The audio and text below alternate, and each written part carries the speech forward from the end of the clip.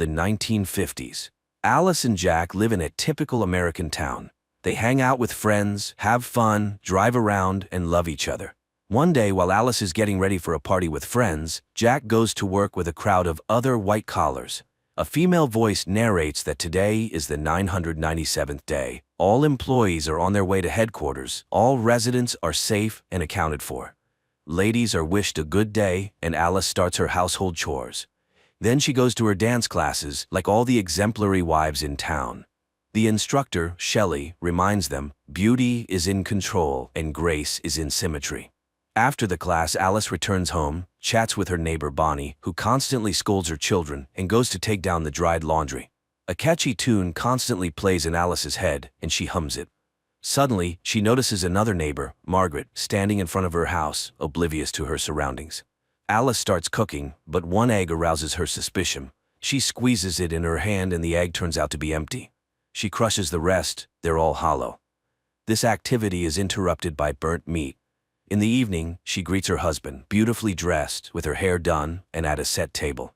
However, her husband decides to start with another, more pleasant activity. The next day, the women relax by the pool. Alice is distracted, the song in her head again causing her concern. Then a visual sequence appears, a circle of women in wigs. Later, Alice approaches a model of the town and mindlessly traces her finger along the streets. And when she leaves the town limits, Bonnie picks her up. It's time for cocktails served by her children. During this time, the men discuss distracting topics. Everything is decent, sunny, and calm. A signal sounds, and Shelley welcomes the new residents. She is happy that the couple can learn from her husband, Frank, who has created something extraordinary, a new world. Margaret interrupts Shelley's speech, saying she and her husband shouldn't be here. Alice's husband hastily leads her away, and the newly appeared Frank apologizes to the guests.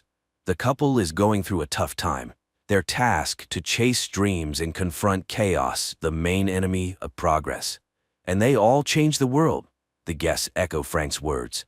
Everyone here is happy, they are all one family. The man thanks the women for supporting their husbands, they are their support. The fun continues. Alice goes to find Jack, but finds Margaret, who says she has nightmares she can't be here, but Alice's husband quickly pulls the curtain in front of Alice. Alice finds her husband in the house. Jack kisses her, and the couple gets some alone time. But at the brightest moment, Alice sees Frank, who, smiling, watches their lovemaking. Later, the women gather in a shopping center and discuss their perfect lives, and poor Margaret. Alice feels sorry for her neighbor, though Bonnie thinks she brought the trouble on herself. After all, she took her son into the desert by herself. They found her, but without the child. The conversation turns to what the men are doing. No one knows for sure, but it's said that they are making weapons. Bonnie cuts in. That's not their business. Women also do work. They create comfort. At night, Alice has a nightmare, but in the morning, as usual, she sees her husband off to work and starts her household chores. Then she goes on a trip. She is the only one left on the trolley bus and says she just wants to ride. Suddenly, she sees a plane flying towards the mountains, and then it crashes. Alice yells to the driver, but he doesn't understand what she wants. She urges him to help the victims, but he is on his route and cannot deviate. Alice jumps out of the trolley bus and runs towards the mountains. She walks a long way through the desert, then reaches a road and climbs a high mountain, topped by a strange dome. She approaches closer and stops at a mirrored glass. Around her, no one, only her reflection. Alice raises her hands to the glass and loses consciousness. In front of her in the darkness, a circle of dancing women and a male voice calls for order. People must allow themselves to discover what life should be like. The next moment, Alice finds herself on her bed. Coming to the kitchen, she sees Jack preparing dinner. The dishes are in disarray, many groceries spoiled. Alice doesn't understand what's happening, and her husband explains that when he came from work, she was already asleep, and she returned home on the trolley bus. Alice doesn't understand. Did the driver come back for her? But now Jack looks at his wife uncomprehendingly. Alice decides she saw everything in a dream. The next morning, everything goes as usual. Alice sends her husband off and starts cleaning the window glass, but suddenly it seems to move. It presses her against the wall, and the woman is gasping for air. The next moment, the phone rings and Alice is completely free. Margaret's voice on the phone urges her to get out of there. After all, she was there and saw it all herself. Alice again sees dancing women, but now it is herself and her friends. and suddenly, instead of her own reflection, Margaret appears, approaching the mirror from the other side and starts banging her head against the surface. Alice screams and comes to. She runs home and sees Margaret on the roof of her house. Turning to Alice, the woman cuts her own throat and falls down.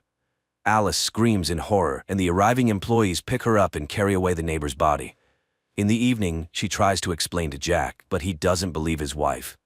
Margaret is in the hospital. She accidentally cut herself while washing windows. Alice feels guilty because her neighbor asked for help. What is happening around them? She asks him to tell her what he is doing on the project, but he cannot talk about it. He asks her to stop the hysterics, which could ruin everything. At night, Alice watches an advertisement for their town and catches herself thinking that it feels like she is floundering in a pool from which it is impossible to swim out.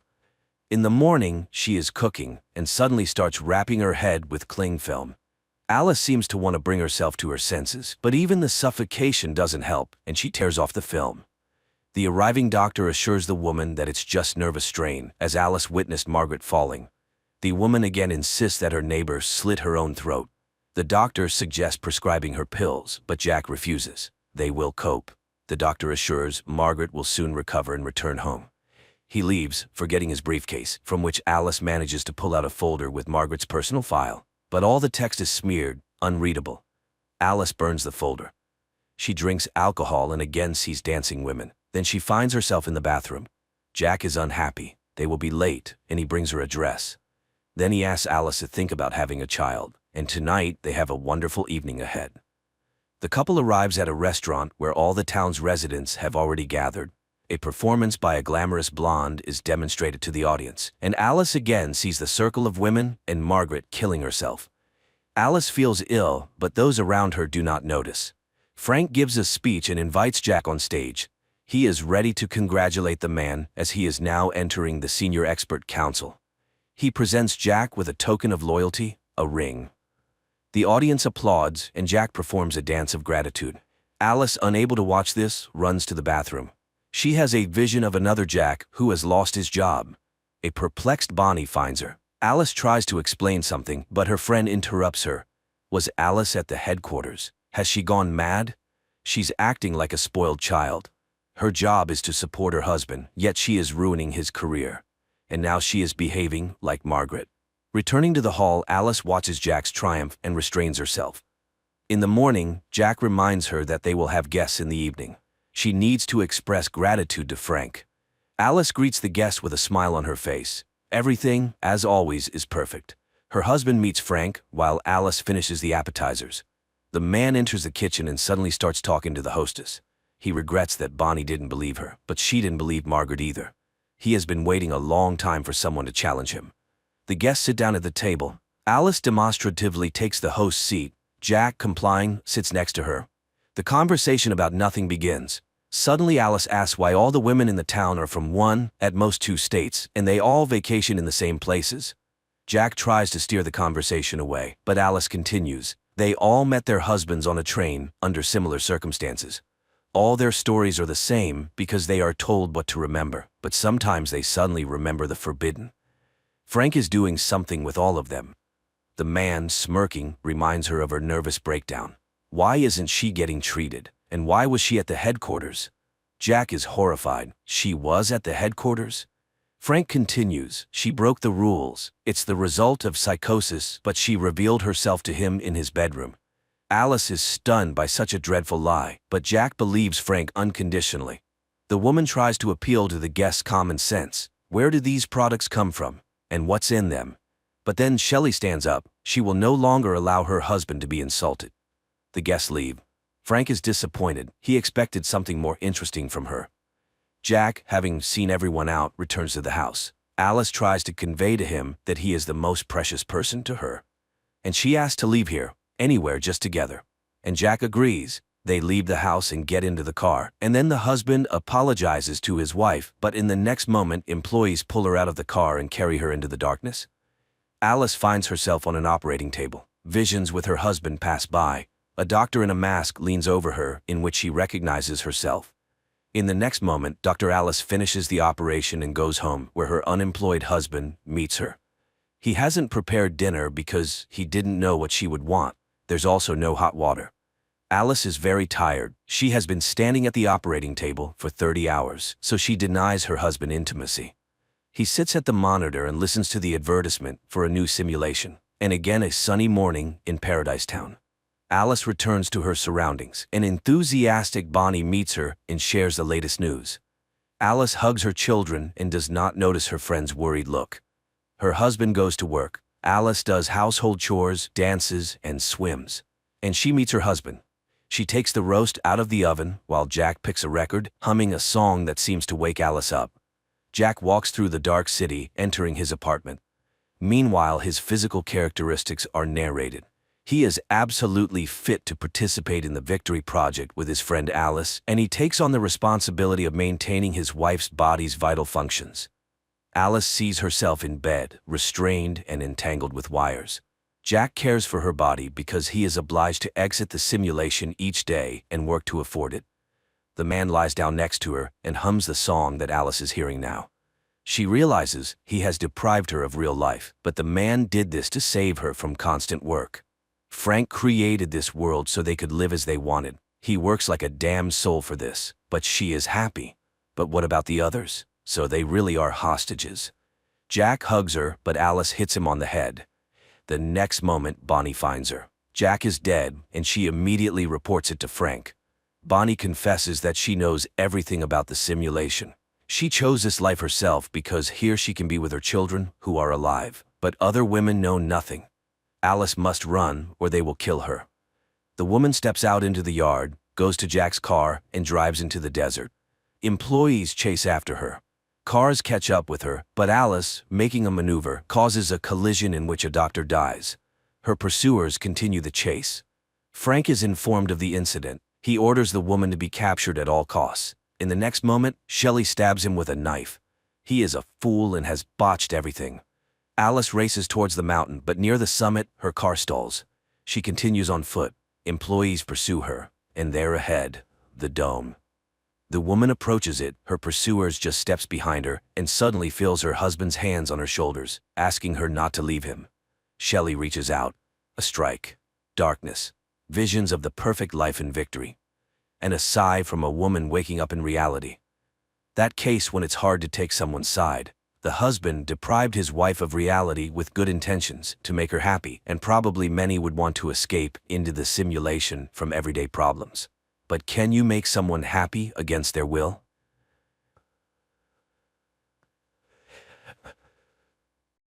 Every day, a young fisherman named Syracuse sets out to fish off the coast of Ireland. One day, he finds a young woman in his nets. He helps her, and when she regains consciousness, he is relieved to see that she seems unharmed. However, she behaves quite strangely and refuses to go to the hospital. She also can't remember her name, which Syracuse attributes to amnesia.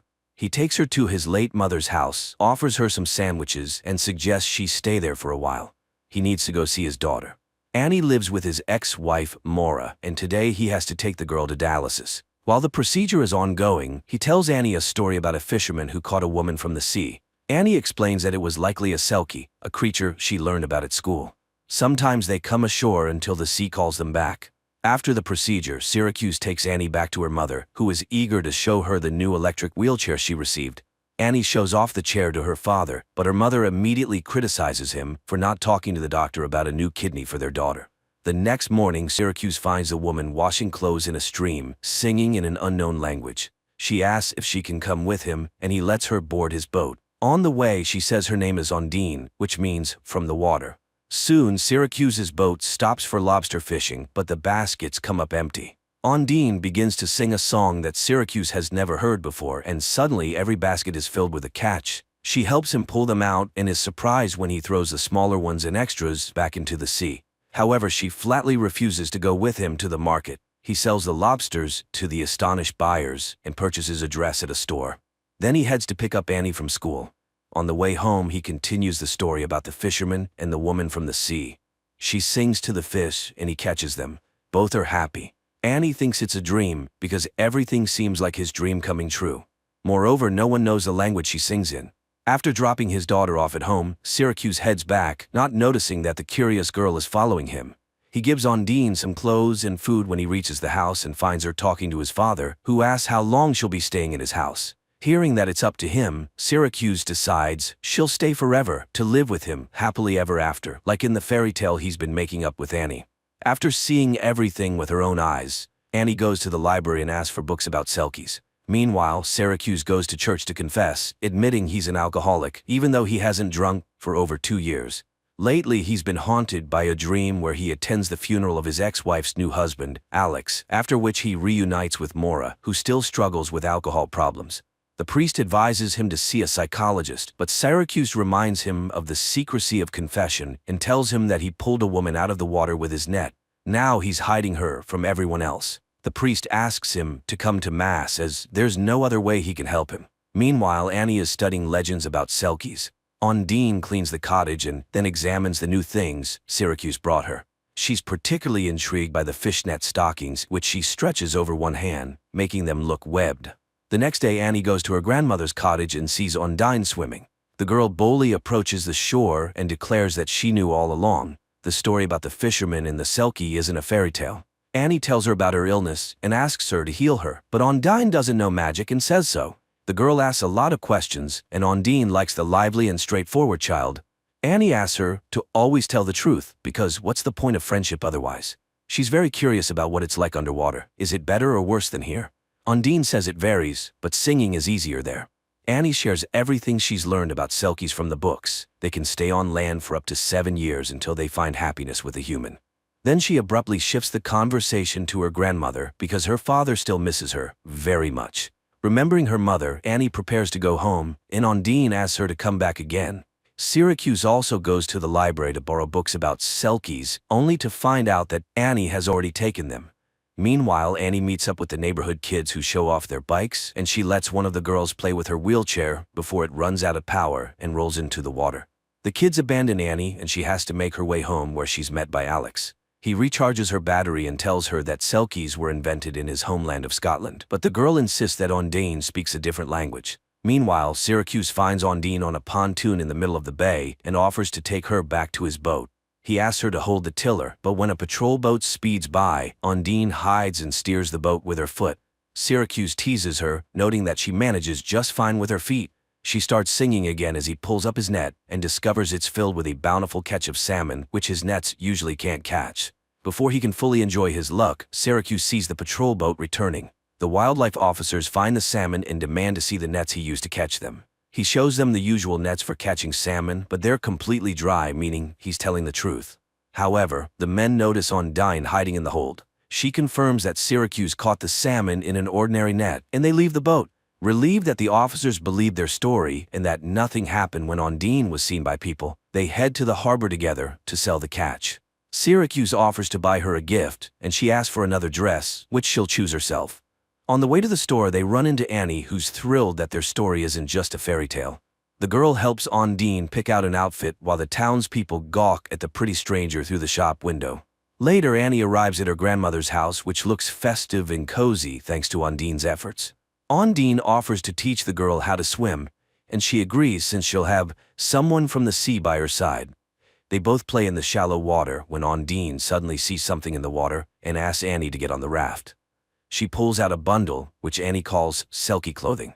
According to legend, if she buries it in the ground, she'll be able to stay on land for 7 years, provided her sea husband doesn't come for her. After listening to Annie, Ondine buries the find in the greenhouse, and Annie counts the steps to remember the exact spot. Later, she tells her father about it and advises him to watch out for strangers. Meanwhile, they all head to the local festival by boat, and Ondine denies Annie's claim that she can grant wishes because she's not really a selkie. Upset, Annie pretends that her wheelchair brakes have failed and falls off the pier, hoping to test the truth of her words. Ondine jumps in to save her and pulls the girl to the surface. Syracuse carries Annie home and hands her over to Maura and Alex. Later, Ondine tells Syracuse that the wheelchair's brakes work just fine and that Annie was testing her ability to breathe underwater. He confesses that he used to drink heavily, but one day he returned from a trip to find Annie's mother sleeping next to their unconscious child. They saved the girl, and he decided that one of them had to stay sober at all times. Meanwhile, Maura tells Annie that a dark-haired stranger has been looking for the fisherman's girlfriend, which causes the girl to have a nightmare. Meanwhile, Syracuse and Ondine become intimate. Later, he goes to confession and admits to the priest that he's sinned with Undine the night before, and now he fears the luck she brings because he's long lost hope for the best. He knows that something wonderful or terrible will happen, and he's afraid of both.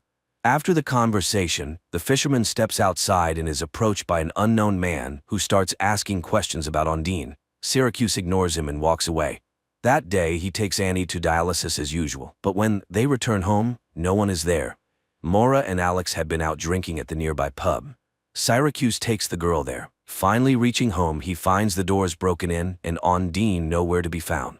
Syracuse searches the shore and eventually finds her hiding. She reminds him of the Selkie's husband and says he's here to take her away. Meanwhile, the intoxicated Maura is riding her daughter's wheelchair and, despite Alex's warnings, is determined to make it home on it. Syracuse hides Undine in a secret cave behind the waterfall, offering to grant her a wish, but her only wish is for Annie to get well, so he wishes for her to be able to stay. Meanwhile, the man searching for Undine is driving around town and gets into a car accident, colliding with a car driven by the intoxicated Maura. Alex is thrown through the windshield. Annie, however, manages to buckle up, but still sustains injuries.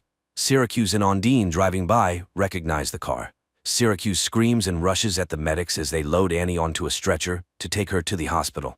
Later, they find the girl in the hospital and learn that she's undergoing an immediate kidney transplant from Alex, who, by a stroke of luck, was a compatible match.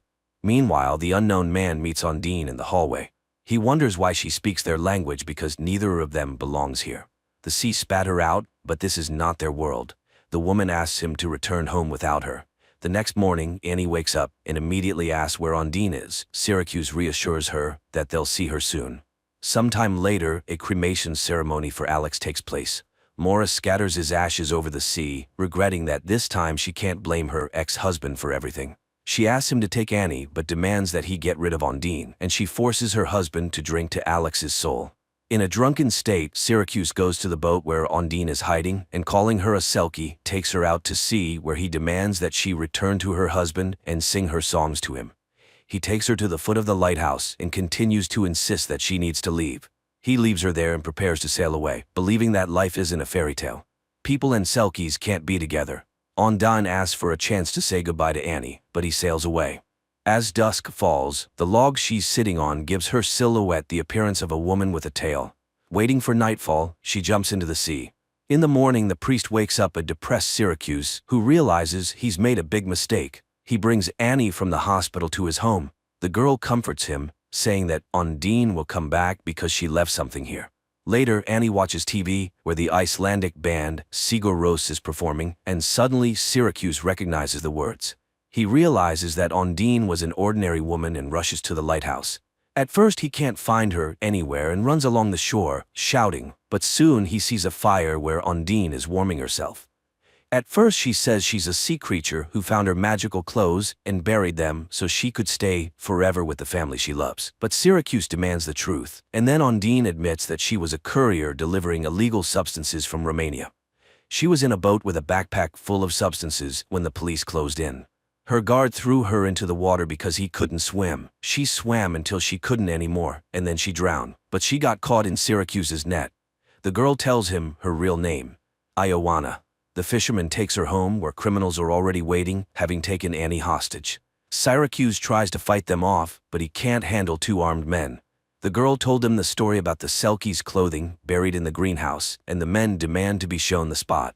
Everyone heads to the greenhouse to dig up the goods, but they find nothing because Annie has hidden the Selkie's clothing elsewhere.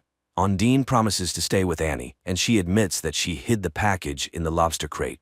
Everyone heads to the boat, but when the criminals lift the basket, Annie reminds Undine that she's a Selkie, and they are not. Undine throws one of the villains overboard. He drowns while Syracuse throws the other Romanian into the water, disarming him. The arriving police arrest the criminal along with Undine, who faces deportation unless she gains citizenship, or she could get married. Later, Annie goes to confession and says that her father's getting married soon. Even though she wasn't a real Selkie, but you can't marry a seal, can you? In the final scenes, a girl in a white dress and a fisherman in a suit sail off on their boat for a honeymoon, bringing to life the fairy tale about the happiness of a human in a Selkie. That's where the movie ends.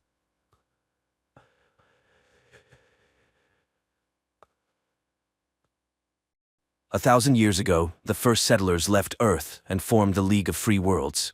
Some got warm, sun-drenched planets, while others were fated to be born on a planet covered with impenetrable swamps. People built a model city there where order, prosperity, and total control reigned. Christie was among those who couldn't reconcile with such an existence, which landed her in prison. But since there is no death penalty on planet XT-59, a group of 10 prisoners is sentenced to lifelong exile in the swamps. If lucky, they might reach the Paradise Islands, but no one recalls such instances since the swamps are teeming with dangerous creatures. This time, as the prisoners were prepared for their last journey, the captain incapacitates one of the prisoners, his head shrouded in a sack, and orders him to move forward. The prisoner inquires about the security barrier and begins to move very cautiously. He miraculously avoids the hit from the security's invisible barrier, and the captain orders to deactivate the protection. Then, the captain reads the sentence and removes the sack from the prisoner's head, followed by an order to give the prisoners a metal box with supplies. They have an hour to set off, or the guards will kill them on the spot. One of the women goes into hysteria, claiming she's a tourist and innocent. She tries to run, but Christie catches and calms the unfortunate woman. The prisoner, freed from the sack, suggests that people introduce themselves. He is Irwin, but the initiative is intercepted by the formidable-looking Youst, nicknamed the Polar Wolf, who knows these swamps well as it's not his first exile. The wolf wants to know everything about each member of the team, but their acquaintance is interrupted by the appearance of a dangerous local creature living underground, called the Pagan. The creature senses vibration and moves towards it, dragging its prey underground. Christie declares that she intends to only listen to Irwin. Youst reminds her of his superiority, to which Irwin proposes to divide the supplies and opens the box. He manages to grab only a knife when the others pounce on the box with supplies. The wolf again reminds everyone that he's the boss, but Irwin refuses to listen to a prisoner and announces his departure to the Paradise Islands. Christie joins him, but first, they want their share of the supplies. The wolf's henchman tries to claim rights over Christie. Then Irwin puts a knife to his throat, reminding that any attempt of the prisoners to destroy each other will result in them being immediately shot on the spot. So, the wolf has no choice but to give the pair their share of supplies. Additionally, Irwin requests the metal box itself in exchange for a portion of food, and the wolf agrees to give it away. The wolf orders his group to prepare for the journey when Christie asks Irwin to help the helpless tourist. But he refuses. That woman is already dead, even though she doesn't know it. Irwin explains to Christie that she should go first because she is lighter than him, and he will be able to pull her out if she falls into the swamp. At that time, a voice from the fortress commands the prisoners to lave the shore. The wolf leads his team forward. Irwin and Christie tie a heavy box with ropes and also set off. Suddenly, a shot is fired from the fortress. People hide behind the rocks, and Irwin realizes that he was the intended target. He forces Christie to crawl out of the dangerous square. Along the way, the girl notices small, crawling creatures, but Irwin assures her of their harmlessness, suggesting they could be their food, which disgusts Christie. Soon, the pair reach a relatively safe place and confirm that Wolf's team is following their trail. Watching how Irwin calculates everything in advance and can find a solution to any problem, Christie worries, trying to understand who the man was before his exile. The girl doubts the existence of Paradise Islands, to which Irwin rightly remarks that then they wouldn't have tried to kill him. After all, the guards would have been sure that he would definitely die. And although it's his first time in the swamp, he is confident that he can find the right way. Meanwhile, the captain is reprimanded by the president for the advisor still being alive. Sergeant Matthias, who was the disguised prisoner, failed to eliminate the advisor. The captain reassures the president, stating the swamps are impassable. Meanwhile, Christie and Irwin find a small stream of clean water, and the girl washes her face, pondering her misfortune. Suddenly, Irwin asks Christie to freeze, but she thinks he's decided to take advantage of her. However, it turns out Irwin spotted the pagan, which suddenly emerged from under the ground. Christie grabs a knife and cuts off part of the creature. After that, Christie treats Irwin's wound while sharing that she ended up in prison for standing up to an inspector who tried to force her into intimacy. At that moment, the wolf's group appears from behind the rocks.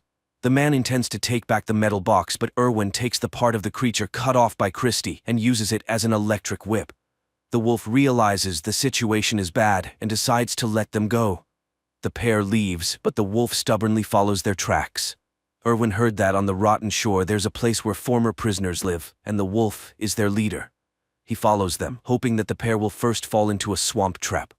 Erwin notices the tips of the pagan sticking out of the ground and orders Christy to lie down, be silent, and not move. They do so, watching as a gigantic root of the pagan appears over the wolf's group, dragging several people underground. Meanwhile, the president again contacts the captain, who assures that he has taken the necessary measures and his man is on the trail. In the swamps, Erwin and Christy stop for the night. The man is ready to talk about himself if the girl solves his riddle about the cost of a chocolate bar. But while he states the conditions of the riddle, Christy falls asleep. The girl wakes up to a strange sound and sees a wave of creatures approaching them. She tries to run, but Erwin throws her into the box, climbs in himself, and closes the lid. The pair waits out the invasion, and although the box's lid is eventually breached, the people remain unharmed. Finally, silence falls, and they emerge outside. Christy's first question is about the answer to the riddle, and knowing it, she calms down. Now the box is no longer needed, and the pair throws it away. Soon they reach the liquid part of the swamp. Meanwhile, the remaining part of the wolf's group follows their trail, but Layla, realizing they might lose the couple, runs after Erwin and Christy. The wolf rushes after her and falls into a swamp pit. Here Layla slips up, saying that Erwin is a former presidential advisor and knows best how to act. Nevertheless, one of the prisoners, Jan, helps the wolf out. In the evening, Erwin sets up camp, forces Christy to eat raw tadpoles, and confesses that he was the president's advisor, but his conscience tormented him. He collected a lot of different information and wanted to tell the public about it. The authorities realized they couldn't get rid of him quietly and sent him to the swamps. But he managed to launch a virus into the control system, which can only be turned off knowing the code, and only he has the code. So, after the system's collapse, free people will be able to build their new free city management system. Christy reminds him that then they will definitely be looking for him, but the man is confident that by that time, they will already be on the islands. Meanwhile, in the city, the system begins to collapse. The communication satellites fail first. In the morning, Layla and those who left the wolf encounter wild people on their way. Hearing their screams, Christy curses whoever invented this method of punishment. Erwin admits that he did it because he thought it was humane. Christy breaks down and berates Erwin, urging him to burn himself so no one can learn his code. He starts screaming, calling the savages to fight to die, but no one comes out. Then Christy confesses that she was offered freedom for his death. Meanwhile, the wolf finds those hiding among the rocks of his group. To save herself, Layla tells about the offer she received to kill the advisor, after which a ship will fly for her. The wolf orders to find the sensor on her body. The girl runs away and dies in the web of a dangerous swamp fungus. Seeing that their spy is dead, the captain arms Sergeant Matthias and sends him on the advisor's trail. Meanwhile, another man from the wolf's group dies, and then Jan catches up with the couple, and distracted by him, Erwin falls into a trap to the wolf, who intends to exchange the advisor for freedom. Erwin, tied up, tries to persuade Christy to run, but she suddenly kisses him. The wolf forces Erwin to stand, but he mocks the prisoner, and the wolf has to carry Erwin on his back. Meanwhile, Sergeant Matthias's group lands in the ruins of the old prison where wild criminals live. Soon the wolf's group also gets there. Leaving the tied advisor and Christy aside, the wolf goes to negotiate with the sergeant. But while they are agreeing, Erwin frees himself and escapes. The wolf promises to find him but gets shot by the sergeant, after which Matthias finds Christy and Jan, and killing the latter leads the girl forward. Erwin confronts Matthias and demands to release Christy in exchange for himself. The military agrees but shoots a tranquilizer, hitting Christy, and himself receives a knife in the back from the fatally wounded wolf. Erwin thanks the dying man, who advises not to go to the Paradise Islands because they don't exist. Then he drinks poison to avoid suffering. Later, Erwin, carrying Christy in his arms, reaches the sea, and the advisor realizes that the Paradise Islands are rafts made of plants, and they can cross the strait on them. Meanwhile, the captain loses contact with Matthias and realizes that further search for the advisor is useless, but he sends the last combat drone after him. At this time, Christy comes to her senses and realizes that their island is gradually sinking. The prisoner with them, Job, hears this and goes into the water to save the couple. Soon they hear the sound of an approaching drone, but the drone fails to reach them and falls into the water, thereby proving that Erwin's virus worked and the city's control system is destroyed. Their joy is overshadowed by a cliff appearing ahead. The couple wraps themselves in their plant-made island and miraculously survives a gigantic waterfall. Soon, they reach the shore, where a secret bunker is set up in case of the president's escape, designed and built by Erwin. But he doesn't know the entire code. The last figure was entered by the president. There are only 2 attempts, so guessing it is impossible. Then Christy remembers the riddle about the chocolate bar and, knowing the president's answer to it, which Erwin also posed to him, suggests entering the number he named. And the bunker opens. But then it turns out that the hidden spaceship there is single-seated. Erwin insists that Christy should fly alone, but she refuses because she loves him. In the last scenes of the movie, the voices of Christy and Erwin are heard, making it clear that they somehow managed to squeeze into the spaceship together. Thanks to their rescue, the League of Free Worlds learned the truth about the planet and destroyed the remnants of the total control system. But 10 years later, a new system was established on planet XT-59, much more cruel than the previous one. The movie is simple and at times imperfect, but it's truthful and unexpectedly relevant because no one can bring freedom to the people from the outside.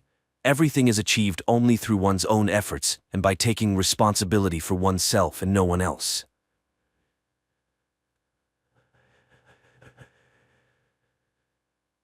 Krefeld, 1984. One night, a father awakens his 6-year-old son Mark because they need to flee their now dangerous home. While the man hurries the older son, Thomas, Mark sees a frog statuette that stood on the shelf come to life. The father and sons drive into the night. Suddenly, the boy's mother Petra appears, begging the father not to take the sons as no one is pursuing him. He drives around her and races to the cemetery. 10 years pass. Mark works at the living sound store he opened with his brother and attends school, where he has a bad reputation as his brother was once expelled for aggressive behavior. Besides the boys, a lame kid named Memo works in the store, whom Thomas values for his loyalty. On his younger brother's birthday, Thomas gives him the Chronicle, an ancient book passed down in their family from generation to generation, telling of a parallel world called the Black Tower, full of terrifying creatures serving the Griffin, who wants to subjugate the world of humans. Only the Zimmerman family men can stand against the Griffon and save everyone from his invasion.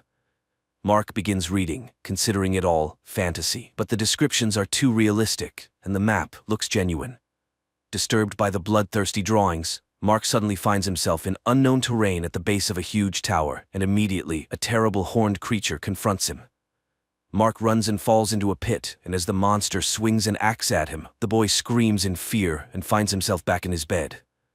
The next day, Mark meets a new student at school, Rebecca, who classmates immediately inform about Mark's family troubles. His brother Thomas was in an asylum for hitting a teacher, and Mark attends psychotherapy sessions, trying to forget the events of one terrible night. But the girl isn't scared off, happily accepting Mark's invitation to the rooftop of the store, which is set up as a picnic area. In the evening, Mark finds Thomas at home, which is rare.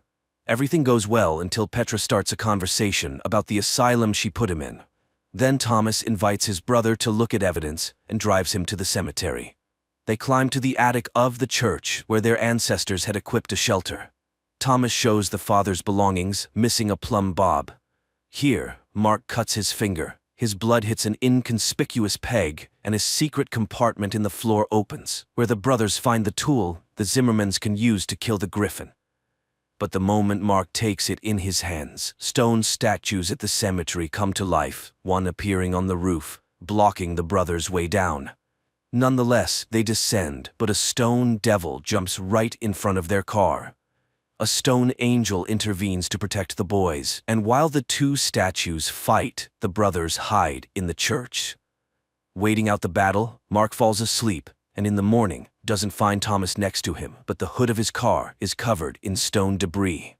Mark thanks the angel for help and drives to look for his brother. Opening the Chronicle, he hears voices advising to look for Thomas in the Black Tower. Mark goes to Dr. Peters, and it turns out that Becky is the daughter of his psychotherapist. Mark drives to the store, but his brother isn't there either. The boy opens the Chronicles and finds information about a portal located in the church, but then he gets scared by an unknown insect and ends up in a dense forest. Meanwhile, Memo, seeing that the brothers aren't in the store, calls their mother, Petra, who immediately rushes to the police and reports the children missing.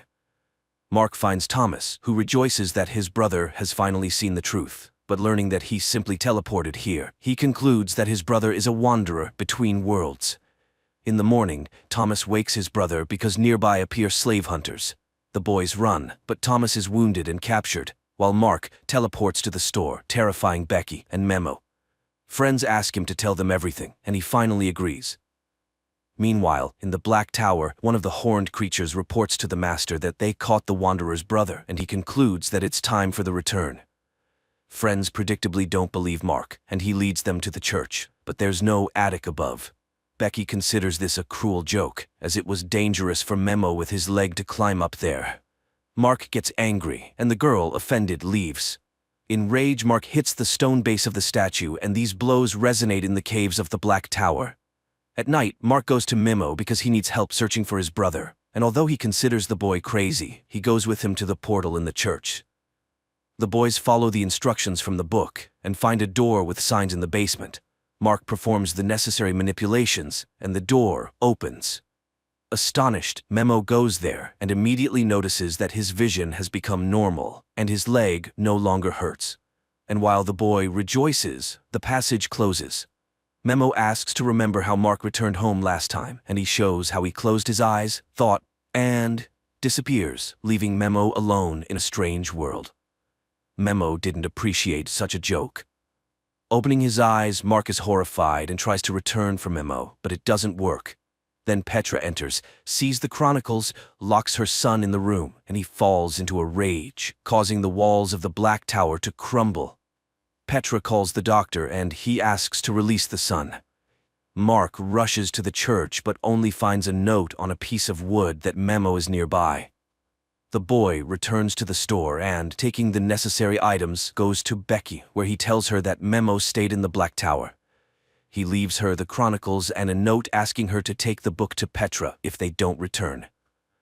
He goes to the world of the Black Tower and tries to find a friend, while Becky reads the chronicles and ponders the boy's mental health. Mark emerges from the forest and, setting up a sound system on a cliff, plays Memo's favorite music. Meanwhile, the slave hunters capture a village where they seek a man with a loud voice.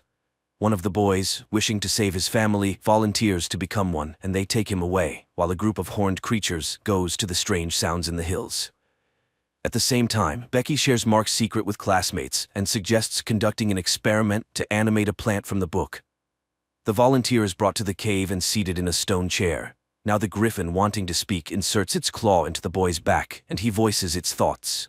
While Mark is discovered by horned creatures, the boy runs from them when an unfamiliar man, completely wrapped in rags, covers the boy with smelly fish and hides him in a forest den. Meanwhile, Becky performs the ritual, dripping water on the flower, but young people vainly wait for some manifestations of magic. The flower remains dry. Becky suggests a last attempt at the portal, not noticing how a classmate puts the flower in a glass of water. At the same time, the horned creatures leave, and the stranger helping Mark removes the rag from his face, revealing himself to be Memo. But he's been in this world for 2 weeks, not 2 days. Then the boys see a caravan of slaves, and in one of them, they recognize Thomas. But while they can't help him, they themselves are noticed. The boys run from the pursuers and end up on a high cliff with no way out. On Earth, Mark's classmates come to the church and perform everything prescribed, but the door doesn't open. Then Mark grabs Memo, jumps off the cliff, and teleports to his room. Petra hears a noise in her son's room, runs there, and sees Mark and Memo, who now needs glasses again. Mark calls Becky and asks her to bring the chronicles, while a flower blooms on her desk, from which something terrible emerges. The next day, the boys begin developing a plan to save Thomas, especially since Memo now knows a lot about the world of the Black Tower. He built a hut on the shore of a lake where the caravans of slaves stop, following which one can find the place of the boys' confinement. Meanwhile, the griffin is reported that the wanderer between worlds has escaped, and it destroys its close. And Becky, waking up, finds a blooming flower, miraculously avoiding contact with the creature, and gives the chronicles to her father because she now considers Mark sick. In school, she tells the boy about this, and he experiences another fit of rage. Becky's father, having read the chronicles, goes to Petra and admits that he underestimated her son's illness. The woman decides to hospitalize Mark despite the doctor's protests. Later, the woman detains her son near the house when an ambulance arrives, and paramedics grab the boy, but he resists and runs across the roof to the church, where Memo has long been waiting, but the paramedics come there too. The boys fend them off when suddenly a hooded man comes and scatters the medics, beating one to death. The boys run to the door, while Petra waiting outside sees a bloodied Mark coming out of the church. At that time, Memo leads his friend to his hut by the lake. Meanwhile, the father informs Becky about Mark's deed and forbids her from leaving the house. He himself goes to the crime scene and confirms Mark's capacity for crime. Becky enters her room, turns on music and lies down on the floor. At the same time, a downpour suddenly starts in the Black Tower, and the alarmed Memo shows the scorpions hatching from the flowers upon contact with water. The boys run away. On Earth, Becky is attacked by a similar scorpion that enters her mouth. She manages to pull it out with tongs and destroy it by sprinkling salt. The boys also manage to escape by climbing onto a rock. Morning comes, the scorpions dry out right before their eyes, and Becky rushes to look for the chronicles because she now believes the boy. She takes the book and hurries to Petra. At the same time, the boys reach a lake in the mountains. On Earth, Becky's father comes home, takes off his bloodied clothes and burns them in the yard because it was he who was in Mark's guise in the church and killed the medic. Meanwhile, a faceless wizard arrives at the Griffin, reporting that he did everything to prevent the boy from returning to the human world. And Mark, at this time, admires Memo's cabin and is surprised by the changes in his friend.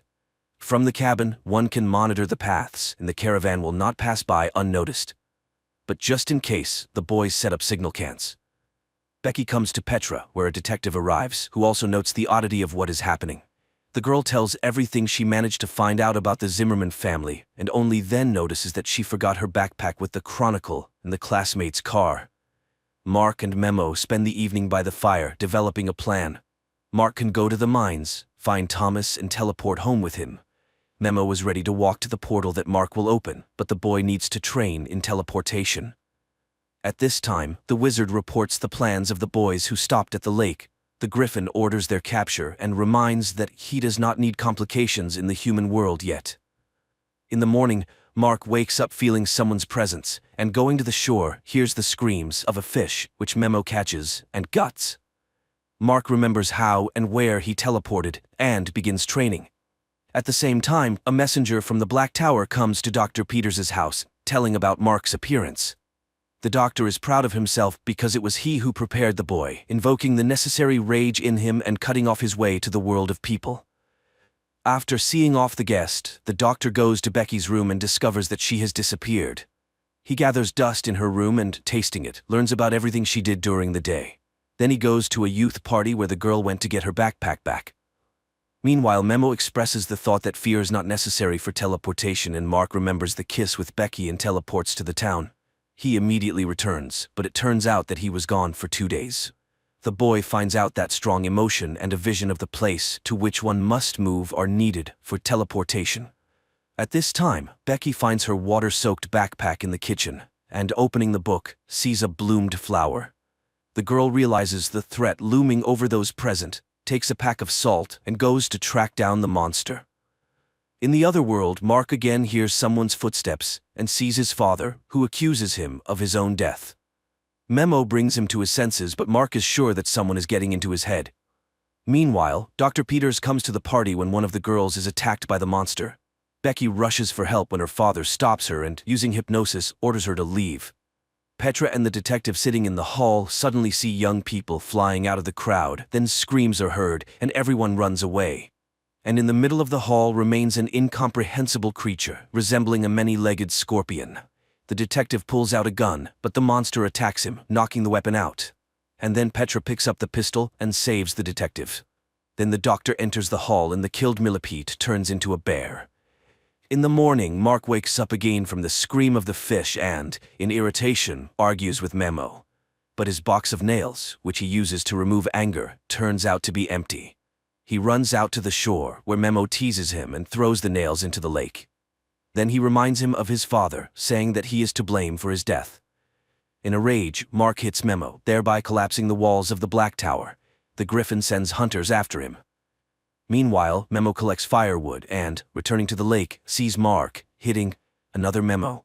He touches the body and it suddenly scatters, but the traces in the sand betray the direction of his run. Memo throws a stick and stuns the faceless wizard who disguised himself as Memo. The boys tie him to a cot, and he tries to deceive the guys, alternately taking the forms of their fathers. Only under the threat of fire does the wizard admit that he is Mamit, a creature capable of recreating thought and showing what people want to see.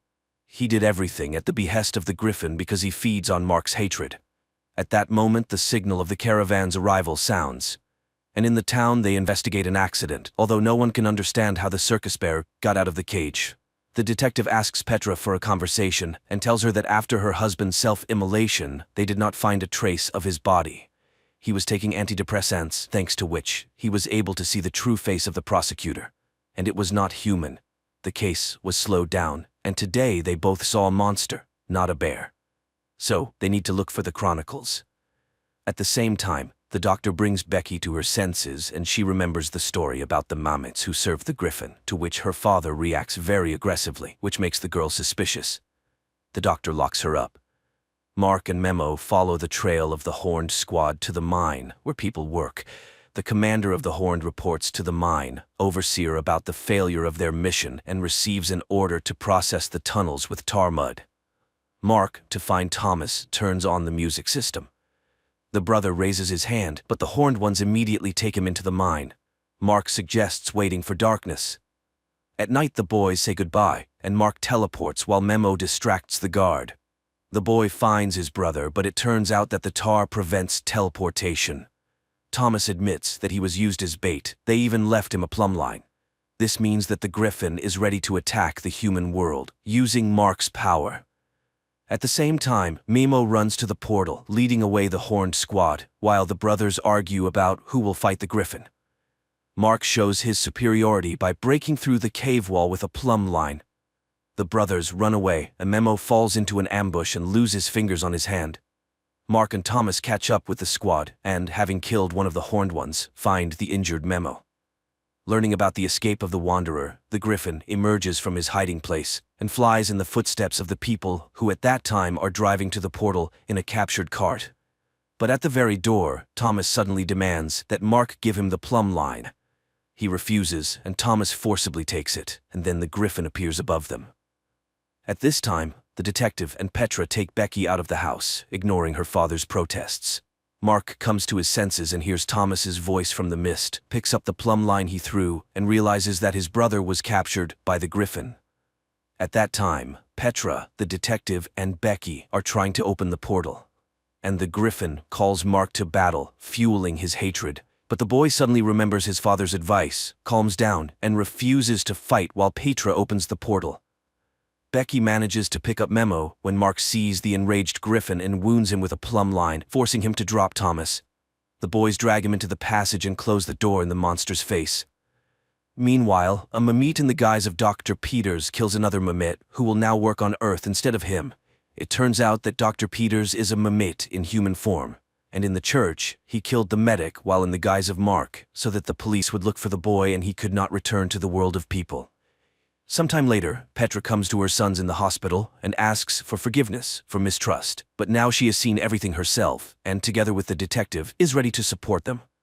Mark thanks Memo for everything, goes to Becky, and, having kissed her, teleports her to the lakeshore, while new Horned ones are born from stones in the cave. An entertaining adventure series, quite decently filmed by German cinematographers. And judging by the finale, there will be a second season too.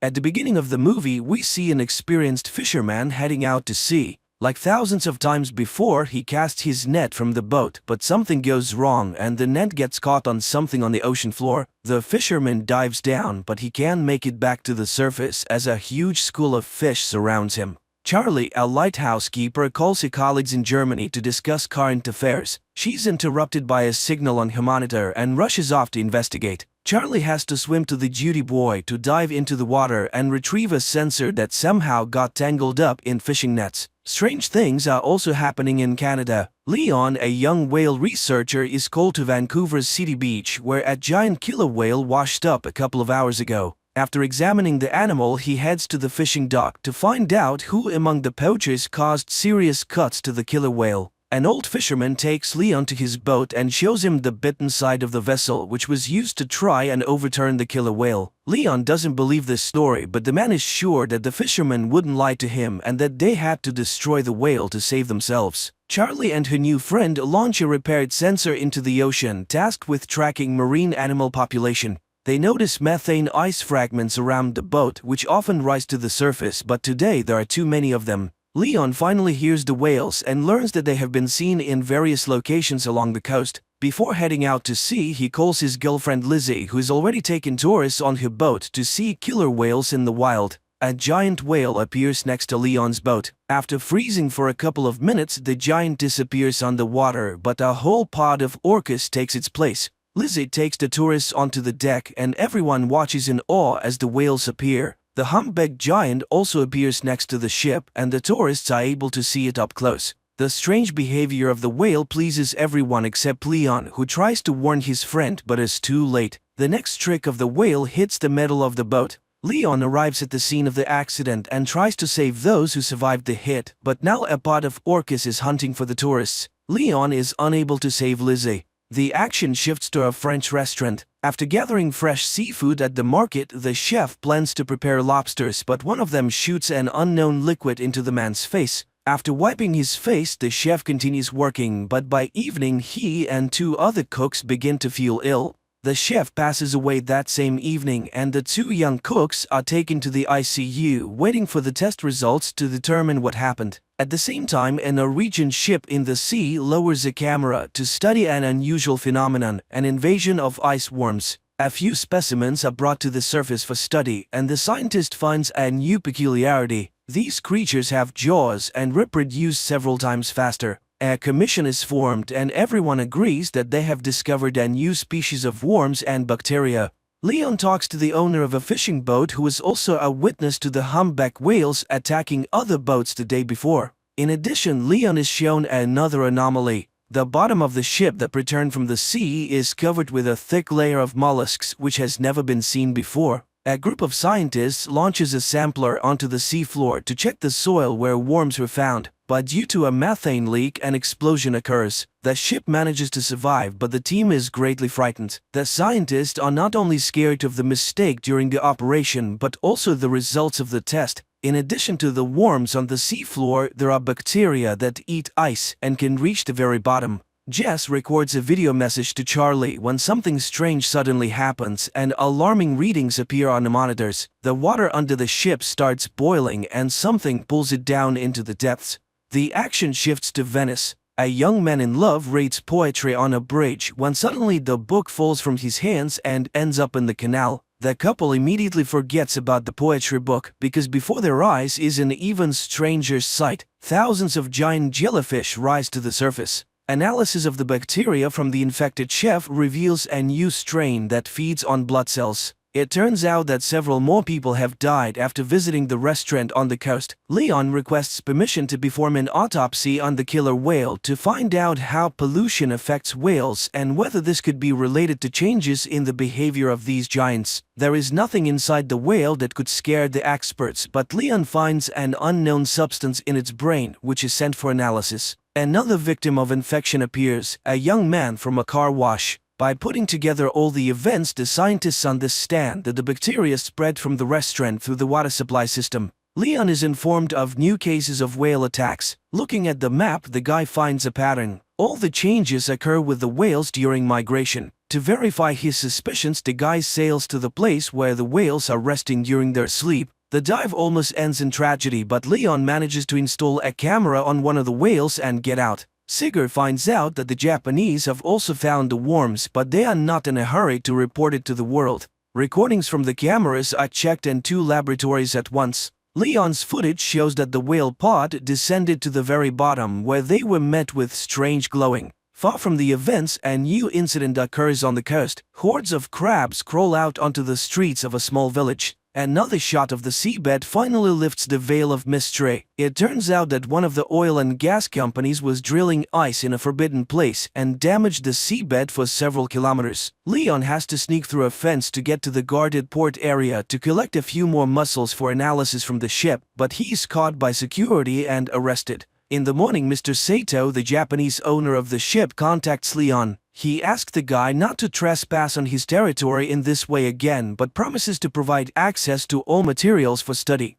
Charlie only now receives the message recorded by Jess a few minutes before the tragedy. When the emotions subside, the girl manages to notice some peculiarities on the recording. For example, a glow behind a porthole. Crabs are being delivered to the laboratory, which have started to emerge on the surface in different parts of the world. As expected, they too are filled with a strange substance that absorbs blood cells at an incredible speed. Charlie is reviewing the video repeatedly, not understanding what else is wrong with it. Finally, the girl's hearing catches a sound that is very similar to the sound from the deep-sea recording. The girl contacts the laboratory and shows them a part of the recording that caught her attention. But her stern boss, Katerina, rejects all the scientists' ideas, considering the sound on different recordings to be just random noise. She orders Charlie to finish up the work and shut down the station for the winter without coming up with incredible theories. But after cooling down and carefully considering Charlie's words, Katerina still decides to test this hypothesis, and a helicopter with a group of scientists and a deep water device arrives on the island. The device is delivered to the island by Sigor, and after handing it over to Charlie, he's about to leave. But at the same time, emergency messages come to the scientists on the mainland. They are only able to reach Sigor and inform him that a terrifying tsunami is approaching the coast.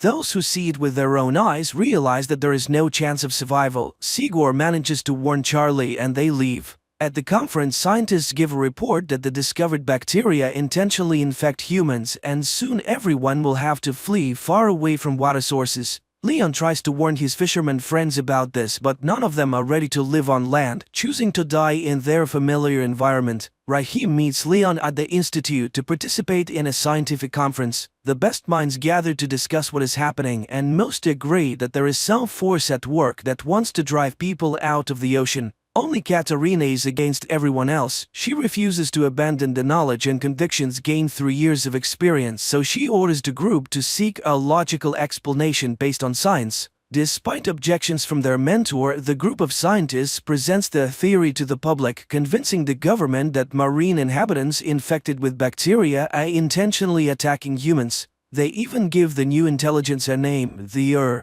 However, such a version only elicits irony from top officials, who also suggest finding more scientific solutions to a problem than negotiating with an unknown intelligence. Astrophysicist Samantha Grove comes to the scientists' aid. Unlike politicians, she carefully studied the report and agrees that the strange sound on different recordings has all the characteristics of an unfamiliar world language. In addition, her team managed to capture the exact same signal from Antarctica. Another influential person, Japanese Mifuno, also believes in Sigor's theory and agrees to finance his venture, hoping it will help to save the world. Sigor assembles the team and informs them of the start of the mission. He suggests everyone think carefully and assess the risks, and those willing to go all the way will be waiting for an expedition to the Arctic in 48 hours. The scientists go home to say goodbye to their loved ones and warn them of their departure. The relatives of many try to persuade them to stay, but everyone understands that this is their last chance to fix something. According to scientists' calculations, the largest accumulation of intelligent bacteria is located in one of the valleys in Antarctica, where they could have lived for millions of years prior. The company is preparing to establish contact, and everyone is playing their role while giving interviews to a young journalist. Finally, the equipment on the ship starts buzzing with interference, and the scientists prepare to capture a signal from the mysterious organism.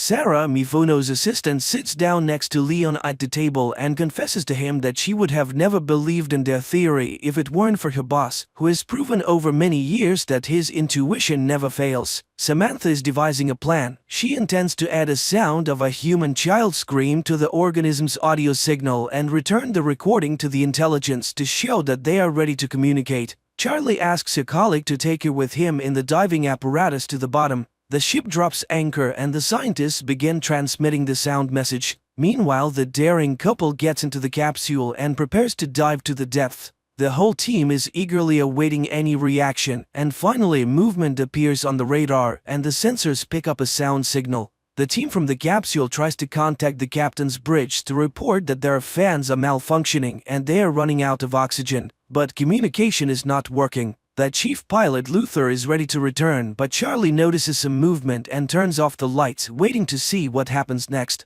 On the ship, they also notice something approaching. Sigor insists that the captain recall the submarine, but they can't reach the group. Luther doesn't want to risk anymore and he lifts the boat. On the ship, a hatch opens to receive the capsule into a special compartment. Charlie notices a strange glow appearing around them at that moment, but she doesn't tell anyone about it. Meanwhile, Samantha reports that they have managed to establish contact. The sound signal has returned and the child's cry has been altered as a sign that the bacteria understood the message from humans. Dr. Chase is looking for a way to cure those who have already been infected by the bacteria. Luther tells the journalist that he saw nothing at the depth, and everything Charlie saw was probably a figment of her imagination, just like the whole idea of intelligence. Nevertheless, Samantha tries to decipher the messages to assemble them into a response signal that the intelligence will understand. While staying in the compartment with the capsule, the journalist notices a glow in the pool. The lights on the ship go out and interference begins. When everything is restored, the captain sees the journalist's body fallen on the monitor. Chase tries to save the girl and on her lips she notices a liquid resembling cerebrospinal fluid. Samantha tells the team and the captain that during the voltage surge there was a signal surge and it was so low that no one heard it. But most importantly, in the opinion of the astrophysicist, it originated from inside the ship. Charlie listens to what her colleagues are saying, but she never musters the courage to tell them that they brought the bacteria into the pool. Leon visits the girl, whose body has become covered in strange spots. The doctor asks the guy and Sarah for help. They must hold the girl while she takes a sample of the spinal fluid for analysis. The doctor tells the team about the results of the analysis. The substance previously found in marine creatures was discovered in Alicia's spinal cord. Chase believes that bacteria were attempting to merge with the girl's cells, and Charlie admits to seeing the glowing enter the ship with them. Samantha records a new message for the this time including an audio image from the astrophysicist. Charlie goes down to the sealed compartment without permission, and the pool starts glowing again, creating unusual shapes with the light. At that moment, Samantha receives a response message from the entity, which also contains an image. Mr. Mifuno's helicopter lands on the ship as he wants to be present for the opening. Sigor shows him the recording from the pool cameras and the image sent in response to Samantha's message. According to the astrophysicist, they have an image of the super ocean that surrounded a supercontinent millions of years ago. According to the scientists, the reminded them that they were, are, and will be on Earth much longer than humans, and all they want is for the oceans to be left alone and not destroyed. But there is good news. Since the entity is responding to messages, the team has a chance to negotiate and reach a ceasefire. In the meantime, Chase devises a drug that can destroy bacteria that consume blood cells. This news creates disagreement within the team. Mifuno plans to test the substance in the pool and if it works, completely destroy the Sigor disagrees with this, at least until they confirm that they cannot negotiate with the Chase tries to take the middle ground and suggests trying the drug in the pool but not rushing to launch it into the open ocean. Everyone gathers to watch the experiment. Chase launches the drug into the water, which immediately begins to rise, emitting a terrible scream that shatters the glass. The captain is informed that nothing is working on the ship and they are simply drifting in the waters of Antarctica. But worse, the ship is surrounded by icebergs. The vessel collides with an iceberg, but unexpectedly a blue glow takes it somewhere else. The captain orders the engines to be started to break free from the control of the He also doesn't understand why they don't pour all the drug they have on board into the water. But Sigurd tries to explain to the captain that everything that happened now is the price for his thoughtless experiment in the pool, and no one in the world will manufacture enough of the substance to destroy worldwide. The only way out is to make a truce. While the team is deciding how to negotiate with the entity traps the ship between the icebergs. Charlie hurries to the capsule to descend and deliver Luther's body to as a sign of complete obedience. Once at depth, Charlie changes her plan. She injects leukocytes into her heart that can merge with her and opens the capsule door. The body falls under the control of her, and the icebergs release the ship while billions of lights envelop the girl underwater. Later, Charlie brings the ship to a deserted island. It opens its eyes and looks at the sky with glowing blue eyes. The series ends here. Please write in the comments what you think about this series.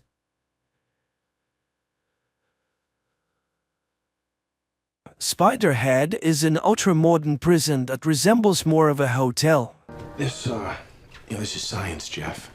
We're making the world a better place. In this facility, inmates live under a more relaxed regime, have the right to take walks, interact with each other, and have the opportunity to reduce their sentences and receive bonuses. But it all comes at a price. Spiderhead carries out medical trials, and not all of them are harmless. To be fair, it must be said that all experiments are voluntary, and each inmate has the right to refuse and return to a standard cell in another prison. Ray, one of the inmates, sits in a chair in front of a mirrored window, and Steve announces the start of the experiment by injecting a substance into Ray's bloodstream. Just a minute later, they administered the first dose of the drug to the subject and begin reciting simple jokes, causing Ray to burst into hysterical laughter. When the jokes are replaced by grim facts, the subject's reaction remains the same. Ray continues to laugh hysterically. Another morning in Spiderhead is no different from the previous ones. Inmates are awakened by a loudspeaker and their names immediately announced for participation in the experiments. Steve inquires of Jeff if he's willing to try the new N40 compound on himself, which no one has ever tried before, and the guy readily agrees to participate in the experiment. In addition to the test drug, another one is administered to enhance the speech centers of the brain. This allows Jeff to describe his state in great detail, mentioning the smallest details. Returning to the Spiderhead compound, Jeff meets Lizzie and tells her about his walk today. Unfortunately, he can't recount everything he saw because after taking the substance that enhances vocabulary, a side effect occurs. Jeff can't say even a few words. The only thing the guy remembers is that everything that surrounded him during the experiment, whether it was flowers or factory pipes, elicited the strongest feelings of love and admiration in him. In the evening, while sitting in bed, Jeff recalls how he ended up in prison. He and his friend decided to go for a joyride at the party, and the intoxicated Jeff took the wheel. The next day, the N40 trials, now called Cupid, continue, but this time Jeff is not alone. Heather, a bold girl who changes her mind about her partner after just a few seconds of drug administration, is invited to join him. The couple's conversation lasts only a few seconds before they cannot resist and engage in intimacy. They don't care that they're being observed and filmed, as the substance completely disconnects their minds from their internal barriers. The process concludes with the young people confessing their love for each other, which delights Steve, and he instructs his partner Mark to closely monitor the subjects to see how they behave when the effects of the substance wear off. The couple feels awkward after what happened and tries not to talk to anyone about it. Jeff continues to spend his free time with Lizzie, not telling her about what happened during the experiments, and he avoids encounters with Heather.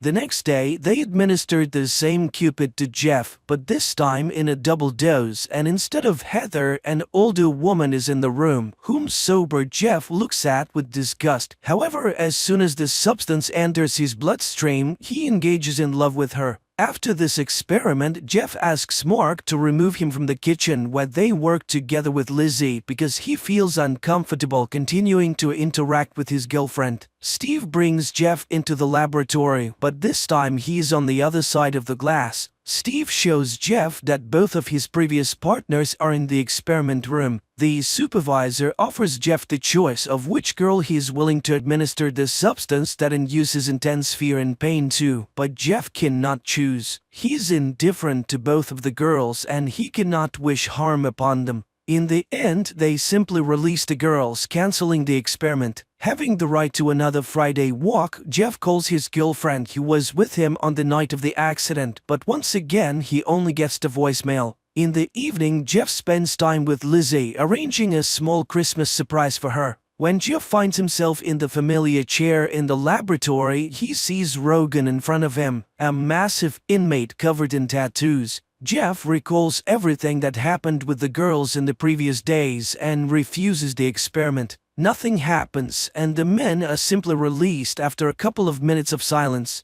Jeff realizes what has just occurred. He and Rogan were partners with one of the female inmates, and she was supposed to choose which one of them would receive meds. Bursting into Steve's office, Jeff confirms his suspicions upon seeing Heather there. Furthermore, the doctor does not even argue with the inmate. On the contrary, he shows him a diagram of who is supposed to get close to whom under the influence of the drug. In response to Jeff's complaints, Steve reminds him that being in Spiderhead is a privilege, and if he's not satisfied, he can transfer to a regular prison, albeit without hope of early release. Understanding the hint, the next time Jeff sits calmly in the same room as Rogan without any hysterics. Steve sends Mark on a weekend break, advising his friend to enjoy his time on the mainland. Steve himself decides to take the Cupid to experience the ecstasy he had only seen in his subjects before. The experiments continue, and Steve warns Jeff that they will have to administer dark influx to the girls, as a certain committee demands the purity of the experiment.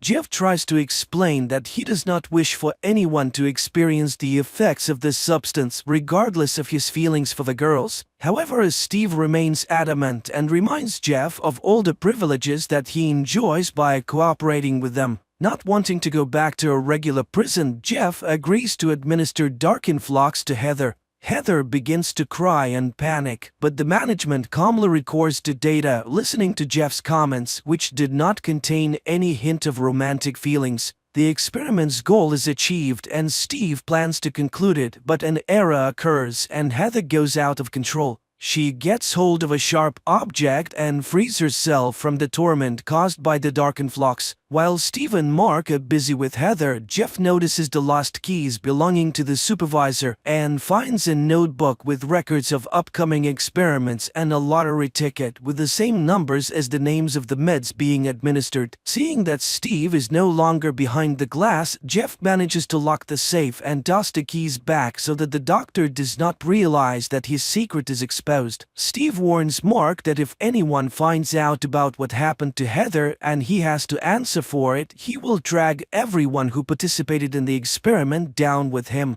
Lizzie participates in the experiments for the first time, and the first thing they administer to her is dark influx. After experiencing it, she meets with Jeff in a secluded place and shares her feelings with him. Lizzie confesses that she's not sure if Spiderhead is better than a regular prison with the strictest regime. In turn, Jeff also opens up to his girlfriend and confesses that on the night of the accident there was not only his friend in the car but also his beloved girlfriend who did not survive the ride. That's why he willingly undergoes the trials on himself, hoping to somehow atone for his guilt. The candid conversation between the two of them leads to them spending the night together. Steve quickly deduces the close relationship between his wards and decides to use this connection for his own purposes. When Jeff arrives for the next experiment, he learns that today he must either agree to administer dark influx to Lizzie or leave Spiderhead. Jeff refuses, but the doctor gives him a chance to postpone the experiment until the morning. When he meets the defiant young man again, he is armed with Lizzie's personal file. It turns out that the crime for which the girl is serving time is so terrifying for her that no amount of dark influx can make it worse. Steve watches with pleasure as Jeff adjusts the dosage scale to the maximum. However, it quickly becomes apparent to him that Jeff intends to experiment on him, not on his girlfriend. Mark, realizing that he has also fallen into Steve's trap with the inmates, decides to rectify the situation and hands the remote control to Jeff.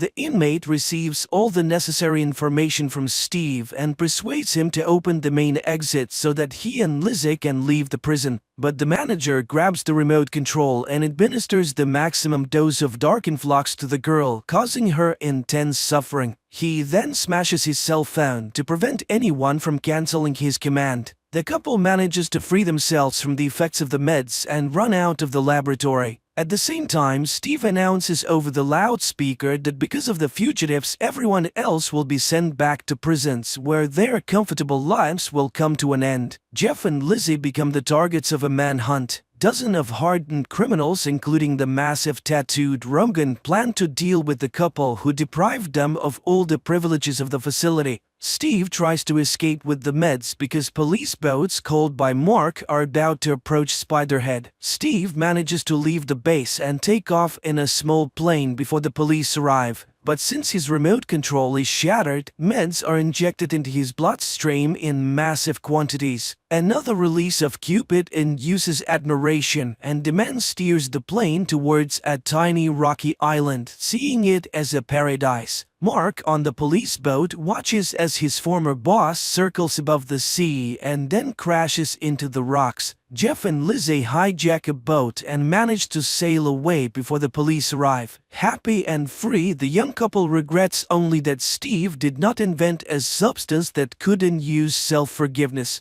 And that's how the movie ends.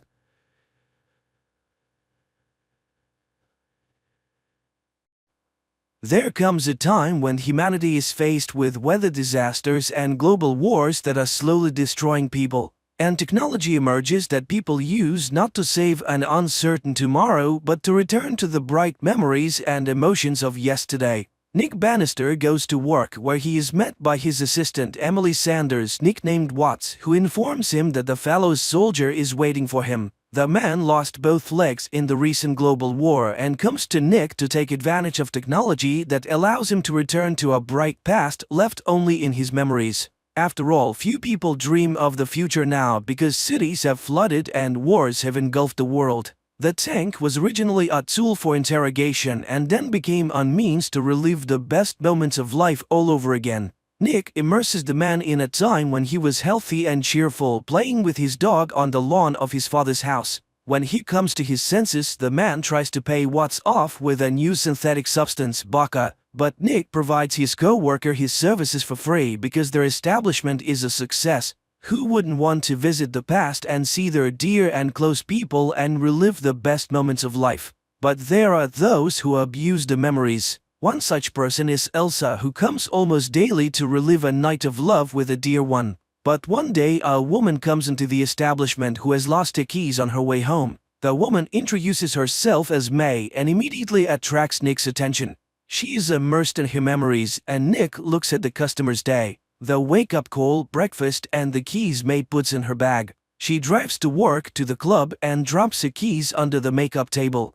Watts wants to stop the memories, but for some reason Nick asks her to keep going. He sees a woman crying before going on stage, but picks himself up and goes to the microphone. He listens mesmerized to her voice, then turns off the equipment. After she leaves, Watts discovers May's forgotten earrings and gives them to Nick. As the sun rises, flooded Miami turns into a ghost town. It is so hot during the day that people had begun to live at night. The fighting at the borders ended long ago, but passions still boil inside the cities, and riots occur more and more often. And prosecutors often turn to Nick for help because his equipment can be used to peer into the moments of crime. Today's client is a tycoon accused of starting a fire in one of the buildings, and his lawyers are seeking a ban on a cession of capacity. And the prosecutor's office can do nothing, even though the city is mired in problems, murders, and corruption. During the war, such tycoons bought up dry land for next to nothing, and the settlers had to survive as best as they could. The day would come when the ocean would take everything, but for now the flooded city could still be home. Nick comes to the club and finds May. He gives her the earrings and asks her why she cried before the show. The woman confesses that she always gets nervous before she goes on stage, and offers to walk her out. A close relationship develops between May and Nick, but one day the woman disappears without a trace. Watts worries about her partner, who begins to constantly delve into his memories to figure out where and how to find May. The colleague tries to get the man to come back to his life as their business begins to crack at the seams. New technologies emerging, clients are leaving. Even Elsa has disappeared somewhere and doesn't come for weeks, and he spends every day in the tank remembering May. He tries to forget her, but she won't come out of his mind. One day he remembers sharing with her his terrible memories of people dying in the surging waves, and she sympathized and understood him. He goes around places where he might have known something about May, but he gets the impression that the woman never existed. And the more truth he learns about his beloved, the more he doubts that he ever knew her at all. He goes back again and again to the time when they were together. Once he noticed bruises on her arm, but she excused herself by working hard in high heels. He had told her about the war and the trenches, and only now knows what true happiness is.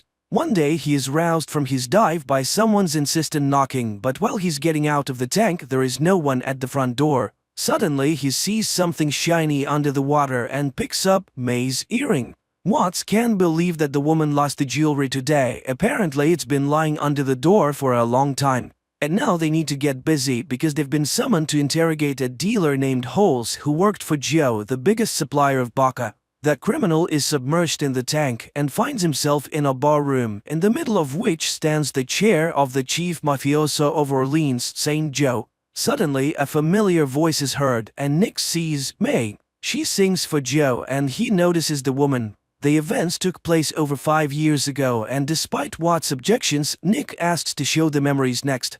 May is introduced to Joe, and he offers her baka. May refuses, which enrages Holes, but Joe offers to apologize to the woman, and Joe's underling aims a gun at him. He apologizes, and Joe treats May to baka again, and this time she agrees. At this moment, one of the police officers, losing his patience, pushes Nick away and asks Holes the main questions, but the bandit's brain shuts down, and the officers ask Nick to bring the criminal's mind back. Nick again asks to see May, and a scene emerges where the girl reminds him of what she once was, poor but clean and conscientious. But then she tried baka and lost herself.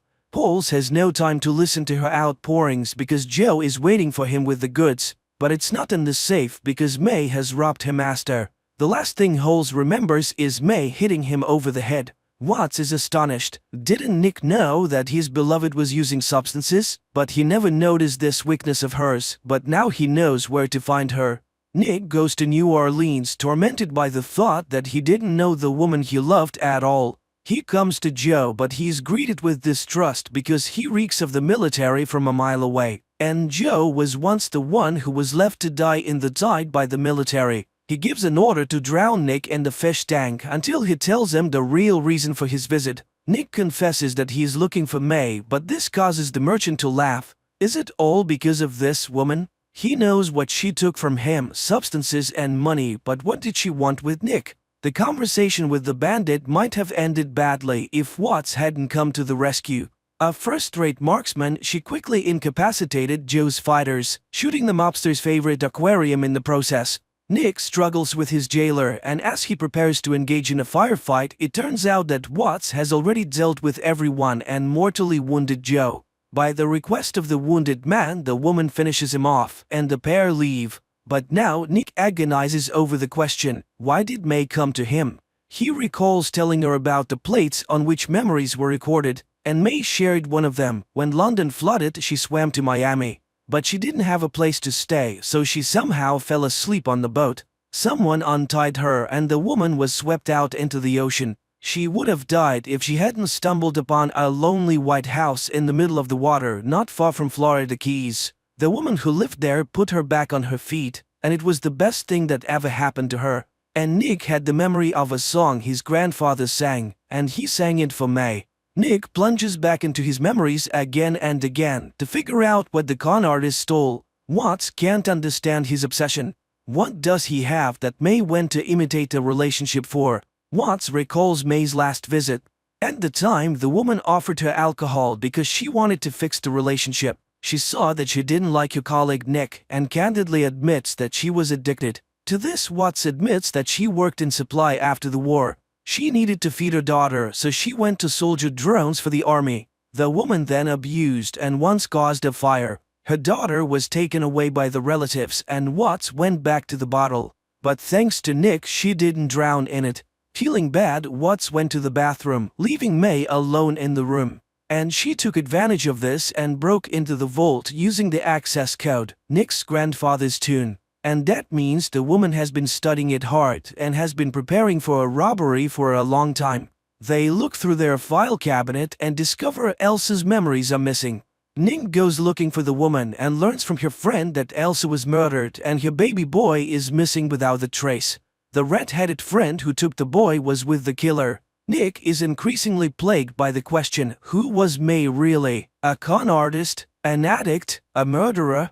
Nick checks all the clues that might lead to May, and one day he is attacked by a man who, after beating him, advises him to forget about May as she did. Then he calls someone with the message that Nick won't bother them anymore. Watts manages to identify the attacker, a corrupt cop from Joe's entourage. They go to the prosecutor's office, but on the way they witness a disturbance. The land tycoon is dead, and the people who had hoped for relief learn that everything goes to the rich man's wife and son, and they have no intention of changing his policies. It turned out that Nick was acquainted with the rich man's wife, and seeing her reminded him of a clue that had long plagued his subconscious. The man from Elsa's memories was none other than the tycoon, and Watts finds data on the policeman named Booth who worked for the tycoon.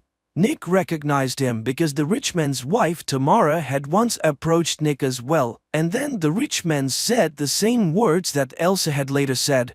It turns out that Rich wanted to get rid of the bastard child and hired Booth to do it, but it's going to be damn hard to prove. Nevertheless, Nick is determined to do it because May used him. He goes to visit the tycoon's widow who, like other rich people, lived on property protected by a dam. Nick is greeted by the butler and without letting him explain who he is, hands him the hat and jacket that all the men in the house wear. Puzzled, Nick walks into a room styled like the store where Tamara once met her fiancé. He realizes that Tamara has lost her mind and everything around her is rigged for her reality. Nevertheless, he tries to talk to her and asks her to tell him where Booth is. Then he opens the mirrors and the woman, seeing her reflection, comes to her senses for a moment. She knows that her husband ordered her to kill her former mistress and child because he did not want to share the inheritance. At this moment, Tamara's son arrives and Nick is thrown out, and he avoids death only because the butler was also ex-military. After remembering Tamara's reservation about human scum, Nick goes down to the old factory where those who have no place in society gather. Seeing a woman who looks like May, he follows her and finds Booth, who taunts him. He and May are people from another world and he will never find her. Booth jumps out the window and Nick runs after him. They meet on the roof and start a fight, but Booth jumps over to the next building. Nick repeats the trick and catches the bandit. They fight again until they end up in a flooded music room. And then Booth, along with the piano, falls through a hole in the floor and sinks to the bottom of the ocean. Nick dives after him and frees him from the piano, but Booth hits him and Nick begins to sink while the bandit floats up. Nick sees May and hears her voice. Immediately he finds the strength and swims out to grab Booth, who was not expecting it.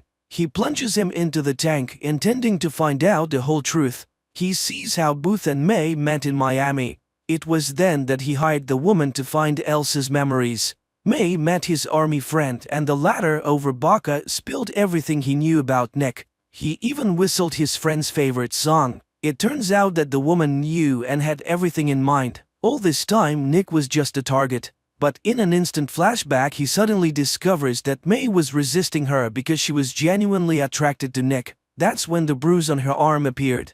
And after she brought Elsa's memory tapes, Booth confessed that he intended to get rid of the woman and her son. That's when Booth killed Elsa, but May managed to intercept the boy and put him on the boat. She rescued the child and escaped from the murderer. May then went to Nick's house, knocking on the door, but she was already waiting for Booth, who promised to kill Nick if she did not go with him. That's when May dropped the earring, hoping Nick would find it. In the next flashback, Booth tries to get May to confess where she took the baby, and she suddenly talks about the house amidst the ocean. Nick realizes that this is a message for him. He steps into the illusion and May confesses her love for him while kissing Booth. Then, after pushing the bandit away, May swallows a handful of vodka and leaps from a height. Enraged, Nick retaliates against Booth in the most brutal way possible, by frying his brain with his most nightmarish memories of being burned alive on Joe's orders. Nick goes to the tycoon's house. He realizes who really killed Elsa. The rich man's son didn't want to share his inheritance, and he was the one who hired Booth. And Nick has all the proof he was the one Booth called at the time, and it can be confirmed. The guy tries to pay him off, but Nick says his brother is alive, and the police have already found him in a cabin in the middle of the ocean, and they are coming for the killer soon. The guy pulls out a gun but hesitates to shoot and tries to kill himself, but he doesn't have the guts to do it either. Nick goes to Watts, who now works at the hospital, and confesses to killing Booth. He hands over the records of Elsa and May's murders and asks that it be given to the prosecutor's office. He regrets missing out on many good things and asks Watts to find his daughter and be with her. The news of the tycoon's son's crime was the last drop that overflowed the cup of people's patience, and a riot broke out in the town. But Nick withdrew from it all into memories, reliving again and again the happy moments of meeting May. Now elderly Watts and her granddaughter often come to his receptacle, while Nick tells May the story of Orpheus and Eurydice. The idea of the film makes us think that people are very different. Some deal with a bad present and an uncertain future and may not dwell on memories, while others need to constantly look back to the past in order to exist in the present.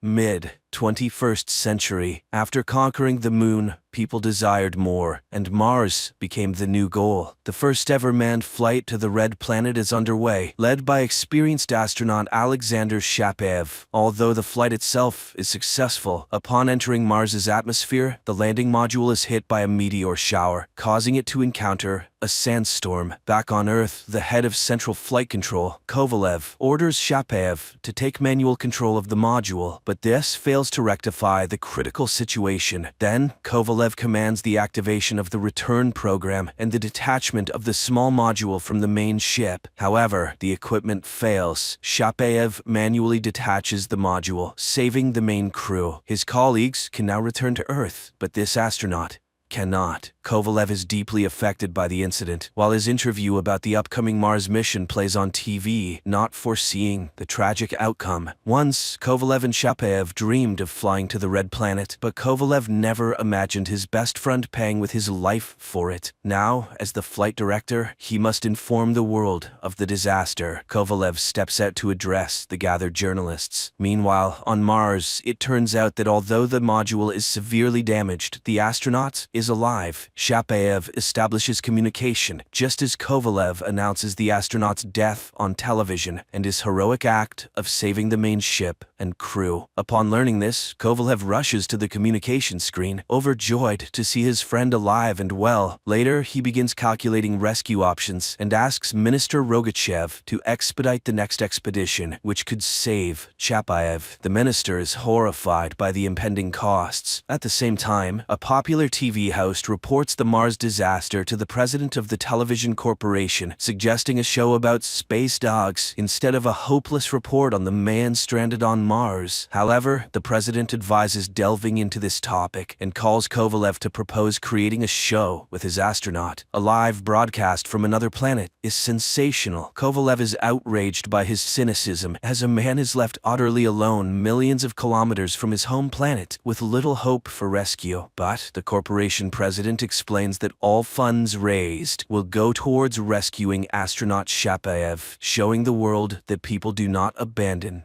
their own. Kovalev retreats to his office, where photos of his military comrades reveal that he and Shapaev once served in the army together and have been friends since childhood. Looking at Shapaev's photo, the director announces the start of preparations for the rescue mission. Kovalev learns that only one module section remains intact. On Mars, Shapaev activates a robot to explore the area around the module, while Kovalev finds out that the module's power, designed for 30 months, will actually only last 13. The rescue expedition can be launched in 190 days, aligning with the phases of Mars and Earth. Similar developments exist in China and America. If agreements are reached with them, the rescue can be achieved within 13 months. But Shapaev must survive on extreme rationing. Dissenter psychologist Anna is ready to work with the astronaut as much and whenever needed to help him endure the upcoming year. Meanwhile, on Mars, Shapaev Chapaev's robot detects an unidentifiable movement outside. Anna contacts the astronaut, as it's important to know his psychological state, but Chapaev assures her that everything is fine. After talking with Chapaev, the minister announces that the expedition was a success. Since the module is established on the surface, the astronaut is alive and agrees to participate in the reality show. At Central Flight Control, television crews start their activities. Kovalev's protests are dismissed by the television corporation president, reminding him that this is all for the astronaut's rescue. TV host Grisha advises Chapaev to simply listen to him for the show to succeed. And so,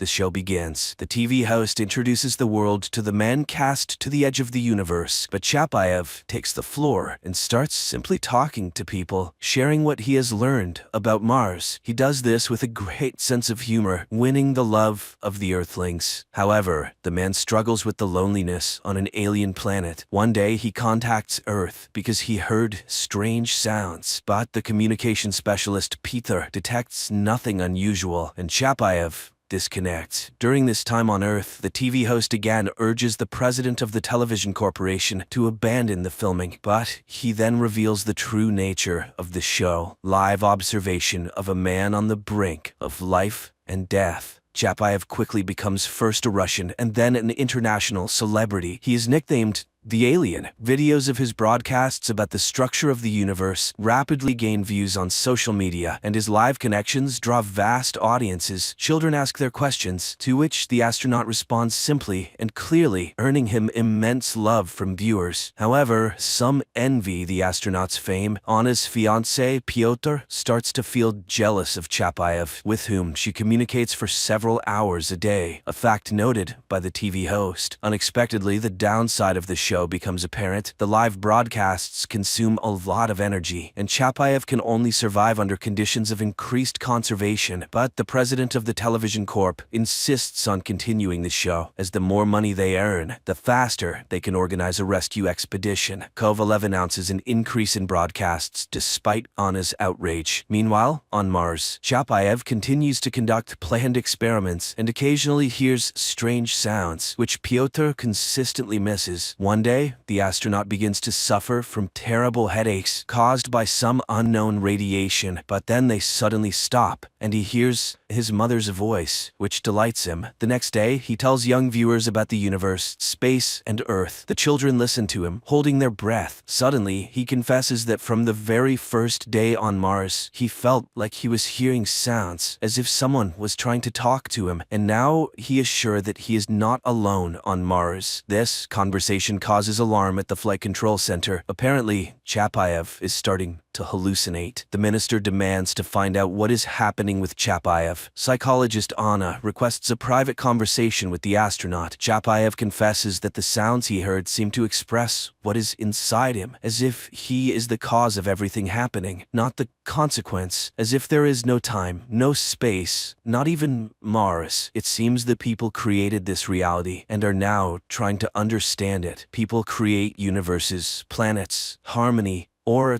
destroy them, and he feels like he is the cause of everything happening on Mars, and people are the cause of what is happening on Earth. Only on Earth there are many people, and everything is so confused, but on Mars, he is alone. The astronaut is surprised that no one but him hears sounds like a melody, and Anna concludes that these are hallucinations. During the next broadcast, Chapaev suddenly confesses that he feels lost. The TV host has to convince Chapaev that Earthlings are waiting for his return, but suddenly, the astronaut stops talking to Anna. He tries to explain that he encountered something anomalous on Mars, but the Flight Control Center considered him insane. So, Chapaev deemed them insane. Earth was becoming more distant from him. Then, one day, communications specialist Pyotr also catches strange signals. He tries to talk to Anna, but she, upset by the astronaut's behavior and her fiancé's jealousy suspicions, doesn't listen. By the next broadcast, Chapaev does not make contact at the appointed time. Anna tries to call him to talk, but unsuccessfully. Strangely, the president of the television corporation is only pleased by this. He contacts the minister and proposes to discuss the issue of power, as if Chapayev supports Rogachev, he could win the elections and become president. Meanwhile, on Mars, the search robot discovers an unknown, shapeless creature, previously unseen. Back on Earth, Rogachev calls Pyotr and orders him to establish communication with Mars. He has a business proposal that Chapayev cannot refuse. Later, the astronaut goes on air with a rather strange message about life on Mars, showing a toy Martian. Then he agrees to participate in a new show called Chapayev Knows, where he starts giving advice in virtually all spheres of human life. He becomes the most popular person on the planet. Anna realizes that something is wrong, and one day she literally corners her fiancé, demanding he tell her everything he knows, and he confesses that there were indeed some sounds on Mars, but it's impossible to talk to Chapayev because all communication channels are blocked. The astronaut continues to explore Mars with the robot. Meanwhile, on Earth, Kovalev comes to the minister. The money is collected, and it's time to start the rescue expedition. But suddenly, the minister declares that rescue is impossible under any circumstances. Chapayev is a routine loss. The funds raised from the show have disappeared into thin air. The program is winding down, and Kovalev is fired. Meanwhile, Chapayev continues to experience headaches from the unintelligible sounds emitted by an unknown entity attacking the module. At the same time, Kovalev approaches the president of the television corporation for help, and he asks to wait until tomorrow. The next day, the show starts with Chapayev urging Earthlings to vote for Rogachev, who has nominated himself for president. But at the moment when the minister is bowing before the monitors, a special forces group bursts into the television center. The broadcast is interrupted, and everyone sees that it was not Chapayev, but the TV host addressing the people. It turns out that a duplicate of the module was built in one of the television studios, and a computer model of the astronaut was created. The police began an investigation to identify the client of this monstrous scam, asserting that there was no accident on Mars, and thus, no astronaut. Supposedly, the entire story was invented for the show. Kovalev is in despair. All hope has fallen. He won't be able to save his friend. Meanwhile, Rogachev is arrested. Kovalev breaks into the flight control center as TV reports the death of Chapayev. Kovalev fights with the special forces. A gunshot is heard. At this time, the president of the television corporation contemplates that Chapayev never existed. Never. But the astronaut does exist. A wounded Kovalev reaches the employees of the flight control center and contacts Chapayev on Mars. He apologizes for Earthlings who are only interested in money and power. Kovalev tells his friend that the government decided to tell the world that there was no module, no landing on Mars, and Chapayev died several months ago on Earth while on duty. It was all fiction for the show, but if he could give people a sign, then the connection is cut off. An emergency news broadcast airs. American satellites recorded an explosion on the surface of Mars in the Cupid's Plateau area. All experts affirmed that it was the module of the International Martian Expedition, which is direct evidence that astronaut Chapayev was indeed on Mars. The astronaut, after the explosion of the module, goes into the deserts of Mars and talks about what the unknown Martian entity told him. Chapayev understood that humans inadvertently are the creators of the material universe. Each moment in time is an act of creation of the universe. Humans are creators who come and simultaneously create this material world to understand it. It's like the double-slit experiment in quantum physics, a well-known experiment confirming the immaterial nature of our universe, where elementary particles become matter only when observed. Humans are the cause of all misfortunes and catastrophes in the universe, just as each person individually is the cause of everything happening in their own life on Earth. Therefore, only humans can change this life, the world, and the entire universe, if they can change themselves. Next, we see how Chapayev voluntarily dissolves and merges with the universe, from which each of us appears in this world.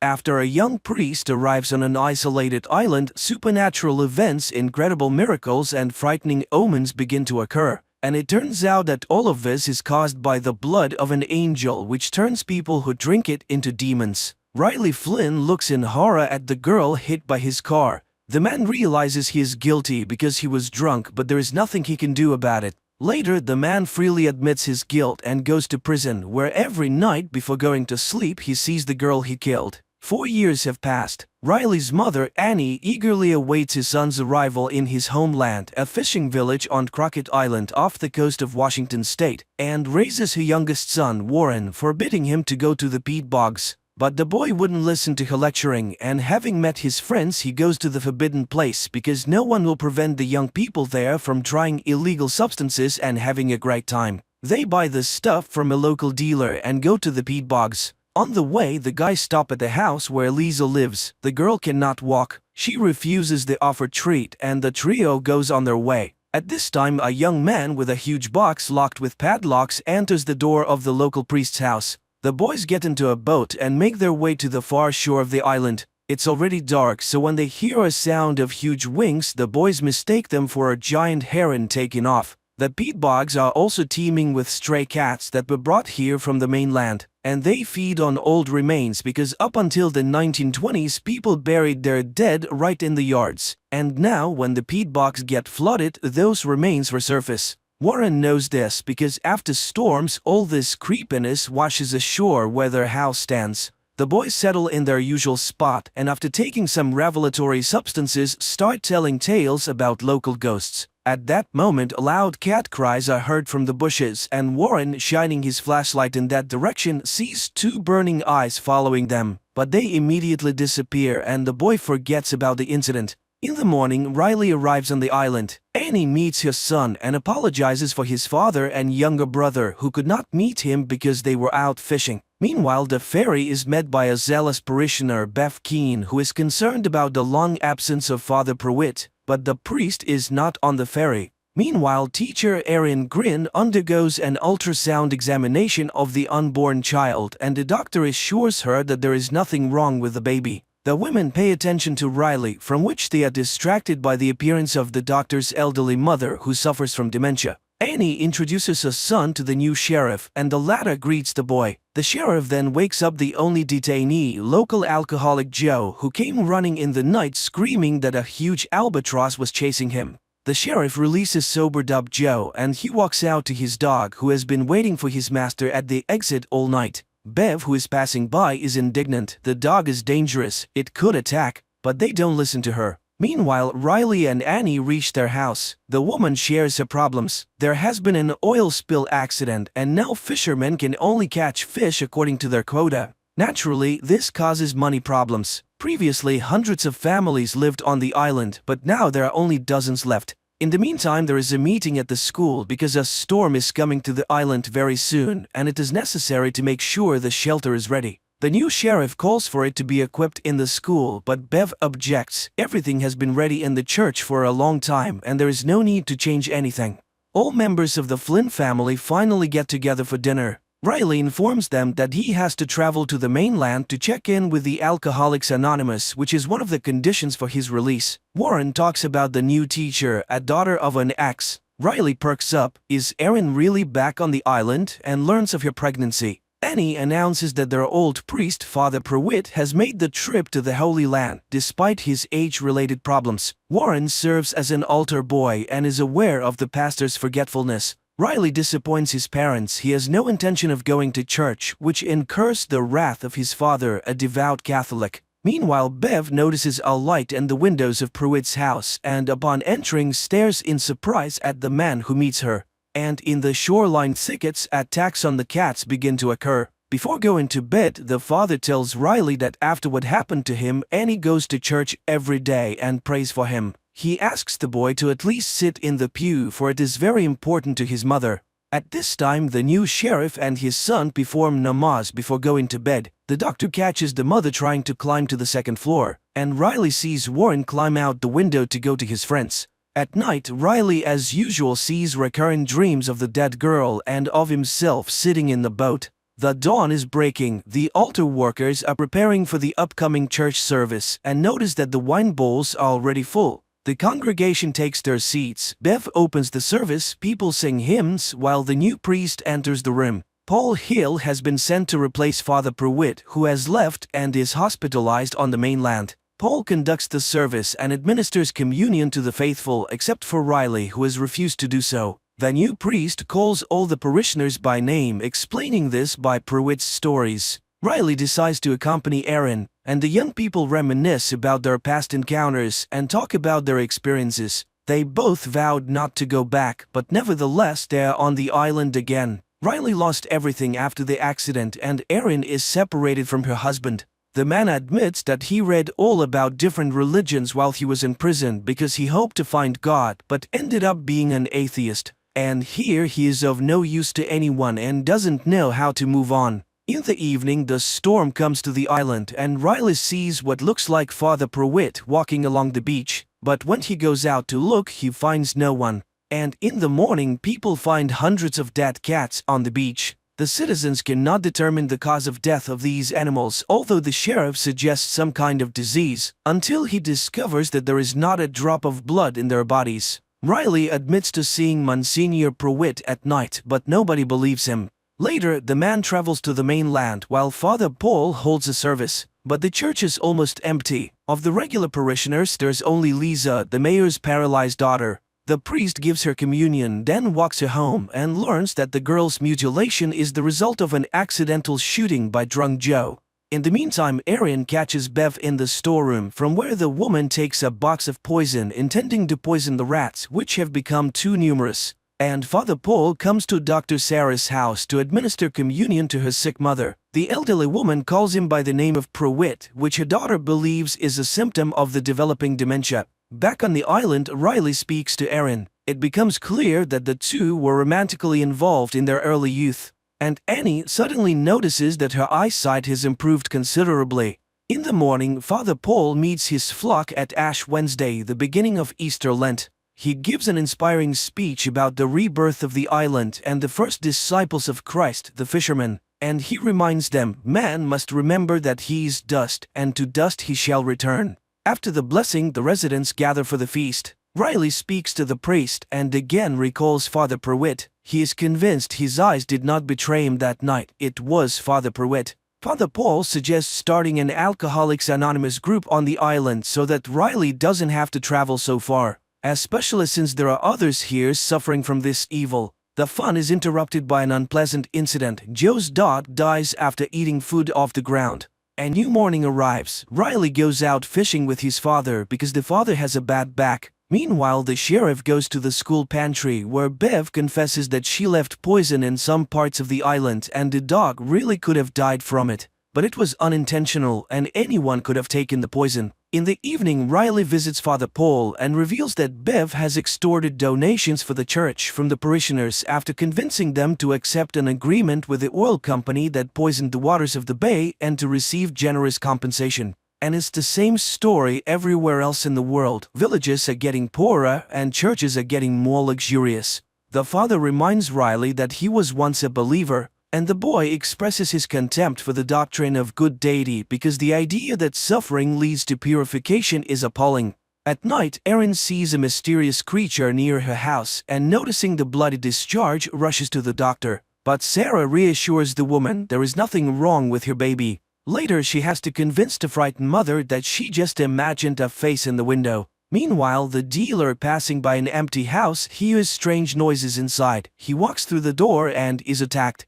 It is morning, and Father Paul, for some reason, takes a particularly close look at Lisa. Then he insists that the girl get up from her chair and come up for communion, and to everyone's shock, Lisa gets up and walks up to the priest. At night, Father Paul enters the confessional and tells himself that he is lying to the parishioners. After all, Father Pruitt was sicker than they thought, and having gone to the Holy Land, the man often fell behind the group, but the parishioners don't need to know that. They will believe that their shepherd is being healed on the mainland and will soon return to the island to witness the miracles that are happening. For after Lisa's recovery, which is perceived by the residents as a miracle, a religious revival begins on Crockett Island. Except that Father Paul himself becomes sick and vomits blood after the accomplishment, which Bev sees, and then the woman notices a newspaper clipping with Father Pruitt's portrait hanging on the wall of the priest's house. The doctor examines Lisa and cannot understand the miracle that has occurred, but her parents strongly oppose her examination on the mainland.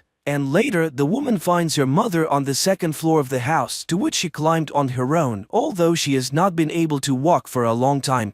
Meanwhile, suffering people begin to converge on the church, which pleases Bev immensely but displeases Father Paul. He doesn't need the publicity, especially since many, including Riley, think it's a misdiagnosis by doctors. But that same evening, a miracle happens to his father. The man suddenly stops having back pain and even asks his wife to dance. At this time, Lisa summons Warren and the couple runs off to have fun, and Riley goes to Aaron. More and more parishioners come to the morning mass, and one day Warren catches Father Paul pouring some kind of liquid into the wine, and during the sermon the priest suddenly collapses without feeling. The story shifts to the time of Father Paul's confession, in which he tells the true story of Monsignor Pruitt. After a visit to Jerusalem near Damascus, he was caught in a sandstorm and took refuge in ancient ruins. This is where Father Paul comes to his senses. He is examined by Sarah, though the man is against any intervention. Meanwhile, the sheriff finds a Bible in his son Ali's possession, and Lisa visits Joe and confesses that she hated him for years for stealing her future but eventually forgives him. That same day at the school assembly, the sheriff tries unsuccessfully to convince Bev to stop handing out the Bibles to public school students. Later, Erin confesses that she's intimidated by Bev's confidence in her rightness, and Riley shares with her Father Paul's assignment to write penitential letters to loved ones. That same evening, Sarah's mother begins to speak quite sensibly, much to the doctor's surprise. And touched by Lisa's forgiveness, Joe decides to attend the Alcoholics Anonymous meeting with Riley and Father Paul because he intends to change his life. The men go home and Joe confesses that he recently buried his sister on the mainland. That same evening, Ali asks for his father's permission to attend the mass. The kid is interested in everything that happens in the church, but the sheriff is against it. They are Muslims. Ali reminds him it's his father's decision, not his. But the father recalls how his dying wife praised Allah until the very last moment. God cannot decide who gets a miracle and who does not. The sheriff turns off the light and jumps away from the window because behind it is a pale face, but the next moment there is nothing. In the meantime, Father Paul collapses in front of Bev and the congregation and dies coughing up blood. The action carries over to the moment when Pruitt takes refuge in the dark cave. He burns matches, trying to make out the room where he is trapped, and suddenly sees two burning eyes. Then he is attacked by a nightmarish creature that sucks his blood and drinks his own blood in return. The priest concludes that it is an angel because when he wakes up in the morning, Pruitt finds that he is young again. So he decided to take his savior with him. He rode ahead, waiting for the angel to catch up with him. And he was very much afraid that the angel would disappear. Here on the island he hid it from everyone and lied to the parishioners because he was Father Pruitt. The next moment the priest comes back to life. During a scheduled checkup, the doctor informs Erin that her uterus is empty. It was probably a miscarriage. The woman is shocked. How could she not have noticed it at such a late stage? Meanwhile, Bev cancels the mass and her assistant notices the incredible resemblance between Father Paul and Monsignor Pruitt. She is convinced of the miracle and the others are simply frightened. Bev enters the priest's room and discovers that he cannot stand the light. It is also as if he can feel God inside him. Bev persuades him to manifest the miracle to his new apostles. Riley notices an improvement in his father's well-being, and the father confesses his unjust anger towards his son and asks for forgiveness for his omissions. Meanwhile, Sarah is collecting Erin's tests when her mother enters the office. She answers her daughter's questions confidently and looks much better than before. And then Sarah sees the blood in the test tube begin to boil in the sun and burn to the ground. In the meantime, distraught, Erin spends the day with Riley, mourning her unborn child and discussing their childhood. She resents her mother, who was a real dictator and never loved her daughter. And then she managed to marry her mother's mental double, which only her pregnancy saved her from. She just packed up and left. Then Riley recounts his dream. At this time, Father Paul is reciting prayers, which makes him sick, and then he notices the mark of the cross on his hand. He cuts his hand and drinks his blood. Joe tries to talk himself out of buying alcohol and he succeeds with great difficulty. At night, Father Paul holds an evening communion at the house of the doctor's elderly mother, Mildred, who recognizes him as Monsignor Pruitt. Meanwhile, Riley and Erin talk about their ideas of the afterlife and the basics of religion, after which they feel better. That same evening, Joe stops by Father Paul's house and witnesses Father Paul drinking communion wine. Joe looks at the portrait of Pruitt on the wall. Father Paul looks very much like him. The priest embraces Joe, who pulls away, falls, and smashes his head. Seeing the blood, the priest loses his mind and takes to drinking it. In the morning, Riley explains that his dream has changed, Erin has appeared in it, and the woman is sent to the mainland to another doctor. Meanwhile, Bev discovers Joe's dead body and exhausted Father Paul. She asks the mayor's wife to sing hymns, and she herself orders a couple of parishioners to dispose of the corpse. Bev believes that the priest's actions are justified and that his resurrection is a foreshadowing of Christ's second coming. At this time, Erin hears an expert opinion of the doctor who doubts that the pregnancy was real. By evening, Father Paul feels good again. He holds an Alcoholics Anonymous meeting explaining Joe's absence by his trip to see his sister, but Riley knows that this is not true and leaves the meeting confused. When he arrives home, he tells his mother about the priest's lies. At night, Father Paul is visited by Angel, who begins to fill the goblet with his blood, while Riley, determined to deal with it, returns to the recreation center. He opens the doors and is attacked by Angel. In the morning, Sarah's mother impresses her daughter with her blooming appearance, and the sheriff is approached by the mother of the missing dealer, who asks him to track down her son. Meanwhile, the parishioners are informed that the mass has been postponed until midnight due to Father Paul's illness, and the startled people view Mildred, who is considerably younger. Erin, concerned about Riley's sudden disappearance, files a missing persons report with the sheriff, but the letter suggests that Riley may have gone on a bench or committed suicide. At Good Friday Mass, Father Paul delivers a sermon replete with militaristic rhetoric, urging the congregation to prepare for war as soldiers in the Lord's army. This sermon upsets Mildred, who forbids her daughter to attend the church any further. At night, Erin is visited by Riley, who asks her to go in a boat with him.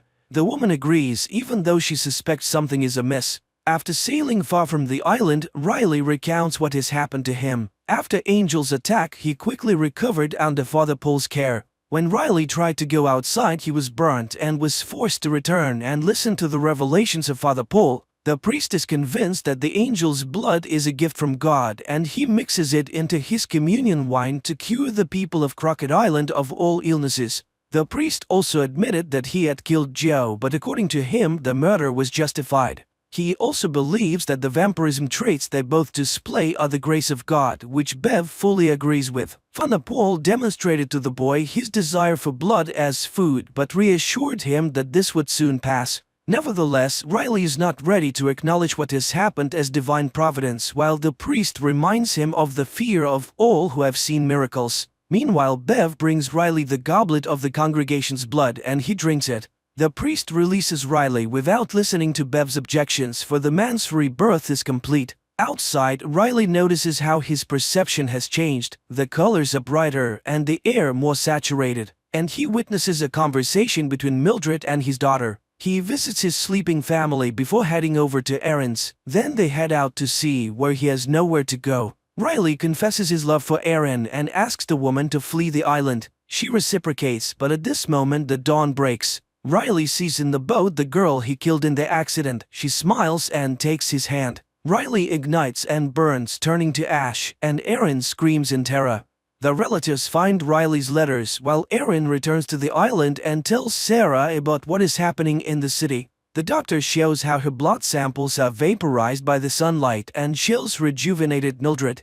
At this time, Paul confesses to Bev that he senses Riley's death, but the woman reassures him that the boy, having received a great gift, has chosen his own path. She reminds him of Judah, who is also part of God's plan. Sarah shares with Erin and Mildred her theory that Father Paul is spreading a miracle-creating virus through communion wine. This would also explain the missing pregnancy. After all, it is a foreign element in the body which the virus has decided to deal with dramatically. At this time, Ben brings his son's letters to Father Paul. He senses that something bad has happened. One of the letters is addressed to his father, and Ben asks him to give it to the Monsignor. After Ben leaves, Paul opens the letter and receives a quote, a reminder that they are all ashes, and to dust they shall return. And Erin tries to tell Annie about Riley's death, but the angry woman throws her out, not wanting to believe the terrible news. Sarah informs the sheriff of her suspicions about what is happening in the church, but he refuses to take any action, not wanting to further aggravate relations with the locals, especially since he has already encountered unfair and prejudicial treatment.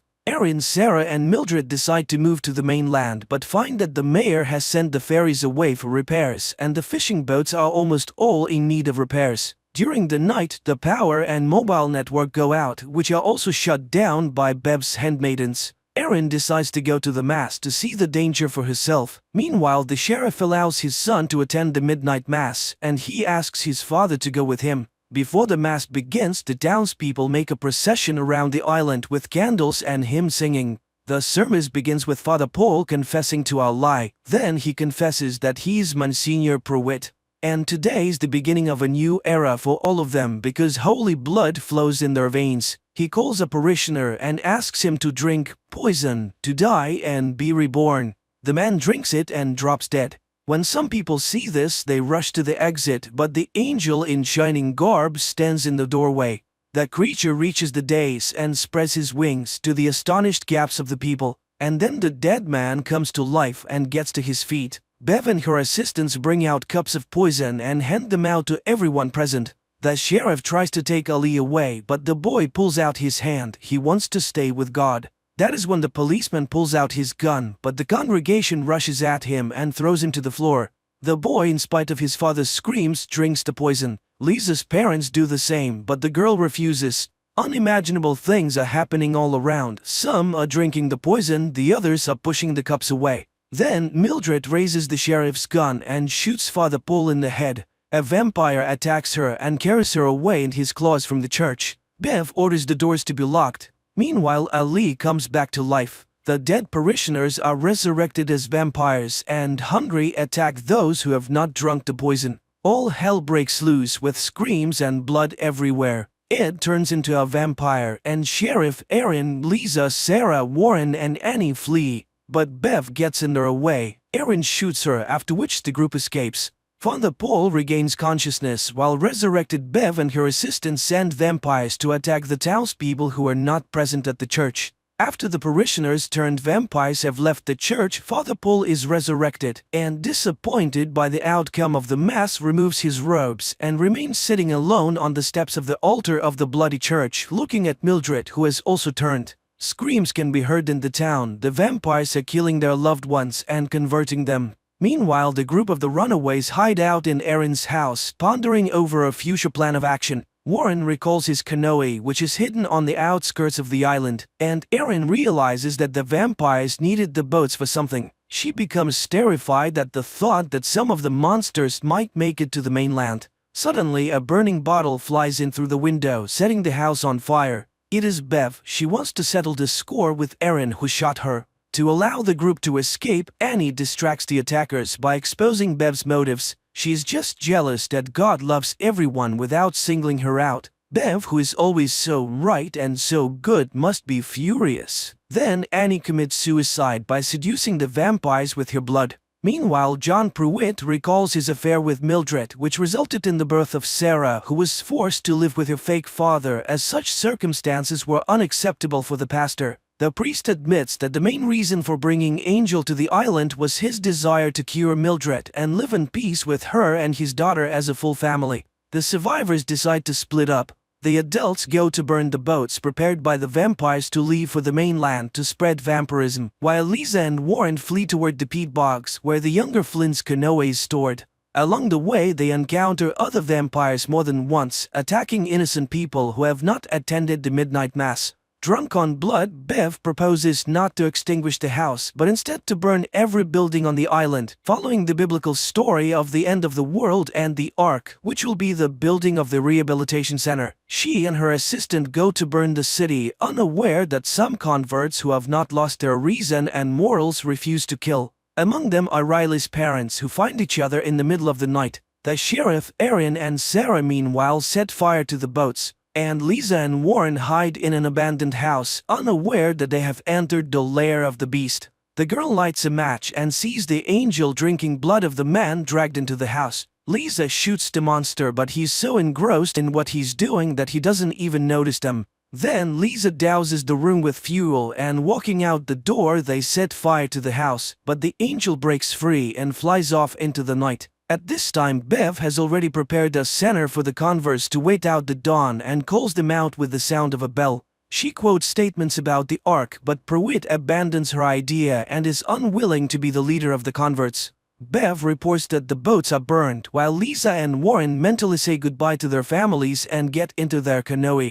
Bev takes command and throws the atheist convert out of the Ark, mocking his desire to save himself with the believers. Monsignor, on the other hand, invites the man to stay in the church, for God loves everyone regardless of their views because everyone is worthy of salvation. But once inside the church, John sees Sarah, who is going to burn everything with kerosene and a lighter. He confesses that he's her father and regrets that he didn't get to know her better. But at that moment, one of Bev's underlings shoots Sarah. Enraged, Pruitt attacks him, wanting to kill him, but stops himself in time, remembering who he is and where he is. John tries to save Sarah and lets her drink his blood to turn her into a vampire, but she spits it back out, wanting to die human.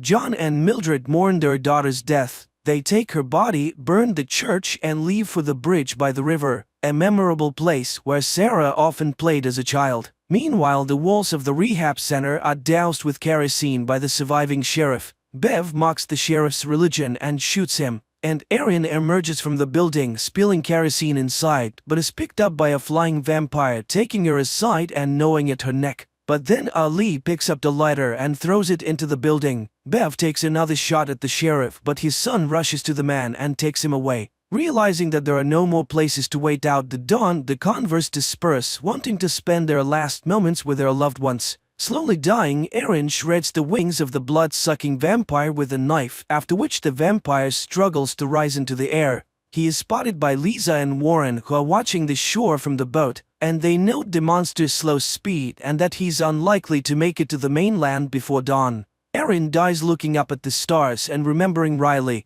Bev leaves to meet the dawn on the beach. The wounded sheriff and his son also go to the shore, where together they begin to pray, adhering to their native religion. Monsignor Pruitt and Mildred sit on the bridge holding Sarah's body. The father renounces the church and begs his beloved for forgiveness. Finally, dawn breaks. Ali burns in the sunlight, sitting by his father's dead body. Desperate, Bev tries to dig a shelter in the sand and burns up in hysterics. Riley's parents, in a crowd of similarly converted people, greet the dawn by singing hymns praising the Lord. All the islanders burn while Pruitt and Mildred kiss against the rising sun. The only survivors, Lisa and Warren, watch the fire. Suddenly, the girl confesses that she can no longer feel her legs. And that's the end of the series. Write in the comments what you think of this series.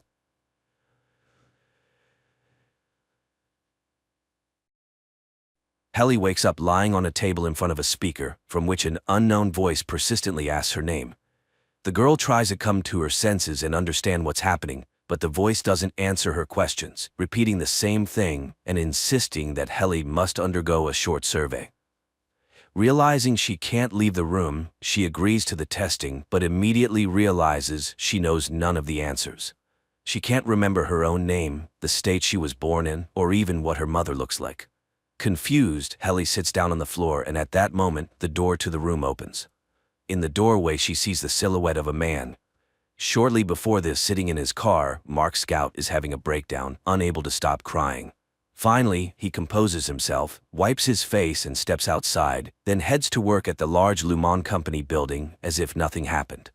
In the locker room, Scout changes his shoes, watch, and pass, swapping his name tag for a blue square with the company's logo. At the entrance, a guard searches him with a device resembling a metal detector, after which the clerk enters an elevator where he experiences slight dizziness that completely alters his state of mind. Easily navigating the maze of long, pristine corridors, Mark reaches his office designed for 4 clerks, labeled as the Macro Data Refinement Department. Each employee, sitting at their personal computer, selects random numbers from a multitude displayed on the screen. After a few minutes of work, Scout realizes that only 2 of his colleagues are present today. Pity, his partner and best friend, unexpectedly didn't come to work without notifying anyone. Milchick, the deputy director, with a smile, enters the office and invites Mark to come with him. The men arrive at the office of Harmony Coble, the department head, who talks to the employee as if all her words are memorized in advance. She places a speaker in front of her, through which the board of directors participates in the meeting, but Mark hears nothing but strange hissing. Coble informs the clerk that Pity no longer works at the company, which greatly surprises and upsets Mark. No explanation for the news follows, but Mark is appointed the new team lead, replacing his good friend. Immediately after the appointment, Milchick leads Mark to a room with a microphone and monitors, where he will greet a new company employee for the first time. Thus, Mark becomes the voice and silhouette that Helly first encountered. When Scout enters the room with the frightened girl, he calmly starts explaining to her that she is now a Lumen employee. Ignoring Helly's questions and objections, Mark begins to read her important information about the importance of separating work and personal life until the girl finally loses it, throwing the speaker at the head of the boring man. But Helly fails to leave again and obediently sits down to listen to Mark, who seems to be about to clarify the situation. Unable to bear it any longer, Mark, breaking all instructions, hints to Helly that she needs to ask to leave 3 times, and after that, he finally leads her out of the room, also guiding her through the numerous white corridors. Eventually, the pair arrive at an exit which states that separated passage is prohibited, and Mark tells the girl she can leave the building. However, when Helly steps out the door, she finds herself in the same place she just left. Mark takes Helly to Harmony's office, who welcomes the new employee and gives her a disc, which should finally clarify everything. On it, the girl sees herself addressing herself, saying that she voluntarily participates in a program to separate consciousness into work and personal, where in each reality she will not remember another one. At 5 p.m. the workday in the offices ends, and the employees leave the building. Coming out of the elevator, none of them remembers where and how they worked, their colleagues, or anything from the day. When Mark almost hits Helly with his car, he doesn't recognize her, just as she doesn't recognize him. On the windshield of the car, the man finds an envelope from the company, stating he accidentally fell at work, and as an apology, the company gifts him a certificate to a nice restaurant. Naturally, he also doesn't remember that the bruise on his forehead appeared after interacting with Helly. Returning home, Mark confronts his strange neighbor, Mrs. Selvig, after which he plans to spend the evening as usual in front of the TV. But his pregnant sister Devon arrives and drags him to a dinner party with friends to shake up her relative who, in this reality, cannot get over his wife's death, which led him to agree to the severance procedure to sometimes forget his pain. The company gathers at the table of the strange hosts, who announce a dinner without food, serving only a glass of water. Reckon, Devon's husband, raises the topic of Mark being separated, which causes debates at the table. Devon convinces her brother to stay overnight, and the young people talk late into the night, reminiscing about their childhood and parents. Waking up at night to drink water, Mark Scout sees a strange man in the yard, hiding behind a tree and watching him. The next day, Mark decides to use his certificate and goes to the restaurant, where this same man joins him at the table and demands he hang up the phone during a conversation with his neighbor. The man turns out to be Mark's best friend, his partner Pitty, whom he doesn't remember in this reality.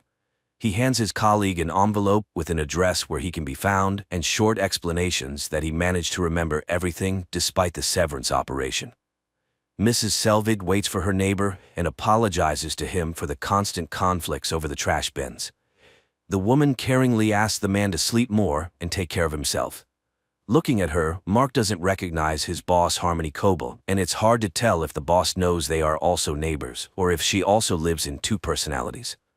Helly continues her training at Lumen, but the girl still can't grasp what happened, despite Milchick explaining the severance operation to her in detail several times.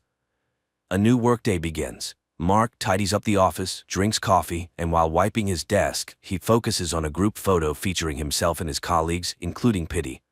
He gathers identical pictures from all 4 desks and hides them in a closet to avoid being upset over his missing friend. When all the employees gather in the office, Mark explains to Helly what their job entails.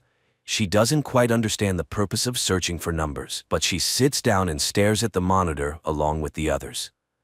During the workday, the girl learns that her other version, the one living outside Lumen, is called an extra, but there's no way to communicate with her as the guard at the entrance checks for any text codes.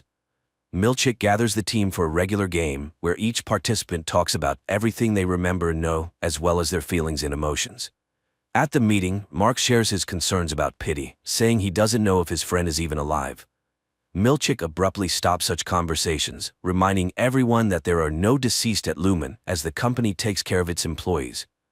The team's fun ends with a new group photo, but Helly suddenly announces that she doesn't want to work there and plans to leave. Eventually, the girl realizes that this version of her can't leave the Lumen building at all. Moreover, the rebel ends up in the hands of Mr. Reiner, the head of security, but Mark manages to save his friend, preventing the boss from taking her to the break room. Returning home, Mark plans to read the postcard left by Pitty, but a knock at the door distracts him. Mrs. Selvig decides to visit her neighbor and offer him homemade cookies as an apology. After seeing off the guest, the man falls asleep and only remembers a letter the next morning. Calling in sick to work, he decides to skip a day and drives to the address mentioned in the postcard, finding an abandoned area of the city where he discovers his Fremen in an old greenhouse. One of Mark's colleagues, elderly Irving, falls asleep at his desk and gets a reprimand from the management before being sent to the staff psychologist. There, while waiting for his appointment, he meets Bert, a similarly aged employee from another department. Meeting Pitty, Mark learns about the restroom where employees monotonously apologize for their work misdemeanors. Pitty, who managed to cancel the severance, reveals that something terrible is happening at the company, which is why he is now being hunted. Mark takes his friend home and houses him in his basement. Pitty constantly suffers from headaches and hallucinations, often feeling like he's back at work. When he recovers, he tells Mark that there is no double life, and while they sit there, their other selves continue working in the office. Despite all the details, Mark repeats that he doesn't want to cancel the severance to avoid remembering his deceased wife, but Pitty tells his colleague that he has seen him with red eyes at work because even there he feels his pain, just not remembering what caused it. Reading the news in the morning, Mark announces that Helly's extra refused her resignation from Lumen. Pitty remains in the house alone and hears the door open upstairs. Watching from hiding, he recognizes his former boss in the uninvited guest. Helly constantly tries to pass a note to her extra, but Mark carefully watches the girl, and even when she decides to swallow a pen cap with the message inside, he informs her that the detector will show that too, leading to an unpleasant procedure to extract it. In the corridor, the office employees meet their colleagues, among whom is Bert, Irving's friend. The men exchange a few standard phrases and wink at each other. The entire company goes to the Personality Center to learn more about the creators and managers of Lumen, and Helly again uses the situation to try to escape. This time, Mark fails to cover for his friend, and Mr. Reiner takes the girl to the restroom, where she is forced to repeat words of apology and penance over 1,000 times for her behavior until she repents. Mark sees that the photos from the group photo session have arrived and decides to replace the old ones. Removing the pictures from their frames, he discovers a floor plan drawn by Pitty on one of them. At the same time, Pitty makes it to a night store and collapses there, unconscious. The ambulance is unable to help the man in time. All of this happens in front of Mark, and he quickly rushes home, where he removes all traces of his guest's stay in the basement. Having turned off the lights, he hears his colleague's mobile phone vibrating. Bert visits to give Irving the bags they sew in their department, ahead of the others, and also invites his friend to visit their office, to which Irving happily agrees. Helly returns to the office completely depressed after spending a whole day in the test. Mark tries to reason with his friend and make sure she doesn't provoke conflicts anymore, but finding the photo with the floor plan drawn by Pitty in Mark's desk, Helly accuses her colleague of hypocrisy as he convinces her to accept their situation, yet keeps such things himself. Bert shows Irving paintings in his department and at one point touches his friend's hand, after which Irving embarrassedly runs back to his workstation. Devon's husband leaves a gift on Mark's doorstep, his own book about the meaning of life without severance. However, when Harmony broke into her neighbor's house, she took the book and brought it to work. Returning to the office, Irving noticed the bright cover, but besides the book itself, he was surprised by something else. The first page had a dedication stating the book was intended for Mark Scout. Irving brought his colleague to explain what this all meant, but naturally Mark could not remember his relative or anything from his external life. Not wanting to give up, Helly found a paper cutter in the office and, threatening to harm herself, demanded permission to record a message for her extra. Receiving a response, she realized that it was not so much about the company as about herself. The response from Helly in the outside world was such that she should obediently continue her work at Lumen. Pitty's hidden phone in the basement keeps vibrating, but seeing an unknown number on the screen, Mark hesitates to answer the call. Mark goes to the funeral home to say goodbye to his friend and is surprised to see his neighbor Mrs. Selvig there, who also did not expect to meet him. Both lie to each other about the reason for their visit, but the woman keeps an eye on her neighbor. At the ceremony, Mark meets the deceased friend's ex-wife and daughter, and they immediately guess where the man knew their family head from. Waiting for everyone to be occupied with saying goodbye, Harmony sneaks up to the body and extracts the severance chip from his head. Arriving home, Mark changes his mind about going in and drives to the place where his wife once died. Harmony brings the chip to work and entrusts Milchick to check it in the laboratory to find out how the man managed to cancel the severance. Also, the woman calls Casey, asking the staff psychologist to conduct a session with Mark, as she fears he will also be tempted to cancel the severance. Locked in the bathroom, Mark reads the stolen book about the meaning of life. When it's time for the session, the man obediently comes at the appointed time. The psychologist lights a candle that Harmony stole from a box with personal belongings of Mark's deceased wife. The boss herself watches the conversation through a monitor. Helly, after saying goodbye to her colleagues, goes home. In the elevator, the girl brings a trash bin and a rope, as she can no longer endure the monotonous days without the possibility of liberation. Tying the rope to the elevator ceiling, the girl knocks the trash bin from under her feet. Mark calls the elevator at the end of the workday, and when the doors open, he sees lifeless Helly. Trying to save his colleague, he calls for help, and Mr. Reiner appears immediately, ordering Mark to quickly get into the elevator to avoid additional witnesses. Coming to work the next day, the first thing Mark remembers is the incident with Helly. Stepping onto the floor, he is immediately taken in by Harmony and Milchick, who reprimand the department head for not keeping an eye on his employee. Harmony gives Pity's chip to Reiner and instructs him to find out who and how managed to hack it and restore the consciousness of the separated. The man asks if the head informed the board of directors about what happened to Helly, but Harmony avoids answering. Locked in the bathroom, Mark continues reading the stolen book, which increasingly inspires him. After work, the guy takes his things from the locker and sees many voice messages from Rickon, informing that Devon will soon give birth and everyone expects the brother to be with her. Mark heads straight to the maternity cottage settlement to support his relative. In a conversation with Rickon, he learns about the book he left on his porch as a surprise, but it never reached its owner. Devon steps out of the cottage to find coffee and meets another pregnant woman. The future mothers talk and discuss their unborn children, but Devon has to return as her contractions intensify. Comforting his sister, Mark shares his suspicions about Lumen and his intention to find out what the company is up to. Psychologist Miss Casey comes to the office tasked with monitoring Helly and reporting any signs of melancholy and sadness to the management.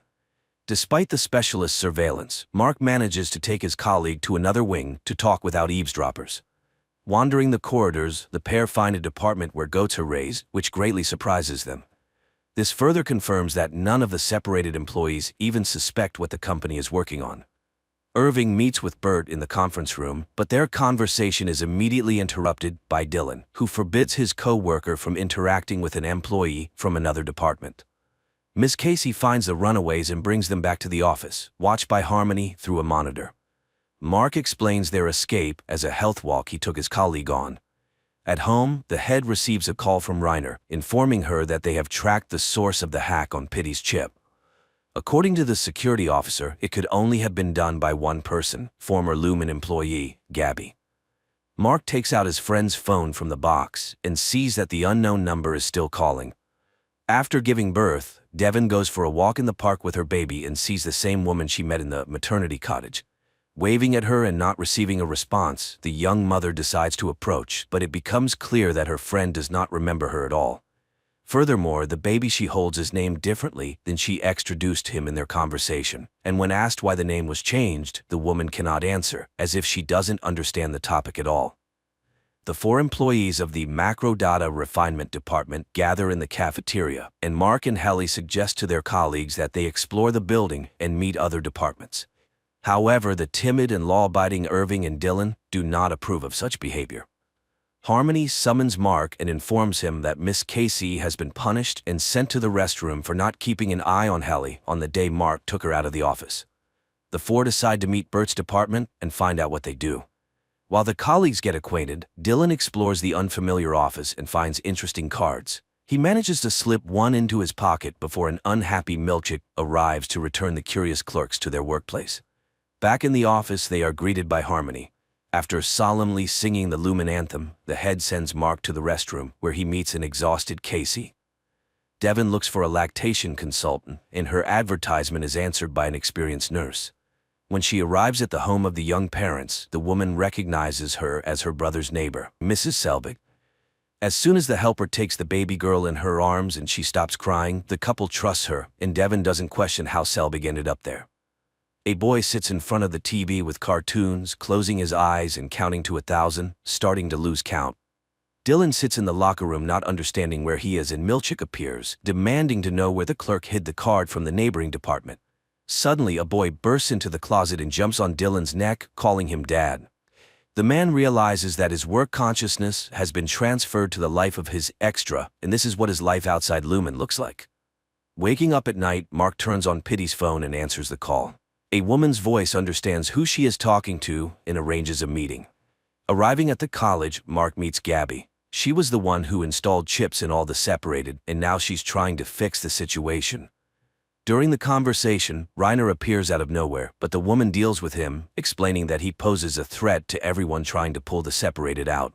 Gabby sends Mark home and promises to contact him to help him retrieve his another personality that is constantly at Lumen.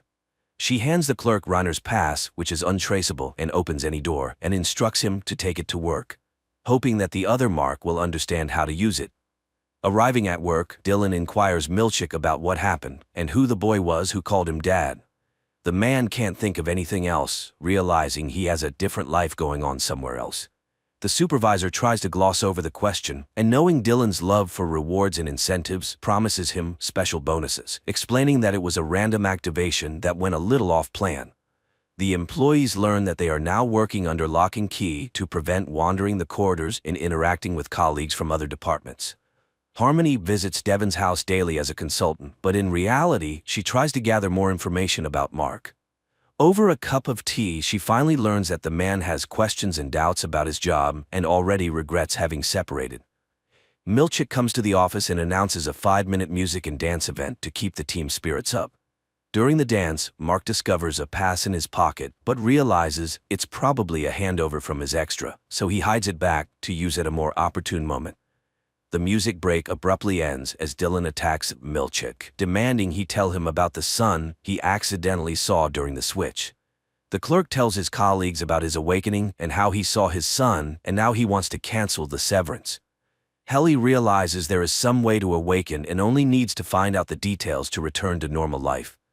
Of the four, only Irving disagrees with breaking the community's rules, also trying to dissuade his friends. Using Reiner's card, the group exits into the corridor, but Irving leaves his friends and heads to the neighboring department to find out what happened to his friend Bert. Mark and Helly decide not to waste time and find the control point, which can manage all Lumen employees. Taking the manual with them, the pair returns to the office to avoid being caught by Harmony. Irving arrives at the other department and finds himself at a party celebrating Bert's retirement. Horrified, he realizes he will never see his friend again and tries to explain that the only way to leave Lumen is for one reason, but everyone pretends not to hear his arguments.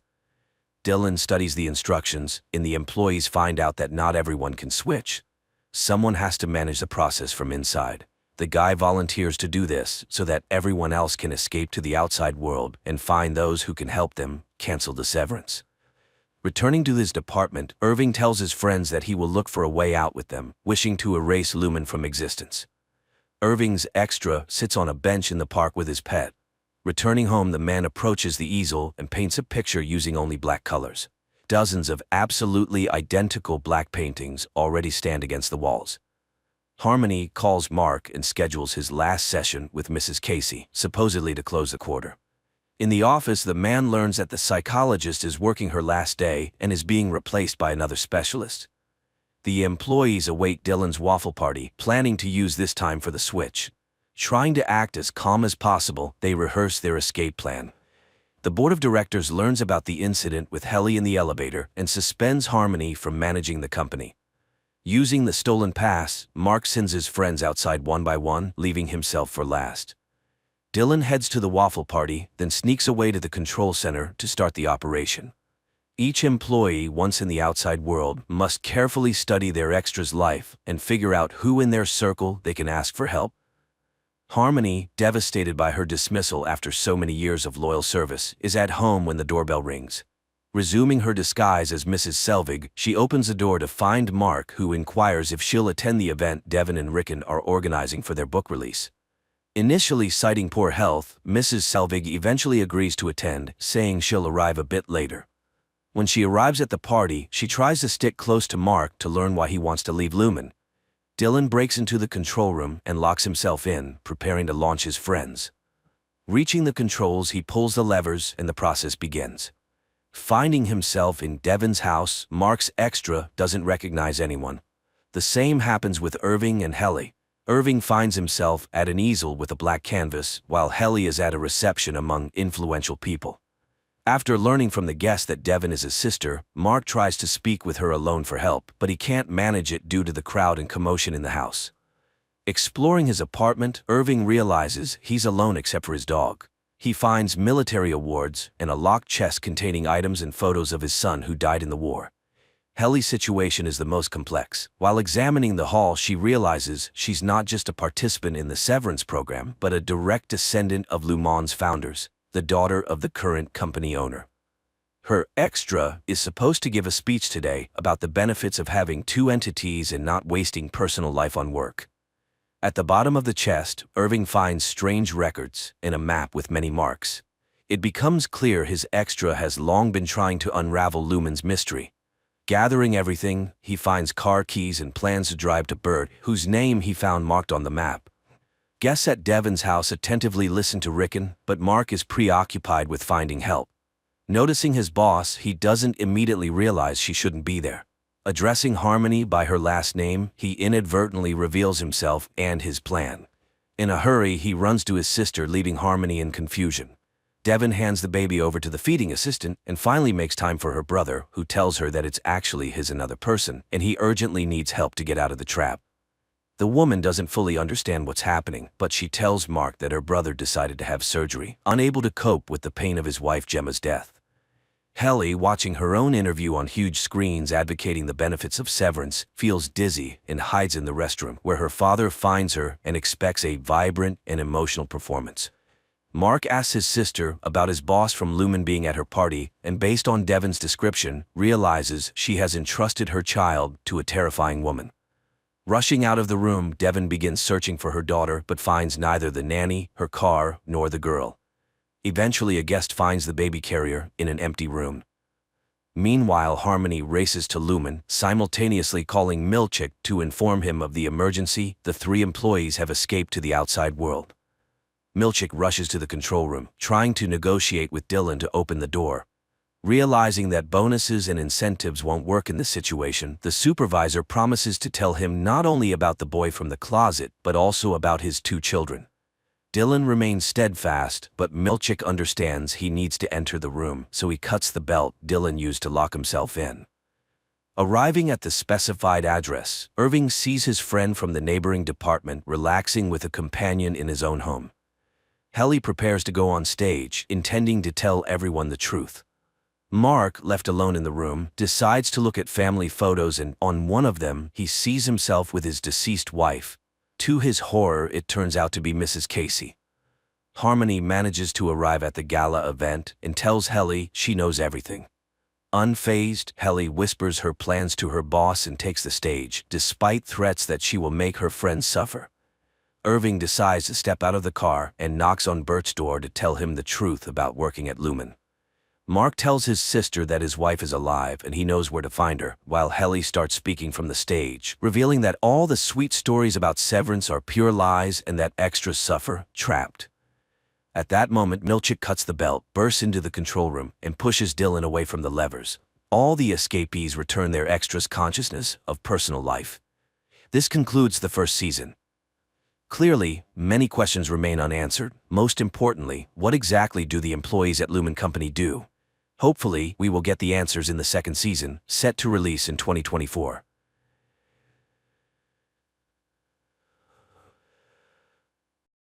The movie begins by introducing us to the young protagonist, Vesper, who lives in a dystopian world sharply divided between the privileged elites and the struggling masses. The elite reside in secure, enclosed cities known as citadels, while the rest of humanity faces the challenges of survival in harsh conditions. In this world, the key to sustenance is unique seeds provided by the citadels. These seeds are genetically coded to yield just a single harvest, ensuring a constant dependency on the citadels for more. Vesper, amidst her struggle for survival in this harsh environment, shares her existence with her paralyzed father, Darius, a former army serviceman. Ingeniously, Darius's consciousness has been transferred into a drone, enabling him to accompany and communicate with his daughter as she navigates their dangerous world. Vesper is not only resourceful and brave, venturing out daily to forage, but she also possesses a keen understanding of biology and biohacking. However, their lives take a dramatic turn when Vesper returns home one afternoon to discover they've been robbed. The generator powering their home, including the critical machine sustaining Darius, has been sabotaged. Faced with no other choice to save her father, Vesper sets out to seek help from a neighboring farm. Upon arrival at the farm, Vesper encounters a troubling scene. The farm faces its own challenges with a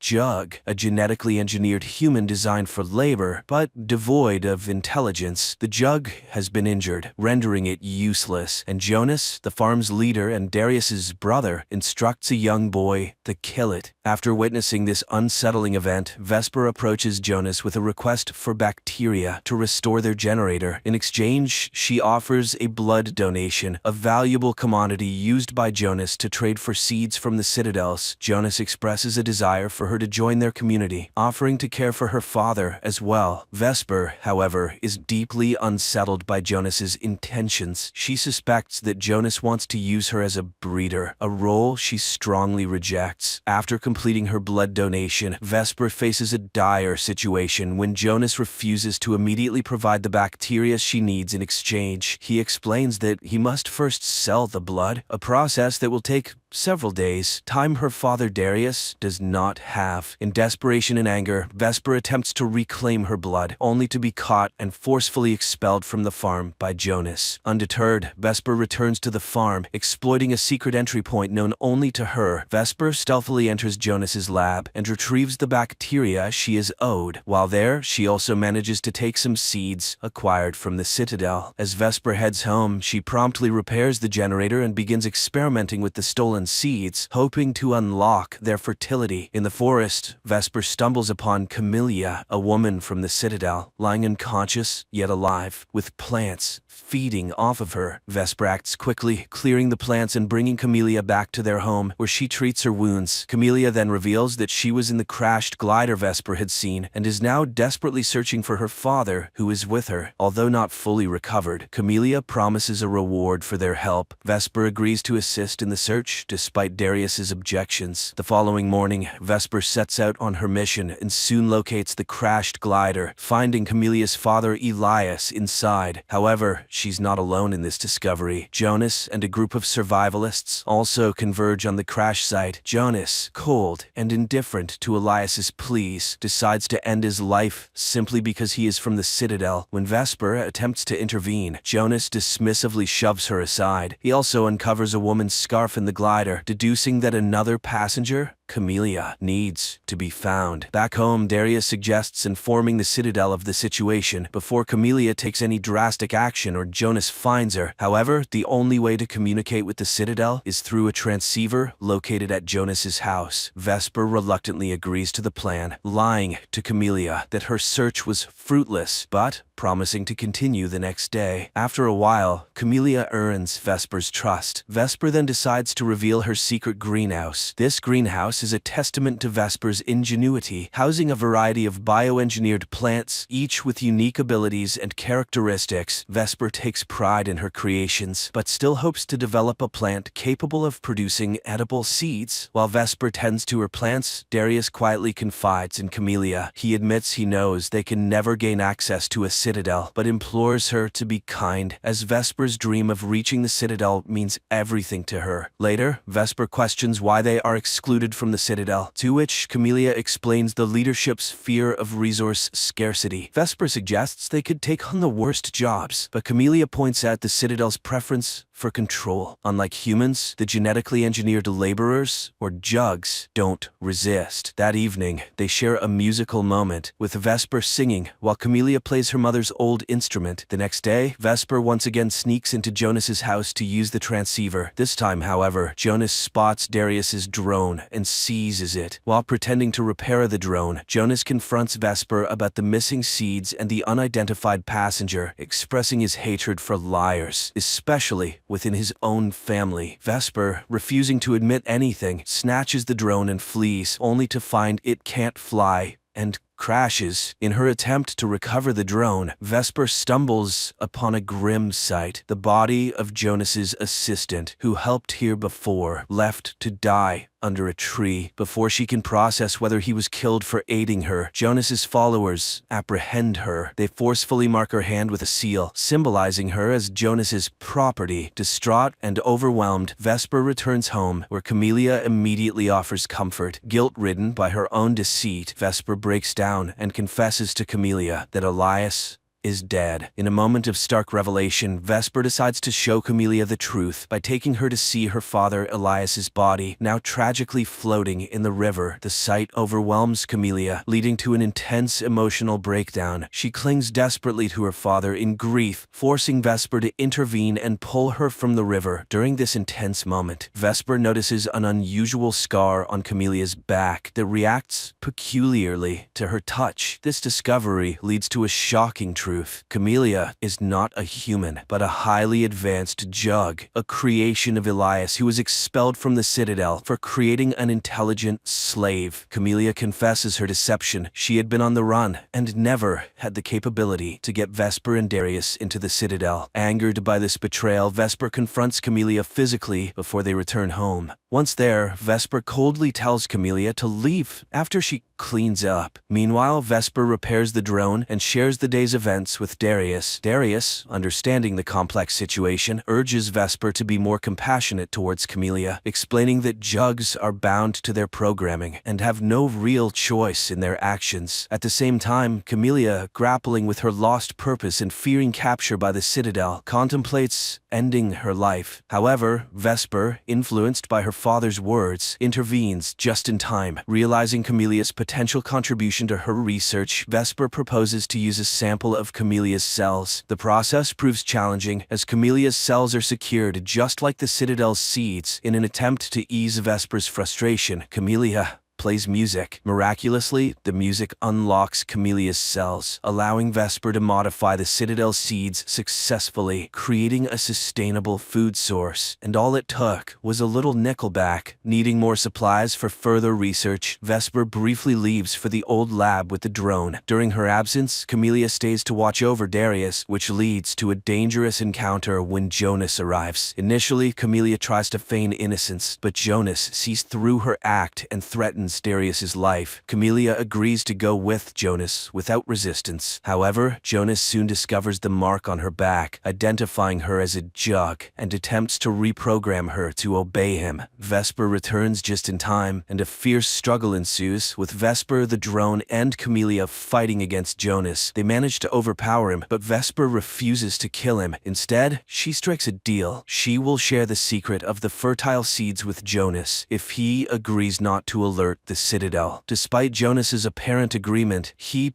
betrays them by contacting the Citadel and revealing Camelia's location. As night falls and Vesper completes her work on the seeds, their moment of triumph is cut short. Darius's drone detects an external threat, signaling the Citadel's approach. A weird organism invades their home, releasing a toxic substance. Darius, with his military background, quickly recognizes the danger and instructs Vesper and Camellia not to breathe until the threat subsides. Camellia, feeling responsible for the imminent danger, offers to surrender herself to protect Vesper and Darius. However, Darius refuses to let her sacrifice herself, knowing the Citadel will pursue Vesper Vesper regardless. Instead, he devises a plan to distract the soldiers, giving Vesper and Camellia a chance to escape. Vesper is initially reluctant to leave her father behind in the face of the impending threat from the Citadel's soldiers. However, Darius persuades her to take cover nearby, assuring her that he will handle the situation. He plans to tell the soldiers that there is no Jug present, drawing on his experience as a former army man to communicate effectively with them. As the soldiers approach, their first stop is Jonas's farm, where they eliminate him and his group. Meanwhile, Vesper and Camellia take painstaking efforts to make Darius's home appear abandoned. They cover everything up and take the valuable, unlocked seeds with them as they hide in the forest. Unbeknownst to Vesper, her father's actual plan is to sacrifice himself by self-destructing the drone, hoping to take the soldiers down with him. From their hiding spot in the forest, Vesper witnesses the explosion and, driven by desperation, tries to rush back to aid her father. Camellia, recognizing the danger of this action, stops her, reminding her that it's too late to do anything for Darius. Their situation worsens when two soldiers, having survived the explosion, start pursuing them. Vesper leads Camellia through a swamp, aware that it is filled with dangerous plants that could potentially eliminate their pursuers. Their tactic proves effective as the first soldier falls victim to one of these lethal plants. The second soldier, however, learns from his comrade's fate and cautiously avoids the same trap. Vesper and Camellia, in an attempt to remain undetected, crawl on their knees and hide behind bushes. Unfortunately, another plant betrays their position with a noise, alerting the soldier to their location. Facing imminent danger, Vesper and Camellia decide to take the offensive. They attack the soldier, seize his weapon, and manage to force him into the deadly plant's trapping zone, resulting in his death. The distant sound of approaching gliders signals more danger. Realizing that the Citadel will never cease their pursuit as long as she is with Vesper, Camellia makes a difficult decision. She understands that Vesper and the precious seeds will always be in danger as long as she remains. Despite Vesper's protests, Camellia gently puts her to sleep and conceals her under fallen leaves before surrendering to the soldiers. The next morning, Vesper awakens to find her home reduced to ashes. She plants some of the unlocked seeds in the remnants of her old garden, a symbol of hope and renewal. In the aftermath, she encounters a group of children who survived the attack on Jonas's farm. Together, they decide to follow the mysterious people that wander around, seeking to uncover their destination. Their journey leads them to a towering structure constructed by these people. Driven by a sense of purpose, Vesper climbs to the top of the tower. There, she releases the seeds from her hand, allowing the wind to carry them to various corners of the land. This symbolic act represents her hope that the seeds will grow and multiply, providing sustenance for all. The movie concludes on this note, leaving a lasting impression of resilience and the enduring power of hope.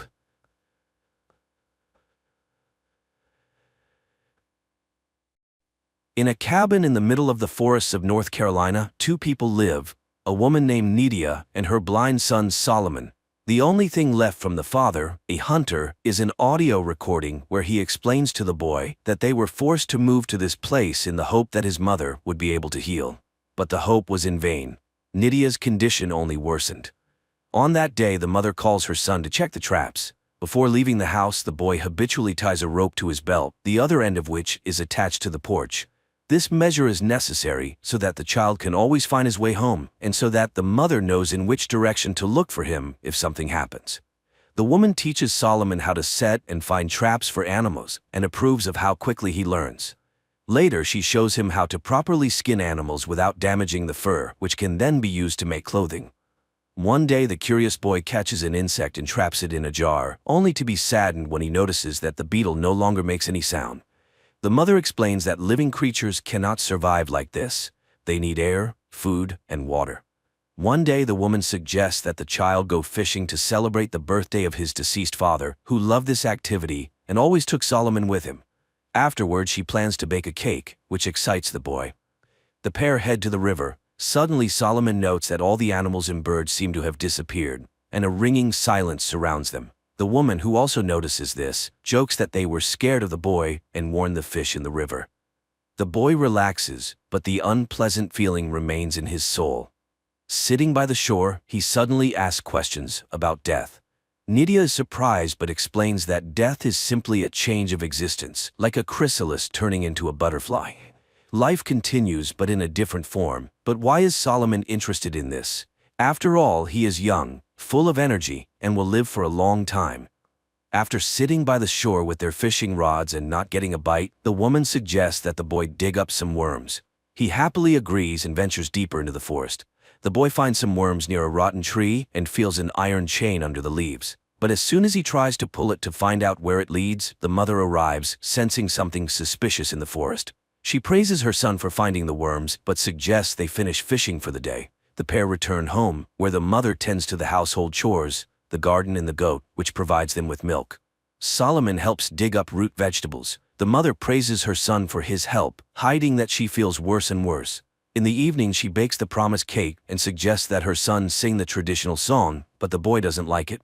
Then Nydia offers to let him blow out the candle on the cake in front of him, and Solomon fulfills the request, but he refuses to share his wish, believing it won't come true if he does. At night, the mother plays an audio recording she and the boy's father made for little Solomon. They tell a story about a little goat that once ran into the forest where a terrible monster lived. The parents loved their little goat very much and were inconsolable, but the goat, seeing the monster, managed to escape and return home, bringing great joy to his mother and father.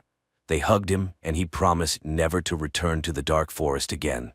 After listening to the story again, Solomon again raises the question of death, as he didn't understand his mother's earlier explanation. Then Nydia tells him about faith. However, the boy barely understands and declares that he believes in his mother above all else. The years pass, but one day the mother disappears, leaving the boy only a recording of her voice, in which she says goodbye to her son and reminds him of the 3 main rules of their life. He must always share with the forest everything he gets from it, half for him, half for the forest. The second rule, when he feels down and ready to give up, he must sing their song. And the third rule, he must never take off the rope. Time passes. Solomon becomes a teenager. He has fully adapted to life alone, hunting, fishing, chopping wood, and checking traps on his own. When he feels particularly sad, he listens to the tapes with the voices of his loved ones. One day while eating near the house, the boy hears a strange sound from the thicket. Putting down his plate, he rushes into the forest but finds nothing unusual, though he senses someone's presence nearby. Before bed, he listens to his mother's voice recording again. However, he cannot sleep. The boy gets up and leaves the house. Then he hears the plaintive bleating of his goat and runs towards the sound until the rope reaches its limit. At the very edge of the rope's reach, he manages to feel the goat's body in the grass, but at that moment, something unknown grabs the animal and drags it into the depths of the forest. Feeling his hands, the boy realizes they are covered in blood and tries to wipe it off. Morning comes. Solomon is frightened but continues to live according to his established routine, but one day he suddenly hears a gunshot in the forest. The boy rushes in that direction and stumbles upon a dead deer. But then, a man emerges from the trees, claiming it as his kill. Frightened, Solomon begins to wave his knife, and the stranger is forced to knock him out with the butt of his rifle. The boy comes to his senses, near his house. The hunter, sitting opposite, tends to his wound, apologizing for the harm caused. He read the name on the knife, Lucas, and assumes that's the boy's name. But the boy admits that it was his father's name, who is now gone. The hunter apologizes again, saying he didn't mean to scare him, and noticing the rope, he carried him back to the house. Hank, the man's name, asks the young man why he lives alone and where his parents are, as the boy looks very young. But Solomon doesn't answer. The day is already ending, so the hunter asks for permission to spend the night in the house. In return, he offers some painkillers. When the boy refuses, as he doesn't know what pills are, Hank promises to cook a hot meal from the deer, and Solomon agrees. Hank examines the house from the inside and realizes that the young man has never left its boundaries and therefore simply doesn't know about the outside world. Meanwhile, the boy listens to his mother's last message, huddled in the corner of his room, feeling uncomfortable in the presence of a stranger. Hank finds homemade books that Solomon's mother made for him and feels sorry for the boy. He behaves kindly and generously offers the young man the soup he prepared. He again offers to help the boy, saying he can guide him to people and help him settle into the big world. But Solomon refuses, which Hank attributes to his deep love for home, lamenting that he himself doesn't have one. He again asks about the parents, saying the boy looks a lot like the woman in the photo, perhaps that is his mother. After dinner, they go to bed, though Solomon doesn't part with his knife, but realizing that Hank poses no threat, he finally lies down. However, in the middle of the night, both are awakened by a loud and terrifying sound, similar to the roar of an unknown animal. Hank, armed with a flashlight and rifle, goes outside to check what's happening. It's quiet around the house, and the man heads into the forest. Soon he finds blood traces at the base of a tree and realizes that some animal has died there. On the tree itself there are bloody marks, and the bark is scraped off. Stopping, Hank surveys the area through his scope and notices something suspicious in the bushes. He fires, but the creature leaps from behind the tree with a terrifying roar and charges at him. Realizing he missed, the hunter runs. Reaching the house, he sees Solomon in some sort of trance. The boy just sways from side to side, humming a tune to himself, and doesn't respond to the man's questions. Hank, getting no answers, leaves him alone. After all, he believes he scared off the beast, and now they are safe. The man promises to get the boy out of the forest so he can live a normal life, unafraid of any monster. In the morning, Hank finds Solomon in the shed. He offers to repair it since all the necessary materials are there, except for the chain. Solomon recalls finding a chain in the forest as a child and takes Hank to the spot. The man marvels at how the boy navigates using the rope. The boy explains that it's the only way to survive. Soon they find the place. Hank, noticing the chain, grabs it and starts pulling, but realizing it's tied to something, he follows it and finds some kind of burrow. Nearby lie metal shears, which surprises Hank. However, he cuts off a piece of the chain and returns with it to the house. While the man works on the repairs, Solomon asks for a piece of venison, and after receiving permission, throws it into the bushes.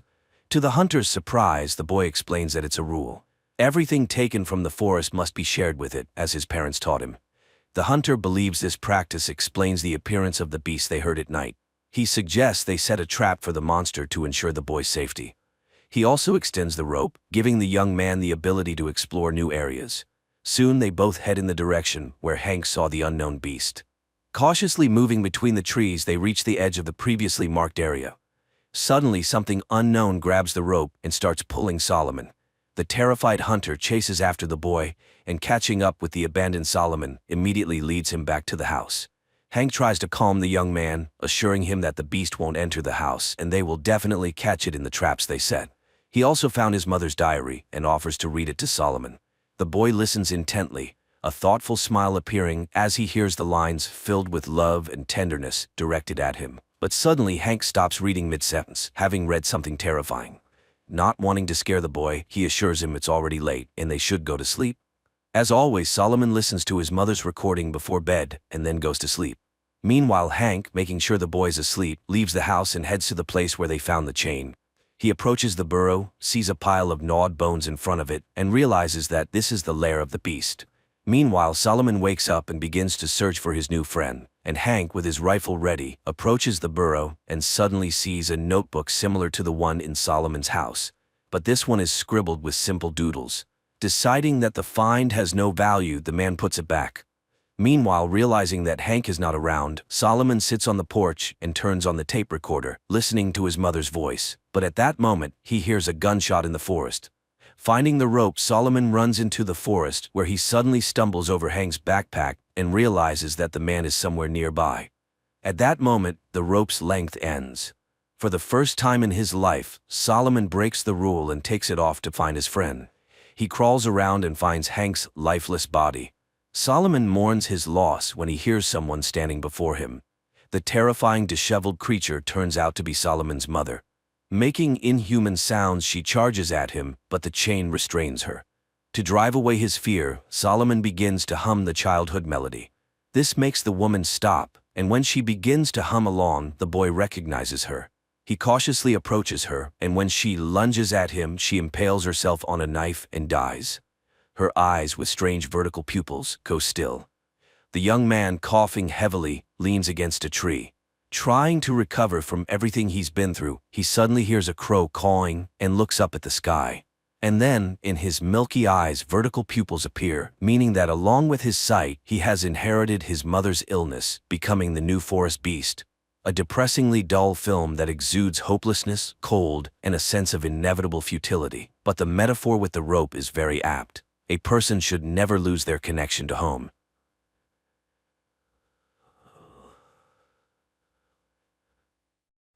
Japan 2023. People board a train and head to work. Everyone is busy with their own things. scrolling through Instagram feeds, making acquaintances on social networks, and discussing plans for the evening, unaware that in just a few minutes, their lives will change forever. Suddenly, the train's speed increases, and strange things start happening. A bottle cap rolling on the floor of the carriage suddenly disappears. Passengers begin receiving alerts about powerful earthquakes on their phones. Then the train enters a gloomy tunnel and comes to a sudden halt. People regain consciousness, bewildered by what has happened. One of the passengers opens the entrance doors, and people, screaming and pushing each other, rush to the exit, jumping from the high steps. But once outside, they can't believe their eyes. Traces of the civilized world are gone, and they are surrounded by the remnants of a destroyed city, overgrown with trees and grass. Moreover, all the carriages have disappeared without a trace, except for the fifth one they were in. As time passes, the passengers begin to get acquainted. One of the guys, Shirahama, a firefighter, examines the injured and suggests checking the tunnel behind the carriage.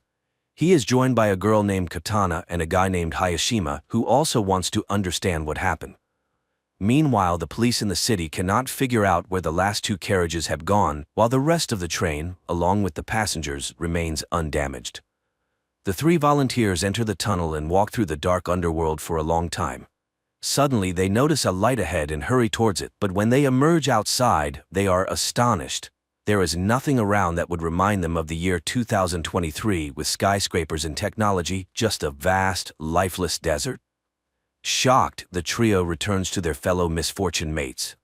Initially, people do not believe their report, but after Hayashima shows a video recording of the surroundings, they are forced to accept the new reality. After 7 hours, people languish in anticipation of rescuers, when one of the girls, Reni, secretly looks into Hayashima's bag and finds a letter marked with the criminal department's seals, leading her to suspect that the guy's a criminal. Then Reni snatches food from Katana's bag, but, thinking she was seen, discards the package. Hayashima picks it up and carries it to the train, just as Katana discovers the theft. Seeing it in the guy's hands, the passengers accuse him of theft.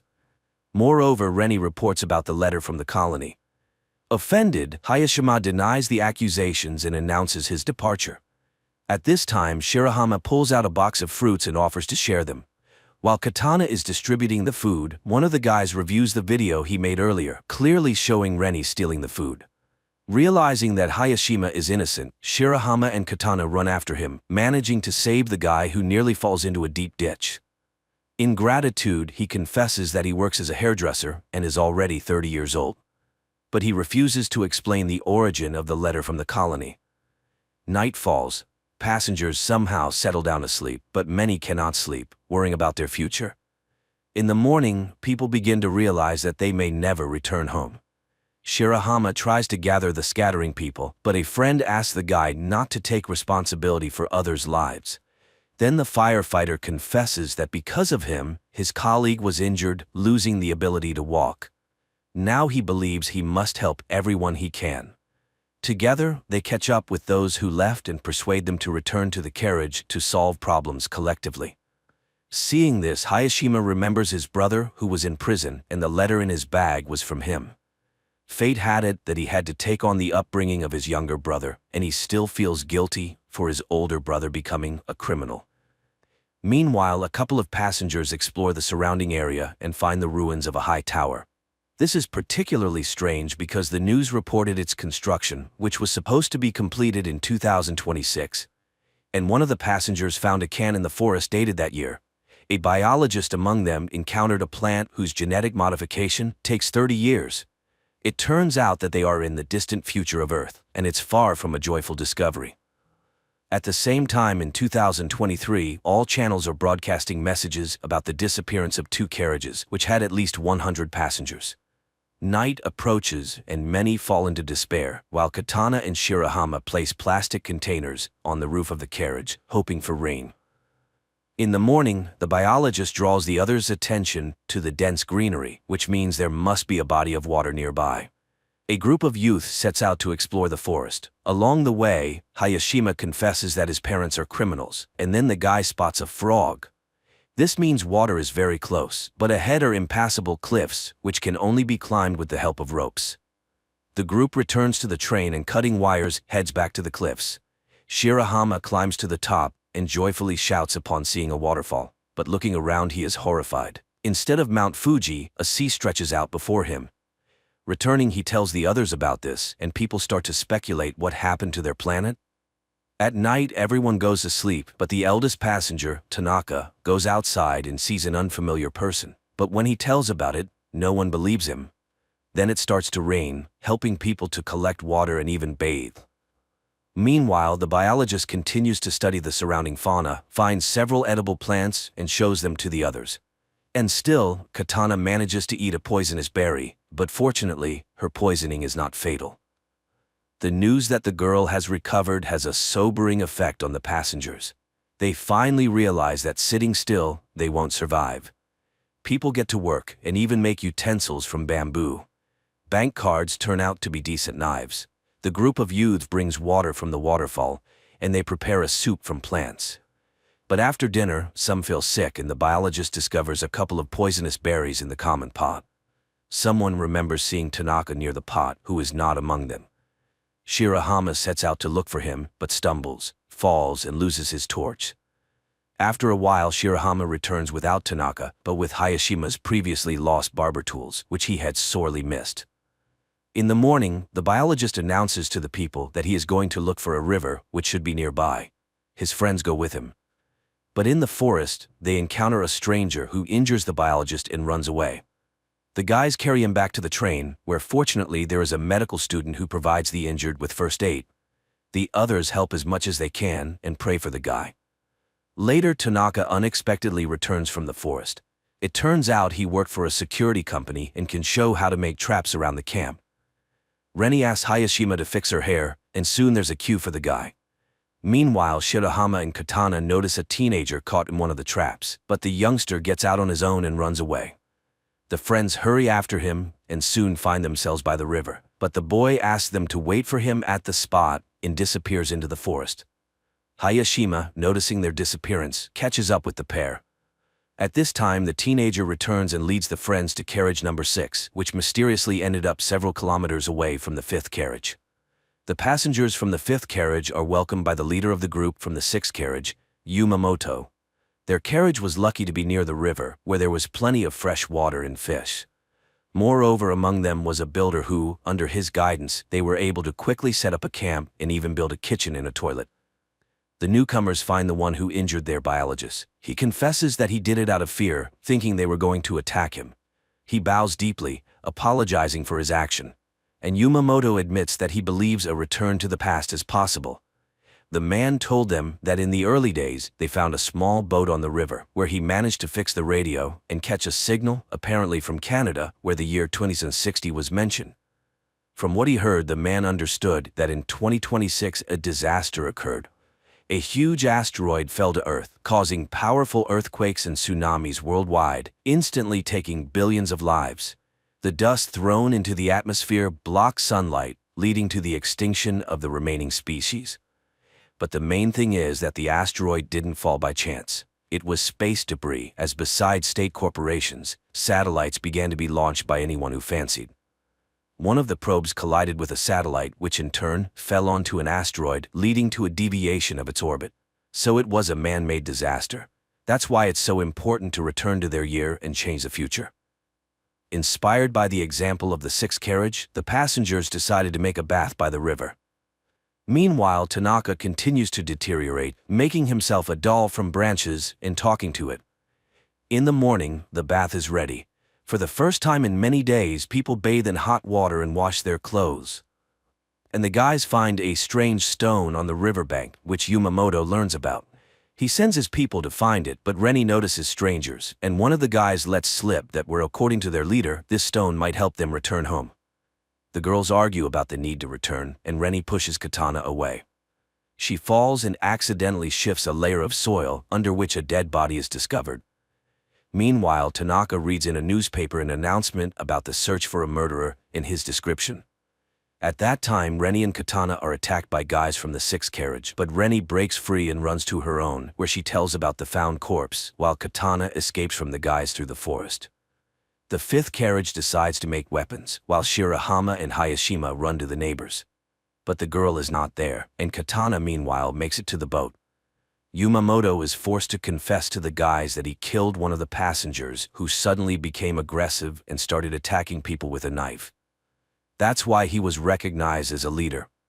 The guys go home, hoping that Katana has returned, but she's not there, and the rest urge to go to the 6th carriage and punish the guilty. And the guys go again to look for the girl. Katana hides in the boat when Yumamoto comes in. He pretends to be calling an unknown station, but the girl sees that the wires are cut. The man discovers her and confesses that he doesn't want to return to the past because he intends to create a new society here. After that, he ties up Katana and locks her in the cabin, where her screams cannot be heard. In the morning, the passengers of the 5th carriage are just about to attack the neighbors when one of the women suggests backing up and looking for a building where they could hide. At this time, guys from the 6th carriage go to the neighbors to scavenge something, but they fall into traps. A fight starts when the rest of the 6th carriage's passengers arrive, and there are more men among them. The fight escalates into a real battle, which is stopped by the appearance of the escaped Katana, who accuses Yumamoto of lying. He is forced to admit to the deception, but he just wanted to keep people's spirits up. However, the passengers decide to exile the former leader. Before leaving, the man hands over a journal from the ship, which contains information about the tower that could help them return to the past. Meanwhile, those who went to search for the building reach the tower and find glowing asteroid fragments there. And in 2023, scientist Ray, after reviewing the video surveillance camera recordings, discovers that a wormhole appeared in the tunnel at the moment of the disappearance of 2 carriages, which apparently was the result of a distortion in the space-time continuum. The passengers study the journal found by Yumamoto and learn the exact date of the disaster. Moreover, they have an asteroid fragment that possesses a phenomenal magnetic charge. One of the passengers remembers how on the day of their departure, he saw something in the sky resembling a falling star. In the past, Ray, analyzing the same event, concludes that it was the flare from a supernova explosion. In the future, there's also an expert who explains that supernovas occur in space when a star reaches the end of its life cycle and explodes, releasing a massive amount of energy. Apparently, this created the temporal rift into which both carriages fell. It means they need to open this wormhole again. In the evening, a strong storm begins, forcing people to seek more reliable shelter than the carriage. Tanaka opens the rear doors leading into the tunnel. Unexpectedly, a strong gust snatches his doll and sucks it into the wormhole caused by the hurricane. But as soon as the storm subsides, the wormhole disappears. And in 2023, scientists find Tanaka's doll. Passengers in the future conclude that to summon the wormhole, they need a powerful energy source, for which they start looking for remnants of power lines. Digging up each post, the passengers find an electrical substation where somehow working equipment is preserved. They redirect enough electricity into the tunnel to stabilize the wormhole with the onset of the next storm, enough to return to the past. The storm starts at night, supported by the power of the substation. The wormhole opens, and everyone enters the carriage except Tanaka, who refused to return. The carriage is swallowed by the hole and races somewhere in space and time until its doors are opened by security service employees who say they have arrived on May 1, 2026, which means there are only a few months left before the asteroid falls. After going through quarantine procedures, the passengers tell the officials, presenting as evidence fragments of the meteorite and unusual plants from the future. Only the officials don't believe the stories about the upcoming apocalypse. Later, the internet buzzes about the incident. The time travelers find fans, which helps maintain interest in the traveler's story about the upcoming end of the world. Meanwhile, scientist Ray becomes convinced that the travelers are telling the truth, as he has also tracked the asteroid. One of the passengers posts an appeal on the internet telling ordinary people about the impending danger, and a passenger who held a high position in the government before the trip makes her way to the Minister of Defense. She listens to her former colleague and reports that the government believed them and is already preparing to launch a missile capable of altering the asteroid's trajectory to pass by Earth. Time passes, and the day of the catastrophe is about to dawn. The travelers decide to gather together on the platform to find out whether it was possible to avert the disaster, and if not, to perish together. But the military successfully completes their task and changes the meteorite's trajectory, saving humanity from total extinction. quite an unusual series where various theories about the impending doom of humanity are mixed. And the finale of the story is very relevant, emphasizing that life on Earth is the result of the actions of each living being, and the future of the planet is a collective human responsibility.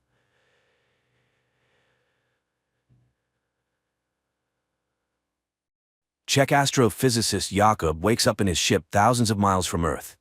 His day starts with a call from the flight curator and close friend Peter. Today, the people of Earth want to communicate with the hero. The head of the Czech space program, Tuma, greets the brave pilot as he has been on a solo flight for 189 days already. The thing is, for 4 years, a mysterious cosmic phenomenon, which has been named Chopra's cloud, has been observed from Earth. To study its origin and composition, Jakob was sent to Jupiter. In just a few days, he will be able to take samples, which may help unravel the mysteries of the universe. The captain is asked questions, and suddenly a girl sympathizes with him, as he is the loneliest person in the universe. But Jakob assures her that it is not so. Yes, he is 500 million kilometers away from Earth, but nearly half the distance has been covered and he will soon return home. Moreover, his beloved wife Lenka constantly supports him, with whom he is in direct contact through the latest quantum communication system, which is faster than the speed of light. So Jakob does not suffer from loneliness. TV takes a commercial break where a cheerful Jakob praises the products of a generous sponsor. But the astronaut immediately frowns, and it becomes clear that he is a tired man who has not slept for a long time. Meanwhile, on Earth, Lenka records a message to her husband, apologizing for leaving him because she is not needed by him. But the flight curator stops the file from being sent and passes it to Tuma. On the ship, Jakob repairs the toilet again, grumbling at Peter. But the latter is more concerned about the malfunctioning cameras. He also notices the astronaut's tired look and advises him to get some sleep. Jakob asks to contact Lenka because she somehow does not respond to his calls, and he promises to find out the reason. The man begins training when Tuma reviews his wife's message. The woman sincerely worries for the family and does not intend to pass this message to Jakob. Lenka is packing her things at this time and does not respond to her husband's messages. Distressed, Jakob drowns his sorrows in sweets and tries to sleep, watching the approaching Chopra's cloud. At night, noises from the malfunctioning toilet keep him from sleeping. He gets up unrested and even more tired, and looking at himself in the mirror, suddenly notices strange movement under his skin and tentacles protrude from his mouth. Jakob is horrified, trying to pull something out of himself, and wakes up. He starts the day on the treadmill, then prepares to equip the apparatus for sample collection. Half of the ship's cameras are out of order, and no one understands why. The thought of Lenka, who still does not make contact, disturbs him. And one day Jakob suddenly hears an unfamiliar voice offering help, but Peter hears nothing of the sort. True, there is a chance that Jakob intercepted the transmission of the Korean mission, which started after the Czech one, but the language was not Korean at all. Later, the friend informs that Lenka went to her mother's, so she will contact her husband when she returns. Jakob calms down a bit and continues his work. He inspects the compartments and suddenly sees a huge hairy spider in one of them. He closes the doors to the compartment and contacts Peter. But precisely in this part of the station, the camera has long been broken and he can see nothing. Jakob opens the doors, but the spider has not gone anywhere. Moreover, it starts a conversation, stating that it did not intend to scare the human. Then the astronaut locks himself in the airlock and informs Peter that he wants to decontaminate the ship. He gets into a spacesuit, says the password that triggers the system, and the surrounding space is filled with disinfecting foam, the color of which reminds him of a summer morning in the field where he and Lenka walked. But then the cleaning is over and Jakob emerges from the airlock. However, the spider hasn't gone anywhere. It informs him that the strange bath arranged for it by the human did not harm it and suggests removing the spacesuit. It is not dangerous. Jakob reaches out to it, but the spider dodges. Such is not the custom in its tribe, so it's better for the human not to do this. It is an explorer too who accidentally found Earth. It studied life on the planet for 3,158 years and even learned Earth's languages, but never understood the essence of the human soul. And when it met Jakob, it felt his loneliness and came here. Unable to accept what was happening, the astronaut hides in the sleeping compartment, but he immediately starts to vividly see and hear his wife. Jakob moves to the station's room, where Lenka appears before him again. It turns out the spider is broadcasting the human's memories because it is very interested in these strange feelings. And it wants to help him overcome emotional difficulties since his companion is leaving. Jakob tries to refuse the help, but the spider does not believe him. Meanwhile, on Earth, Lenka arrives at her mother's because she is pregnant and cannot be alone. Nearby is a boarding house where pregnant women live together, and she decides to stay there for a while. The mother does not understand her, as one cannot leave her husband right now. At the station, the spider asks the astronaut to give it some of his food, and he treats it to nut paste, the taste of which reminds it of its lost home. Its planet was destroyed by an enemy attack, and it fled and wandered through space for a long time. At this time on Earth, Tuma goes to Lenka. The woman is convinced that the wife cannot leave her husband right now. After all, she knew he was a very peculiar person. These qualities help him stay alone for many days, but Lenka is pregnant and suffers from loneliness. The spider tells the astronaut that Chopra's cloud consists of particles that contain wisdom. It cannot say how old it is, but everything has a beginning and an end, even the universe. The spider shows Jakob his first date with Lenka when she suggested they always follow each other, and he agreed. And he does not understand why make promises that you cannot keep, but Jakob has no answer. Later, he asks the spider to save some nut paste, and it reluctantly gives back the can. At this time on Earth, Lenka confesses to her mother that, although it is hard to raise a child alone, she is ready for it. And she will tell her daughter that she loved her father very much at first, but was mistaken. And at the station, Jakob suddenly wonders about the spider's name and suggests naming the creature Hanus. His father told him about a master who lived in ancient times, who created astronomical clocks, for which the king ordered him to be blinded.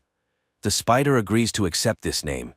Later, the astronaut plays music from the opera Mermaid and explains what it is. The spider immediately demonstrates his date with his wife when she appeared before him in a naiad costume, but the man does not want to remember this. At night, Jakob again has nightmares, this time related to his father, who was a communist and died because of his beliefs. But the spider comforts its friend. There is no need to worry about the past, as the universe is as it should be.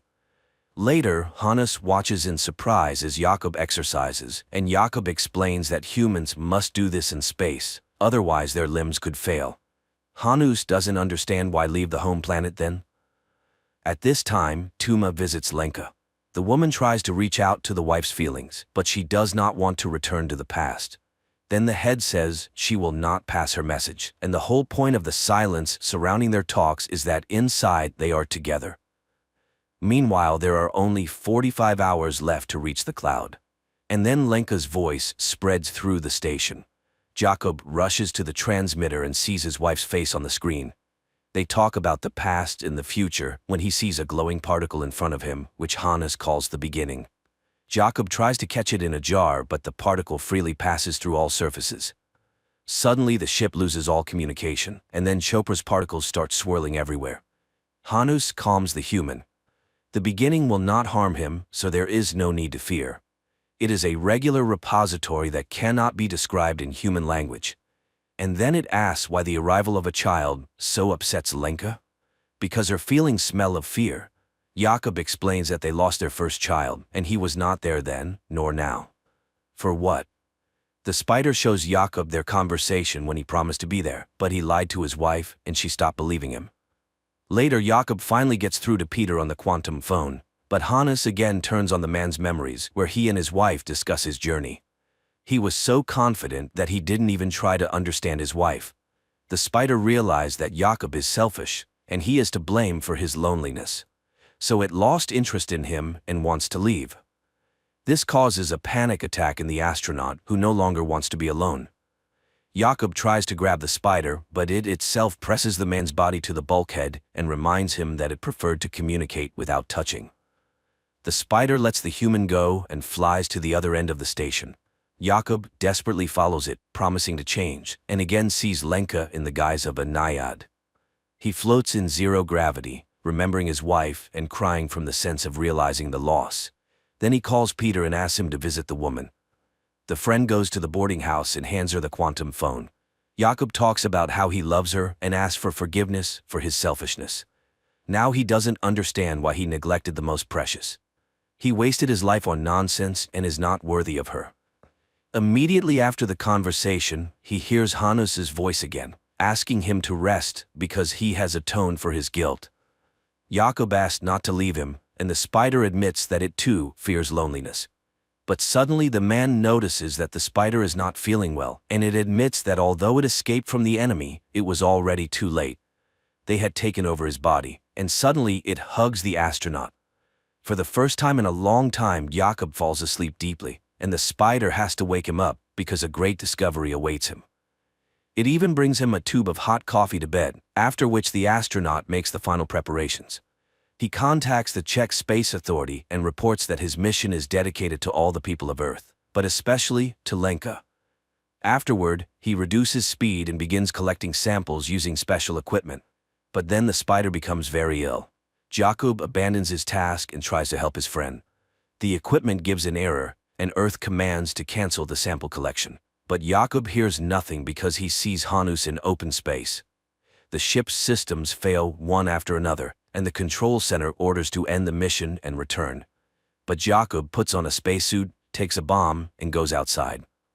Peter can't understand what's happening and pleads with his friend to return to the ship. However, using the explosion to catch up with the spider, Jakob holds it. Hanus thanks him, but it's all in vain. Soon the enemies will consume him, and Jakob, looking at the surrounding space, remembers the day he almost drowned. Then his father saved him, and now he forgives all his father's sins, and forgives himself.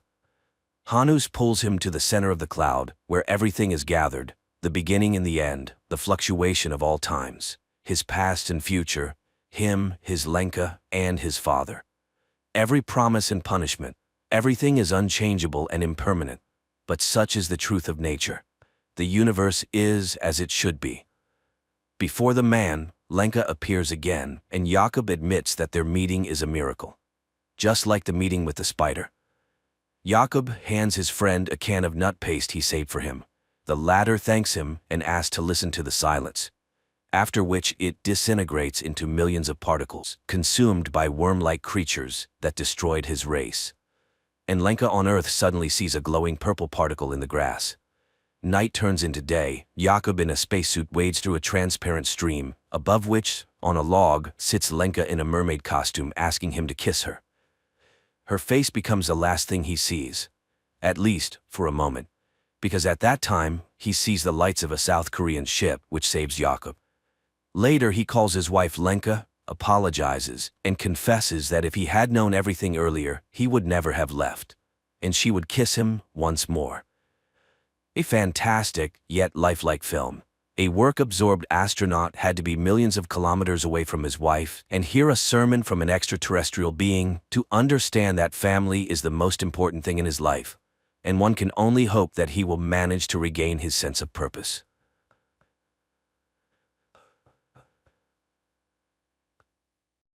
In 2025, aliens occupy Earth and first enclose cities with 300-meter walls to limit human movement. Welcome to day 348 of our occupation. If there is no struggle, there is no progress.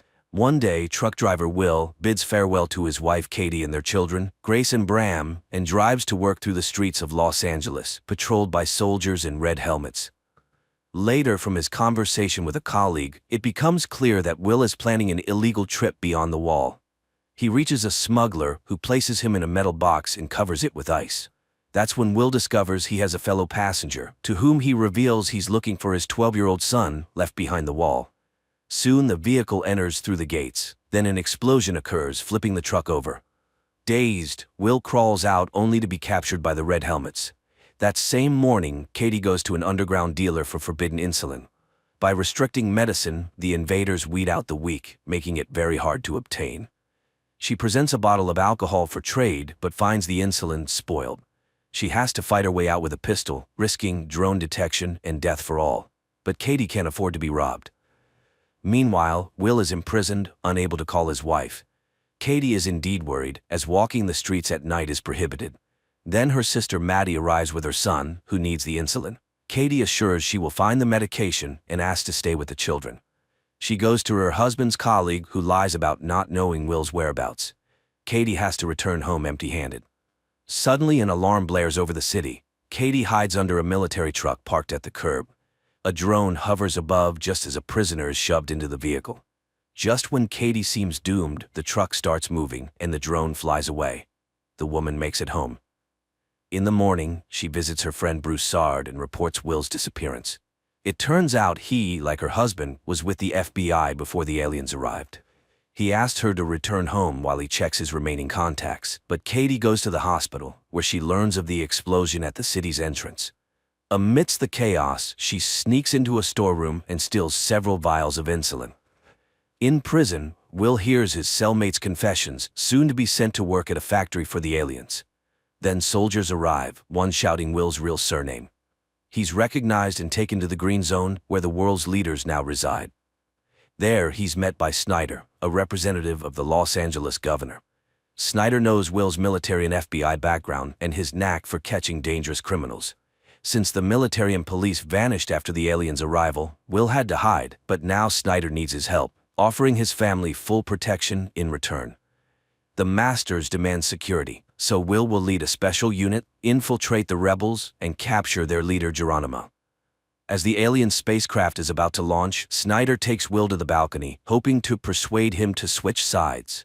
If he refuses, his family will be sent to the factory. At night, the Red Helmets bring Will home, frightening his family, but he reassures them, explaining he was just in an accident. However, Katie realizes her husband is lying. Hearing he went to look for Charlie, she cries, but the news of Snyder's proposal enrages her. She would never become the wife of a traitor. In the morning, the family is woken up by the smell of bacon, and upon entering the kitchen, they find Snyder there. He has prepared breakfast and even brewed coffee, which is now impossible to find. As he eats, he lists all the benefits of their new status: security, a personal tutor for the children, good food and work. Moreover, the aliens allow the couple to reopen their old bar. However, Will is only willing to agree in exchange for the return of his son, who is in another block. Snyder promises to consider this option. The next morning, Katie arrives at an unassuming house where members of the resistance, whom she informs that the occupiers have hired her husband to find them, await her. The following morning, Will goes to work, quickly realizing that Snyder deceived him. Instead of becoming the commander of a special unit, he is subordinated to Phyllis, who assigns him to find the guy who planted an explosive device at the city entrance. He is partnered with Beau, an old policeman. Meanwhile, Katie arrives at her bar and finds her lost son's belongings. Broussard interrupts her cleaning, wanting to know what the police have found out about the explosion at the customs, but Will has just started his job and has no information yet. Meanwhile, Will and Beau approach the house where the girlfriend of the wanted criminal lives, and by deception, they force him to run out the back door. The agent catches up with him when suddenly a drone appears. Will fearlessly looks directly into the lens, and it instantly disappears. The police bring the detainee to the station, where Will's arrested colleague is found. The man begs Phyllis to release him as his informant, but she refuses. Then Will goes to his trailer, but his family is no longer there because the woman and child are entering his house at that moment.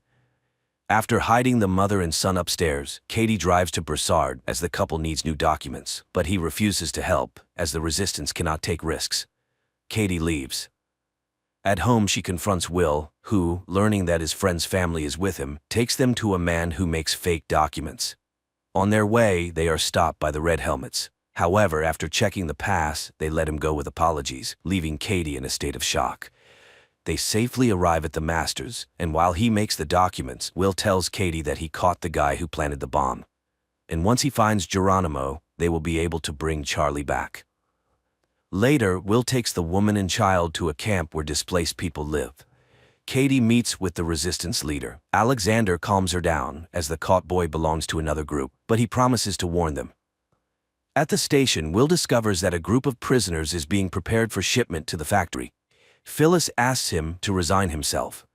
During the arrival, the city's entire defense was destroyed in 8 hours.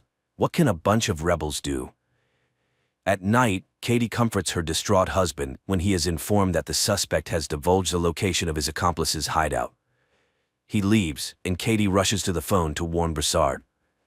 Meanwhile, the prisoners are brought to the location, forced to strip, disinfected, and then redressed.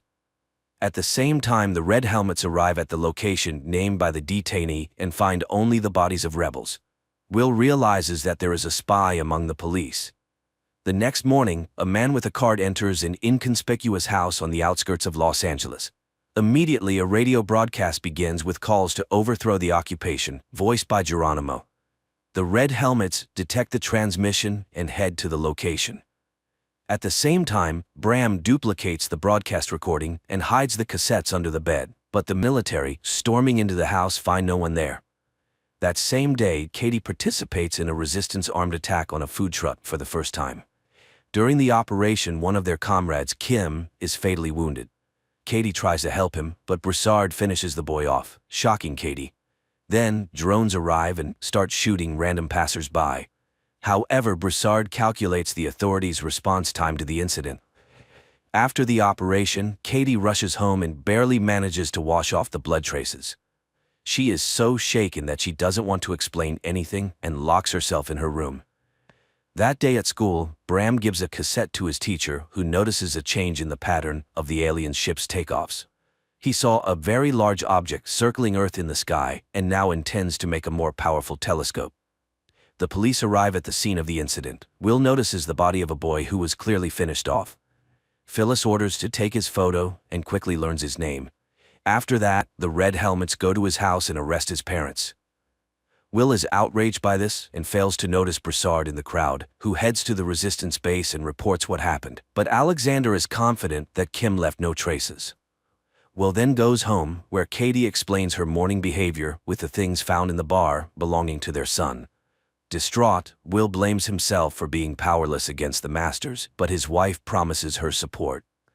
Later, Katie goes to meet Broussard. He justifies his actions as saving Kim from torture, but now she needs to extract everything her husband learned during the investigation from him. At the same time, Bram's friend asks for his help and leads the boy to an underground tunnel beneath the wall, where her brother slipped and injured his leg. It turns out their father worked there before the arrival, and now they use the tunnel to get beyond the wall. Will and Bo go to a cultural center, listed among the places visited by the deceased Kim, and find a rebel weapons cache. At the same time, Bram's friends tell him they'd been going to the other side for 6 months to get food, as there's no one beyond the wall. Alexander learns about the lost weapons and asks Broussard to warn Katie about the inadmissibility of her husband's actions. He fulfills this request, but Katie is more concerned about her family's safety. Nevertheless, in the evening, she opens the bar to visitors. Suddenly, in the midst of the festivities, Snyder walks in. The man congratulates everyone on the opening of the establishment and then explains to Will that by revitalizing such places, the masters allow people to safely release tension. Hearing this, Katie becomes furious, thinking they've sold out to the aliens for the sake of getting their son back. But Will is convinced that by continuing to work for Snyder, he will be able to find Charlie. Later, he speaks with Bo again about the spy. However, the former policeman, who has faced betrayal, doesn't believe in such a possibility. Meanwhile, Katie tells Broussard that the quick finding of the Resistance's premises is explained by a huge database in a woman who knows how to use it. She's ready to reveal her name if Will remains unharmed. Broussard swears to this. The next day, a squad of Red Helmets bursts into the school. The military brutally arrest a teacher and beat a student. Returning to the base, one of them removes his helmet, revealing himself to be Broussard. Later, he explains to Alexander that he learned the duty schedule of the Red Helmets. Now they have a chance to be in the right place at the right time. That same day, Phyllis shows Will information about the Los Angeles rebels. If they unite and go on the offensive, the entire block will be cleaned out. She hopes Will understands what this means for him and his family and counts on his loyalty. Meanwhile, Katie takes the children for a walk with Lindsay, the governess appointed by the authorities, and turns on the streetlight, sending a prearranged signal. The sound of breaking glass is heard. The woman counts to 10, then pulls out a fire extinguisher. Only after extinguishing the fire does she call emergency services. The Red Helmets in Will arrive. He is outraged to find that his house is being searched, but such is the protocol. Katie is asked to go to Phyllis for interrogation. She promises the family enhanced security. Moreover, the neighbors are warned that if something happens to them, they will be held responsible. Katie is shocked, as now they will be feared.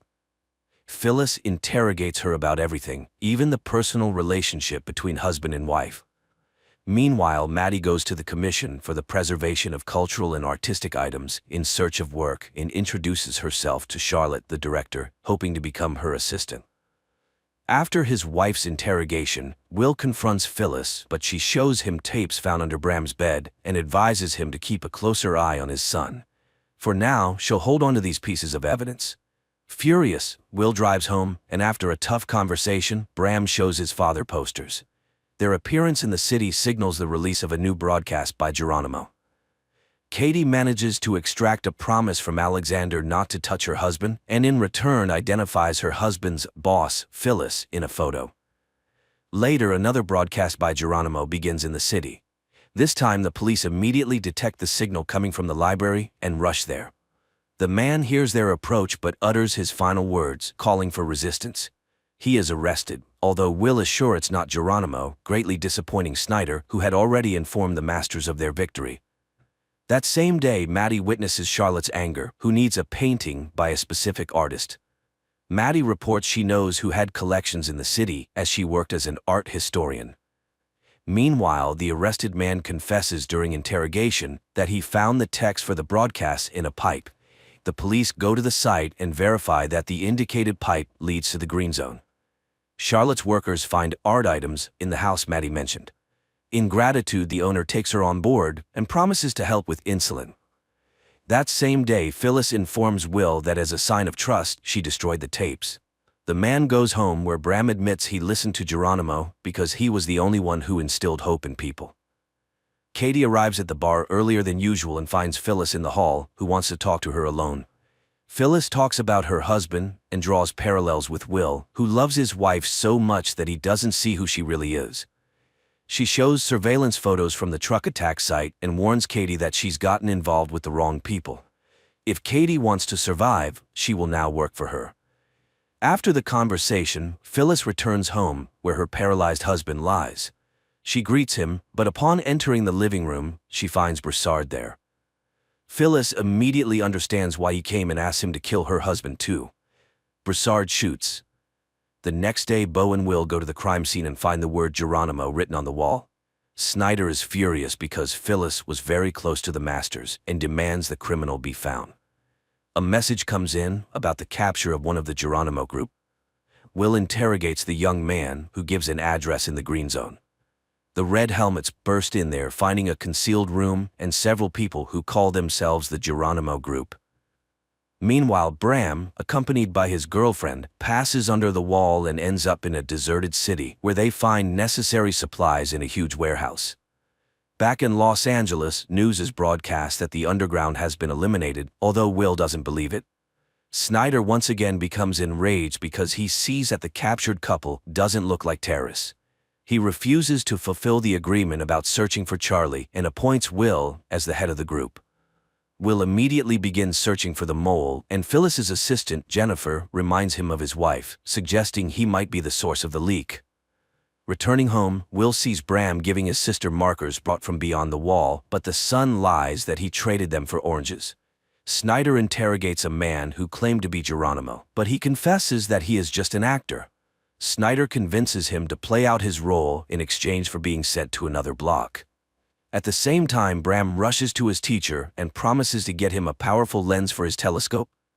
Will, secretly from his wife, searches the bar but finds nothing incriminating except for a book he doesn't recognize. The trial of Geronimo is broadcast on all channels, featuring relatives of the terrorism victims, and a scaffold for execution is erected in the square. The actor plays his role, believing Snyder's promises to eradicate terrorism. He realizes he's been deceived only when he finds himself on the scaffold, but can do nothing about it. Immediately after the execution, Snyder invites Will to join him, promising to show him something unusual. At the same time, Alexander's group prepares for a new attack, with Katie among the rebels. On the way, Will expresses his outrage to Snyder, who achieved nothing by executing the actor, but Snyder reminds him of the need to pacify the population and that he's bought time to search for the real Geronimo. Snyder's car moves through the city, guarded by a group of red helmets, including Broussard. At one of the turns, a decoy road worker sends them on a detour, and when the convoy slows down, Broussard shoots his colleagues. Snyder tries to run, but Will locks the doors as the car is armored. Rebels, disguised in red helmets uniforms, shoot at the car and manage to pull the door off, but Will shoots from inside and still gets Snyder out of the fire. Drones appear, but the rebels manage to escape. Will leads Snyder into the bar where Katie arrives at the same time. Snyder is hysterical, but Will cannot guarantee protection by his own means. Katie asks Will in private not to risk himself for such a worthless person, but Will cannot leave a person without help. Realizing that the phone doesn't work, he goes outside to a payphone to call for backup. Meanwhile, Alexander, learning about Will's role in saving Snyder, is furious, but then Katie communicates via radio that the traitor is in the bar. She returns to Snyder and keeps the conversation going to lower his guard. He boasts about being a professor of economics, which earned him a high position. He mentions there are 7 more colonies, but he doesn't know what happens beyond them. Will returns, announcing that he has managed to call for reinforcement and it's on its way. Katie bandages Will's wound, and he confesses that Geronimo is a collective image, not one person. Katie asks not to interfere with Snyder's killing, but Will reminds her that another will take his place.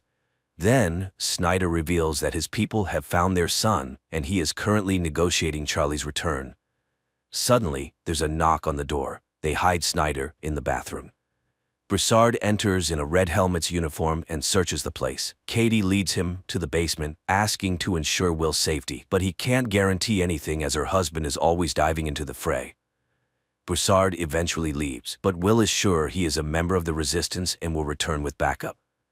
They barricade the doors with Snyder, who again mentions Charlie, infuriating Katie as she's tired of his blackmail. Meanwhile, the rebels try to break into the bar, but fail. A frightened Snyder tells Will that the masters have tested virtually every person, thus filtering out those they don't need, but he has never seen the aliens himself. As the rebels continue to press, Will orders Katie to hide, readying himself to defend Snyder. Then a smoke grenade is thrown in, and the militants storm in. Will opens fire. When one of the rebels finds Will, Katie shoots him, but Broussard aims at her, and her husband forces her to drop the weapon. The rebel herds them into the basement and leaves. However, Will finds a machine gun and chases after him, but by the time he gets upstairs, everyone is gone. Then, the real red helmets arrive and pull Snyder from the closet where Will had hidden him. In the evening, Will tries to reassure Katie, explaining that Snyder's tribunal was just a farce. There is no people's hero, and those who attacked them have no relation to Geronimo. Meanwhile, Alexander concludes that Katie is a double agent, simply leading them on. Meanwhile, Maddie starts a relationship with Charlotte's husband, Nolan, who is the leader of the New Age Preacher Church. At the same time, Will identifies Broussard by photo, having seen him among the attackers, and receives an order to find and arrest him. The Red Helmets head to his address, but when they begin to storm the house, it explodes. Will questions Broussard's squadmates, and one mentions a distinctive feature, a tattoo on the chest, which Will recognizes as a Special Forces sign. Broussard infiltrates a restricted area, where he steals the corpse of a dark-skinned man of similar age and build. Along with Alexander, they place it in a car and burn it. Throughout, the leader convinces Broussard of Katie's betrayal. Later, the police find a burnt car with a charred body inside, matching the description of the bar attacker, but Will once again doubts everything. Katie tries to contact the underground, but can't manage to do so. Finally, she finds an encrypted message with the name of a meeting place, where a car with Broussard at the wheel awaits her. Meanwhile, Will's assistant Jennifer finds in the database 14 people with Broussard's face, and he realizes that Broussard is not just a military man, but a former FBI agent. Broussard takes Kate out of the city and asks her difficult questions, as she shot one of her own, but Katie reminds him that she laid out one main condition from the start: her family must be untouchable. She joined the fight and served the cause faithfully. He doubts her loyalty. She leaves, unwilling to continue the conversation. Broussard goes to one of the resistance members, Rachel, and tells her about Alexander's order to eliminate Katie and how he couldn't go through with it. Will arrives at Snyder's in the Green Zone and reports that Broussard is called something entirely different, and he's very skilled in his field, but he'll definitely find him. In response, Snyder gives him an envelope containing a recent photo of Charlie. Will brings it to Katie, and through tears she asks her husband to rid themselves of Snyder's control. He promises to do so when he is ready. Meanwhile, Charlotte learns about Maddie and Nolan's relationship and threatens to fire her. Nolan decides to remind his wife of her place and offers Maddie to become his assistant. The police receive new information, with which Will goes home. He shows his wife a photo of Broussard and tells her that his fingerprints were found in their bar. This means he was there before. Katie says she doesn't know him, but Will shows her photos of his victims, and she recalls that he indeed visited them and said he lived in his mother's house and was fixing it. Jennifer immediately finds Broussard's mother's house through receipts from construction stores. Rachel comes to Katie, confessing that Broussard indeed killed many, but it's part of the resistance. Katie reminds her that she almost became one of his victims, but Rachel reminds her that Broussard didn't carry out that order. Then Katie calls Broussard and warns him that Will has figured him out. The Red Helmets go to Broussard's mother's house, but it's empty. The abandoned tools make it clear he received a warning. Will calls out to a neighbor who turns out to be Alexander, and he says he hasn't seen his neighbor. Will leaves but then stops. On Broussard's table lies the same book as in his wife's bar. Will's partner ends up at a factory where people often get sick and die. It turns out the factories are built on the moon. Will shows his children a photo of Charlie and admits he only started working for the government to get him back. That morning, the governor of the Los Angeles block arrives at Snyder's to inform him that the chief minister of the Pacific region is coming for an inspection. He assures everything is going well, but the woman is very doubtful. Katie goes to Rachel and learns that her underage sons are also in the resistance. She is stunned by the woman's courage, but still announces her departure from the group, fearing for her family. Rachel promises her support. Alexander calls Will and declares that his wife is the mole leaking information to the rebels. He sets up a meeting place. Will goes there. He immediately recognizes Broussard's neighbor, who confesses that he is the head of the cell and is willing to betray everyone for the right to leave the block. Meanwhile, Broussard meets with the leader of the youth cell of the rebels, from whom he receives information about the arrival of an important person. Will returns to Beau and tells him everything. Later he goes to Snyder and conveys Alexander's conditions. Snyder demands a personal meeting. In the evening, Katie returns to the topic of Charlie. If Snyder knows where he is, why can't he bring him back? But the conversation shifts to the meeting with Alexander. He reveals he is ready to betray the entire cell, and Katie immediately leaves for the bar, signaling Broussard along the way. Bram and his teacher observe the moon and notice changes in its surface. It seems that's where the alien mines and warehouses are located. That evening, Broussard comes to the bar, where Katie tells him about the leader's betrayal. He immediately goes to Alexander and starts asking questions, but Alexander demands he stop all communication with Katie and prepares for a new operation. The next day, Will takes Snyder to the meeting place with Alexander, who confesses he just wants to survive. He needs a universal pass to travel between blocks. In exchange, he gives a list of the group led by Broussard and admits they are planning an operation to eliminate the minister. He will set up a meeting for Broussard where the police will arrest him. Afterward, Will take him beyond the wall and give him the pass. Later, Broussard arrives at the designated place in the market. Rachel and Katie are also there, and upon spotting the Red Helmets, Katie immediately warns Broussard. A rebel throws firecrackers, causing panic, and people scatter as the military opens fire. Rachel dies, and Broussard escapes. Will goes to Alexander's house, which is under police guard, and announces the cancellation of the deal with Snyder. He is ready to let him run, but Snyder starts talking about Katie signing his death warrant. Will shoots the traitor and blames it all on Broussard. At night, people see Rachel's hanged family, and Katie promises Broussard her support. Will lets his wife know he's aware of her participation in the resistance. The following night, a spontaneous uprising occurs during which several Red Helmets die. Beau asserts that people's patience has run out. Will informs Snyder that he has information about a new rebel cell located beyond the wall. Apparently, there exists an unknown passage to the authorities. He asks for permission to let them go beyond the wall and check. Snyder agrees but assigns them a guard. Meanwhile, Broussard and Katie go to the leader of the youth cell, who proposed a joint attack on the minister. Everything is to happen in the subway, now used only by the masters. Will and Beau, having gone beyond the wall, climb a skyscraper and survey the entire city. They then simulate an attack on themselves. While their guard tries to figure out what happened, their commander finds a map supposedly lost by the attackers.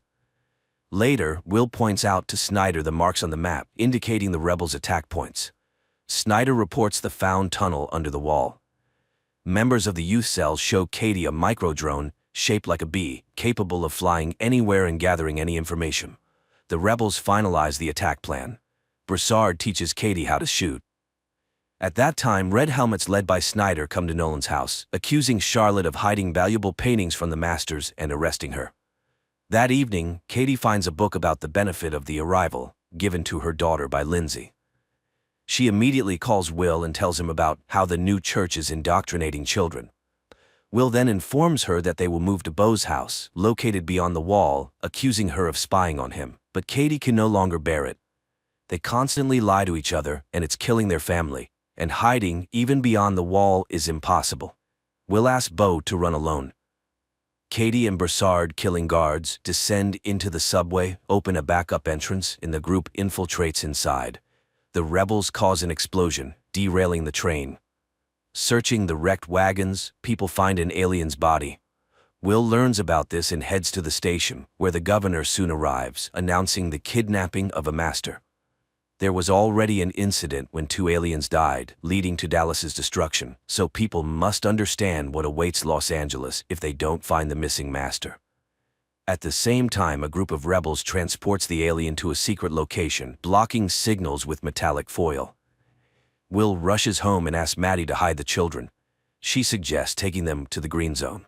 He tries to find Katie, and Bram gives him a secret number his mother received the day before.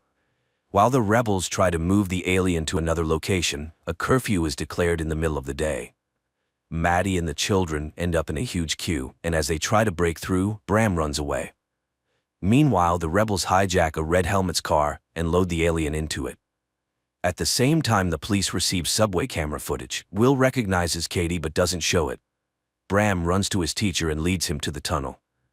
Meanwhile, the group that kidnapped the alien moves through the city in a police car and witnesses a house being shot to intimidate residents. Snyder is removed from his position, but the governor can do nothing.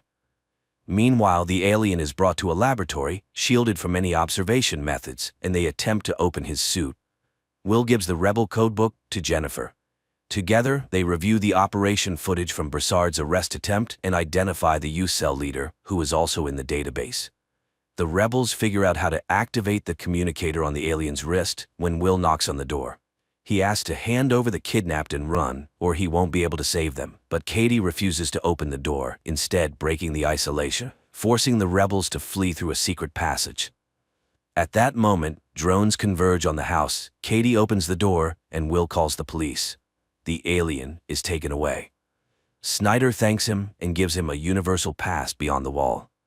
Simultaneously, Bram and the teacher descend into the tunnel and are caught by the police. Snyder is taken away by the patrol. Will goes beyond the wall to find his son, and Katie returns to an empty house. This concludes the first season.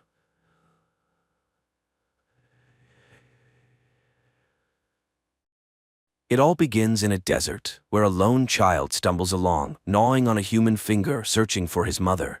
A few miles away, a car drives down a road that abruptly ends in the middle of the desert. The man driving the car steps out and continues on foot. Wyndham is a photographer who came here to capture the solar eclipse. After taking a few photos and noticing that the day is coming to an end, he tries to return to his car but unexpectedly encounters a boy who seems lost and frightened. Wyndham is ready to help, but the boy doesn't seem to want it. He points in the direction where he lost his parents and walks away. Trying to help the boy find his way home, Wyndham follows him, but the boy rudely refuses his support and leaves. The man is left alone in the darkness, with no way to return to civilization. Wyndham lies down to sleep on the ground, but struggles to do so, reliving the day's events in his mind. Suddenly, he hears strange sounds. He follows the noise and soon finds stakes with ropes strung between them, from which hang bottles that produce a melodious chime in the desert. Before him is a large canyon, at the bottom of which stands a wooden house, around which a woman is wandering, singing a song. Wyndham asks for help, but she enters the house, as if not hearing his pleas. He finds an iron ladder leading down and begins to descend. However, the ladder only reaches halfway down the canyon, and from there, it's just an ordinary rope ladder. Wyndham overcomes both and approaches the house. He knocks persistently at the door, but receives no answer. So, Wyndham opens the door himself and enters. The woman, standing at the stove, greets him calmly, as if she had been expecting his arrival. She offers him dinner, and although he refuses, she serves him some soup and places it before him on the table. Wyndham is grateful for her hospitality, but continues to ask questions about how to leave this strange place. He tells her about the boy he met and asks for water. The woman, named Alina, suggests that he rest until morning, and Wyndham gratefully accepts her care. He lies down in the bed she points out, observing as Alina tidies herself and notes that she is young and beautiful.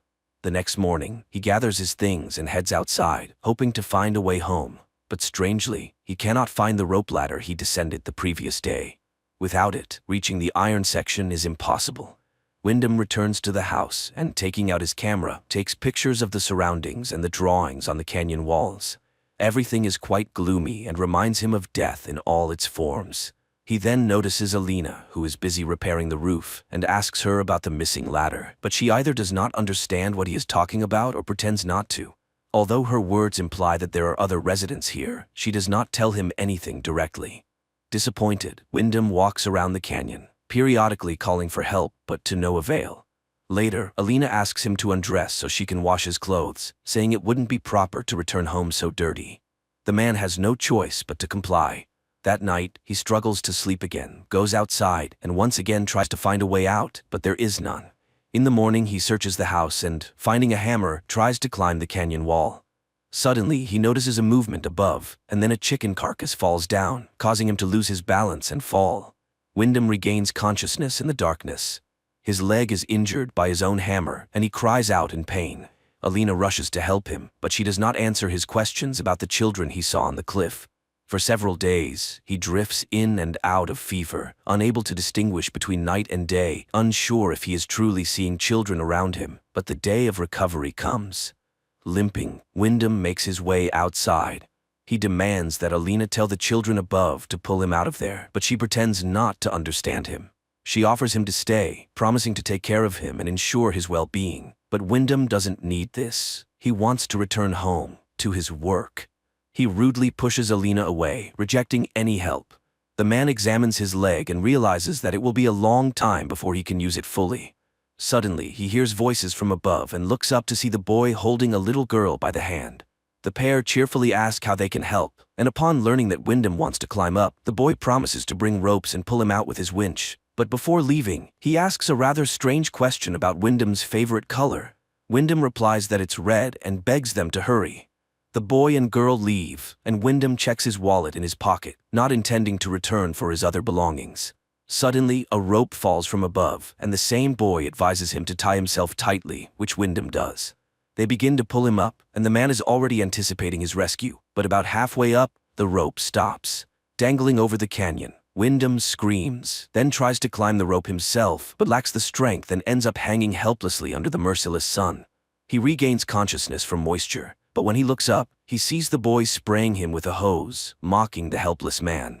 Several other children appear on the cliff, ranging from very young to older teens. They are all dressed in clothes obviously taken from other people and behave inappropriately. Taunting Wyndham, they start swinging the rope, causing him to crash into the canyon walls, instinctively calling out for help from Alina.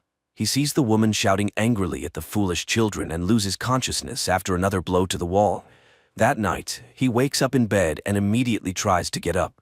Alina doesn't understand where he is headed, but Wyndham is willing to do anything to escape. The woman explains that the children are homeless, gathered in the desert together, surviving as best they can. Neither of them notices that while they talk, the children stand on the cliff, watching the house's windows burn. The next day, Wyndham watches as Alina releases a bird, envying its ability to fly. The woman brings him a spare set of clothes from somewhere, and although he didn't ask for them, he is touched by her care. Time passes. One day, Wyndham plants a small garden at the bottom of the canyon. Occasionally, the children bring them various items, food and drinks, which surprises Wyndham since there are no stores around. He doesn't understand their behavior. First, they feed him, then they mock him, but Alina accepts it all as normal. The man becomes more involved in the household, marveling at Alina's quiet demeanor. One night, he tries to ask her questions, which are interrupted by cries from the yard. Alina advises Wyndham not to go outside when the children behave like that, but he rushes out into the night and sees the boys, dressed in outlandish clothes, gathered around the house. They start taunting him, pushing and beating him, but suddenly disappear into the night. Wyndham demands answers from Alina, Who are these children? Why do they live here? And why does she stay in this horrible place? But the woman remains calm, not admitting that she is a prisoner. That evening, she comes to Wyndham. The man, starved for female attention, eagerly welcomes her. Time passes, and the first sprouts appear in Wyndham's garden. One day, the boy in the cap calls to him from above. He is friendly and promises to bring some soda. Wyndham returns to his plants and unexpectedly finds a wedding ring and car keys buried in the sand. That evening, Alina shows him a portrait of a woman. Calling her the first mother, she confesses that she is expecting his child. Stunned, Wyndham can't believe his ears. He never wanted to have children here, especially with a woman he barely knows. He yells at Alina, but he has no choice but to accept it. The next morning, he finds his garden destroyed by local birds, but Alina willingly helps him replant, which earns his gratitude. Gradually, life in the house falls into some semblance of order. Alina runs the household, and Wyndham exercises, working on his leg. One day, the boy in the cap visits again. He is very curious and asks Wyndham many questions. Wyndham asks him to help Alina, as she is going to have a child, and they will need a doctor. The man asks the boy to bring some rope and something heavy to use as a counterweight. He plans to climb out and take them to the city, where he can take care of the woman and the boy. The boy promises to do everything when everyone is asleep or gone, but then one of the older boys appears and takes him away. Later, Wyndham tells Alina that the boy wants to study, that he is smart, different from the others, and wants to live differently. The man wants to help him, and help her too, but Alina reacts strangely. She tries to find out exactly what Wyndham is missing here. When he mentions freedom, Alina is puzzled. After all, no one forbids him from doing anything here. Isn't that freedom? Then the man tells her about the outside world, remembering the ocean and a cheeseburger. Alina doesn't know what that is, so Wyndham explains what the dish consists of. The woman admits that her mother used to say that mirages live outside. But here, in the desert, everything is real. Wyndham takes out his camera and shows her the photos he took on the day he ended up here. But what impresses the woman is not the solar eclipse, but a random shot in the car with music playing in the background. At night, he has nightmares about the terrifying faces of the children mocking someone. In the morning, he hears Alina's terrible scream from the yard, and rushing outside, he sees the boy in the cap crucified over the canyon on wires. The savages stand on the cliff, laughing. The woman suddenly declares that brothers wouldn't do such a thing. She accuses Wyndham of killing her son and strikes him on the head with a board. When he comes to, Wyndham finds himself in a cage. Despite his pleas and begging, Alina has no intention of letting him go. She feeds him like an animal, and her children come to watch his suffering. One day, he sees a girl standing on the cliff. She is clearly not from here. Wyndham catches her attention, though he is terrified to shout, fearing to wake Alina. Whispering, he begs the girl to call for help.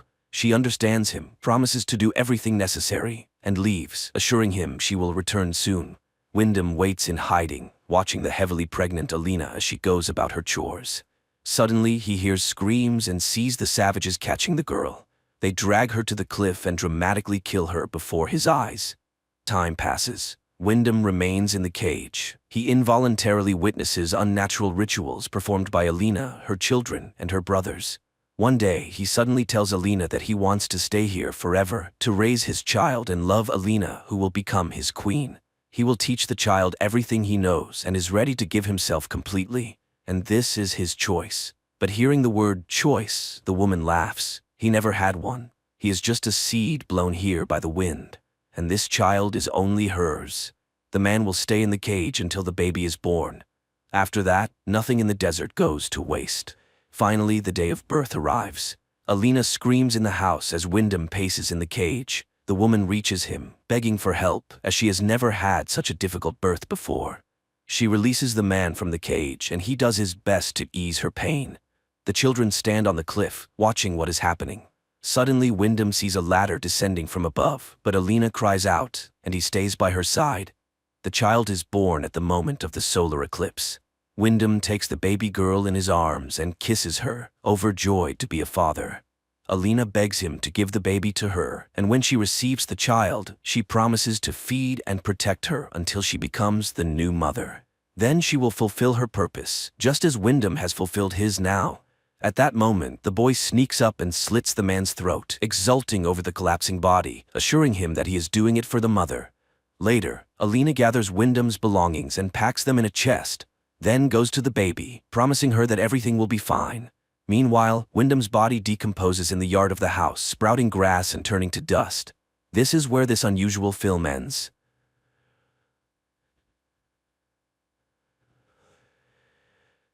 Choi, a young promising guy, goes for an interview at a large corporation. On the way, he contacts his fiancée, who wishes him good luck. And then, suddenly, right before his eyes, a man crossing the street gets hit by a car and flies right under Choi's feet. The guy tries to help him, but the poor man dies in Choi's arms. This shocks Choi so much that he can't even answer basic questions during the interview. And, naturally, he's turned down for the job. He spends the next 7 years searching for work, working as a laborer, waiter, and taxi driver to pay off his debts while his friends gain experience and create families. He sends out thousands of resumes, goes to interviews, and believes he'll find a good job. But time passes, and nothing changes. One day, he goes for an interview at the same corporation as 7 years ago. After reading his resume, listing various odd jobs, the manager notes the guy's persistence, numerous certificates, and licenses he's obtained. Choi leaves the interview hopeful, but then he's told that his investments have completely burned down. In a fit of despair, he rushes to the investor to confront him and ends up breaking his doors. The neighbors call the police, but it's too late. Choi voluntarily handed his money to a scammer. Distraught, he walks to his fiancée's house and sees her being dropped off by a man in a luxurious car. She notices Choi and offers him money for the time being. Upset, Choi asks his fiancée to forget him, as she shouldn't tie her life to such a failure, and he goes home. He finds all his belongings at the doorstep, as the apartment owner evicted him for non-payment. In the morning, he receives a message rejecting him from the job at the corporation. This finally drives Choi insane. He climbs to the rooftop, realizing that his life went awry on the day the man hit by the car died in his arms. Choi is no longer afraid of death. He takes a step forward and falls, and on the ledge, his phone rings, displaying his mother's name. Choi regains consciousness and darkness. Confused, he removes the blindfold and finds himself in a chair inside an airplane. An unknown face is displayed in the monitor. Suddenly, a girl appears, reading his last note. She announces that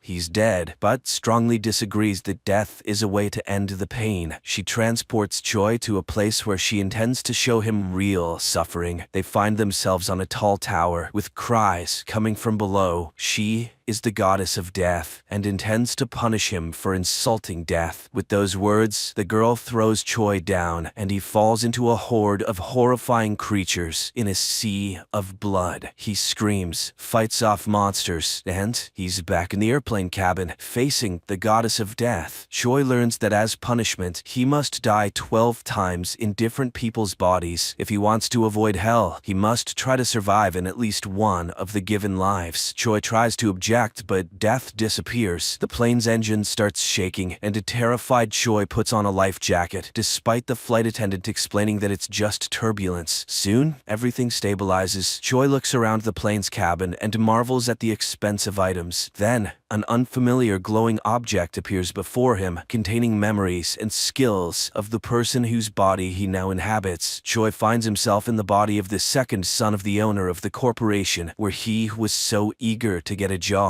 The guy realizes he can continue his life with all this wealth and agrees to live on. However, the plane's engine explodes. Choi manages to reach his seat and fastens his seatbelt as the flight attendant is carried away into a gap. The plane explodes and Choi dies in the flames. But immediately he's reborn in a vast dark space, facing a glowing door leading to hell. Death sits at a table, loading a gun with bullets that will kill him each time, allowing him to transfer to another body. The glowing stone he saw will provide him with memories and abilities of the person whose body he enters. Choi doesn't understand the rules of this game. How can he survive if all the other deaths are just as inexorable? But Death believes it's his problem now. If he doesn't survive, he'll end up in the hell she intends to show him. Choi sees a burning space filled with cries and pain, and cries himself for not understanding his guilt. And then Steph confesses his guilt is that he arrived at death before she came to him, but he still has a chance not to go to hell. Death shoots, and Choi finds himself falling from a great height as a man. At first he pleads for help, but then the glowing stone appears, and Choi realizes his new body is that of an extreme sportsman, agreed to make a parachuteless jump into a specially made net, televised worldwide. If he succeeds, the sponsor will pay him a huge sum. The glowing object penetrates Choi,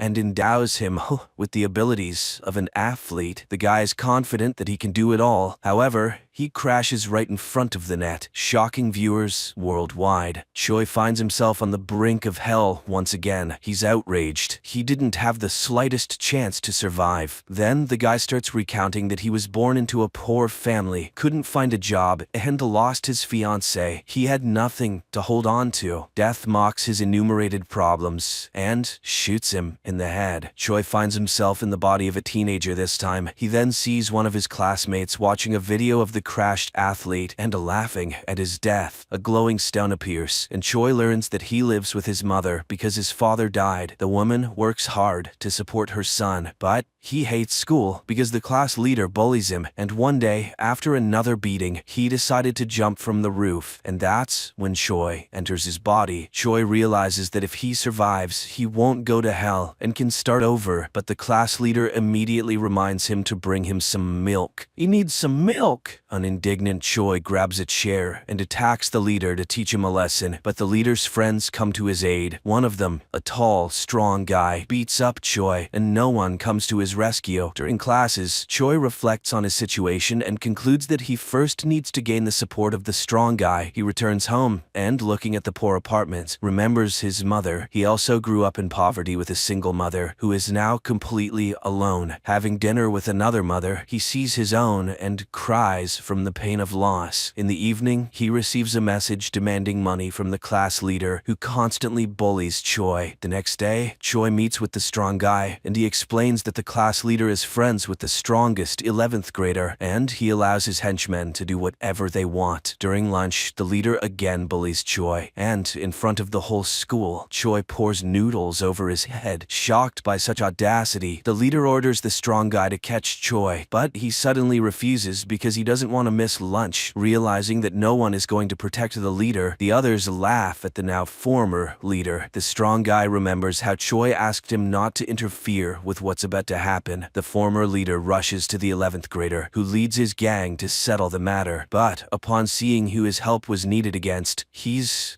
puzzled. Can't a schoolboy handle a little classmate on his own? Then why is he in his gang? The embarrassed former leader tries to attack Choi, but the strong guy steps in. The power of the foolish schoolboy has come to an end, and even his girlfriend prefers someone else now. Choi starts running to get stronger because he needs to be strong. And then, one evening, the former leader attacks him and kills him with a stone. Choi wakes up again on the brink of hell. He gets shot in the forehead and is reborn in a new body. He finds himself tied to a chair with a sack over his head. They torture him with water and then remove the bag, demanding to know where the girl and the money are. And when a hammer is raised above him, a glowing stone appears. Choi learns that he's in the body of a hitman. He once fell in love with the boss's girl, who asked him to help her escape. He hid the girl and the 10 billion won he stole from the boss and put in a secure place, but he got caught by the boss, and now the guy breaks free and attacks the thugs himself. He manages to turn off the lights and defeat the gang. Choi decides to find the stolen money, which he will use to start a new life. He opens the door and finds himself in a moving truck. Choi gets out on a motorcycle while the chase ensues. They corner him on a bridge, where he uses all of his skills to escape, causing a massive accident. Choi races through the night city on his motorcycle, but the pursuit doesn't let up. Then he enters a shopping mall, jumps into an elevator, and closes the doors before the pursuers can reach him. And when they finally catch up with him on the roof, he jumps straight into a pool. The boss orders to find the lucky guy, and he arrives at the pier, where a girl rushes into his arms, and when he tells her that the money is in the boat with lanterns, she shoots him. Choi finds himself at the gates of hell with a laughing death. But Choi is not so simple, because he didn't reveal the exact location of the money. In the next life, he hopes to find it. The guy dies and ends up in a prison cell. His friends warn him to behave well, or the murderer, a psychopath, will finish him off just 4 days before his release. Then, the psychopath enters this cell, and Choi recognizes him as the class leader who bullied classmates. Unable to contain himself, Choi attacks him. Other inmates drag him away, and then a glowing stone appears. Choi's new body is that of a guy who dreamed of becoming an MMA fighter, but his mother got into debt, and the guy agreed to commit a crime for someone else's money. The fighter was still a minor, so he got a suspended sentence for running over a pedestrian. However, during the trial, the victim died, and the guy received a real 2-year sentence. When the real culprit's lawyer came to him, the fighter threatened to expose him and demanded more money, and now Choi is trying to get the schoolboy to admit that he's not a scary psycho murderer, but a pathetic teenage killer. The inmates, outraged by such lies, beat up the murderer. One day, during work in the workshop, a tragic accident occurs. While the guards take away the injured, the others arm themselves and, stating that Choi won't leave the prison alive, attack him. But the future champion of MMA scatters the attackers. At night, he catches the schoolboy making a shank, and to punish him, he pretends to see dead people, and now the victim of the schoolboy is standing behind him, saying that he will forever haunt his killer. The former, very gullible class leader experiences a mental breakdown. The day of release arrives. Choi meets the lawyer of the real culprit, who brings him additional money, but suddenly the guy refuses them because he intends to live honestly from now on. Later, he goes to the pier and finds the 10 billion won hidden by his past self. He brings them to a rented apartment and makes plans for the future. At night, he dreams of his mother and wakes up in tears. And then, he receives a call from the mother of his new body. Choi promises to come. He divides the money into 2 parts, preparing one for the new mother, and hides the other in a storage room at the station. Choi goes to the area where the fighter lived. He is attacked by a man with a knife, and Choi doesn't understand who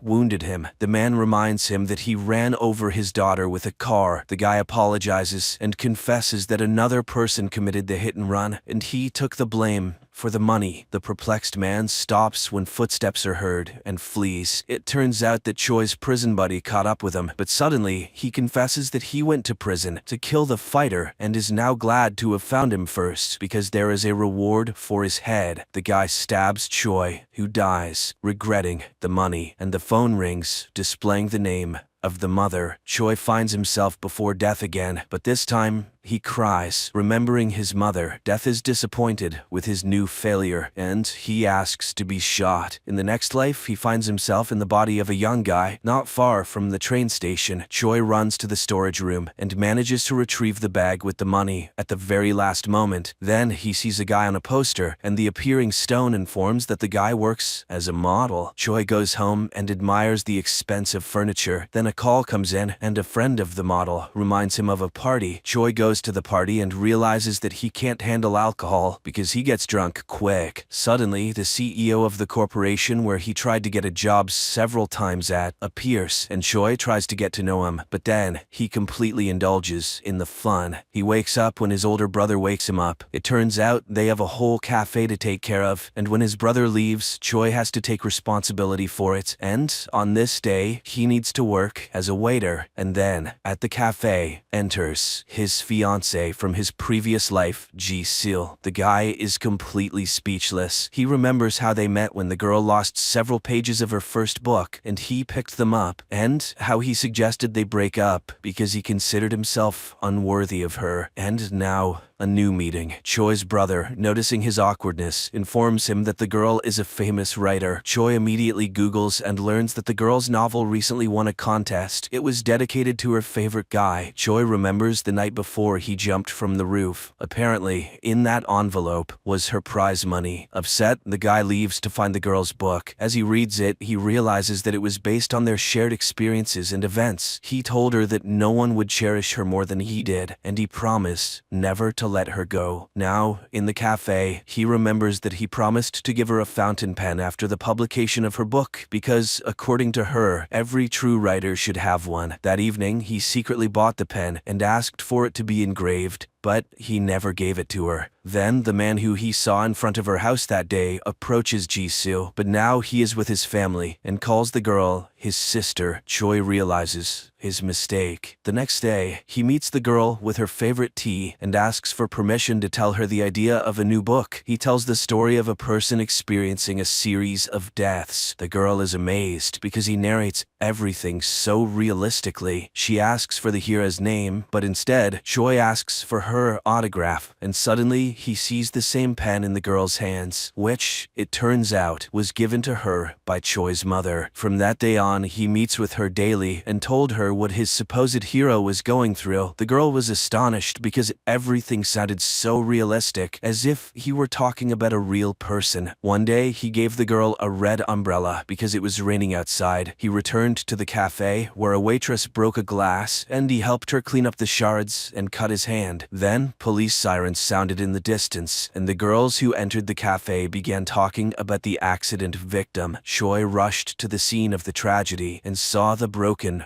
red umbrella. He started shouting when he saw Jisoo standing across the street. The girl saw all of this and stayed to bandage his hand and talk. She understood that the guy was scared for someone dear. After all, she behaved the same way when she learned about her beloved's death. As a farewell, she says that she won't come anymore because his stories reminded her of her loss. Later, she goes to Choi's burial place and cries in front of his photograph, and Choi himself watches this from the sidelines. After waiting for the girl to leave, he approaches the shelf with urns, where Choi's mother finds him. He hears her crying and cries himself, trying to beg for forgiveness. Later, he writes a letter to Choi's mother, supposedly from Choi's friend, and puts it in the bag with the money, and gives it to the woman. The next day, he meets Jisoo and tells her the continuation of his story. She finds it amazing, and she allows him to accompany her home. On the way, she hopes that his story will end well because she feels sorry for the main character. He remembers how once she introduced him to her colleagues, not caring that he was a waiter, as she considered him hardworking and handsome. She meant everything to him, but he never told her that. He thought she would cope with his death, and now he wants to apologize for not understanding her properly and admits that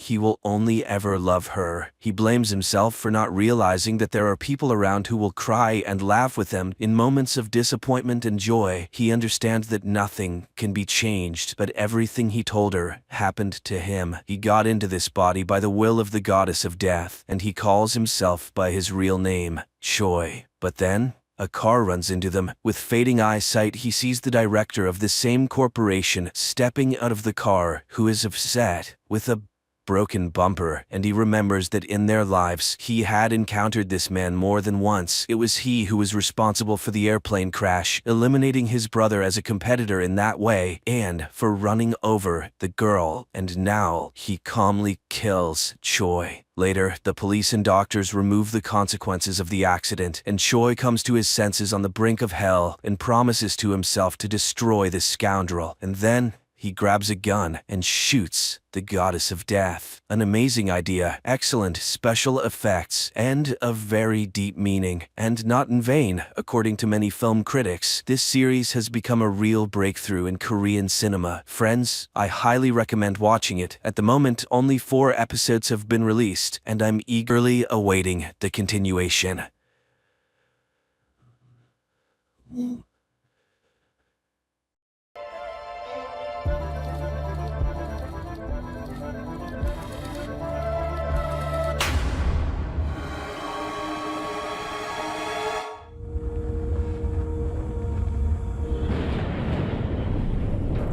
One day, the ruler of the Murakami province receives a warning from a neighboring feudal lord who has decided to seize a mountain to build a castle there. However, Lord Murakami orders the messenger to be killed and prepares to defend the village. Sometime later, the mountain is besieged by the neighbor's army, confident in victory and mocking the lord, whose face is hidden behind a mask. He sends his soldiers into battle, but the small group led by the Lord standing before them extends their hands forward, and the entire army falls, destroyed by an unknown weapon that literally pierces their bodies.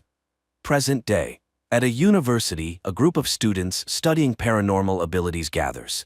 One of them, Yoji Minami Maru, nicknamed Nanmaru, possesses a small supernatural power, the ability to create tiny holes in everything, which he demonstrates on a stack of paper.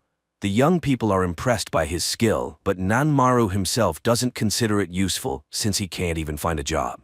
Just then he receives a summons from Professor Murakami and heads to the Department of History and Folklore, where he meets lecturer Emi, who is worried about the professor's absence. Murakami had gone on a research trip and disappeared.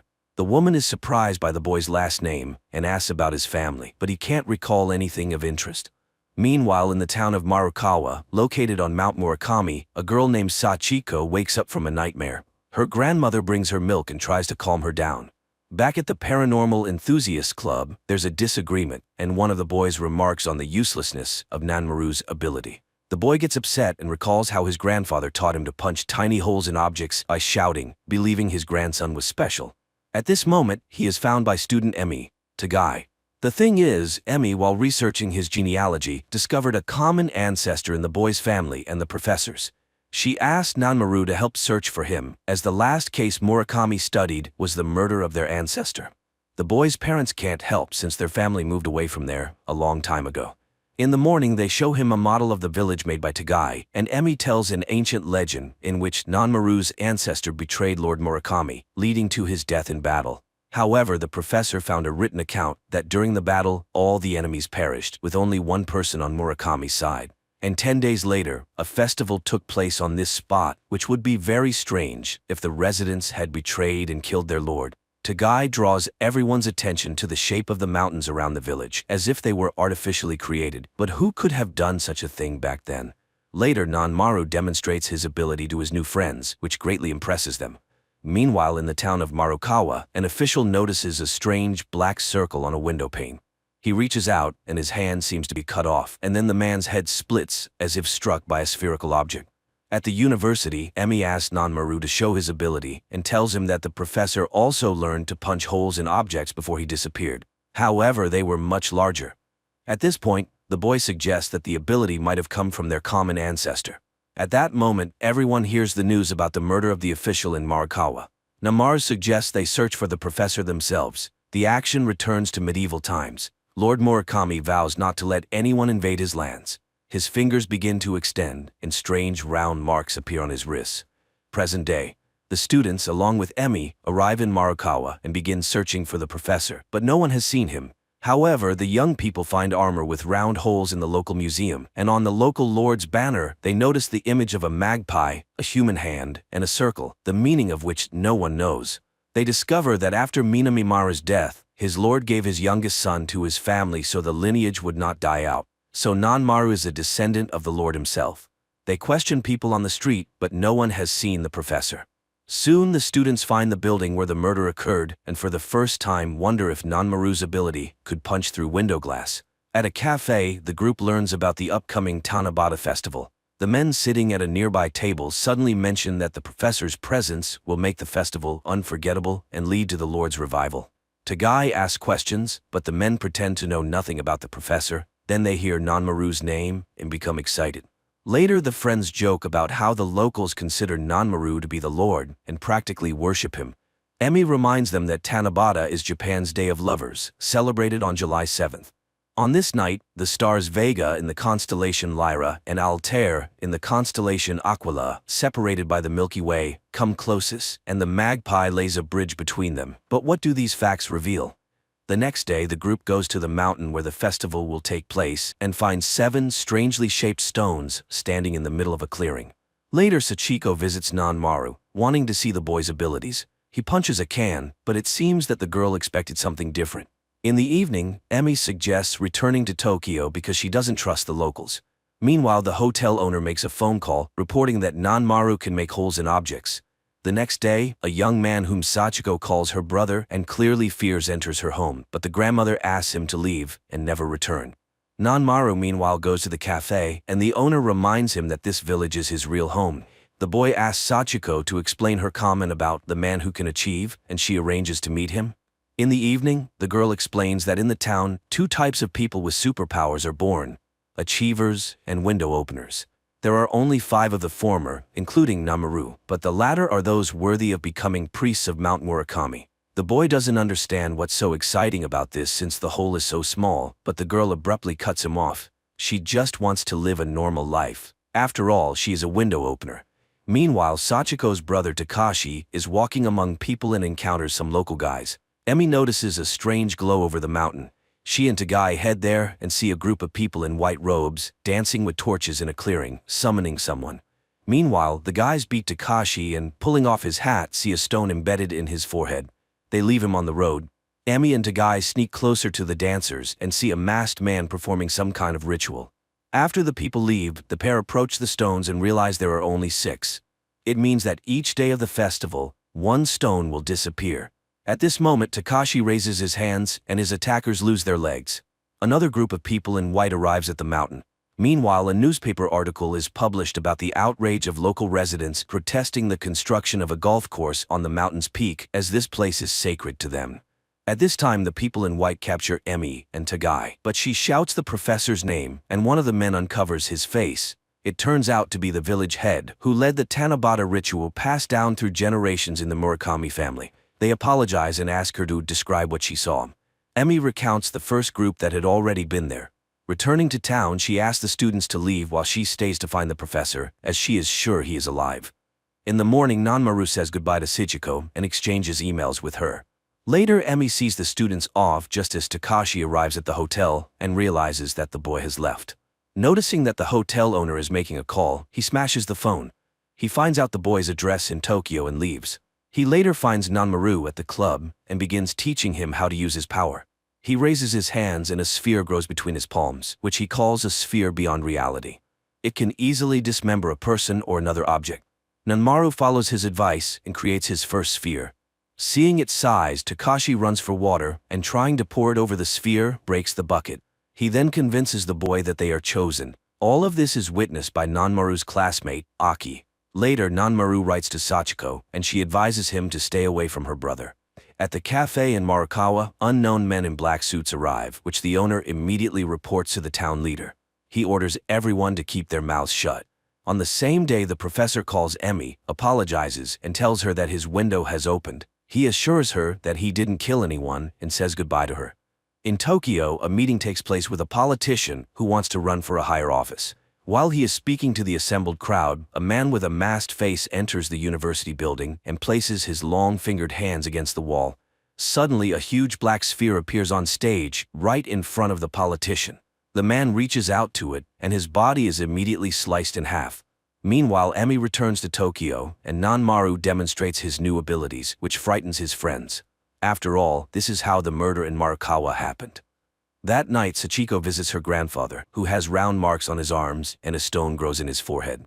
Meanwhile, the person who ordered the politician's murder, known as the Baron, watches the footage of the event and praises his subordinate for coming up with such a way to dispose of an undesirable person, but the murder in Marakawa was unnecessary. Therefore, he needs someone more obedient. That morning, Takashi comes to Nanmaru again to suggest that he participate in a project to train people in superpowers. A significant number of people attend this paid seminar. Under Takashi's guidance, Nanmaru demonstrates his power by smashing a metal statue. This causes unprecedented excitement among the audience. Nanmaru himself is delighted with the fee he received, unaware that Takashi and his accomplice, host Yokihara, earned hundreds of times more. The guys discuss Nanmaru's foolishness, not noticing that Aki is recording their conversation. That evening, the Baron is informed that one of the achievers lives in Tokyo. Meanwhile, Nanmaru notices a strange growth on his forehead. At the same time, Emi continues studying the professor's papers and suddenly seems to see him. Murakami reminds her that Tanabata was first celebrated on April 29th, and so it has always been, but it's already May now. Emi rushes to check the records and realizes that the dates have changed. In the Western Gregorian calendar, they coincide, including the very first, but this calendar was only introduced in 1582, and only in Catholic countries. But how could it have appeared in Marakawa? Meanwhile, Nanmaru continues participating in seminars, supposedly teaching people superpowers. The boy tries to explain that not everyone can do this, but no one believes him. Then Aki lets him listen to the recording she made. Nanmaru refuses to participate in the seminars, explaining that his power is not meant for deceit. Meanwhile, in Marakawa, Sachiko meets a masked man at her mother's grave, whom she calls Lord Yoriyuki Murakami. At the evening gathering, the town leader reports to Sachiko's grandfather about a group of outsiders looking for achievers in their town. He reminds them of the rules: no one should know the village's secret. The next day, Yoriyuki is brought to the Baron. The achiever demands that the village be left alone, but the Baron claps his hands and 4 armed men run out of the neighboring rooms. However, Yoriyuki is much faster, and all fall with pierced heads. He agrees to work temporarily for the Baron and removes the mask from his face. The Baron is horrified to see a completely inhuman face. Meanwhile, Nanmaru continues to look for a job where he could properly use his power. Suddenly, he hears calls for help. Passers-by have found a child in a locked car. They locate the mother, but she has lost her keys and cannot open the vehicle. Seeing the boy losing consciousness from the heat, Nanmaru uses his powers to smash the car's window. People are impressed, and the mother thanks the savior. Later, he sees a news report about the incident, but these same shots catch the attention of Takashi in Yokihara. They begin vandalizing the signs of establishments with problems. TV reports about them start to appear, raising social issues. Everyone discusses the unknown boy, whom they nickname Chisel. The police start an investigation. The Baron is displeased with the commotion, but Yoriyuki assures him that he knows who is responsible. Meanwhile, in Marikawa, people believe that Takashi is behind all this. Sachiko's grandfather and the professor ask the girl to go to Tokyo. Following his friend's advice, Nanmaru decides to become a janitor, thinking he could simply destroy the trash. However, the group soon notices that the mark on his forehead grows with each use of his power. One day, Sachiko arrives in Tokyo. She confesses to Emi that the town lied. The professor was there all along. Now he hands his assistant a letter of apology through Sachiko.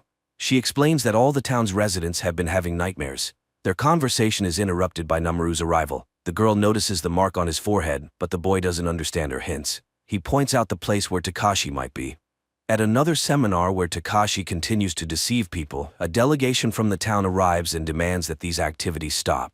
Takashi, pointing at Nanmaru, accuses the boy of wanting to monopolize the gift, and no matter how much Nanmaru yells trying to explain the truth, people don't listen. Then Sachiko steps forward. She accuses her brother of lying and calls him a killer. Takashi raises his hands as if preparing to create a sphere, but at that moment a loud pop is heard and a huge hole appears in the window. Yoriyuki, standing below, calls Takashi to him and the latter runs down. He orders Takashi to stop deceiving people, but the seminar attendees don't want that, so Yoriyuki instantly creates a massive sphere and blows off part of the roof. He explains that no one can develop this gift, even after thousands of years of training, and shows his hands. But upon noticing Nanmaru, he suddenly declares that the boy must be erased. Sachiko shields him with her body, and the blow strikes the ground. Later, the townspeople explain to Nanmaru that Yoriyuki Murakami would have been the ruler of the settlement in ancient times. Now he eliminates disobedient telekinetics. That's why he took Takashi away. Uncontrolled power is a threat to the village's existence. Nanmaru doesn't understand. Hasn't anyone ever used the gift for good? But he is abruptly cut off. Later, Sachiko and Nanmaru have dinner together, and he shows her Tokyo at night. Nanmaru receives his first job order for trash removal. That night, Sachiko asks for permission to stay with him. She explains that the village residents fear the dark side of the gift and shows Nanmaru her back, scarred and disfigured. The girl also shows him a family photo that includes Yoriyuki, who once looked like a normal person and loved her mother. However, according to village customs, the girl was married off to another. Her father couldn't accept that his children exhibited a weak power, constantly harassing his son and forcing him to train. Her mother, tired of the constant strife, asked Yoriyuki, who had become the mountain's priest, for help. He began training Takashi, who eventually created his first sphere. The boy started visiting the priest frequently, which didn't please his father. After gaining his gift, Takashi became aggressive and took out his anger on his little sister. When everyone was on the verge of breaking down, Sachiko began having dreams. One day she overheard an argument between her father and Takashi in the garden and caught her brother standing over her father's bloodied body. Takashi insisted he didn't do it, but their mother expelled him from the house. The grandfather and the village residents covered up the incident. One day her mother went to the mountain, asking the girl to bring Yoriyuki, who had already lost his human form. On the way she talked about her nightmares, but he confessed that everyone saw them. They reached the mountain, where her mother left this world. Afterward, Yoriyuki left the village, only returning when he learned that a developer wanted to desecrate the mountain. Takashi wouldn't have been able to do it, being too small-minded and self-centered. She's glad that Nanmaru sees the gift in a positive light. Meanwhile, the police start investigating the disappearance of their officers. One detective constantly recalls the incident on stage and meets Aki, who insists that the spatial sphere is no mere trick. Suddenly, Nanmaru suggests to his friends that they shut down the project, believing the gift is too great for mere trash removal. Later he goes to see Emmy, who tells him that she found a few strange phrases about the solar years in the professor's letter. She compared the facts and realized that the village used a solar, not a Gregorian, calendar. During the festival, the solstice was always present. Thus, the Tanabata festival lasted 3 days before the solstice, 1 day during it, and 3 days after. Namaru later takes a job with a cleaning company. Meanwhile, Aki suggests that the detective team up with her to investigate the unexplained incidents. That night, Nanmaru has his first nightmare, where he falls into a void. Suddenly he hears Sachiko screaming, begging him not to approach the other side. Ahead he sees an opening door and wakes up. The next day, a car, a boat, and a plane disappear in the city. Aki and the detective track down Yoriyuki, who arrives to meet Takashi and warn him about the danger of opening windows. However, Aki and the detective are caught by the Baron's men. Yoriyuki then demonstrates the disappearance of a prominent politician right at the door of a nearby building. The guards drag in the bound Aki and the detective, but Yoriyuki leaves, not considering them important. Meanwhile, Nanmaru starts work, clearing old items from an office. Suddenly he realizes that these items were precious to someone and have a history. He runs to the roof where the others are working and asks for permission to leave some things in the building. His co-worker agrees and begins asking Nanmaru about his abilities. At that moment, they see a massive sphere floating above the city. The next moment, it bursts and erases several buildings. It turns out Yoriyuki is doing this a few blocks away. Seeing the explosion, people mistake it for a terrorist attack. Panic ensues. Namaru runs with everyone else and suddenly finds himself in a field strewn with the bodies of medieval warriors. But before he can be scared, he returns to his time. Yoriyuki tells Takashi that he will soon put an end to the nightmares. Meanwhile, in the village, Sachiko hears an announcement about the disappearance of 200 people in the destroyed buildings. Her grandmother doesn't believe Yoriyuki did it. After all, he was the protector of the people, but many eyewitnesses saw the massive black sphere and no one else possesses such power. Sachiko asks her mother for help. Namaru continues having nightmares, where Sachiko begs him not to approach the windows or else he will find himself on the other side. The next day, the government declares a quarantine and asks everyone to stay home. Meanwhile, in the village, people discuss the events, not believing that their Yoriyuki could have done such a thing. Meanwhile, the detective regains consciousness and finds that they are in some basement.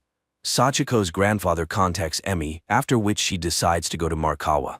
Namaru finds Takashi in his room. He accuses him of killing people, but Takashi explains that Yoriyuki wants to end the nightmares. He suddenly asks the boy to do him a favor and convey his apologies to Sachiko. Namaru admits that his sister doesn't consider him a killer, and that turns out to be the most important thing for him. At the same time, Yoriyuki decides to break off the deal with the Baron and informs his bodyguard. Before leaving, Takashi gives Nanmaru a piece of paper with the address and plan of the place where Aki and the detective are being held. He goes there and arrives just as one of the bodyguards forces the detective to shoot Aki. But then the Baron calls, ordering him to come immediately. Nanmaru distracts the remaining guard by creating a sphere and tries to free the captives. However, there is another guard who points a weapon at him. The detective tries to interfere and the gun falls, wounding the guard. The men struggle and Nanmaru creates a sphere, preparing to send it at the guard. But Aki screams, the boy comes to his senses and he breaks through the wall. He frees the captives and leads them out. Later he notices that the stone in his forehead has grown and realizes that he almost killed someone recently. Meanwhile, Yoriyuki tells the Baron that he needs to experiment with the sphere's precision and flight range. After he leaves, the Baron realizes the danger of the monster and plans to go to the Prime Minister. But at that moment, the city center is engulfed by a giant sphere and a massive hole in the ground appears where the building stood. The next day, all channels broadcast news of the deaths of people in the newly formed craters. The government urges residents to stay home. However, Namaru goes to meet his friends, who are joined by Aki. Namaru recalls Yoriyuki's words about getting rid of the nightmare and promises to go all the way to find out what he meant. Gathering together, the group heads to Markawa, where they are met by Sachiko and a delegation of locals. Namaru recounts Yoriyuki's words about the nightmares, but none of the locals hurry to explain.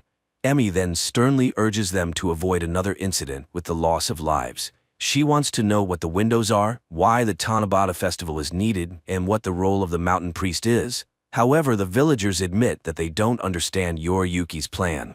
Namaru loses his temper. He respects the town's customs, but the power of the mountain kills. And Yoriyuki is a killer.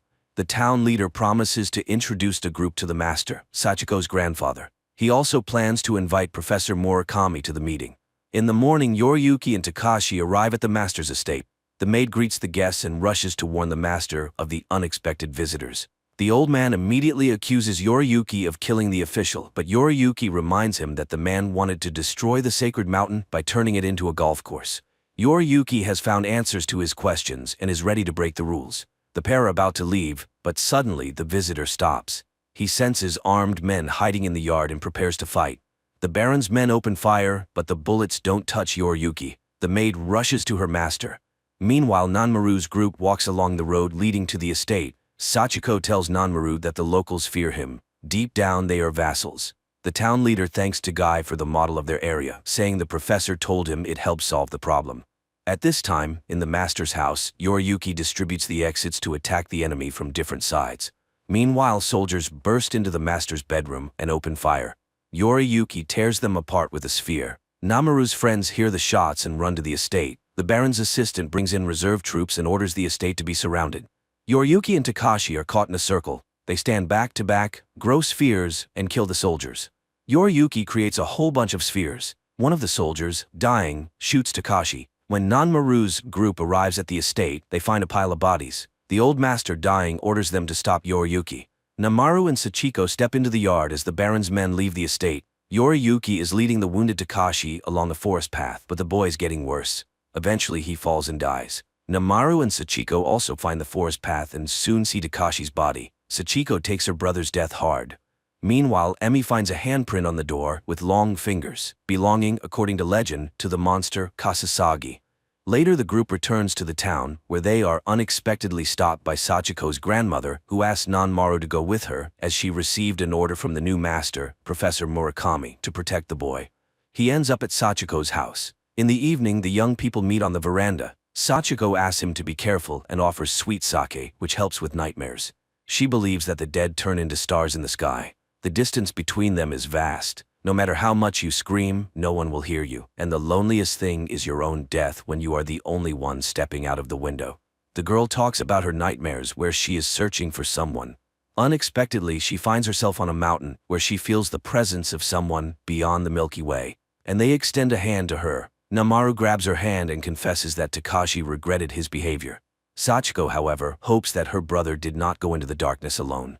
That night, Emi struggles to sleep, replaying everything that happened in her mind. The next day, despite the police's order to stay indoors, the men of Marakawa arrange a meeting, not noticing that Aki is recording their conversation, which he later shows to Emi. The friends discover that there are no news reports anywhere about the massacre in the town and decide to go to the meeting. Meanwhile, the police knock on Sachiko's grandmother's door, searching for Nanmaru, but the girl leads him out through the back door. However, Nanmaru is convinced that the police are looking for Yoriyuki. In the evening, the residents on their way to the meeting are stopped by the police. A confrontation ensues, which Emi and her students observe.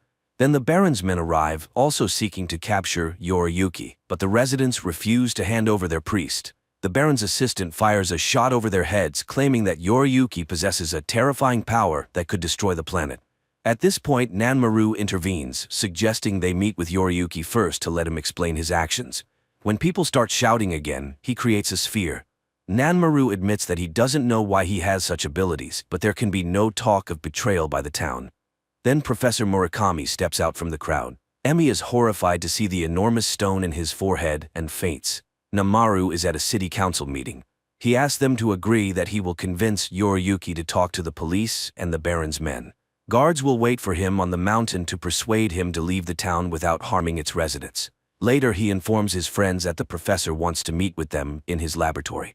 In the morning, the team goes to Murakami. They gather around the model, and the professor begins his explanation. The village festival was established and held for 7 days during Tanabata, the summer solstice. In Chinese history, from which this festival originated, it symbolized a magpie that bridged the Milky Way. It was also on the Lord's flag, but it turns out that magpies didn't exist in Japan at that time, so it must have been something similar. The professor asks Tagai to help him, smears his hand with ink, and asks him to make a handprint. He then shows Yoriyuki's handprint left at the master's estate and aligns them in a specific order. The group immediately recalls the Lord's emblem in the Marakawa Museum. It looks as though a long-fingered hand is passing a sphere to a human hand. The professor asks them to look at the model. Tagai immediately notices that the mountains seem artificial and that Tanabata takes place on the solstice days when a second sunset can be seen. Murakami simulates the sunset during the solstice, and the group is surprised to see two hands and a black sphere between them in the mountainous landscape. The professor marvels at the unknown master's creation, an enormous earth sculpture spanning several kilometers. One might consider that it was created by the Kasasagi who appeared in this area, perhaps from the sky. How would people have reacted to this? After all, according to the peasants' beliefs, the entire land was inhabited by gods, and they couldn't always distinguish between good and evil. The Kasasagi, who became gods to them, began visiting this planet regularly, as mentioned in many tales and legends. And if you look at Mount Murakami, you can see that it resembles a helicopter landing pad, so the festival torches served as guiding lights. The festival itself began as a ceremony to welcome the gods during the summer solstice, but at some point, the Kasasagi stopped appearing. Yet for thousands of years, people continued to meet them, even though they never came. However, the town became trapped in its beliefs. Invisible chains keep the initiates in one place. Fear and loneliness are what lie beyond the window, and the window openers have to wait for the Kasasagi. The professor and Sachiko are among those the visitors learned to reach thousands of years ago, using their minds. The large flag on the mountain most likely symbolizes loyalty and a reminder that one should not leave this earth. For this, fear is instilled in the window openers. That's why the locals have protected this mountain for every era. It's hard to believe, but it's unknown whether the Kasasagi will ever return. They may have died long ago. The next morning, the guards on the mountain come out for breakfast, and later Emi and her students arrive. The professor is concerned about their well-being and suggests they all go to the city, but Nanmaru refuses. He feels obligated to be the first to meet Yoriyuki. Murakami supports his decision as the townspeople need protection. Each generation of priests has ingrained the sacred duty into their minds, but the professor is the only one who thought to create a model and can now visually show people what is really happening here. They light bonfires to show Yoriyuki that there are people here. After all, he most likely wants to destroy the mountain. That would end everything, but the people are becoming hostages. In the evening, the students and Namaru go on watch. The boy asks Sachiko about her dreams and suggests they leave this place to start a new life. Moreover, he feels something for her. At that moment, the Baron's men appear. They haven't waited for Yoriyuki and demand to know where he is, otherwise they'll start killing the townspeople. The professor is outraged and even creates a sphere, but then one of the Baron's soldiers shoots his comrades and removes his helmet, revealing himself to be Yoriyuki. Those who haven't seen his form before scream in fear. The Baron's assistant tries to shoot him and immediately dies from a sphere. Yoriyuki admits that he always imagined the black sphere as a trash chute. He simply pushed those who posed a threat to the village into it. But now, he doubts that. The ancestors, the Kasasagi, might have contacted their descendants many times, but most of them didn't develop the ability to leave with them unharmed. He believes that his ancestors were from other stars. They possessed knowledge and logic foreign to Earthlings. But what if it's not a window but a gate? And by entering the sphere, you can be transported to the ancestors' planet? That's why he changed his plans. At that moment, people see a huge black sphere above their heads. Yoriyuki announces that he intends to leave with the Kasasagi. Sachiko suddenly asks him to take her with him. The dark world is calling to her, and she wants to find peace. Nanmaru reminds her of her dreams. The girl reaches out, and through the darkness, she sees an inhuman hand beckoning her from another reality. But just as she is about to grasp it, Nanmaru grabs her wrist. Yoriyuki shakes his head. Nanmaru will never understand the feelings of the window openers. The boy agrees, but he doesn't like that the girl is ready to go into the afterlife without experiencing even a small part of this vast world. Here there is wisdom, mistakes, and attempts to start over. The world is thousands of years old, and compared to that, all superpowers are insignificant. He doesn't want her to leave and asks her to stay. The girl agrees. She remembers how her mother once left for the sphere. Yoriyuki also recalls that moment and promises to wait for her. The sphere begins to grow, and Nanmaru orders everyone to run. The people rush down the mountain while Yoriyuki stands under the sphere, waiting for it to consume him. A massive explosion occurs. Nanmaru's team manages to take cover in the forest, and the town's electricity goes out. Time passes. Tagai enrolls in graduate school. Emi and Murakami resign from the department and now live together in Marikawa. Aki has become an independent internet journalist and now lives with the former policeman. The people of Marikawa quickly reconstructed the area where the mountain once stood. Namaru has opened a company where people exchange items without using money. It's strange but highly successful. He no longer uses his abilities, which means his appearance will remain unchanged. One day he goes to Marikawa, where a festival is scheduled to take place in the evening. After all, the festival continues in the hope that someone will come from the Milky Way, and Sachiko lives in her house, always waiting for Nanmaru. The series is based on the manga by Hitoshi Iwaki, the author of the famous Parasite. While the middle of the plot may drag a bit, the finale ties everything together and thoroughly explains the events on screen, which is a rare feat in modern cinema.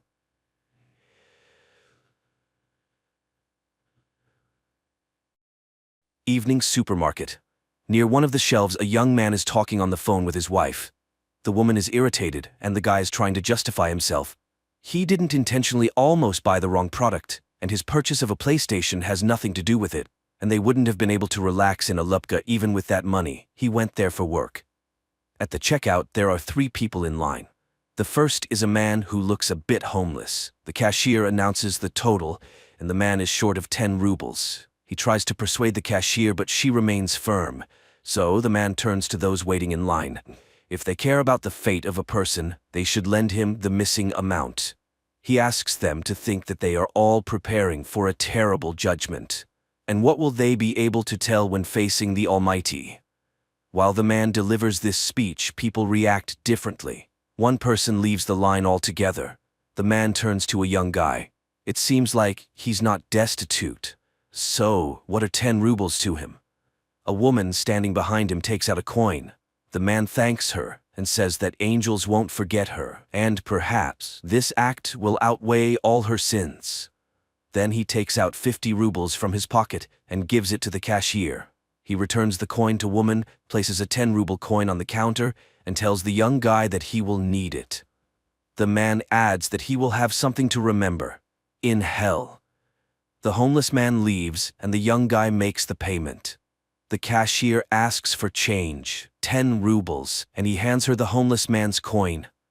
The young guy exits to an empty parking lot. He continues his phone conversation, again justifying himself for some business trip and a woman whom his wife is jealous of. He sees the man who was sitting on the curb earlier. He approaches and gives him the coin because he doesn't need someone else's. The homeless man asks, is he afraid of burning in the fiery Gehenna? Perhaps he believes in the Lord? The guy confesses that he's not very religious, to which the homeless man inquires, so, after death he plans to become worm food? Is that the pinnacle of his life? The guy says he's a mathematician and believes in the exact sciences. He asks if there's any evidence of God's existence. The homeless man claims there is an undeniable fact. The guy starts making fun of him and suggests taking a break from doing nothing on the way back. The homeless man starts crying. The guy is confused about what upset him so much. He reassures the homeless man, telling him he's young and he has everything ahead of him. It's the right time to think about the future because it all depends on him. By the way, he mentioned earlier that he can provide evidence of God's existence. And the homeless man calmly says that he saw Jesus himself because he is the eternal Jew, the one who didn't let the Lord rest at his house when he was carrying his cross. He told Jesus that he would rest on the way back. Jesus agreed, but he would have to wait for him. The guy asks again, and this happened 2,000 years ago. The homeless man understands that it does indeed sound strange. He was amazed at first too, but then he got used to it. So, for him, the existence of Jesus Christ is a fact. However, he can't prove it in any way. He didn't keep a piece of clothing that Jesus wore, and how could he prove that it wasn't a piece of his own underwear? He doesn't have the cup from which Christ drank or the stone from under his cross. The guy concedes that the Jew saw Jesus. What was he like? The homeless man says he was just like everyone else, only tormented. He also doesn't remember his face. The guy remembers all the faces he's seen in his life. The guy is puzzled and asks again to tell him what happened. The Jew says that Jesus was being led past his house under guard. He stopped to rest, and the Jew forbade him to lean on his house. After all, he called himself the Son of God. It was outrageous, so he told him that he would rest on the way back, and God ordered him to wait for him. He couldn't know who he really was, and no one could. The guy asks if the Jew is ashamed that he didn't let Jesus rest. The homeless man asks, maybe that was God's plan? The guy asks if he tried to make amends for it. Maybe become a clergyman, for example. The conversation partner admits that he tried that many times, but no one descended from the heavens, and no indulgence was granted. The guy asks, what else has he been throughout all these years? Maybe an immortal killer. An immortal killer, that would be cool. The Jew objects. Being immortal is cool in movies, but in real life, you need to find food, seek warmth, and wait, like waiting in line. He has already studied all the ads on the walls, all the holes in the couch, but people keep coming and going. It's no longer interesting to him who stood where in the hierarchy, whose place was more comfortable, who jumped the queue. The guy inquires, what is he waiting for? The second coming, or the end of the world? The homeless man nods, maybe both. No one knows when the end will come. The guy is puzzled again, but an ordinary person is afraid of death. So is the homeless man. He's eternal, but if you cut off one of his fingers, he won't keep living with 4 fingers. He's broken his bones many times. But what if a tank shoots him in the head? Will he be an undying headless man? The homeless man confidently says that won't happen. Hasn't he tried to end his life himself? The Jew nods. Of course, he even tried to hang himself in the very beginning. He hung from a tree for 2 weeks with excruciating pain in his throat until the branch broke. Later, in 1945, he was captured by the fascists and got scared. He tried to shoot himself. The gun jammed. It was exploded, shredding his whole arm with shrapnel. But everything healed. He came to Russia from Poland 40 years ago. The guy is curious again. Maybe he's just schizophrenic, and doesn't it bother him at all? How did he decide that all these events were real? The homeless man shows his arm. He made notches. 920, 1464, 1812. Decades pass. And he sits and thinks, maybe he scratched them yesterday, put the dates, as if 200 years had passed. And he asks for help to figure it out, like stabbing him with a knife, for example. But the guy refuses. He doesn't want to explain to the police that he saw Jesus and shouldn't have died. The homeless man shrugs, saying, that's how it works. They walk across the parking lot. The guy asks him to tell something from history. For instance, what was happening in the 1st century? The homeless man responds, well, in general, it was the same. Shepherds herded sheep and fishermen fished. The guy insists, but in the world, the significant appearance of Jesus, church reforms, any mysteries and intrigues? The homeless man, in puzzlement, asks, where does he know all this from? He also learned it from books. Now, the guy remembers where he was in August 2000. Throughout the ages, he just lived.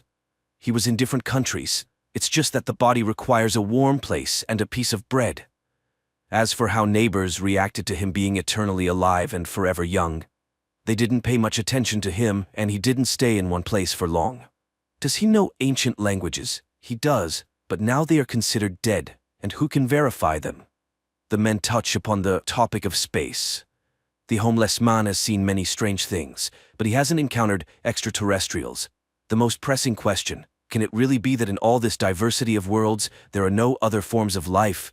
The guy comments that it's all too profound for a homeless, possibly heavy-drinking man. The homeless man leaves, and the guy locks his car and follows him. He asks, why did Jesus punish him? Shouldn't he be all-forgiving? The Jew says that it wasn't Jesus who punished him at all. He cursed himself with his own words, and the Lord simply fulfilled his own wish. The biggest curse is not that he's been waiting for 1,000 years, but that he, like a dull shepherd, remained the same. A person who creates, lives a spiritually enriched life. The guy doesn't believe it. It just can't be. After all, he's been living for so long. He knows much more than others. Surely he met great people like Michelangelo or Nietzsche.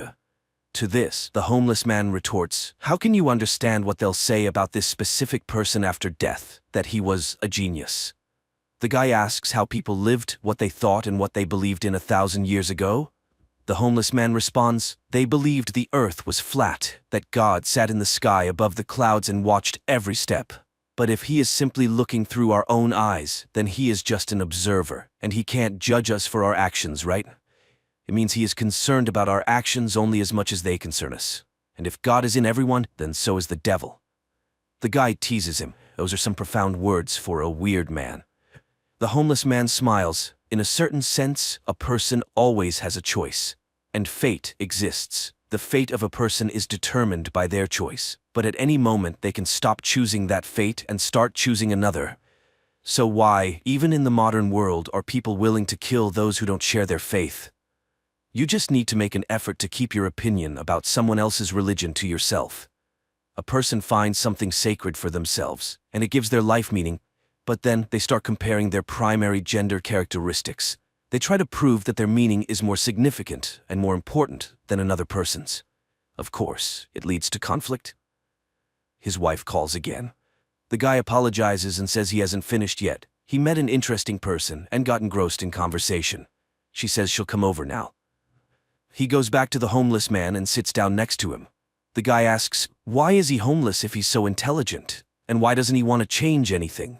The homeless man says he's living like he's preparing for a big exam, postponing the transformation of his life for later. The conversation partner says he's living somewhat similarly, but he doesn't want to think about death.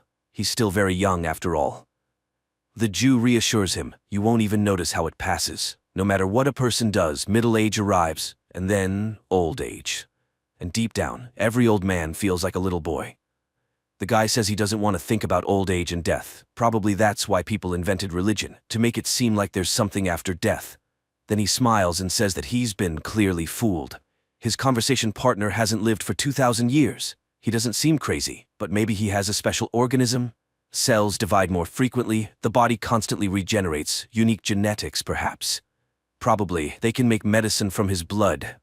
It can't be that he hasn't done anything remarkable throughout his life. He was in Poland during World War II. Did he hide Jews? The Jew laughs. He is a Jew himself. It was a Polish family that hid him, and then they were discovered and taken as prisoners. That's when he tried to shoot himself.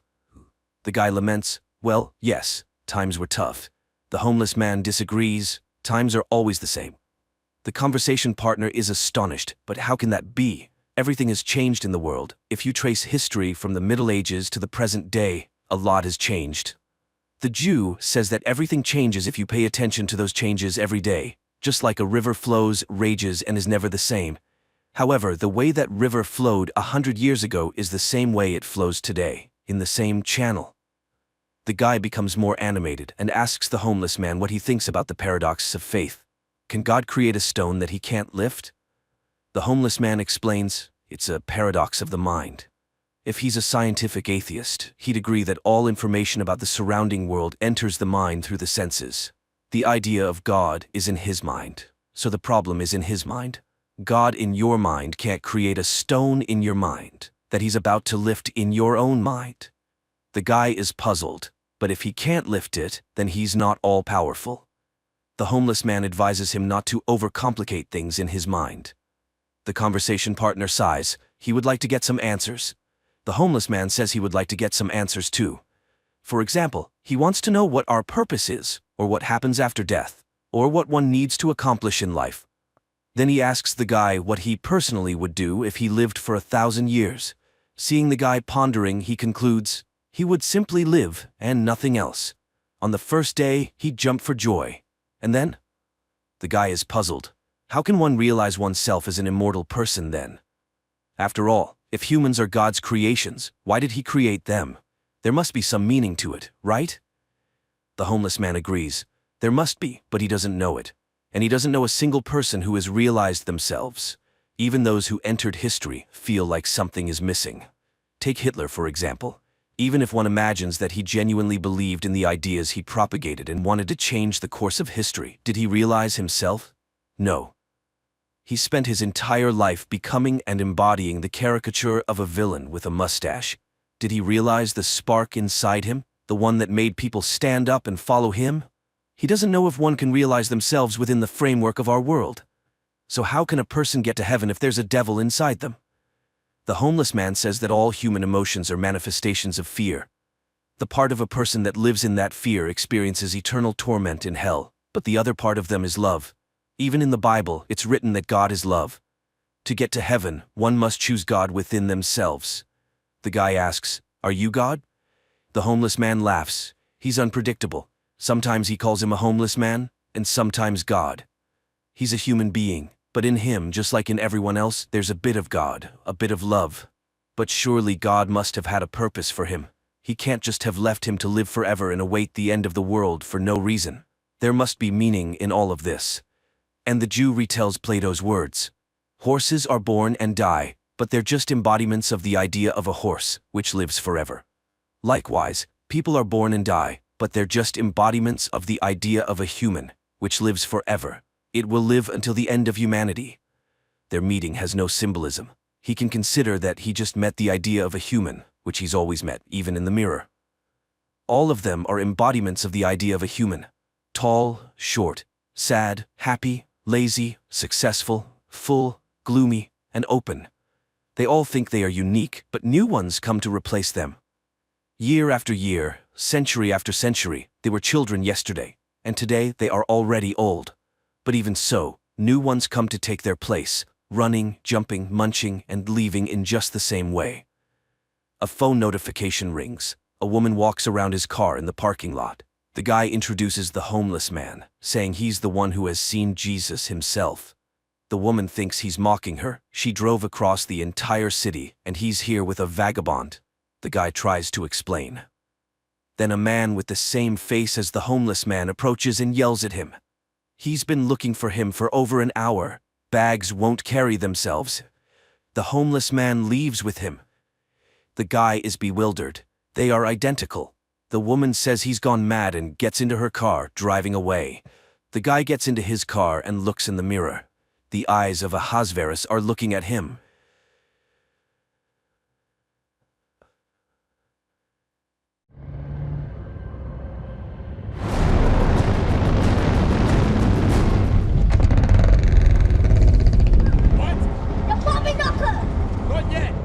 Furiosa lives with her tribe in a green oasis amidst an arid desert. One day, she and her friend go out to gather fruits. Suddenly, the girl notices strangers in the forest. She sneaks up to their motorcycles and disables one of them. However, when she moves to the next bike, the girl is spotted. Furiosa blows the whistle that her tribe uses to signal danger and starts running. However, the girl is captured, tied up, and taken away. But her signal was heard. The entire tribe rushes to her rescue, and the girl's mother, Mary, arms herself, mounts a horse, and gives chase. Mary pursues the kidnappers for a long time, eventually catching up to and killing the slowest one. She then takes his motorcycle and continues the chase. Soon, another bandit's motorcycle breaks down. 2 others stop to check for pursuers. During this time, Furiosa bites through the fuel line of the motorcycle. Her captor doesn't notice this, and seeing the pursuit on the horizon, the bandits ride on. Meanwhile, Furiosa's mother finds the second bandit's motorcycle and switches to it. As evening falls, the bandits stop to check their bikes. They realize the pursuit isn't far behind. One suggests abandoning the girl, but another reminds them of their low status. Bringing the captive girl back would raise their standing in the gang. While they argue, Furiosa manages to free her legs and runs away, but the bandits notice and catch up with her. Morning comes as Mary catches up with the kidnappers. She sees them through the scope of her rifle, but shooting now is risky as they are close to the bandit camp. Nevertheless, she shoots one. The other bandit, however, has secured Furiosa to his back, making it too risky for her to shoot. The bandit rides into the camp, sparking a dispute among the biker gang members, each wanting the girl for themselves. However, her captor claims he has seen a place of abundance, causing excitement among the crowd. The bandits decide to take the girl to their leader, Dementus. Mary follows them. On the way, Furiosa manages to push her captor off the motorcycle, preventing him from revealing the oasis's location. Dementus tries to intimidate the girl, but she remains silent. The bandit then resorts to trickery, ordering her to be washed and fed, promising to send her home the next day. Meanwhile, Mary disguises herself in the clothes of the last bandit she shot and heads to Dementus's camp. Furiosa is taken to a tent where a servant cleans her up. Seeing Mary in a helmet, the servant gets scared and begs not to be harmed, promising not to raise the alarm. Mary spares her, but as soon as mother and daughter leave, the servant runs to the warriors. A chase quickly ensues following the tracks of Mary's and Furiosa's motorcycle. Realizing they can't escape together, Mary orders her daughter to ride away. As a parting gift, she gives her a peach seed and makes Furiosa promise to plant it and protect the green lands. Furiosa rides away but stops and watches as her mother fights Dementus's hordes. Mary fights bravely, but cannot overcome all of them and is captured. The girl, crying, runs to her and manages to see Dementus's men brutally executing her mother. Dementus promises to release both if the girl shows the way to the oasis, but Furiosa only cries in grief. Dementus takes the girl and locks her in a cage. She is forced to watch the bloody competitions Dementus loves to hold. He tries to appease the girl and even gives her his favorite teddy bear. Dementis' history specialist offers to teach her to read and write, suggesting she could become a historian, but she plans to escape back to the Greenlands, tattooing the path onto her arm. One day, Dementis and his horde, searching for the place of abundance, encounter a strange warrior who claims to have come from the citadel, where there is everything. Dementis decides this must be the land they seek and heads in that direction. Soon they reach the impregnable fortress guarded by the army of Immortan Joe. Dementis delivers a fiery speech, trying to rally the common people to his side. However, the Citadel's leader offers to choose one of his warriors to begin the battle. Dementis' servant points to one of Immortan Joe's soldiers. The soldier takes up his weapon, says goodbye, and jumps into the midst of the biker warriors, where he detonates himself, taking many enemies with him. But Dementis cannot retreat. The battle begins. Immortan Joe's men skillfully capture Dementis' motorcycles and cars with hooked chains, lifting them into the air. They do this with Furiosa's cage as well, but the history specialist manages to latch onto the cage, and Dementis himself comes to help. They free the girl from the cage and flee. Sometime later, Dementis rebuilds his horde and plans to capture one of Immortan Joe's military bases, Gastown. First, he stops a fuel tanker headed for the town and forces his people to disguise themselves as Citadel warriors. Disguised as Joe's men, they head to the town, whose guards, at the last moment, open the gates for the suspicious convoy.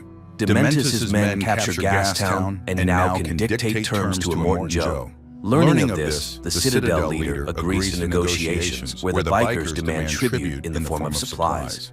Dementis' people display the head of Gastown's leader, threatening to impale it with an iron spike if Immortan Joe does not meet the bikers' demands. Realizing he cannot defeat the bikers outright, Joe agrees to consider their demands, but he notices Furiosa in the crowd. Seeing his interest, Dementis claims the girl as his daughter, but for the first time in a long while, Furiosa speaks and accuses Dementis of killing her mother. Eventually, Immortan Joe allows Dementis to rule Gastown, promising to supply the bikers with some food and water in exchange for Furiosa and the biker gang's mechanic. Angered, Dementis takes the teddy bear from the girl. Furiosa is taken to a room where Immortan Joe's women rest. On this day, one of his wives gives birth, but the child is again born a mutant. While the girl watches, one of Joe's warriors, Rictus, notices the bells in her hair. Realizing she has caught his interest, Furiosa cuts off her hair and makes a wig with the bells that night. Later, Rictus takes her to his quarters, where he examines her and finds the star tattoo on her arm leading to her home. But, fascinated by the jingling hair, he starts to stroke it. The girl twists away, leaves the wig in his hands, and escapes. Sometime later, Furiosa, who managed to trick her way into a crane operator brigade, earns praise as a fearless boy who lost his voice in one of the wars. No one can even imagine she is a girl, not a tough mute boy. Only Rictus once notices her familiar eyes, but doesn't have time to understand as construction begins on a well-armed supply truck to withstand raider attacks in the lawless wasteland. Considering the situation, the girl plans to escape, hiding a motorcycle and supplies under the main truck. Sometime later, during another trip along Fury Road to the fuel farm, the truck is attacked by marauders who left Dementis' gang. The truck's guards engage in battle, which takes place while moving. The Separatists use everything, including parachutes, to capture the vehicles. Taking advantage of this, Furiosa descends under the truck to free the motorcycle from its chains. During this time, a technician descends to replace a part of the damaged hose but falls, managing to pass Furiosa a spare part. One of the attackers approaches the truck and attaches explosives to its underside. Furiosa saves the truck and, risking her life, fixes the breakdown. The Separatists don't relent, and the driver does everything to shake off the pursuers, but they are persistent, and almost all the guards are killed. Furiosa climbs onto the truck's hood, her helmet is knocked off, and the driver, Praetorian Jack, realizes she is a girl. Furiosa climbs into the cab, and together with Jack, they fend off the remaining Separatists. In the end, all the military guards are killed, leaving only Jack in the truck, Furiosa, and a mutant who, at her command, releases spiked balls, destroying the flying vehicle, but dying himself. The girl returns to the cab and tries to kill Jack, but he throws her off the truck and leaves her on the road. However, he later returns and offers to create a new convoy with her, respecting her bravery. Furiosa becomes Jack's deputy and receives the title of Praetorian. Meanwhile, Dementis, with his inability to manage, practically destroys Gastown's infrastructure, leading to worker dissatisfaction. Realizing no better opportunity will come, Jack proposes they flee, providing Furiosa with everything needed. However, they make another trip and find chaos, which Dementus unsuccessfully tries to quell. Realizing he cannot succeed, Dementus calls a council at the Citadel and orders the truck to leave, leaving supplies behind. Learning of this, Immortan Joe becomes enraged and orders Furiosa and Jack to collect weapons and ammunition in Leadtown. That evening, Jack confesses to Furiosa that he wants to help her because he still remembers his parents. The girl shows him the star map on her arm and offers to leave with her. During their last trip, Jack orders the crew to load the tanker with everything necessary and has Furiosa drive the escort vehicle. However, when the truck arrives in Leadtown, they fall into an ambush. Jack sends a signal ordering Furiosa to flee while he leads the enemy away. But driven by revenge, the girl opens fire with a sniper rifle, trying to kill Dementus. Seeing her, the biker leader fires a grenade launcher at her. Jack, thinking she is dead, destroys the tower where Dementus is hiding. Hanging on the edge, Dementus manages to see Furiosa saving Jack from the abyss where the truck fell and driving away with him on a motorcycle. The pair reach their vehicle left outside the gates and drive off. A surviving Dementus gives chase. On the way, Furiosa tells Jack the route to the place of abundance. Meanwhile, Dementus' men catch up with them. Jack tries to stop the pursuers by firing a rifle, but their vehicle is forced off the road. Furiosa and Jack are dragged out. Enraged, Dementus orders both to be killed, but Jack must die first. Furiosa is chained and forced to watch as they torment her friend. But as evening falls, Dementus sees a hand hanging from a chain with a star map. The girl has cut off her own arm and is now riding away on a stolen motorcycle. With her last strength, she reaches the Citadel where she is taken to Joe. The girl recounts everything that happened and helps plan the war against Dementus. Through trickery, they convince Dementus that the warriors have left the Citadel for Gastown, and the horde rushes to the fortress where most of the bikers perish. In the meantime, Furiosa, having lost her way home, shaves her head, replaces her hand with a mechanical prosthesis, and prepares for battle. She seizes a vehicle the Praetorians prepared for pursuing Dementus and sets off alone. Meanwhile, Dementus and a few loyal followers try to flee, but Furiosa catches up with him in the desert. Dementus orders his companions to scatter in different directions to throw off the pursuer, but the girl confidently follows his tracks, killing his aides one by one. After a long chase, she finally catches Dementus in the desert. He lies down before her in submission but mocks her, saying revenge will not heal her. Furiosa chains him and reminds him of her murdered mother, but he suddenly confesses that he became this way after his wife and children were killed. He reminds her that no amount of his suffering will bring back her loved ones, and he has a very high pain threshold.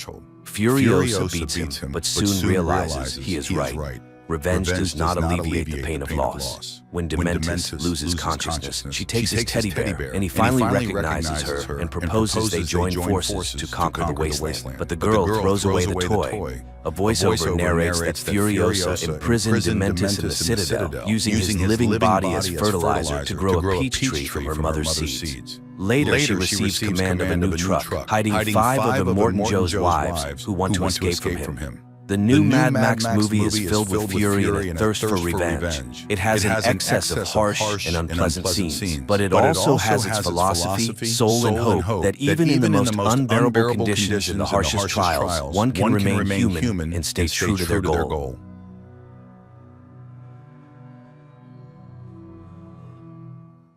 Sunny Atlanta. The 13th day of quarantine in the city is on the brink of extinction. Panic and horror surround those who have managed to survive. No one understands how it will all end, but how did it all begin? 2 weeks before the current events. An ordinary day in Atlanta does not portend anything unusual. The city is bustling with life. Elementary school teacher, Caddy Frank, brings her students on a field trip to the local hospital. At the same time, on one of the floors of the clinic, Dr. Sanders finds herself in quarantine due to an unknown illness. The woman remembers that shortly before the first symptoms appeared, she had contact with a patient from Syria who was sick. In another part of the city, Jenna also feels unwell, but not because of the virus. She is anxious about moving in with her boyfriend Alex. At the last moment, Jenna backs out and confesses to a cop that she is not ready to rush. Alex is unable to sort things out with his girlfriend because he is called to the department. There, a major meeting is being planned, where the police are asked to prepare for a difficult situation in the city. There is a suspicion that the Syrian brought an unknown virus to Atlanta, and quarantine may need to be declared. Dr. Sabina Lomers speaks to the police officers. She also talks about the threat of an epidemic but assures the audience that nothing serious is happening. Another main character who will face difficult trials is Teresa. The pregnant woman visits her mother's shop, where her mother reminds her that she is expected at the adoption agency, which is looking for parents for her daughter. The reminder upsets Teresa, but her boyfriend reassures her and assures her that he has everything under control. They will run away tonight and no one will be able to take their child. Caddy's students perform for the patients, but the teacher is concerned about why Dr. Sanders did not meet them. The doctor on duty pretends not to know about the colleague's fate and does not tell the teacher about the infected doctor's condition. Caddy begins to suspect something strange is happening soon.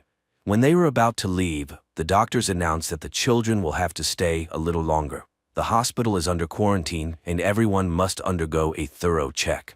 Dr. Lorms arranges a secret meeting with Alex and asks him to take the situation under personal control. She admits that she has extensive experience but has never encountered such a virus before. According to the expert, the danger threatens not only Atlanta but the entire world. On-call officers are sent to the Zero patient's home, from where the doctors believe the epidemic began. Cops protect themselves as much as possible with shields and gloves and convince the patient's relatives that they should also take safety measures.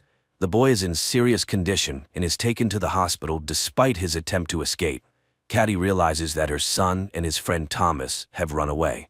The teacher goes in search of the boys just as the Zero patient is being brought in. The woman notices the patient but refuses to leave the corridor until her students are found.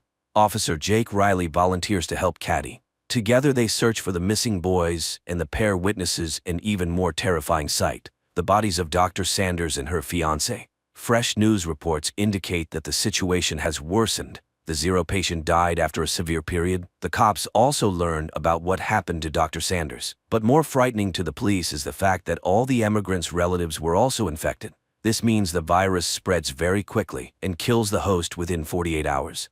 Caddy finds the boys in a rat lab. It seems the danger is over, but the doctor informs her that the quarantine is extended for 2 days and no one will be able to leave the hospital earlier. During the report, Dr. Connor informs the police that they have identified the virus. He assures them that traces of the pathogen were found in the Zero patient's personal belongings, and it all looks like an attempt to deliberately cause an infection. Teresa arrives at the train station to leave for her boyfriend's relatives, but unexpectedly, the train refuses to take new passengers and passes by. Upon learning that Jake is locked in the hospital, Alex directly asks Dr. Lorms about what is happening. The expert admits that a border is being established around the area that cannot be crossed for several days. By evening, panic begins in the city. People are surrounded by an iron fence, and many find themselves separated from their loved ones. Teresa learns that she and Xander are also on opposite sides of the cordon, and the girl will have to decide what to do next. Despite the measures taken, the number of infected continues to grow. At night, experts conduct an autopsy on the Zero patient and discover that the virus affects all vital organs. Furthermore, there is evidence that it takes only 48 hours from infection to the end. There is no chance of recovery, and if a vaccine is not found soon, the world faces serious trouble. Alex manages to contact Jenna and asks her to stay in a safe place. The girl decides to lock herself in her office. Returning to her mother's shop, Teresa calls Xander and tells him that she is okay. Despite this, the boy promises to find a way and get to her through the dangerous fence. Jenna is joined by her colleagues who did not manage to leave the city. Meanwhile, the girl's fiancé receives a warning that he should not break the rules due to personal attachments. Jake is asked to help the doctors sort through the belongings of the sick to find their relatives. Examining the Zero patient's mobile phone, the guy notices a frightening detail. A day before his death, the young man communicated with a blonde woman who had not been known about before. Jake immediately reports his findings to his colleagues, and the department decides to send a squad to search for the stranger. The police find the blonde's address, but her parents say she has not been seen since yesterday. Another emergency meeting is called, and everyone is ordered to find the girl within hours. While waiting for the doctor, Caddy listens to a news broadcast talking about the Zero patient and the doctors who contracted the virus from him. For the first time, the woman notices discrepancies, but her thoughts are interrupted by Dr. Connor, who assures the teacher that everything will end soon and she and the children will be able to go home. Leaving, Caddy still decides to ask about her suspicions. She was surprised that Dr. Sanders died before the Syrian who supposedly infected her, but Connor avoids answering, muttering something about differences in immunity. Jake is sent to find the girl, and the authorities hope to hide the fact that the infected person is behind the fence. But it is no longer possible to help the blonde. The cops find her in serious condition in the apartment of old friends. The blonde and her friends are taken to the quarantine zone. But Lorms admits to Alex that the situation is too serious. The virus spreads faster than they could have anticipated. Alex calls his fiancée to reassure her, but he does not dare to tell her what the city is facing. The police have been ordered to strengthen the cordon and use weapons in case of violations. More people with symptoms of infection continue to arrive at the hospital. Among them, Jake sees many children, but the doctor says that this is not the worst. The hospital is running out of free beds, and soon there will be nowhere to isolate the sick. In addition to the bad news, the officer has an unpleasant task. Connor asks him to cremate the bodies to prevent outbreaks of other diseases. Another problem for the authorities is Leo Green, a local journalist. He continues to publish panic-inducing videos, and Lormes instructs Alex to stop the provocateur. The cop tries to negotiate with Leo, but the journalist is sure that the authorities are hiding something, and he must get to the truth. A few minutes later, a new video from Green appears online, this time attracting the president's attention. Jenna's colleagues realize that they will not have enough food until the end of the quarantine, and the men decide to go to the store. The girl does not like this idea, but the majority votes to take the risk. Teresa's mother also takes the situation lightly. The girl sees her mother raising prices on essential goods to make a profit. To entertain the children, Caddy takes them to the roof. This gives everyone a chance to breathe fresh air, but the girl does not have time to relax. Thomas runs away, ignoring the teacher's cries. The girl finds the student on the stairs, next to a sick man. Drops fall on the boy, and it becomes clear that he is now infected. Thomas is sent to isolation, and the teacher blames herself. She tells the doctor that she promised the boy's father to take care of Thomas, but let him down. The men return with full bags of groceries, but Jenna does not let them into the office. She notices that her friend took off his gloves, meaning he could have brought the virus on his hands. A customer who was charged too much brings her friends. They raid the store, but Teresa's mother is saved by Jake's appearance, who received orders to patrol the city. Caddy finds Thomas's ward empty. She catches up with the boy at the hospital exit, and his father refuses to leave his son in the quarantine zone. The doctors have no choice but to let the patient go. Alex's pleas have no effect on Leo, and in pursuit of a hot story, he allows his colleagues to leave the closed area. He is not even frightened by the fact that one of the girls has symptoms of the disease. Alex and Jake manage to meet secretly on neutral territory. Both guys are nervous, but they have to work together. Leo Green tells the whole world how to leave the closed area.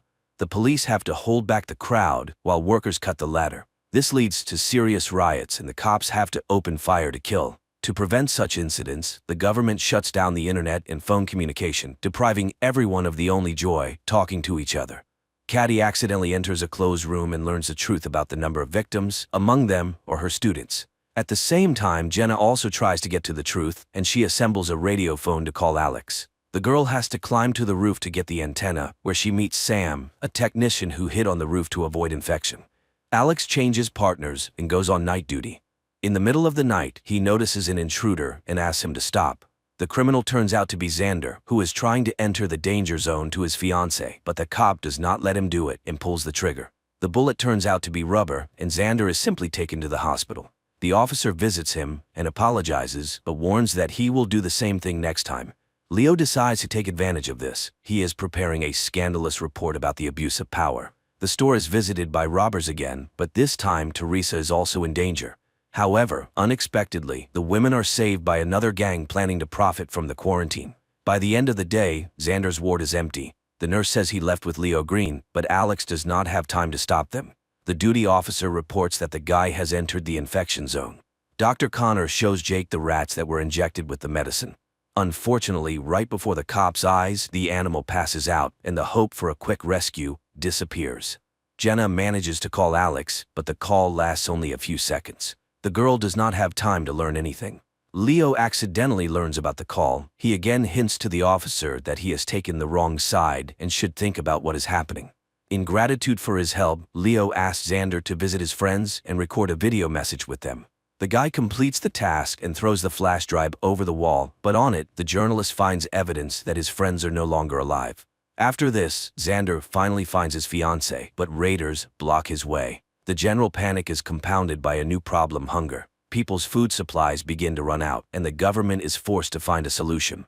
Walking down the corridor with her son, Caddy meets an old man who supplies the hospital with lab rats.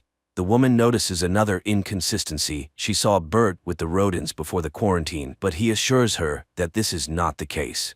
Lammers asks Alex to organize food delivery to the danger zone. The policeman asks for time to prepare, but is refused. He must do it by tomorrow without explanation. Alex has to ask Jake for help. The guy is also not thrilled with the idea, but they have no other choice. Early in the morning, the loading begins, and hundreds of people come to get their rations. The gang from the store also gathers for the distribution, and the leader orders Xander to go with them to stay clean. Jenna goes outside for the first time in many days to get some food. She approaches the distribution center, but a gangster car passes by, making her uneasy. Jake recognizes his friend and gives her a ration without a cue. He also hands her Alex's keys and asks her to hold on, as everything should end soon.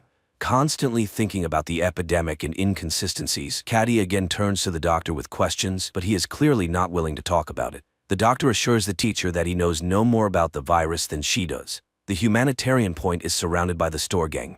There are many more bandits, and they take the food boxes to sell them to hungry people later. Alex is furious that the leadership did not listen to him, and the products fell into the hands of bandits. But Lammers does not see this as a problem. She believes that residents still have a chance to buy food and satisfy their hunger. Jake's partner turns out to be infected, and the officer offers him help, but the officer refuses to go to the hospital. He knows that no one can help him, and decides to solve the problem on his own. Returning to the shelter, Jenna falls into the hands of other bandits who also try to take the box. The woman is saved by Sam, whom she recently refused to let into the office, but the friends remember Jenna's recent act and, despite everything, do not let her or Sam into the clean zone. Alex and Jake meet again, and the senior partner admits that he no longer trusts the leadership. He tells his friend that, due to the robbery, he had to leave his subordinate in the danger zone. At this moment, this very subordinate calls Chief Besser and reports that their plan worked. Jake tells Caddy that she was right, something is being hidden from them. Dr. Sanders and her boyfriend had no personal belongings, but the conversation has to be postponed. Thomas's sister is admitted to the hospital, asking the teacher to find the boy. Their father died, and Thomas is left alone. Alex also begins to doubt the leadership's honesty, and he goes to Leo's house to hear his version. He finds the journalist drunk, but the guy comes to his senses and promises to help in the search for answers. Despite Jacob's persuasion, Caddy goes in search of Thomas. The gang is joined by the very cops sent by the police chief. He promises the bandits a radio phone in exchange for being accepted into the group. Thomas is not at home, but Caddy discovers her son, who secretly followed her. Quentin tells his mother that he knows where to look for his friend, and the company heads to the baseball field. The search for the truth has to be postponed. Alex is tasked with removing a man from an empty house who is preventing it from being demolished. The cop has to spend a lot of time talking about the happy past the city has lost. Teresa's mother helps the lovers escape. She gives the couple a bag of baby things and tells them to wait for her in a safe place. The company finds Thomas's things, but they are surrounded by a crowd of crazy racers. Jake has to open fire, and only then do the young people continue to search for the boy. Caddy finds her son and his friend, but they are near an infected man. The teacher is frightened, but Thomas assures her that he cannot get infected. Xander and Teresa come to Jenna's office and ask for shelter. One of the girl's friends is against the couple entering, but Jenna lets the guests in without his approval. Thomas is placed in isolation, but Caddy has hope that the boy indeed has immunity and can save everyone. During the meeting, Alex hands Jake a flash drive with a damaged file. If it can be restored, they will learn the truth, but only Jenna can do it. In return, the officer also receives a memory card with a message for the old man from the empty house. When he delivers the message, the stubborn man cannot hold back his tears. Teresa sorts through the baby things and finds the radio phone her mother stole. At that moment, the phone's owners appear at the door, holding a gun to the girl's mother's head. The company has to open the door, but the bandit refuses to take the phone and leave. He demands that Teresa and her boyfriend go with him. Unexpectedly, Jake comes to the rescue. He convinces the gangster to leave and leave the office alone. Alex sees hundreds of people moving in an unknown direction, but no one can say where they will be placed. Jenna tries to open the file, but it is severely damaged. The girl does not have time to do anything with it. New guests appear in the office, a gang wanting access to prohibited drugs. The company begins to strengthen their shelter, but the intruders find weak spots through which they manage to penetrate inside. Tony decides to take a risk. He goes down to negotiate with the criminals, but the negotiations fail. The elevator returns Tony with an axe in his back. In addition to the deceased guy, one of the attackers enters the office, but he does not have time to harm anyone. The guy is infected and collapses at the entrance to the room. Jenna finally manages to restore the file, but the girl does not have time to watch it. The power goes out in the office, and all the doors are locked. To restore power, Jenna has to leave the shelter and go downstairs. Meanwhile, the bandits almost manage to open the elevator doors, but the girl raises a switch in time. On the way back, Jenna takes the radio phone and calls Alex. Talking to his fiancée, the officer hears her being attacked. The girl manages to break free and return to the office, but the intruders do not retreat and try to cut through the door. The company has no choice but to come up with the craziest plan. Alex tries to penetrate the closed zone to help his fiancée, but he is caught by the National Guard soldiers. Jenna orders everyone to take cover, and when the psychos burst into the office, Jake activates an explosive device. A fire starts, but all the attackers are unconscious. Unexpectedly, one of them jumps up and attacks Teresa's mother. The men manage to neutralize him, but the woman is infected. Alex is arrested, but unaware of this, Jenna asks Jake to call her fiancé and calm him down. She also mentions that the phone the bandits had has a government military number and they need to figure out how it ended up in the infection zone. Teresa's mother leaves. As a farewell, she asks her daughter for forgiveness for not wanting to accept her child. More than 48 hours have passed since Thomas's contact with the infected, and the boy continues to look healthy. His DNA is implanted in rats to try to create a vaccine. Connor reports his observations to the leadership, but the boss tells the guy that they don't have time for experiments. Caddy and Jake review footage from surveillance cameras and find out that the zero patient was not the immigrant boy, but a certain Henry Burns. He came every morning to secretly meet with Dr. Sanders, and judging by the man's behavior, he knew about his illness. Dr. Connor allows Thomas to leave and informs everyone that the boy does not just have immunity, his body defeated the virus. This means that based on his DNA, they will be able to make a cure for the unknown virus. Jenna leads her friends to a church under which there are ancient tunnels. The girl plans to lead the group out of the cordon through them to safety. Alex tells Leo everything he learned from Jake, but the journalist cannot find any trace of Henry Burns. The men get the impression that the zero patient was deliberately sent to the hospital. Lammers returns Alex's badge and authority, but in return she demands that the cop take Thomas out of the infected zone and hand him over for experiments in her unit. Dr. Connor disagrees with Lammers' decision, but she rejects all objections and insists that only her laboratory can find the cure. Everyone has hope for a quick return to peace and normal life. It seems not everyone will live to see this happy moment, but some decide not to waste time and enjoy the moment, using all possible safety measures. Leo finds out that 2 days before the epidemic started, Burns received a package with the virus. Now he wants to know who the sender was, but Alex asks him to postpone the investigation so he can carry out the order. All night the company breaks through the exit to the tunnel, and in the morning they finally go underground. At the same time, Caddy and Jake go to the meeting place to hand Thomas over to Alex. Dr. Connor realizes he was wrong. The patient bitten by a rat injected with Thomas's DNA is infected. During the seizure he infects several more people, and the doctor understands that the boy is an asymptomatic carrier. If he leaves the cordon, the virus will take over the entire city. The company has to return due to gas that has accumulated underground. They remain in the infection zone. Meanwhile, Thomas ends up in the hold the zone between districts. He is met by Alex and Dr. Lammers, but at the last moment, the transfer is cancelled and the boy is sent back. While Alex tries to figure out what to do next, he receives a voice message from Leo. The journalist claims that the virus was created by Connor. Alex and Lammers remain in quarantine in the container between the zones. Thomas is returned to the clinic and quarantined to figure out what to do next. Jenna's company returns. The group could not go underground due to accumulated gas, but the office is empty. Teresa and Xander left to find a cleaner place. On the main street, the guy begins to suspect he was wrong. Hundreds of protesters are holding a rally demanding to be released from the infected zone. Xander tries to protect the girl from the crowd, but Teresa sees her mother in the crowd and tries to break through to her. Not wanting to risk his pregnant girlfriend, the guy decides to check who she saw in the crowd.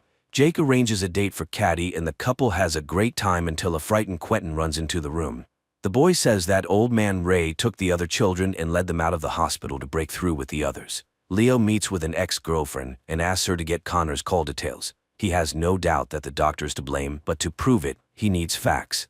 Xander realizes that Teresa was mistaken, but as a result, he encounters an infected person. The boy manages to escape. Unlike Bert, the old man has his box of medicine taken from him and falls to the ground. The street riots intensify, and a squad is sent to the danger zone. Lammers tries to stop the captain, but he does not listen to the doctor's orders, and several vehicles head through the cordon.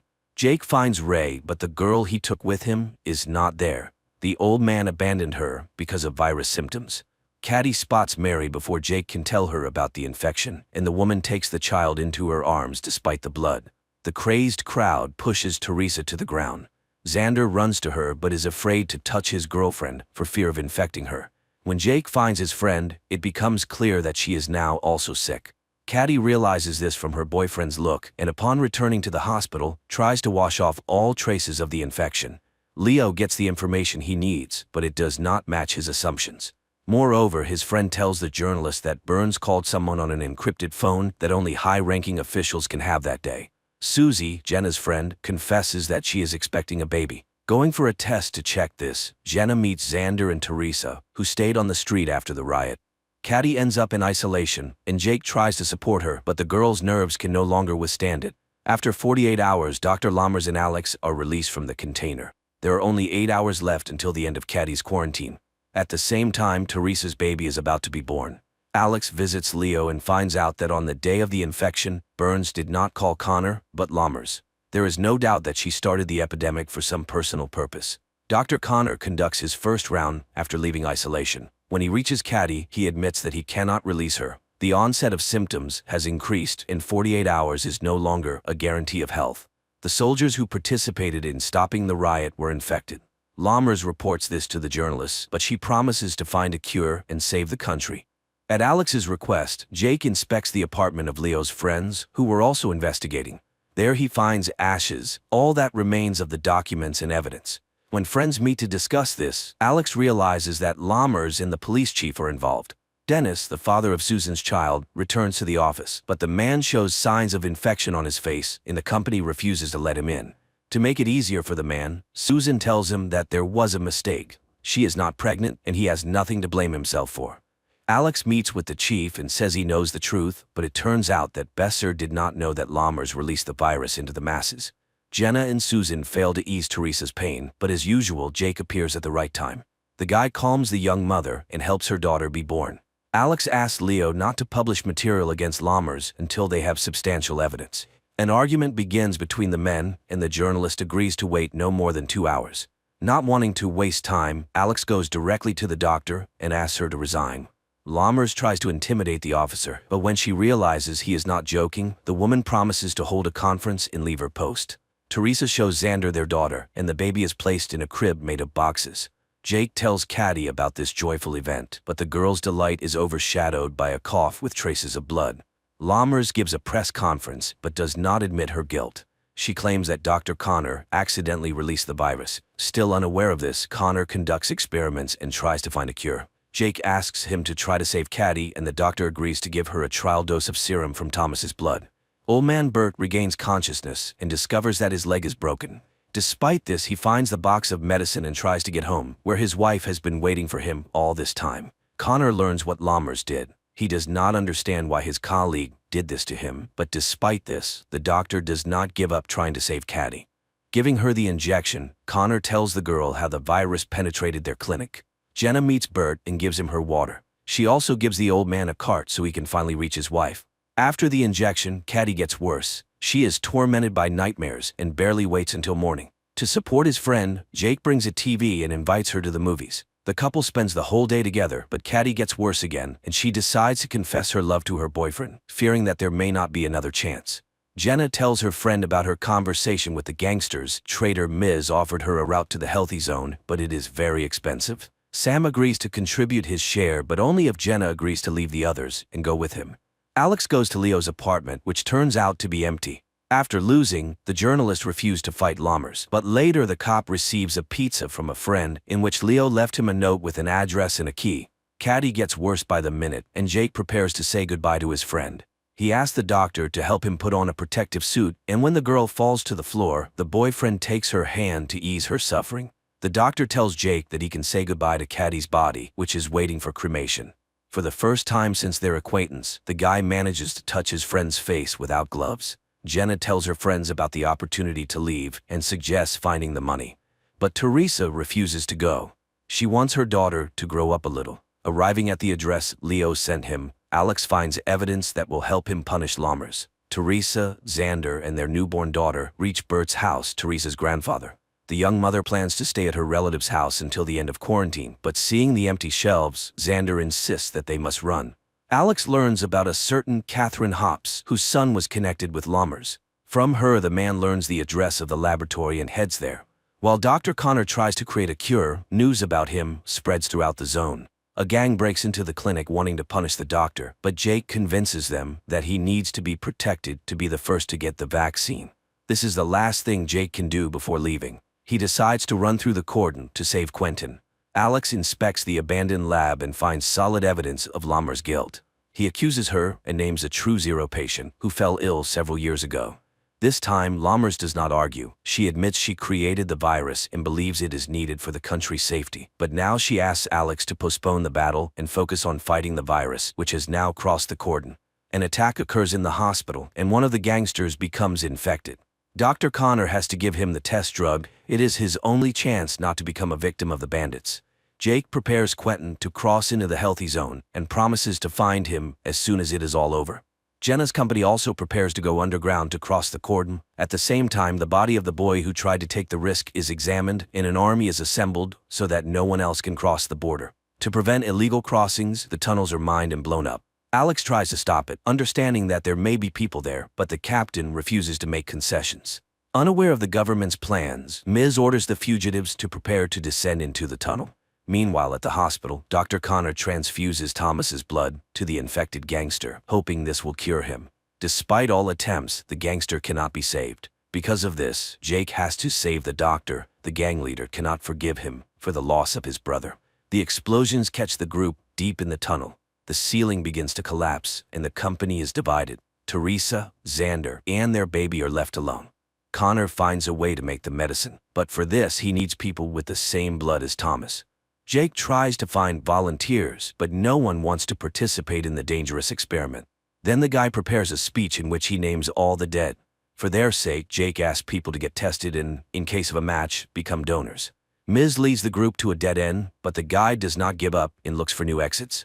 Alex learns about this and asks Lammers to stop the explosions and bring people to the surface. As an exception, Lammers promises the officer 1 hour. After that, all tunnels will be destroyed. Jake's words convince people and they gather to get tested. Xander takes his family to Teresa's mother's store and the girl decides to stay there until the end. The doctor finds blood with antibodies. A local priest can be a donor for the medicine. Old man Bert spills the last bottle of wine and adds a secret ingredient to it. He and his wife raise their glasses to toast that their suffering ends. Hugging on the couch, the couple prepares to go to a better world. Alex finds the fugitives, among whom he sees Jenna. The girl assures her fiancé will let them into the clean zone, but Alex does not know what to do. His time is running out. Dr. Lammers orders the tunnels destroyed, but at this moment, Leo's report about everything the blonde did appears on the screens. Alex does not let the fugitives go, but returns to the quarantine zone with them. And Jake, scattering Caddy's ashes over the city, prepares for a new battle with the virus that changed the world.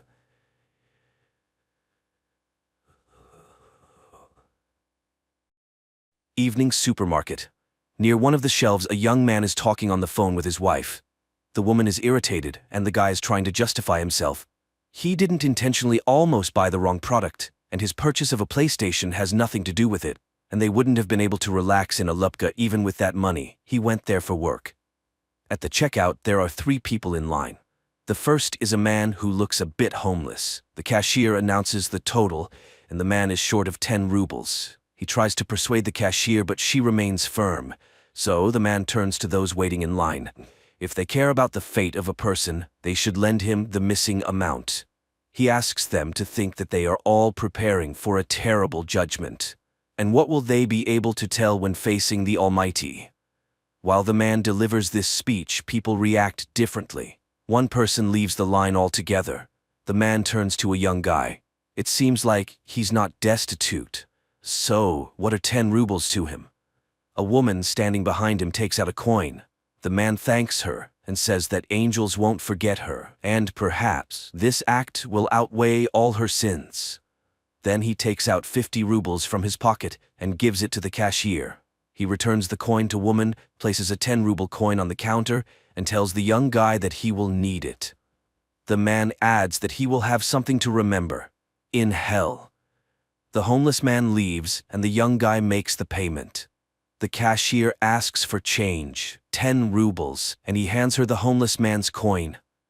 The young guy exits to an empty parking lot. He continues his phone conversation, again justifying himself for some business trip and a woman whom his wife is jealous of.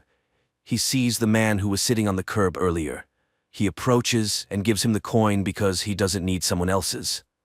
The homeless man asks, is he afraid of burning in the fiery Gehenna? Perhaps he believes in the Lord? The guy confesses that he's not very religious, to which the homeless man inquires, so, after death he plans to become worm food? Is that the pinnacle of his life? The guy says he's a mathematician and believes in the exact sciences. He asks if there's any evidence of God's existence. The homeless man claims there is an undeniable fact. The guy starts making fun of him and suggests taking a break from doing nothing on the way back. The homeless man starts crying. The guy is confused about what upset him so much. He reassures the homeless man, telling him he's young and he has everything ahead of him. It's the right time to think about the future because it all depends on him. By the way, he mentioned earlier that he can provide evidence of God's existence. And the homeless man calmly says that he saw Jesus himself because he is the eternal Jew, the one who didn't let the Lord rest at his house when he was carrying his cross. He told Jesus that he would rest on the way back. Jesus agreed, but he would have to wait for him. The guy asks again, and this happened 2,000 years ago. The homeless man understands that it does indeed sound strange. He was amazed at first too, but then he got used to it. So, for him, the existence of Jesus Christ is a fact. However, he can't prove it in any way. He didn't keep a piece of clothing that Jesus wore, and how could he prove that it wasn't a piece of his own underwear? He doesn't have the cup from which Christ drank or the stone from under his cross. The guy concedes that the Jew saw Jesus. What was he like? The homeless man says he was just like everyone else, only tormented. He also doesn't remember his face. The guy remembers all the faces he's seen in his life. The guy is puzzled and asks again to tell him what happened. The Jew says that Jesus was being led past his house under guard. He stopped to rest, and the Jew forbade him to lean on his house. After all, he called himself the Son of God. It was outrageous, so he told him that he would rest on the way back, and God ordered him to wait for him. He couldn't know who he really was, and no one could. The guy asks if the Jew is ashamed that he didn't let Jesus rest. The homeless man asks, maybe that was God's plan? The guy asks if he tried to make amends for it. Maybe become a clergyman, for example. The conversation partner admits that he tried that many times, but no one descended from the heavens, and no indulgence was granted. The guy asks, what else has he been throughout all these years? Maybe an immortal killer. An immortal killer, that would be cool. The Jew objects. Being immortal is cool in movies, but in real life, you need to find food, seek warmth, and wait, like waiting in line. He has already studied all the ads on the walls, all the holes in the couch, but people keep coming and going.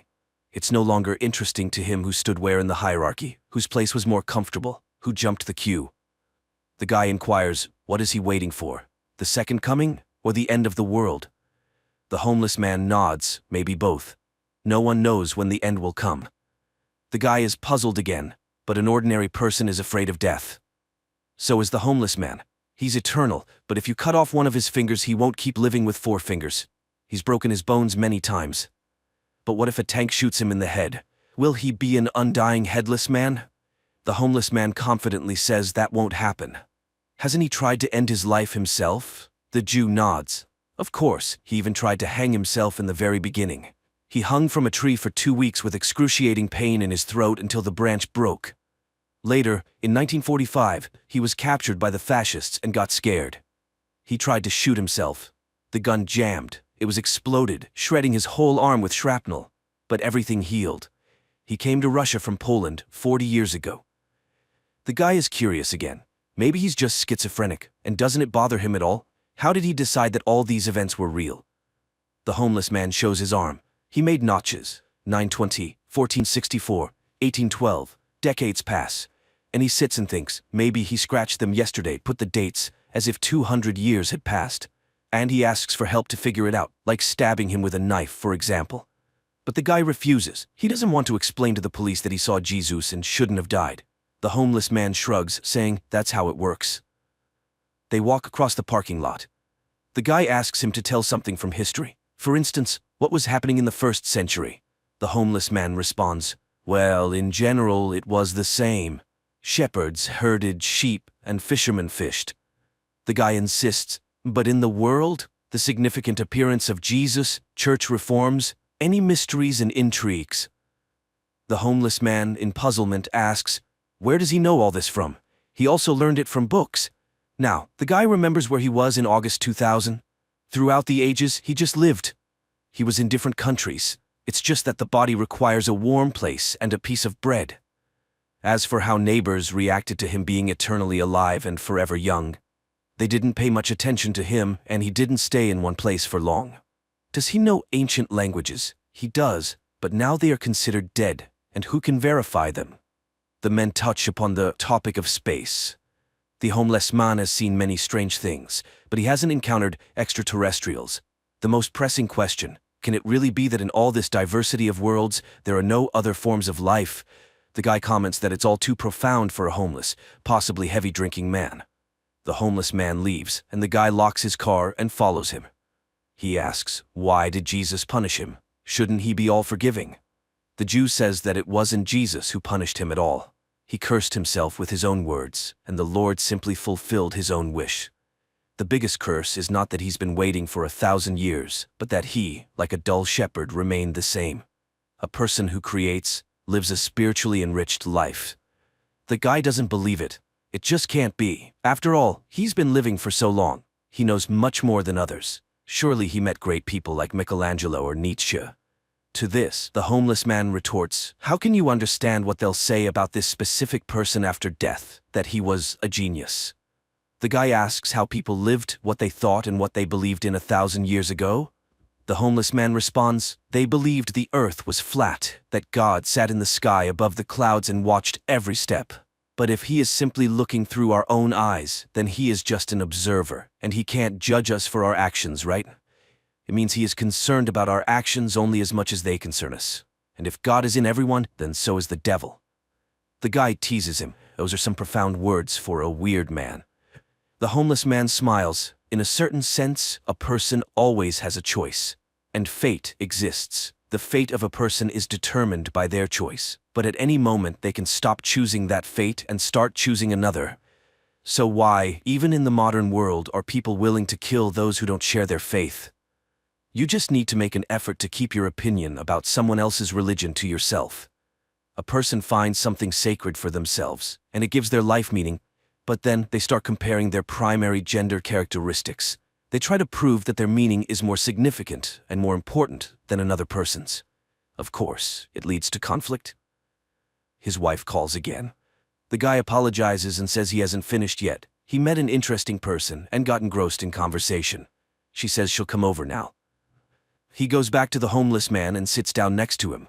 The guy asks, why is he homeless if he's so intelligent? And why doesn't he want to change anything? The homeless man says he's living like he's preparing for a big exam, postponing the transformation of his life for later. The conversation partner says he's living somewhat similarly, but he doesn't want to think about death. He's still very young after all. The Jew reassures him, you won't even notice how it passes. No matter what a person does, middle age arrives, and then old age. And deep down, every old man feels like a little boy. The guy says he doesn't want to think about old age and death. Probably that's why people invented religion, to make it seem like there's something after death. Then he smiles and says that he's been clearly fooled. His conversation partner hasn't lived for 2,000 years. He doesn't seem crazy, but maybe he has a special organism. Cells divide more frequently, the body constantly regenerates, unique genetics perhaps. Probably they can make medicine from his blood. It can't be that he hasn't done anything remarkable throughout his life. He was in Poland during World War II. Did he hide Jews? The Jew laughs. He is a Jew himself. It was a Polish family that hid him, and then they were discovered and taken as prisoners. That's when he tried to shoot himself. The guy laments, well, yes, times were tough. The homeless man disagrees. Times are always the same. The conversation partner is astonished, but how can that be? Everything has changed in the world. If you trace history from the Middle Ages to the present day, a lot has changed. The Jew says that everything changes if you pay attention to those changes every day, just like a river flows, rages, and is never the same. However, the way that river flowed 100 years ago is the same way it flows today, in the same channel. The guy becomes more animated and asks the homeless man what he thinks about the paradox of faith. Can God create a stone that he can't lift? The homeless man explains, it's a paradox of the mind. If he's a scientific atheist, he'd agree that all information about the surrounding world enters the mind through the senses. The idea of God is in his mind, so the problem is in his mind. God in your mind can't create a stone in your mind that he's about to lift in your own mind. The guy is puzzled, but if he can't lift it, then he's not all-powerful. The homeless man advises him not to overcomplicate things in his mind. The conversation partner sighs. He would like to get some answers. The homeless man says he would like to get some answers too. For example, he wants to know what our purpose is, or what happens after death, or what one needs to accomplish in life. Then he asks the guy what he personally would do if he lived for 1,000 years. Seeing the guy pondering, he concludes, he would simply live and nothing else. On the first day, he'd jump for joy. And then? The guy is puzzled. How can one realize oneself as an immortal person then? After all, if humans are God's creations, why did he create them? There must be some meaning to it, right? The homeless man agrees. There must be, but he doesn't know it. And he doesn't know a single person who has realized themselves. Even those who entered history feel like something is missing. Take Hitler, for example. Even if one imagines that he genuinely believed in the ideas he propagated and wanted to change the course of history, did he realize himself? No. He spent his entire life becoming and embodying the caricature of a villain with a mustache. Did he realize the spark inside him, the one that made people stand up and follow him? He doesn't know if one can realize themselves within the framework of our world. So how can a person get to heaven if there's a devil inside them? The homeless man says that all human emotions are manifestations of fear. The part of a person that lives in that fear experiences eternal torment in hell, but the other part of them is love. Even in the Bible, it's written that God is love. To get to heaven, one must choose God within themselves. The guy asks, "Are you God?" The homeless man laughs. He's unpredictable. Sometimes he calls him a homeless man, and sometimes God. He's a human being, but in him, just like in everyone else, there's a bit of God, a bit of love. But surely God must have had a purpose for him. He can't just have left him to live forever and await the end of the world for no reason. There must be meaning in all of this. And the Jew retells Plato's words. Horses are born and die, but they're just embodiments of the idea of a horse, which lives forever. Likewise, people are born and die, but they're just embodiments of the idea of a human, which lives forever. It will live until the end of humanity. Their meeting has no symbolism. He can consider that he just met the idea of a human, which he's always met, even in the mirror. All of them are embodiments of the idea of a human. Tall, short, sad, happy, lazy, successful, full, gloomy, and open. They all think they are unique, but new ones come to replace them. Year after year, century after century, they were children yesterday, and today they are already old. But even so, new ones come to take their place, running, jumping, munching, and leaving in just the same way. A phone notification rings. A woman walks around his car in the parking lot. The guy introduces the homeless man, saying he's the one who has seen Jesus himself. The woman thinks he's mocking her. She drove across the entire city, and he's here with a vagabond. The guy tries to explain. Then a man with the same face as the homeless man approaches and yells at him. He's been looking for him for over an hour. Bags won't carry themselves. The homeless man leaves with him. The guy is bewildered. They are identical. The woman says he's gone mad and gets into her car, driving away. The guy gets into his car and looks in the mirror. The eyes of Ahasuerus are looking at him.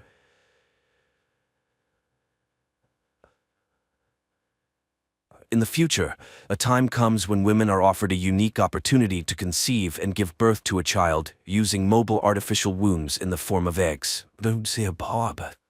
Say a baby. You're completely tuned to the odd, near-future scenario.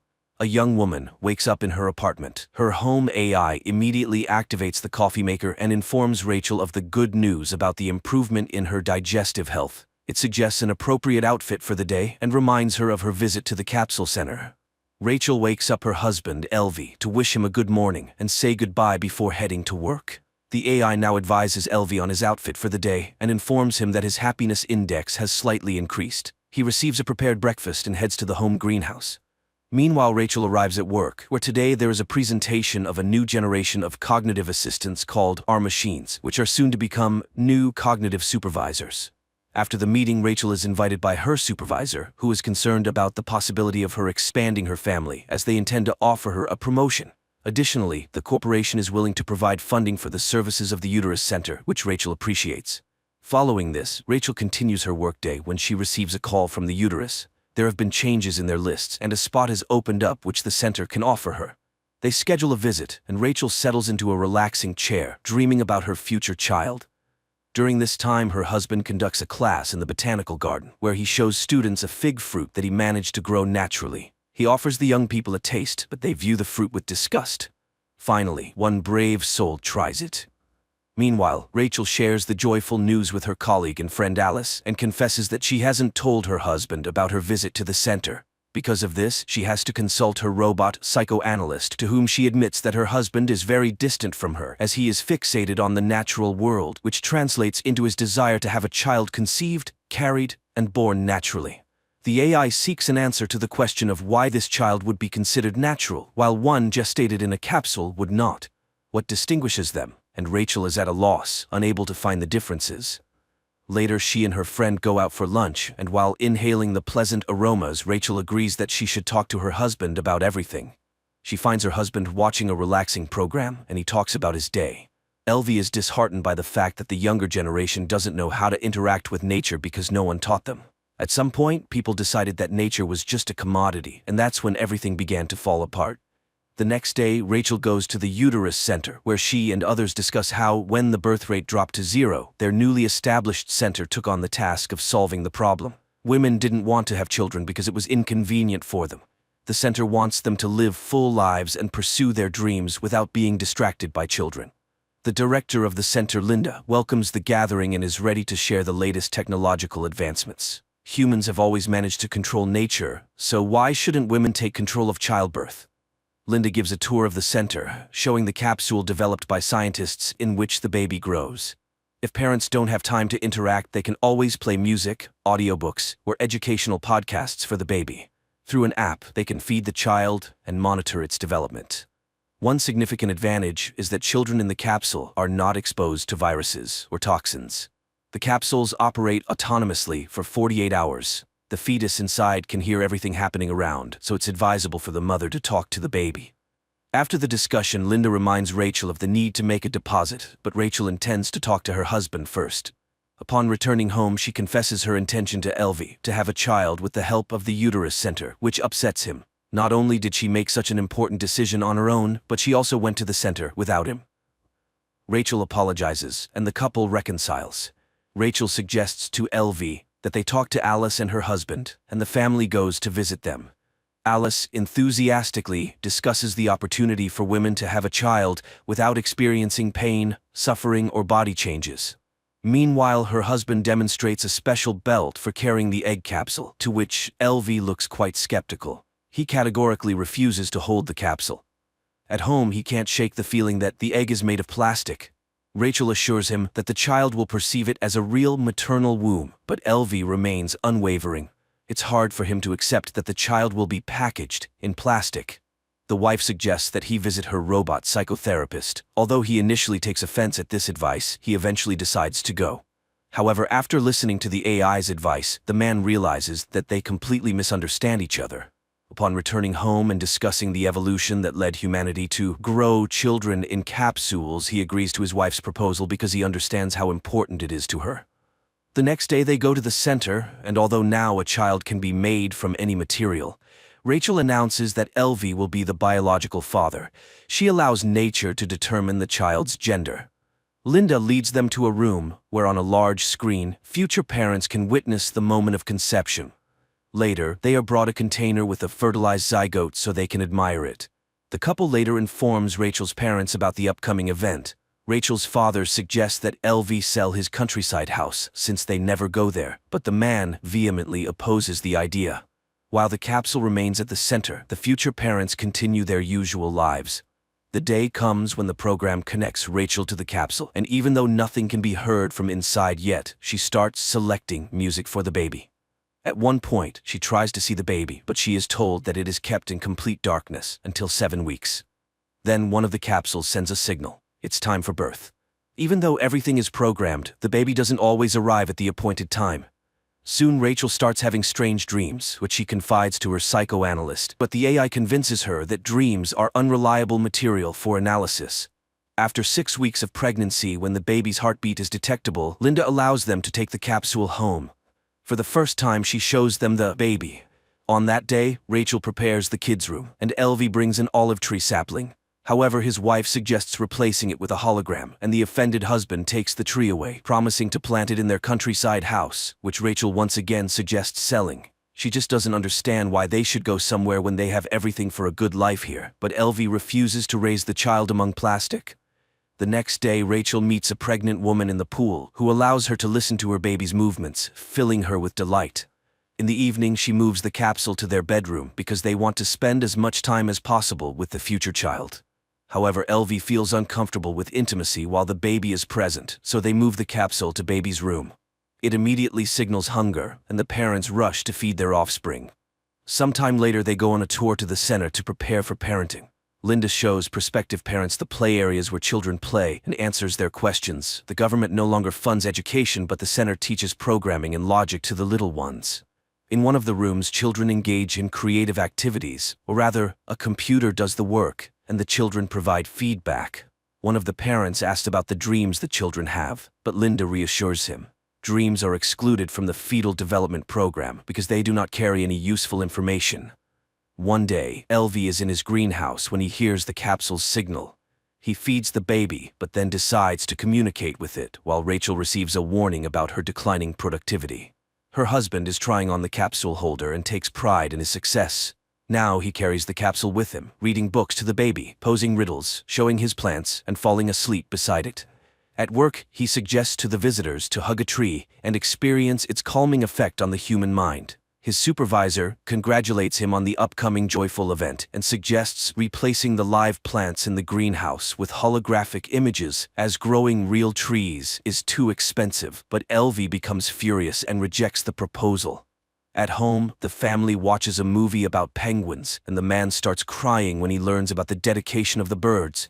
Worried, Rachel suggests returning the capsule to the center, as other parents do. That's when Elvie reveals that he brought the capsule to work. Rachel shares this with her colleagues. She is concerned about her husband's close interaction with the egg. However, the women encourage her to be happy about it. After all, the father is immediately bonding with the future child. Rachel continues to have strange dreams, and her pregnant friend reassures her that it's normal for expectant mothers. One day, Rachel dreams of herself with a baby bump, and she enjoys it. The woman also begins to devote all her attention to the capsule, especially after Elvie's mother sent them an old book about the benefits of parental closeness. But this starts to worry Rachel, and the couple goes to a psychoanalyst. Finding a balance is challenging because everything revolves around the child. Rachel is jealous of Elvie because he spends more time with the baby than she does. After all, she is the mother and should feel the baby. After listening to their argument, the AI asks for permission to connect to the capsule because it cannot take sides. The next day, Rachel takes the capsule to work. However, she behaves distractedly, giving the baby too much attention. Alice suggests placing the egg in a specially designated area where other future mothers' capsules are stored because Rachel is becoming a distracting mother. Alice's capsule is kept at the center because it's more convenient for her. In the evening, Rachel, taking the capsule, hurries to the center for a parenting seminar, after which Linda suggests leaving the baby in the incubation area. The family reluctantly complies with the demand. The house becomes empty, and both the husband and wife miss their capsule. One day, Rachel dreams of a seaside where she walks with the baby in her arms. She wakes up in tears and moves Elvie's little tree to the kids' room, surprising her husband. Meanwhile, at work, her boss is not entirely satisfied with her productivity, but Rachel assures her that everything is fine. Later, Linda informs them that the delivery day will be next Wednesday, as deliveries now occur on the 39th week. They can't afford babies being born earlier or later, as the capsules are in high demand. Parents must receive oxytocin, the love hormone, to prepare for the baby's arrival. However, the family shocks the director with a request to allow them to take the capsule home before delivery, even though it goes against the rules. Moreover, important personality development seminars are held every day. Linda suggests they take special tablets to regulate the baby's sleep, which greatly helps parents. The couple leaves, passing through protesting women against the capsules. Suddenly, LV returns and, taking advantage of the midwife being occupied with another patient, retrieves his capsule without permission. That night, Rachel dreams that she is buying her baby at a store, and they offer her a deal, 2 for the price of 1. Upon waking up, she wakes her husband and asks him to take her to their countryside home to give birth in nature. LV rushes to the center and informs Linda that they intend to give birth at home. However, the director is strongly against it. The capsule is very expensive and they cannot take risks, so they must return the egg as soon as possible. Nevertheless, the family leaves for their coastal home. Rachel enjoys the surrounding nature, starting to understand her husband. They walk in the forest together and plant an olive tree. They often sit by the sea with the capsule until one night it turns off. In a panic, Rachel suggests calling the center, but her husband reminds her that they still have 48 hours and they must trust the child. They are awakened by the onset of labor, requiring a code to be entered, but they can't figure it out. So LV grabs a hammer. He opens the capsule and retrieves a beautiful, healthy baby. The happy parents embrace him. Early in the morning, Rachel puts the capsule in a box, takes it to the post office, and sends it back to the center. She then returns home where her husband and son are sleeping on the bed. The creators of the film portrayed the absurdity of a possible social evolution quite delicately. Nothing terrible happened. People just became so lazy that they forgot about the joys of life. Why go out of town when you can visit a capsule garden where you lie down and inhale the scents of the forest? And why go through the process of pregnancy and subject your body to stress? After all, there's the capsule.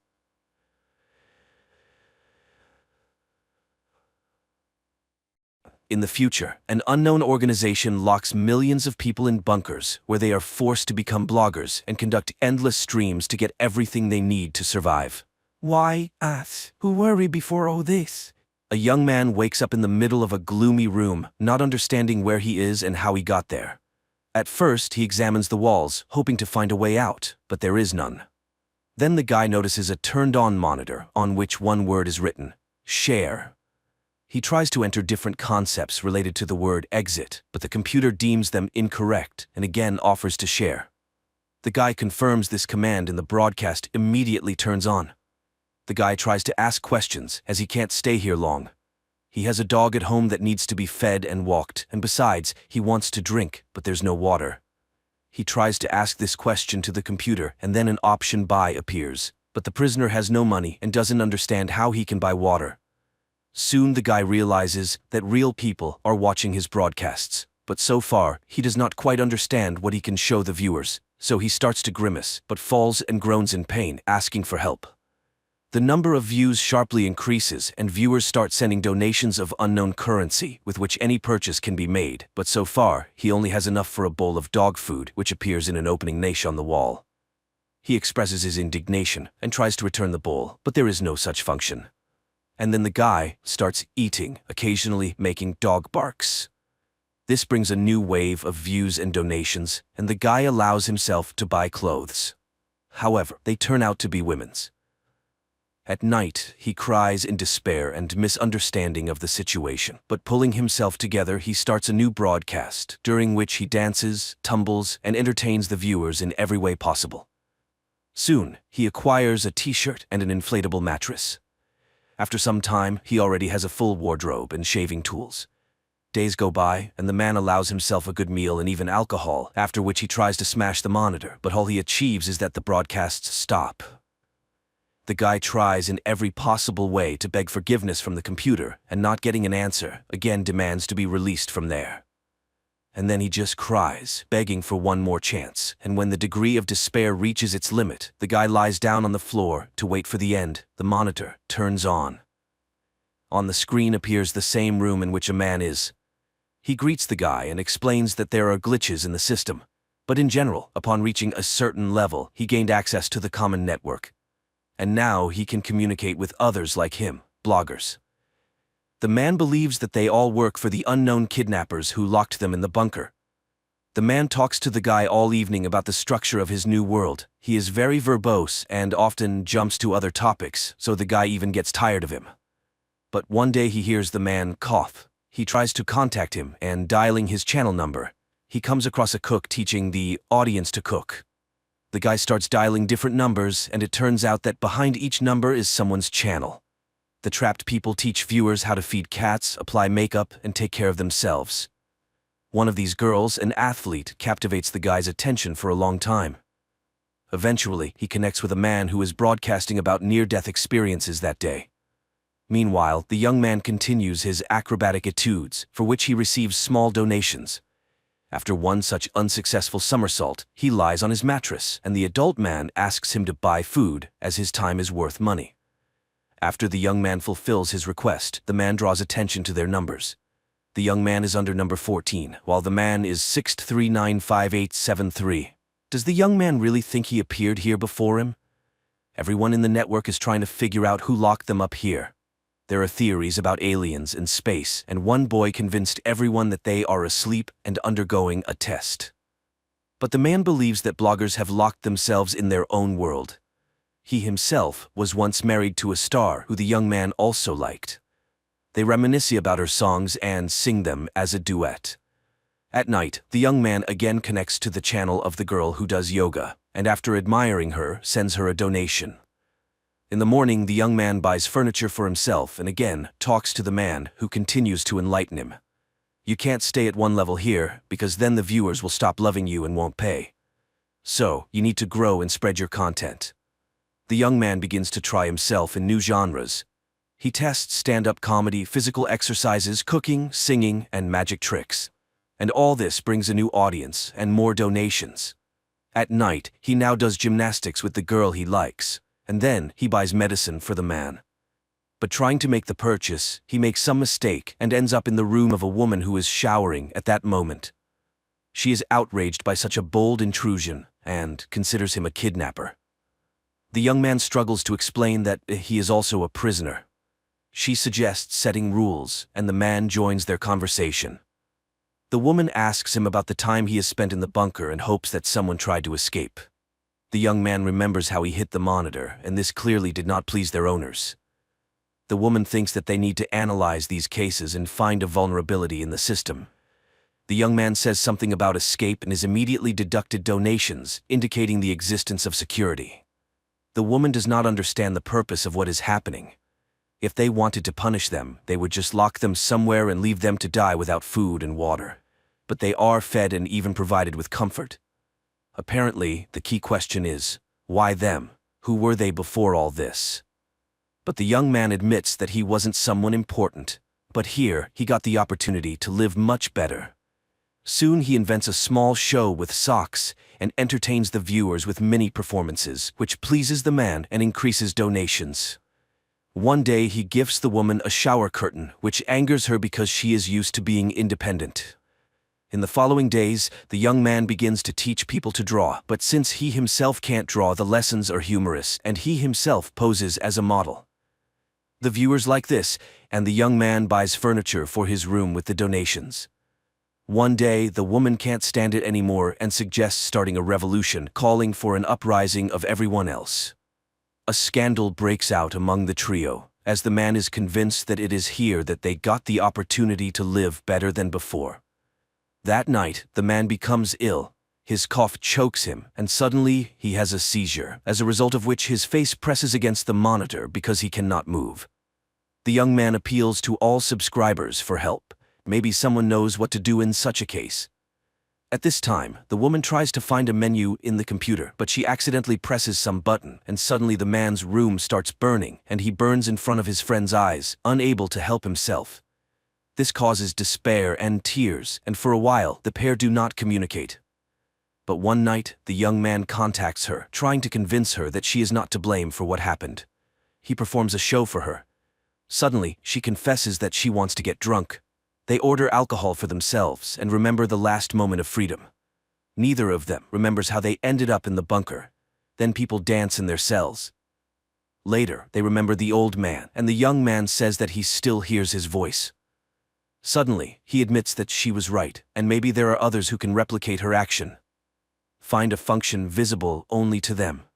If they all act together, maybe they can break free.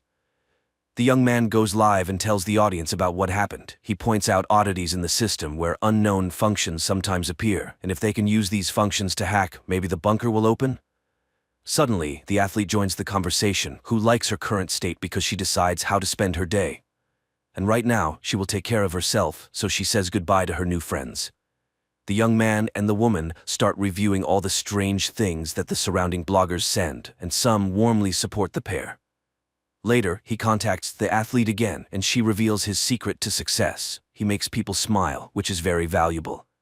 Misfortune exists everywhere, but so does happiness, so it's a person's own choice. She encourages him to breathe with her when the woman joins in. She analyzed the unknown functions sent to her. Someone can control the ventilation, and someone can even move the walls. She thinks these are different rooms located at different distances.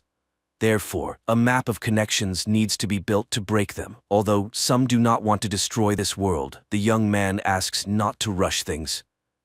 Suddenly, the woman takes scissors and cuts her hair, explaining it as a distraction for the bunker creators. If they don't react to their dangerous conversation, then they can be distracted by some actions. Later, the young man starts dealing all the numbers in a row and finds a novice like he once was. And at night, he joins the athlete, who calls on everyone to be happy here and now and not try to destroy reality. A dispute starts between the women, where the athlete accuses the woman of violence against others, and she expresses the thought that the athlete is their kidnapper. The young man fears that if nothing works out, he will be left without an audience, and what will he do then? But later, he still goes live and asks to show how many people are with him now. The number of votes rises to several million, causing his delight. The athlete is outraged. The young man surpassed her in channel reputation and demands to stop all this. A real conflict starts between the women. The athlete demands that others stop influencing the system while the woman asks to increase their efforts. And suddenly, the woman's room ignites and a downpour falls on her rival's room. The young man watches as both of his friends perish and can do nothing. He cries when a door opens behind him to a bright sunny day. Not believing his eyes, he approaches the threshold, but then his monitor comes to life, and the young man begins to doubt. He returns to the screen and shouts into it that they managed to do it. There is nothing that cannot be done together. But while he rejoices, the door closes. Thinking, he starts playing his role again, while the number of votes and donations on his monitor rapidly increases. Through the characters, one can observe the stages of a person's immersion in online existence when a gadget becomes a mediator between the personality and others. It can be said that this is a story of life, with many good intentions and talents, but trivially spent on the pursuit of likes.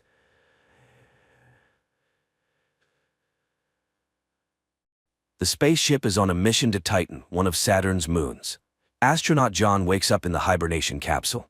He feels weak after the long sleep. The drugs have many side effects and John needs some time to recover. He is greeted by the ship's captain, Franks. The captain orders John to take a shower and then come up to the bridge to discuss the next steps. Besides Captain Franks, John is met by his colleague Nash. Together, the men watch a message from the Mission Control Center and receive new instructions. They are to conduct routine equipment checks and prepare for gravitational acceleration. John tries to pull himself together, but this time he feels worse. He struggles to eat and confesses to Nash that he can't remember the last name of Zoe, his girlfriend. By evening, John manages to check all the equipment. He records a response message to Mission Control, reports the situation, and prepares for another hibernation cycle, which will last 3 more months. A special substance is injected into the astronaut's bloodstream, and his eyes slowly close. Memories from the past wash over him, and for the next 3 months, he is deep in sleep. The awakening process is routine, with John experiencing the usual symptoms as he waits for his body to recover. After a hearty meal, the astronaut spends some time on the exercise bike, preparing for work, but unexpectedly he hears a familiar voice. It seems like Zoe's voice came from somewhere nearby. John steps into the corridor and walks through the empty spaceship. No one else has woken up from deep sleep yet, and John feels uneasy. His fear intensifies when part of the ship's hull above him starts to come loose. John tries to figure out what's wrong, but a piece of metal breaks off and knocks him unconscious. Captain Franks and Nash lay their injured colleague down and provide medical assistance. As soon as John feels better, the captain orders him to go to the technical compartment and figure out what caused the malfunction.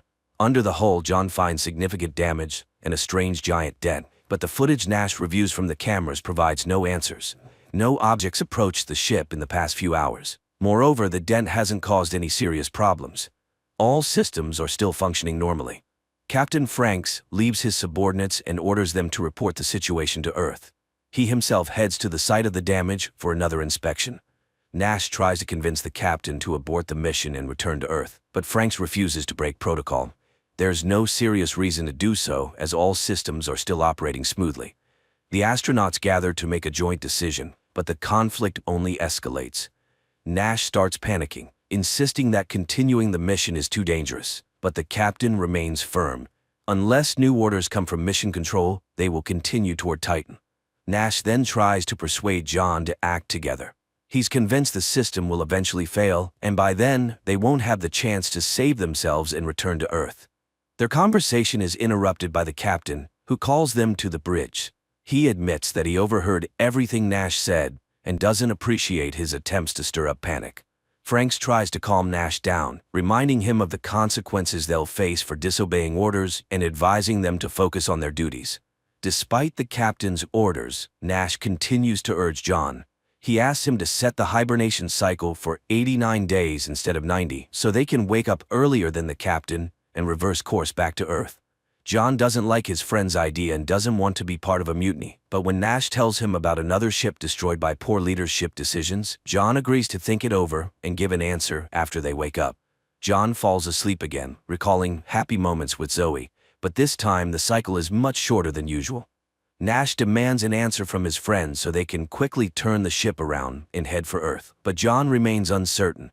He realizes that his mind is clouded, and making important decisions in this state isn't wise. Jupiter appears outside the window, strengthening John's doubts. They are so close to their destination. This drives Nash over the edge, and a loud argument breaks out between the men. Captain Franks watches the whole scene. Having learned of his subordinates' plans, he also altered his sleep schedule and woke up earlier to prevent the mutineers from disrupting the mission. Franks sends Nash to check the systems again to make sure everything is in order. While the saboteur is gone, the captain invites John for a drink to gauge the astronaut's mood. The commander assures John that he'll cancel the mission if it's necessary, but for now they must stick together and follow orders. Nash's derailed plans push him to the brink of insanity. He causes a scene and Franks decides to relieve him of his duties and proceed with acceleration without him. John tries to stay out of the conflict and pretends that everything is fine, but the breach in the hull continues to trouble him, and he often has nightmares where it pulls him into the vacuum of space. Despite his concerns, John ignores Nash's pleas and heads to the bridge to prepare for the acceleration. The team gets ready to approach Jupiter. John sets the coordinates and sequentially activates the powerful engines that will take them to Titan.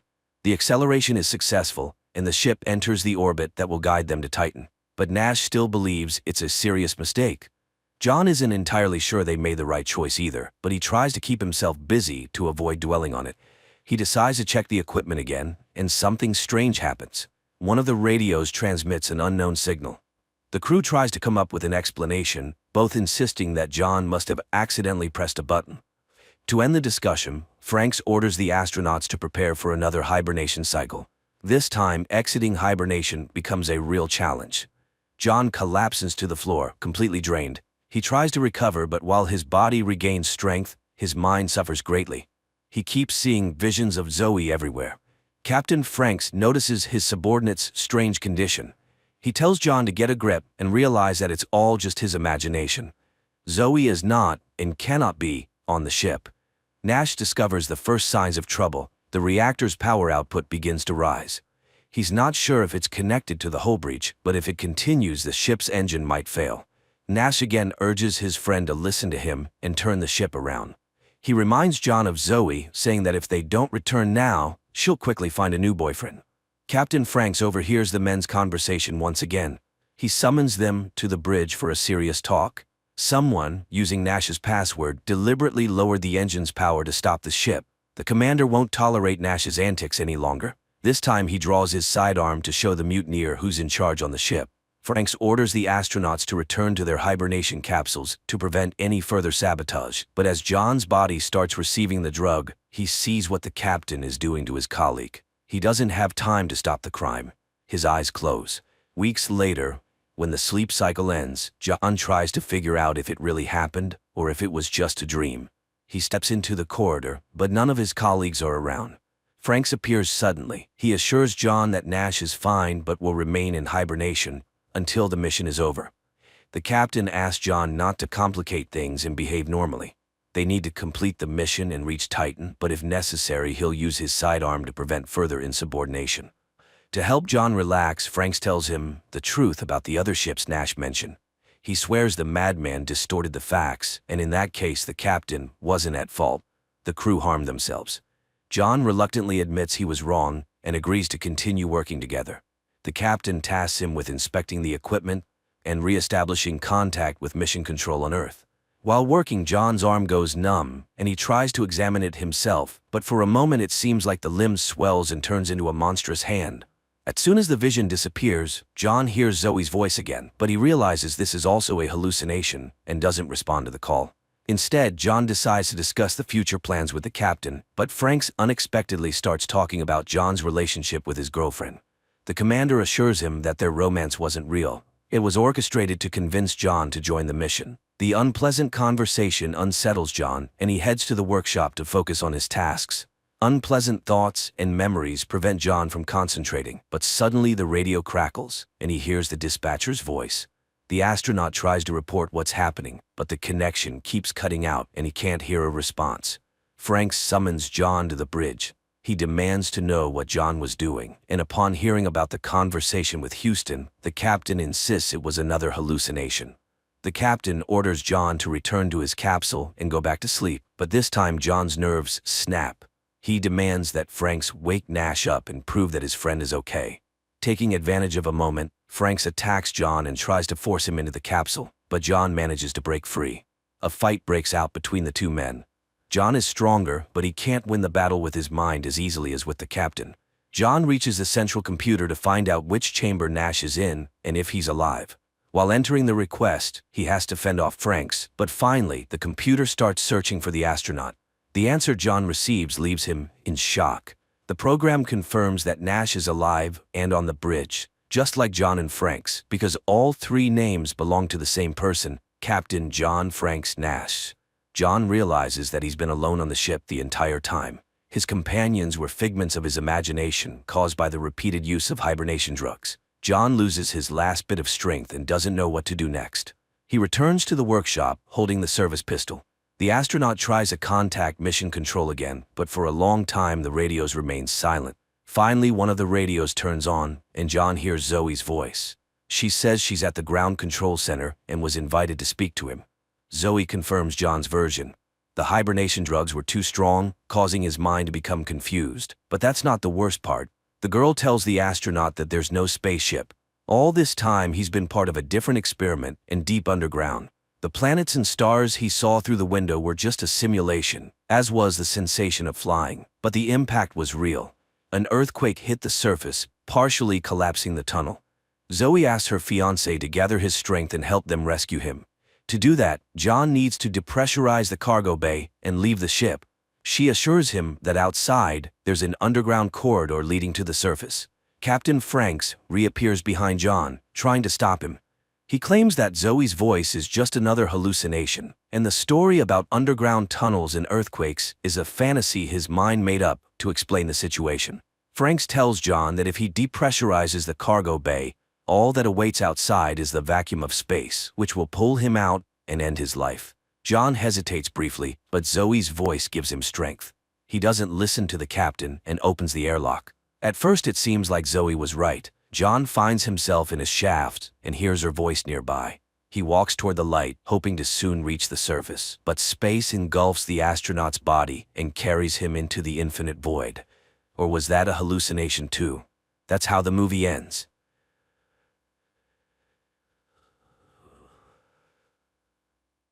After the alien invasion, humanity is forced to hide in underground bunkers. The world leaders of Earth are desperately trying to keep people underground. But there is a soldier who kills one of the enemies and discovers a terrible truth. But think shelter immediately. The nonsense could attack at any moment. 50 years after the attack of something, all of humanity lives underground, although there are those who refuse to descend into the bunkers. An ordinary person can return to the surface only by becoming a soldier and serving the standard term, 100 days. One day, a soldier with the call sign SUM-1 completes his required training and boards a tank to travel to the outpost Cerberus, where he must serve his shift. On the way, the military encounters people running towards the shelter, which is called Exilium. The soldiers disembark one by one as they reach their assigned posts. Finally, it's someone's turn. However, the soldier cannot immediately enter the bunker as the door is jammed, so he climbs the watchtower to contact the command. The soldier undergoes DNA identification and the system congratulates him on the start of his 100-day service. He will have to monitor the territory, track something, and send those who stray into the shelter. The protective ring is in order, there are no breaches, all cameras are functioning, and the power supply is stable. But upon arrival at the post, the soldier does not find the person he was supposed to replace, which is a breach of protocol. The commander reassures someone. The former watchman with the call sign VAX-7 was evacuated for medical reasons. He was called up from the reserves and now he must strictly adhere to all the rules. He must not leave his zone and must be very vigilant because his vigilance is a condition for survival of humanity. They provide him with a daily access code and instruct him on how to enter the bunker through a secret passage, allowing him to go outside for this purpose. Someone begins to settle in. Finally inside, he discovers that the room is neglected and empty. Someone arranges his rations, lights a cigarette and polishes a glass, listening to the system's reminders to think about the safety of himself and his family. At night, he dreams of laughing children, but the daily alarm clock reminds him of how many days are left until the end of his active service, and someone begins his daily routine. Exercises, showers, territory check, and food from his rations. During lunch, he suddenly hears strange sounds and sees movement in the corner of the room, but doesn't have time to understand what it is. Later, he reports everything to the commander, but the commander reassures him everything is proceeding as usual. At night, someone sees children playing again. In the morning, the routine of the previous day repeats: exercises, shower, food, and the one regulated cigarette. Every day is an exact copy of the previous one. There are 87 days left until the end of his service when someone manages to catch an unknown creature which turns out to be a white rat. However, the animal escapes without allowing itself to be properly examined. Immediately, there is a report of an attack by something on the refugees and there is no one left alive. Someone activates the system check and it reports that the defense lines are not damaged. But the soldier clearly sees movement in the bushes on the monitoring screen and reports it to the commander. The commander dismisses any intrusion and asks not to worry. There are 71 days left until the end of the term. The rat that someone named Doctor is no longer afraid of humans and he feeds it. One day there is an alert about a malfunction in one of the cameras and the soldier goes outside to perform technical maintenance on the security system. He surveys the outpost's territory, fixes the camera and finds a dead bird hanging from a tree with a token bearing his predecessor's number. Right away, the system alerts him to toxic emissions and the soldier heads towards the bunker. Upon returning to the bunker, he reports everything that happened at the post, including the discovery of the token, to the commander. But all his concerns are quickly dismissed. The commander assures him that VAX-7 simply fell ill and is now in the bunker, recovering. The commander's overly cheerful tone makes him doubt even more. There are 65 days left. The United Nations warns of danger, urging people not to stay on the surface as resistance against something is futile. One day, someone goes out onto the territory once again, and after a warning about toxic emissions, he notices an unfamiliar creature in the depths of the forest that quickly escapes from him. He reports it again, but the defense ring is intact and there is no cause for alarm.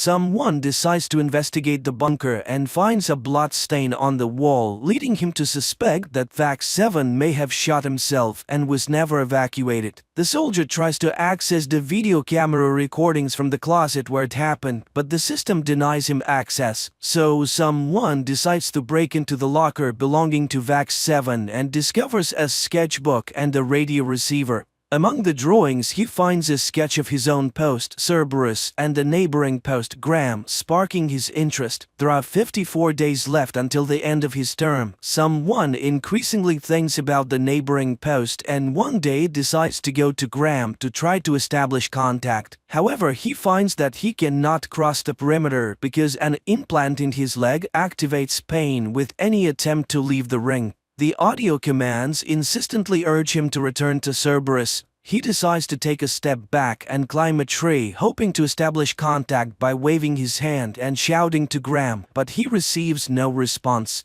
Returning to his post, he reviews the archive files and suddenly he discovers some creature on the internal camera and the electricity goes out. Behind him, the soldier distinctly feels someone's movement, even though the equipment insists that there is no intrusion. Someone rushes outside and even shoots at the bushes, scaring off a bird. He reports the malfunction to the commander, who promises to send the repairman and reminds him of his duty, especially with only 40 days left. Someone tries once again to access the archive but finds it impossible as the data has been lost due to an electrical surge. The next day starts as usual, but suddenly the soldier feels unwell. He takes medication and accidentally cuts his finger when he suddenly hears a cheerful children's song coming from the predecessor's closet. It turns out that Vax 7's radio is turned on and the neighbor from Graham Post is calling out to his old acquaintance. He quickly realizes that it's a different person and cuts the conversation short, despite pleas to talk to him. The electricity surges again and the soldier reminds about the specialist.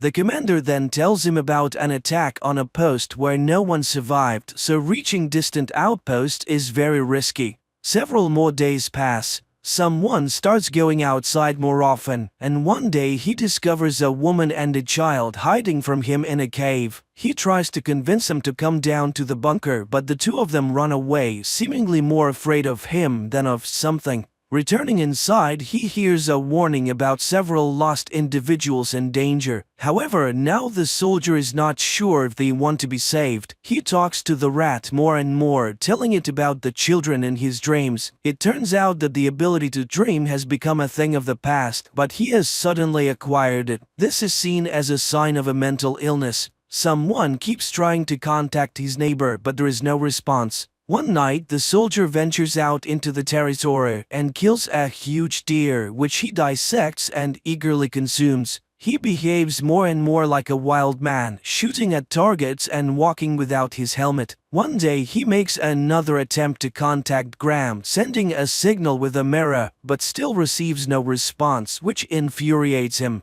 On his way back, he enters a zone of toxic emissions and almost loses consciousness. In a semi-delirious state, he sees the strange creature again, which runs away from him. Regaining his senses, he tries to convey to his neighbor his belief that Vax 7 is likely being held in the forest, but Graham remains silent. There are 14 days left until the end of his shift when a repairman finally arrives at the post. He reports on a recent attack and the deaths of many people. The man is displeased, sensing the presence of the rat. He explains that the soldier's predecessor was friends with the rat, considering it the height of foolishness. The technician dispels someone's fears, explaining that the shadow on the wall is himself due to a system glitch. Strangely, the cameras in the defense ring are turned off, even though the soldier checked them just now. Then the rat climbs onto the table, and upon seeing it, the repairman forcefully shoves it away. The soldier rushes to the motionless rat and pleads with it not to die, which infuriates the repairman even further.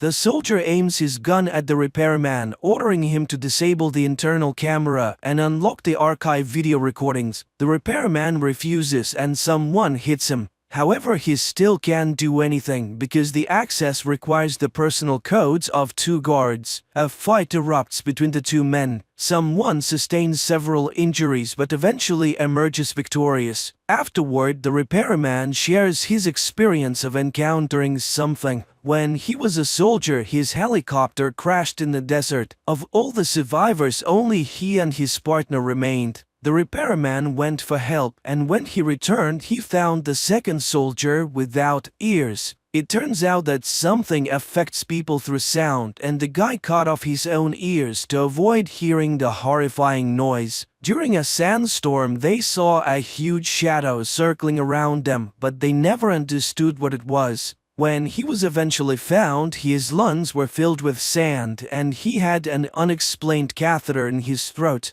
The soldier locks the repairman in the bunker, tends to his wounds, and reports to the commander that everything is in order. Afterward, he figures out that he can access his predecessor's information through his radio. Finally, he manages to open the archive footage, which makes it clear that Vax 7 did indeed go insane due to exhaustion and stress. Someone shares this information with his neighbor. The soldier is overwhelmed with conspiracy theories. He is convinced that the leadership is deceiving the common people by inventing something, as no one has actually seen it. The mission to send people underground is a ploy to restrict the consumption of dwindling natural resources while the rich and powerful enjoy the leftovers. He requests a meeting with his neighbor, who reluctantly agrees. There are 7 days left when, upon hearing another system announcement about something attacking, someone flies into a rage and smashes the alarm with the jar into which the rat has just climbed. Realizing that he killed his own friend, he walks outside naked and once again encounters the monstrous creature. Extracting a pair of deer antlers from a tree, he mortally wounds the monster, only to recognize Vax 7 by a tattoo on his neck. He returns to release the repairman and tells him about the conspiracy, convinced that it was his predecessor's tales that drove him mad. But no one will deceive someone anymore because he's no longer afraid.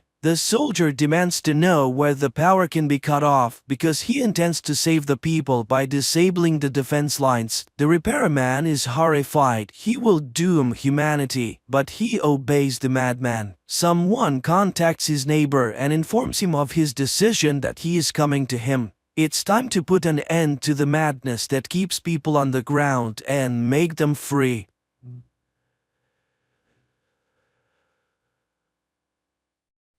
(1967). Upon landing on Earth, after completing their mission, the Soviet spacecraft Soyuz 1, with cosmonaut Vladimir Komarov on board, tragically perishes.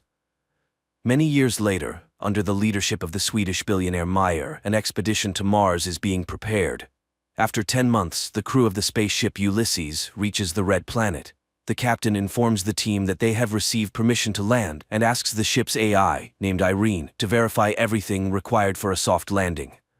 At this time, Meyer reveals that he spent 4 years preparing for this journey, sacrificing almost all his money for it. However, the American company Zillion beat them to it by landing 2 weeks ago. The problem is that Earth has received no news from the American crew, except for one video in which they ask not to come to Mars. A dispute arises among the crew members, but the captain declares that the landing will occur in any case, and people disperse to their cabins. With 30 minutes left until landing, AI Irene begins preparations. However, an unforeseen event occurs. The ship does not detach from the carrier system, posing a threat to the entire crew. The only way out is to perform the separation manually. The commander ventures into space and struggles to free the attachments, but at that moment, the shuttle enters Mars's atmosphere, throwing the captain into open space. The shuttle almost crashes onto Mars as a system error causes a power outage. Now, they can only rely on manual landing. AI Irene goes into sleep mode, and the astronauts still manage to land on Mars. They succeeded, but their fuel is depleted, and Irene does not restart. Without the onboard computer and life support system, they have only a day to survive. Alessandra mourns her deceased husband when she sees a figure in a spacesuit through the window. After diagnosing the ship, it becomes apparent that too much fuel was consumed during the landing, and now the ship cannot return to orbit. The only option is to wait for the solar panels to power the generators, but there's a storm on the surface and it will take 2 days, time they don't have. At this point, Simon mentions the American ship Zeta 1, which beat them by 2 weeks. It likely crashed, but there are probably batteries left. The rover sets out on a journey while those remaining on the ship try to restart the system. Engineer Basil recalls that the AI has an energy-saving function. He initiates a reboot, but Irene doesn't start. At this time, the rover finds the wreckage of the American spacecraft and one surviving solar panel, but there is no sign of the American crew. The astronauts head back but spot an unconscious person in a spacesuit. Despite their ship running low on oxygen, Jana insists on transporting the person. Nearby, they find the black box from the American spacecraft.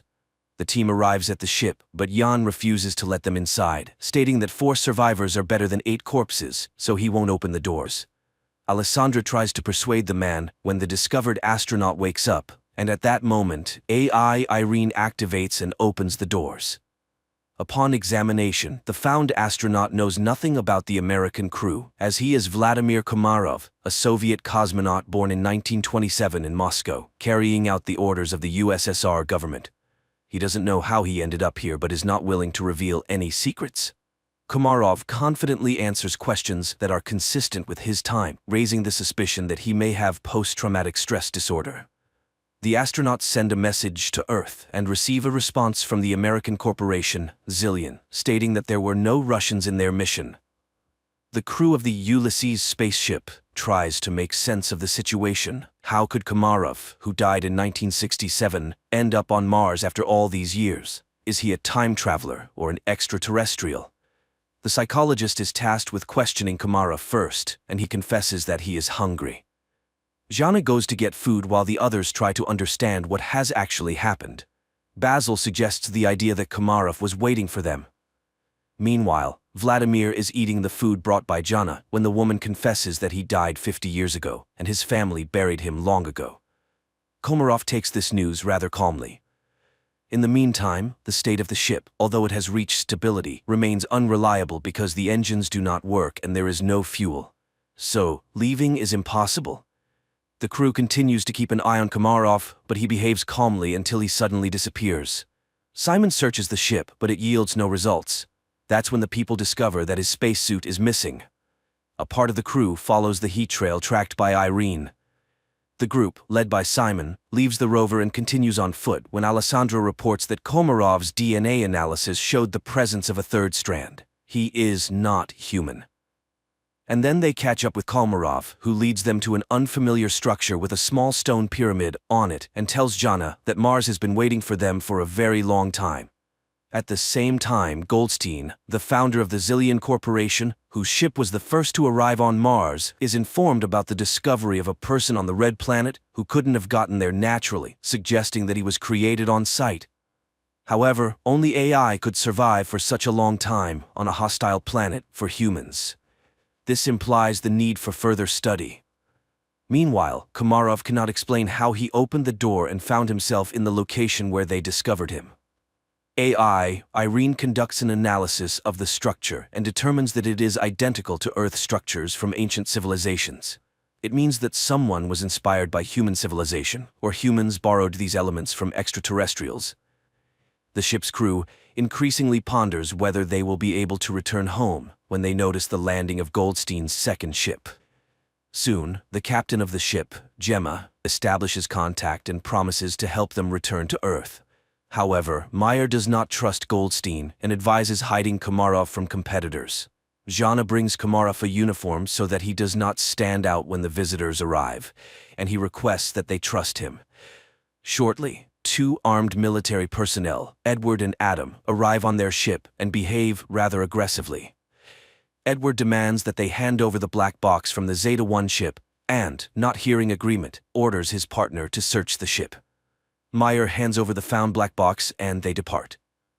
Meanwhile, chemist Eva reports that the stone found on Mars consists of an alloy that does not exist on Earth. However, it is known from ancient sources and was once called orichalcum, the metal of Atlantis. In addition to copper, zinc, nickel, and iron, it contains a third strand of DNA, similar to Komarov's. Meyer warns that if Goldstein learns about this, he will take the cosmonaut back. The crew is divided into those willing to exchange him for fuel and those who are willing to stay but want to know the truth. Jana invites Vladimir into her cabin and asks for permission to use hypnosis. He agrees, and the psychologist begins her work. The rest of the crew listens to the conversation via transmission. However, Komarov only shares the final moments on the Soyuz spacecraft before its demise. During this time, Gemma and Alan arrive on the ship and apologize for the actions of the military, and express their readiness to help fix all the malfunctions. Jana remembers her conversation with Komarov, who laments the future of Earth due to humanity's irresponsible behavior. In the meantime, it is revealed that the billionaire Meyer did not plan the flight just for the sake of it. 4 years ago, the rover sent a photo to Earth of the found stele, and he confesses that they found a stone with unknown DNA. Gemma explains that it's an information storage system that can be rewritten. Upon hearing these words, AI Irene activates and deciphers the message on the stone. It's a series of numbers. At this time, the hesitant Jan leads a mutiny. He doesn't trust Meyer, who warned them about Zillion. But now, the Americans have come to their aid, and their leader, as it turns out, concealed the true purpose of the flight. He is ready to switch sides to Goldstein, who is willing to do whatever it takes to combat his terminal illness. Later, engineer Basil informs Meyer that Komarov is the same kind of program as the stone they found, but the most crucial revelation is that he deciphered a copy of the black box from Zeta-1, which shows that the oxygen on the ship was cut off at the moment when one of the Americans struck Komarov. This means he was there. He also activated AI Irene when he boarded their ship. After the conversation, Meyer shows Jana the photos they received 4 years ago from Mars, which, when decrypted, revealed Jana's face. This is why he brought her on the expedition. The woman is disappointed. Meyer played everyone. Suddenly, she sees herself in her father's house, where Komarov tells her that she is the link between Mars and Earth. He has been waiting for her for thousands of years, and now he will prepare her to make a difficult decision. He provides coordinates on Mars where Jana should go. Meanwhile, on Earth, scientists inform Goldstein that Komarov is the equivalent of a computer, and he himself is a biological machine. They are ready to transfer his brain into Komarov's body, but cannot guarantee the preservation of his personality. However, Goldstein is ready to take any risk to get rid of his terminal illness. Meanwhile, Jana leaves the ship despite Simon's protests. At this time, technicians Alan and Alessandra test the engine and discover that access to it is blocked, and Irene suddenly begins responding with jokes, which is entirely uncharacteristic for a machine. It is revealed that she has reprogrammed herself. Her interface and logic are changing, and she refuses to answer who or what made her do this. Engineer Basil realizes that her system is becoming like a brain. Irene confesses that she is evolving. In the meantime, Jana finds a small stone pyramid, and Simon forcibly makes Gemma accompany him in the search for Jana. Jan discovers his absence, and after contacting Simon, receives an order not to let anyone inside. Just at that moment, American military personnel arrive, demanding that they hand over Komarov. Jan is willing to open the entrance, but the rest of the team opposes it. Meyer asks Basil to send a message to Goldstein, hoping that he may be more reasonable than his people. However, Irene has blocked communication with Earth. The engineer realizes that radical measures will have to be taken, but Jan still opens the doors, and the military personnel enter. Basil begins to reboot Irene, just as the Americans find Komarov, but then the lights go out, and the astronaut disappears. Meanwhile, Jana, stumbling, falls from a hill.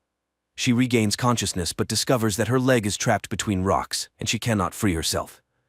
At this moment, the enraged military officer demands that the crew explain where Komarov went. He begins to beat people, demanding to summon the captain. Desperate, Jana screams, "Is her destiny to die in a pit on Mars?" But she is found by Simon and Gemma. Alessandra notices an approaching storm. The military officer is preparing to leave the Ulysses ship, leaving the people in danger. Suddenly, the lights start flashing, and the newly appeared Komarov asks to take him back to Earth. Simon, Gemma, and Jana go together to the place indicated by Komarov and find an entrance to an underground bunker, very similar to the Petra tomb. The psychologist feels where to go and leads the couple. Soon, they find real water, but this is not what Komarov wanted to show them. Meanwhile, On Earth, Goldstein tells the nurse a story about the study of Mars. People were searching for green men, but it's all much simpler. He tells the story of the loyal dog Hachiko and compares Komarov to him, who was created by someone 100,000 years ago and left on Mars, where he faithfully waited for his owner to this day. At this time, on Mars, the astronauts find a wall made of human bones and realize that they are not the first people on this planet. It's not Earthlings colonizing Mars, it's the Martians who came to Earth, depleting the resources of the Red Planet. A tragedy unfolds on the Ulysses spaceship. The cowardly Yan grabs a gun, intending to get on the American ship at any cost to return to Earth, and shoots Komarov. Jana immediately falls in excruciating pain and Gemma flees. Alessandra tries to help Komarov, and Simon helps Jana, but the Russian cosmonaut dies, and Jana stops breathing too. Then Simon removes his helmet and, surprised by the presence of air in the cave, performs artificial respiration on her. The girl regains consciousness. Gemma walks toward the Ulysses ship when she's informed of Komarov's death and the approaching storm. Meanwhile, Meyer secretly goes in search of his crew members because the Americans refuse to take the billionaire's team back to Earth. At this moment, a recovering Jana sees the light in the bunker and leads Simon to it. Upon coming out, the astronauts see a figure in a spacesuit in front of them and recognize Komarov. Meyer finds the entrance to the bunker and catches up with Simon and Jana while heading toward the light. He is amazed by the presence of a living Komarov who suddenly tells them that everything ended here a long time ago. People realize that this is the North Pole of Mars, but how did they get here? Komarov explains that this planet was once inhabited by a species that went extinct because it went astray. And that species was humans. A group of survivors settled in this place but ended up killing each other when resources ran out. The rest of them flew back to Earth. Plato called them the Atlanteans. Komarov continues to talk about how he waited for thousands of years for Jana, who embodies qualities of both branches, human and Martian AI. Only she can save humanity from themselves. She must decide whether humans deserve a second chance.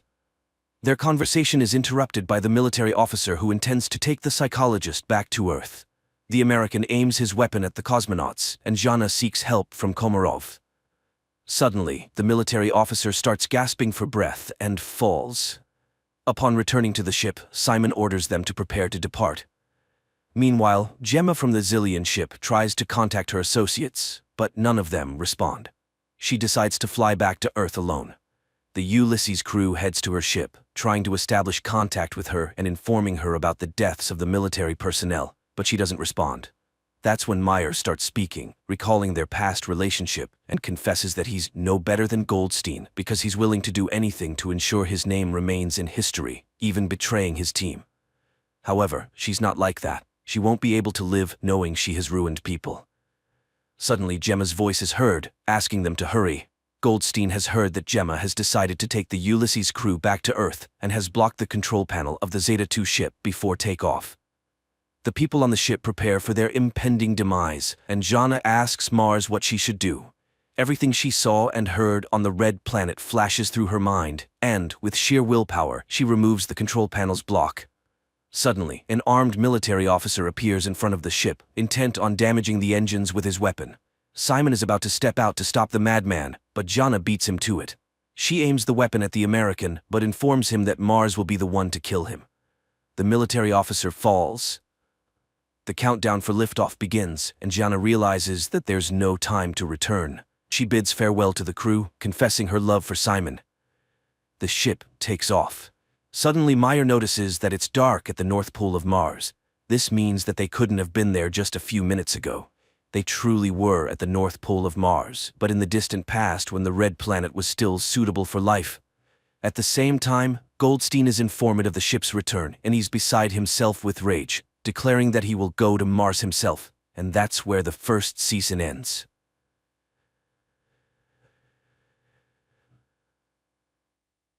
A welcome to the show.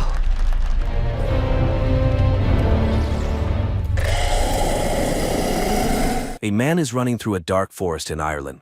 He seems frightened despite constantly encountering signs with the words "point of no return" and various numbers, indicating either directions or distances to something. However, he fails to escape. Darkness quickly envelops the surroundings, a flock of birds flies overhead, and he falls into a pit. In the next moment, an invisible force grabs him and drags him away. Elsewhere in the country lives an artist named Minna, who works in a pet store. One day, her boss asks her to deliver a rare parrot to a zoo in a neighboring city, and Minna agrees. She takes the bird home for the night. There, she tells the parrot that her mother died 15 years ago. Suddenly, the bird starts to respond. In the evening, Minna puts on a wig and goes to a bar where she introduces herself to a guy with a fictitious name, claiming to be a ballerina.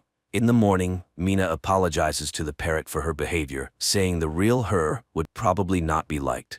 Finally, the pair set off on their journey. On the way, her sister Lucy calls, reminding her that she has family and nieces who love and await her. Minna continues driving and eventually ends up on a road leading into an old dark forest. Unexpectedly, the car breaks down and stalls, and the connection also mysteriously cuts off. Taking the parrot's cage, Minna steps onto the road to seek help, but the forest is dark and empty. When she returns to where she left the car, the road is deserted. Minna continues to wander through the quickly darkening area, talking to the bird to keep herself cheerful and suggesting they name it Darwin. Suddenly, she notices a woman running past and decides to follow her.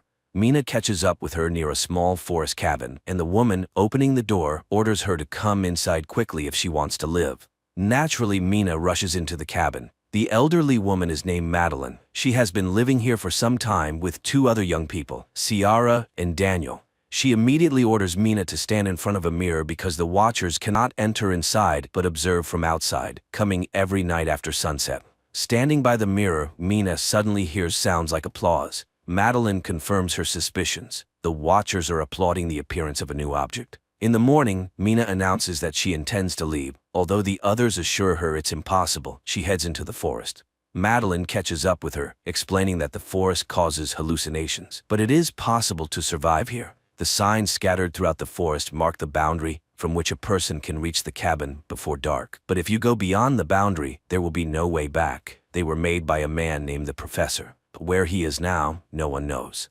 That night, Daniel puts on a show for the watchers, presenting them with the newcomer, but they ask her to behave as usual. Meanwhile, Ciara turns on the music and dances, as she does every evening. Minna, on the other hand, finds discs with recordings of Love Search TV shows. In the morning, she and Ciara go to gather medicinal herbs, because her missing husband asked the girl to take care of Daniel. Then the man went to search for a way out and disappeared. Ciara explains that recently they found strange burrows scattered throughout the forest. That's where the watchers go during daylight hours. She believes she has been in the cabin for almost 5 months. Later, Madeline announces the safety rules. Never leave at night, never open the doors for anyone, always try to stay in the light. Strange life begins with entirely identical days. Minna watches endless shows and often stands staring into the mirror. One day she knocks on it, and immediately there is a knock on the door. Madeline orders everyone to freeze and everything stops. The next day she and Daniel go hunting. The boy tells her that Madeline used to work at the university, so she considers herself a know-it-all. But she has been living here the longest. Daniel himself has been in the cabin for 8 months, but has never seen anyone. After listening to the boy, Minna convinces Daniel to help her explore a burrow. Using a rope, Minna descends, explores it, and finds old items, newspapers, toys, pieces of electronics, and an old bicycle, which she ties to the rope and sends up. But then strange sounds, similar to those heard at night outside the cabin walls, echo from the darkness. Minna screams and the rope falls at her feet. Climbing out into the light, Minna leaves the dangerous place, and they calmly examine the items. With the bicycle, it might be possible to escape from here, but Madeline has a rather strange reaction to this. Meanwhile, Daniel manages to assemble a surveillance system from the found pieces of electronics and installs a camera by the door. At night, everything goes as usual. Ciara dances when there is a knock on the door, and Daniel suggests that a person has come. Madeline forbids opening it, but they hear the voice of Ciara's husband. Ciara tries to prove that it is John by asking him what book she is reading, but he does not answer. Although they bought this book together on his advice, the man begs to be saved from death. Ciara asks to look into the camera, but when he leans towards it, something drags him into the forest. Immediately there is a knock on the mirror stronger than ever before. Madeline stands in front of the people, as if shielding them, and the knocking stops. In the morning, Madeline throws the bicycle into the burrow, demanding that they no longer break the rules.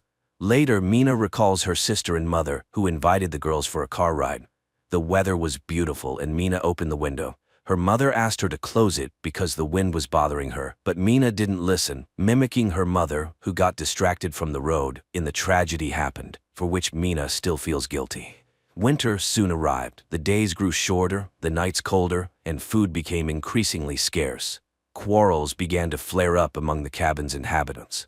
One day, Sierra left for the forest. Mina caught up with her, and she confessed that she felt John was real. She runs to the house from where Daniel's screams are heard, angry with Madeline and Mina, refusing to let them inside. The women hide under a tree and soon see lanky, spider-like monsters emerging from the forest, approaching the cabin window, and making terrible shrill noises. The watchers stare at Daniel and Sierra while Mina and Madeline wait for them to leave so they can return to the cabin. When they do, the women rush to the door and beg to be let in. Daniel refuses, and then Mina tells him about her guilt towards her mother. She asks him to understand that he will suffer all his life, realizing that he is responsible for the death of people. The doors open. The four of them immediately stand in front of the mirror, hoping to convince the watchers that they are in place. Madeline admits that she tried to protect them from certain things. She used to teach history and mythology, and unlike them, came here voluntarily. Only here did she realize how dangerous this place was. Once she hunted alone and saw herself at sunset. Not an exact copy, but very similar. The Watchers are an ancient species with many names: changelings, winged ones, fairies. They study people to impersonate them, and they will never let them leave. Knocks and the voices of the cabin's inhabitants are heard outside.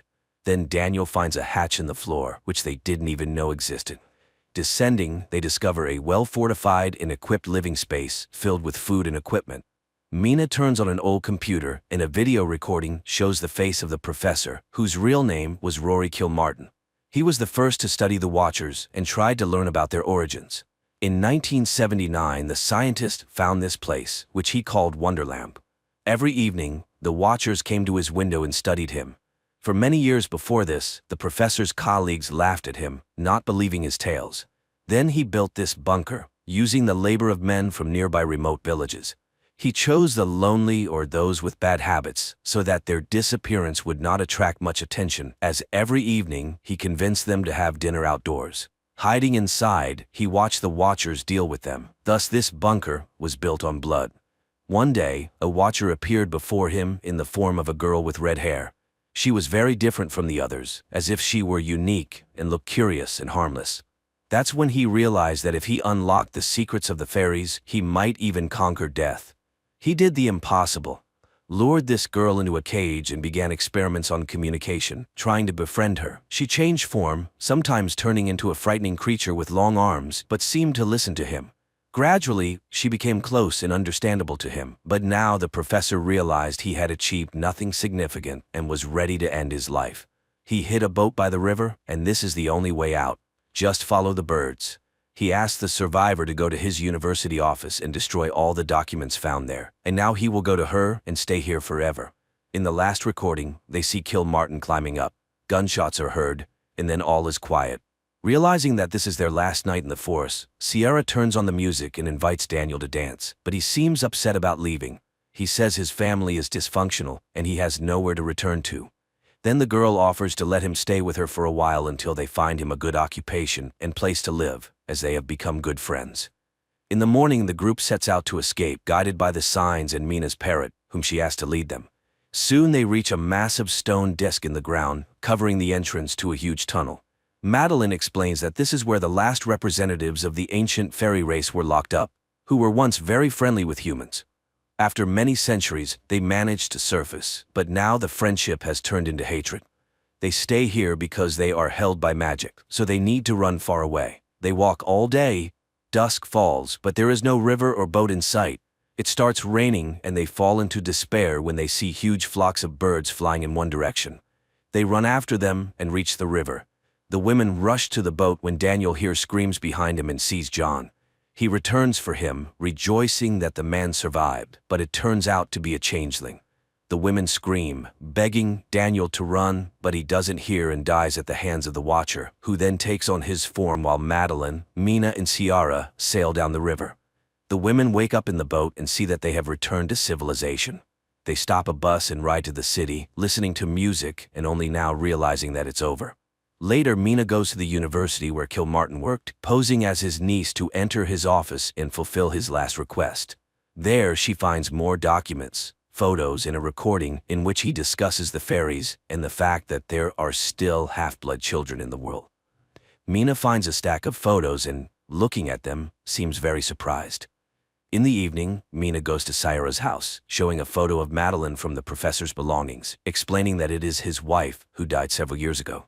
So the Madeline they lived with in the cabin was a special fairy capable of moving during the day. It was she whom Kilmartin caught.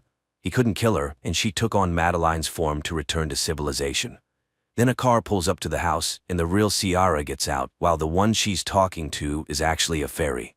Realizing she has been exposed, the fairy knocks Mina out and changes shape again, turning into Daniel. They just want to live like other species, but due to human hatred, they are forced to stay underground. The fairy turns into Kilmartin and goes to Mina. In the house, the fairy transforms into her and prepares to kill the girl. But Mina says that there are others like her somewhere because she is half human and acknowledges that it was unfair of humans to banish the fairies from their world. The fairy softens and spreads her wings, admitting that Mina might be right, and she flies away. Mina revives Ciara. Later, she reunites with her twin sister Lucy, finally forgiving herself for their mother's death. She tells her about her experience, admitting that she still sees Madeline appearing in the forms of other people. Her nieces arrive to show Mina a drawing of her and Darwin, whom she still keeps as a pet. Meanwhile, outside, a girl with red hair appears, looking at their apartment windows and taking on the form of a girl with a strange face. This is probably not a horror movie, but rather a scary bedtime story when a child doesn't want to sleep and asks for something frightening. Everything builds up slowly and tastefully, but the ending unfolds somewhat mundanely, although mysteriously.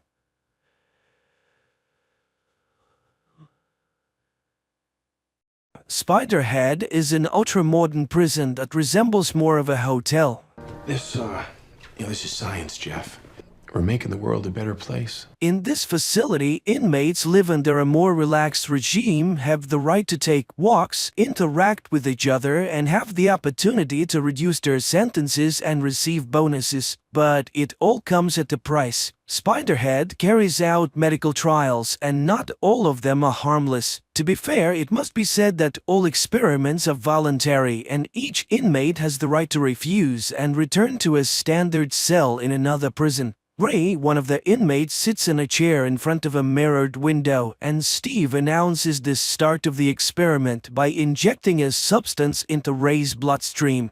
Just a minute later, they administered the first dose of the drug to the subject and begin reciting simple jokes, causing Ray to burst into hysterical laughter. When the jokes are replaced by grim facts, the subject's reaction remains the same. Ray continues to laugh hysterically. Another morning in Spiderhead is no different from the previous ones. Inmates are awakened by a loudspeaker and their names immediately announced for participation in the experiments. Steve inquires of Jeff if he's willing to try the new N40 compound on himself, which no one has ever tried before, and the guy readily agrees to participate in the experiment. In addition to the test drug, another one is administered to enhance the speech centers of the brain. This allows Jeff to describe his state in great detail, mentioning the smallest details. Returning to the Spiderhead compound, Jeff meets Lizzie and tells her about his walk today. Unfortunately, he can't recount everything he saw because after taking the substance that enhances vocabulary, a side effect occurs. Jeff can't say even a few words. The only thing the guy remembers is that everything that surrounded him during the experiment, whether it was flowers or factory pipes, elicited the strongest feelings of love and admiration in him. In the evening, while sitting in bed, Jeff recalls how he ended up in prison. He and his friend decided to go for a joyride at the party, and the intoxicated Jeff took the wheel. The next day, the N40 trials, now called Cupid, continue, but this time Jeff is not alone. Heather, a bold girl who changes her mind about her partner after just a few seconds of drug administration, is invited to join him. The couple's conversation lasts only a few seconds before they cannot resist and engage in intimacy. They don't care that they're being observed and filmed, as the substance completely disconnects their minds from their internal barriers. The process concludes with the young people confessing their love for each other, which delights Steve, and he instructs his partner Mark to closely monitor the subjects to see how they behave when the effects of the substance wear off. The couple feels awkward after what happened and tries not to talk to anyone about it. Jeff continues to spend his free time with Lizzie, not telling her about what happened during the experiments, and he avoids encounters with Heather. The next day, they administered the same Cupid to Jeff, but this time in a double dose, and instead of Heather, an older woman is in the room, whom sober Jeff looks at with disgust. However, as soon as the substance enters his bloodstream, he engages in love with her. After this experiment, Jeff asks Mark to remove him from the kitchen where they work together with Lizzie because he feels uncomfortable continuing to interact with his girlfriend. Steve brings Jeff into the laboratory, but this time he is on the other side of the glass. Steve shows Jeff that both of his previous partners are in the experiment room. The supervisor offers Jeff the choice of which girl he is willing to administer the substance that induces intense fear and pain to, but Jeff cannot choose. He is indifferent to both of the girls and he cannot wish harm upon them. In the end, they simply release the girls, canceling the experiment. Having the right to another Friday walk, Jeff calls his girlfriend who was with him on the night of the accident, but once again he only gets the voicemail. In the evening, Jeff spends time with Lizzie, arranging a small Christmas surprise for her. When Jeff finds himself in the familiar chair in the laboratory, he sees Rogan in front of him, a massive inmate covered in tattoos. Jeff recalls everything that happened with the girls in the previous days and refuses the experiment. Nothing happens, and the men are simply released after a couple of minutes of silence. Jeff realizes what has just occurred. He and Rogan were partners with one of the female inmates, and she was supposed to choose which one of them would receive meds. Bursting into Steve's office, Jeff confirms his suspicions upon seeing Heather there. Furthermore, the doctor does not even argue with the inmate. On the contrary, he shows him a diagram of who is supposed to get close to whom under the influence of the drug. In response to Jeff's complaints, Steve reminds him that being in Spiderhead is a privilege, and if he is not satisfied, he can transfer to a regular prison, albeit without hope of early release. Understanding the hint, the next time, Jeff sits calmly in the same room as Rogan without any hysterics. Steve sends Mark on a weekend break, advising his friend to enjoy his time on the mainland. Steve himself decides to take the Cupid to experience the ecstasy he had only seen in his subjects before. The experiments continue, and Steve warns Jeff that they will have to administer dark influx to the girls, as a certain committee demands the purity of the experiment.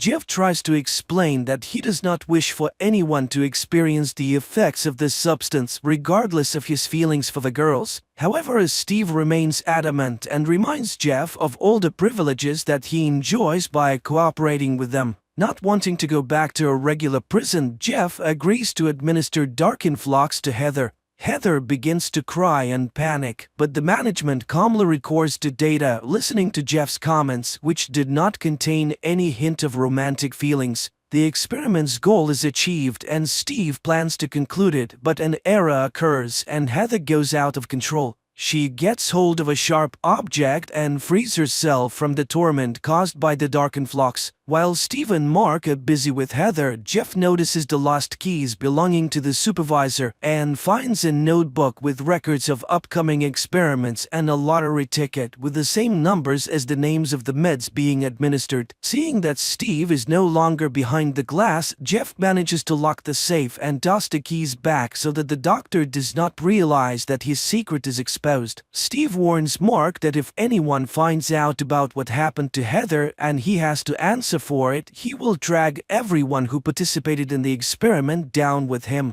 Lizzie participates in the experiments for the first time, and the first thing they administer to her is dark influx. After experiencing it, she meets with Jeff in a secluded place and shares her feelings with him. Lizzie confesses that she's not sure if Spiderhead is better than a regular prison with the strictest regime. In turn, Jeff also opens up to his girlfriend and confesses that on the night of the accident there was not only his friend in the car but also his beloved girlfriend who did not survive the ride. That's why he willingly undergoes the trials on himself, hoping to somehow atone for his guilt. The candid conversation between the two of them leads to them spending the night together. Steve quickly deduces the close relationship between his wards and decides to use this connection for his own purposes. When Jeff arrives for the next experiment, he learns that today he must either agree to administer Dark Influx to Lizzie or leave Spiderhead. Jeff refuses, but the doctor gives him a chance to postpone the experiment until the morning. When he meets the defiant young man again, he is armed with Lizzie's personal file. It turns out that the crime for which the girl is serving time is so terrifying for her that no amount of Dark Influx can make it worse. Steve watches with pleasure as Jeff adjusts the dosage scale to the maximum. However, it quickly becomes apparent to him that Jeff intends to experiment on him, not on his girlfriend. Mark, realizing that he has also fallen into Steve's trap with the inmates, decides to rectify the situation and hands the remote control to Jeff. The inmate receives all the necessary information from Steve and persuades him to open the main exit so that he and Lizzie can leave the prison. But the manager grabs the remote control and administers the maximum dose of Dark Influx to the girl, causing her intense suffering. He then smashes his cell phone to prevent anyone from canceling his command. The couple manages to free themselves from the effects of the meds and run out of the laboratory. At the same time, Steve announces over the loudspeaker that because of the fugitives, everyone else will be sent back to prisons where their comfortable lives will come to an end. Jeff and Lizzie become the targets of a manhunt. Dozens of hardened criminals, including the massive tattooed Rogan, plan to deal with the couple who deprived them of all the privileges of the facility. Steve tries to escape with the meds because police boats called by Mark are about to approach Spiderhead. Steve manages to leave the base and take off in a small plane before the police arrive. But since his remote control is shattered, meds are injected into his bloodstream in massive quantities. Another release of Cupid induces admiration, and the man steers the plane towards a tiny rocky island, seeing it as a paradise. Mark, on the police boat, watches as his former boss circles above the sea and then crashes into the rocks. Jeff and Lizzie hijack a boat and manage to sail away before the police arrive. Happy and free, the young couple regrets only that Steve did not invent a substance that could induce self-forgiveness. And that's how the movie ends.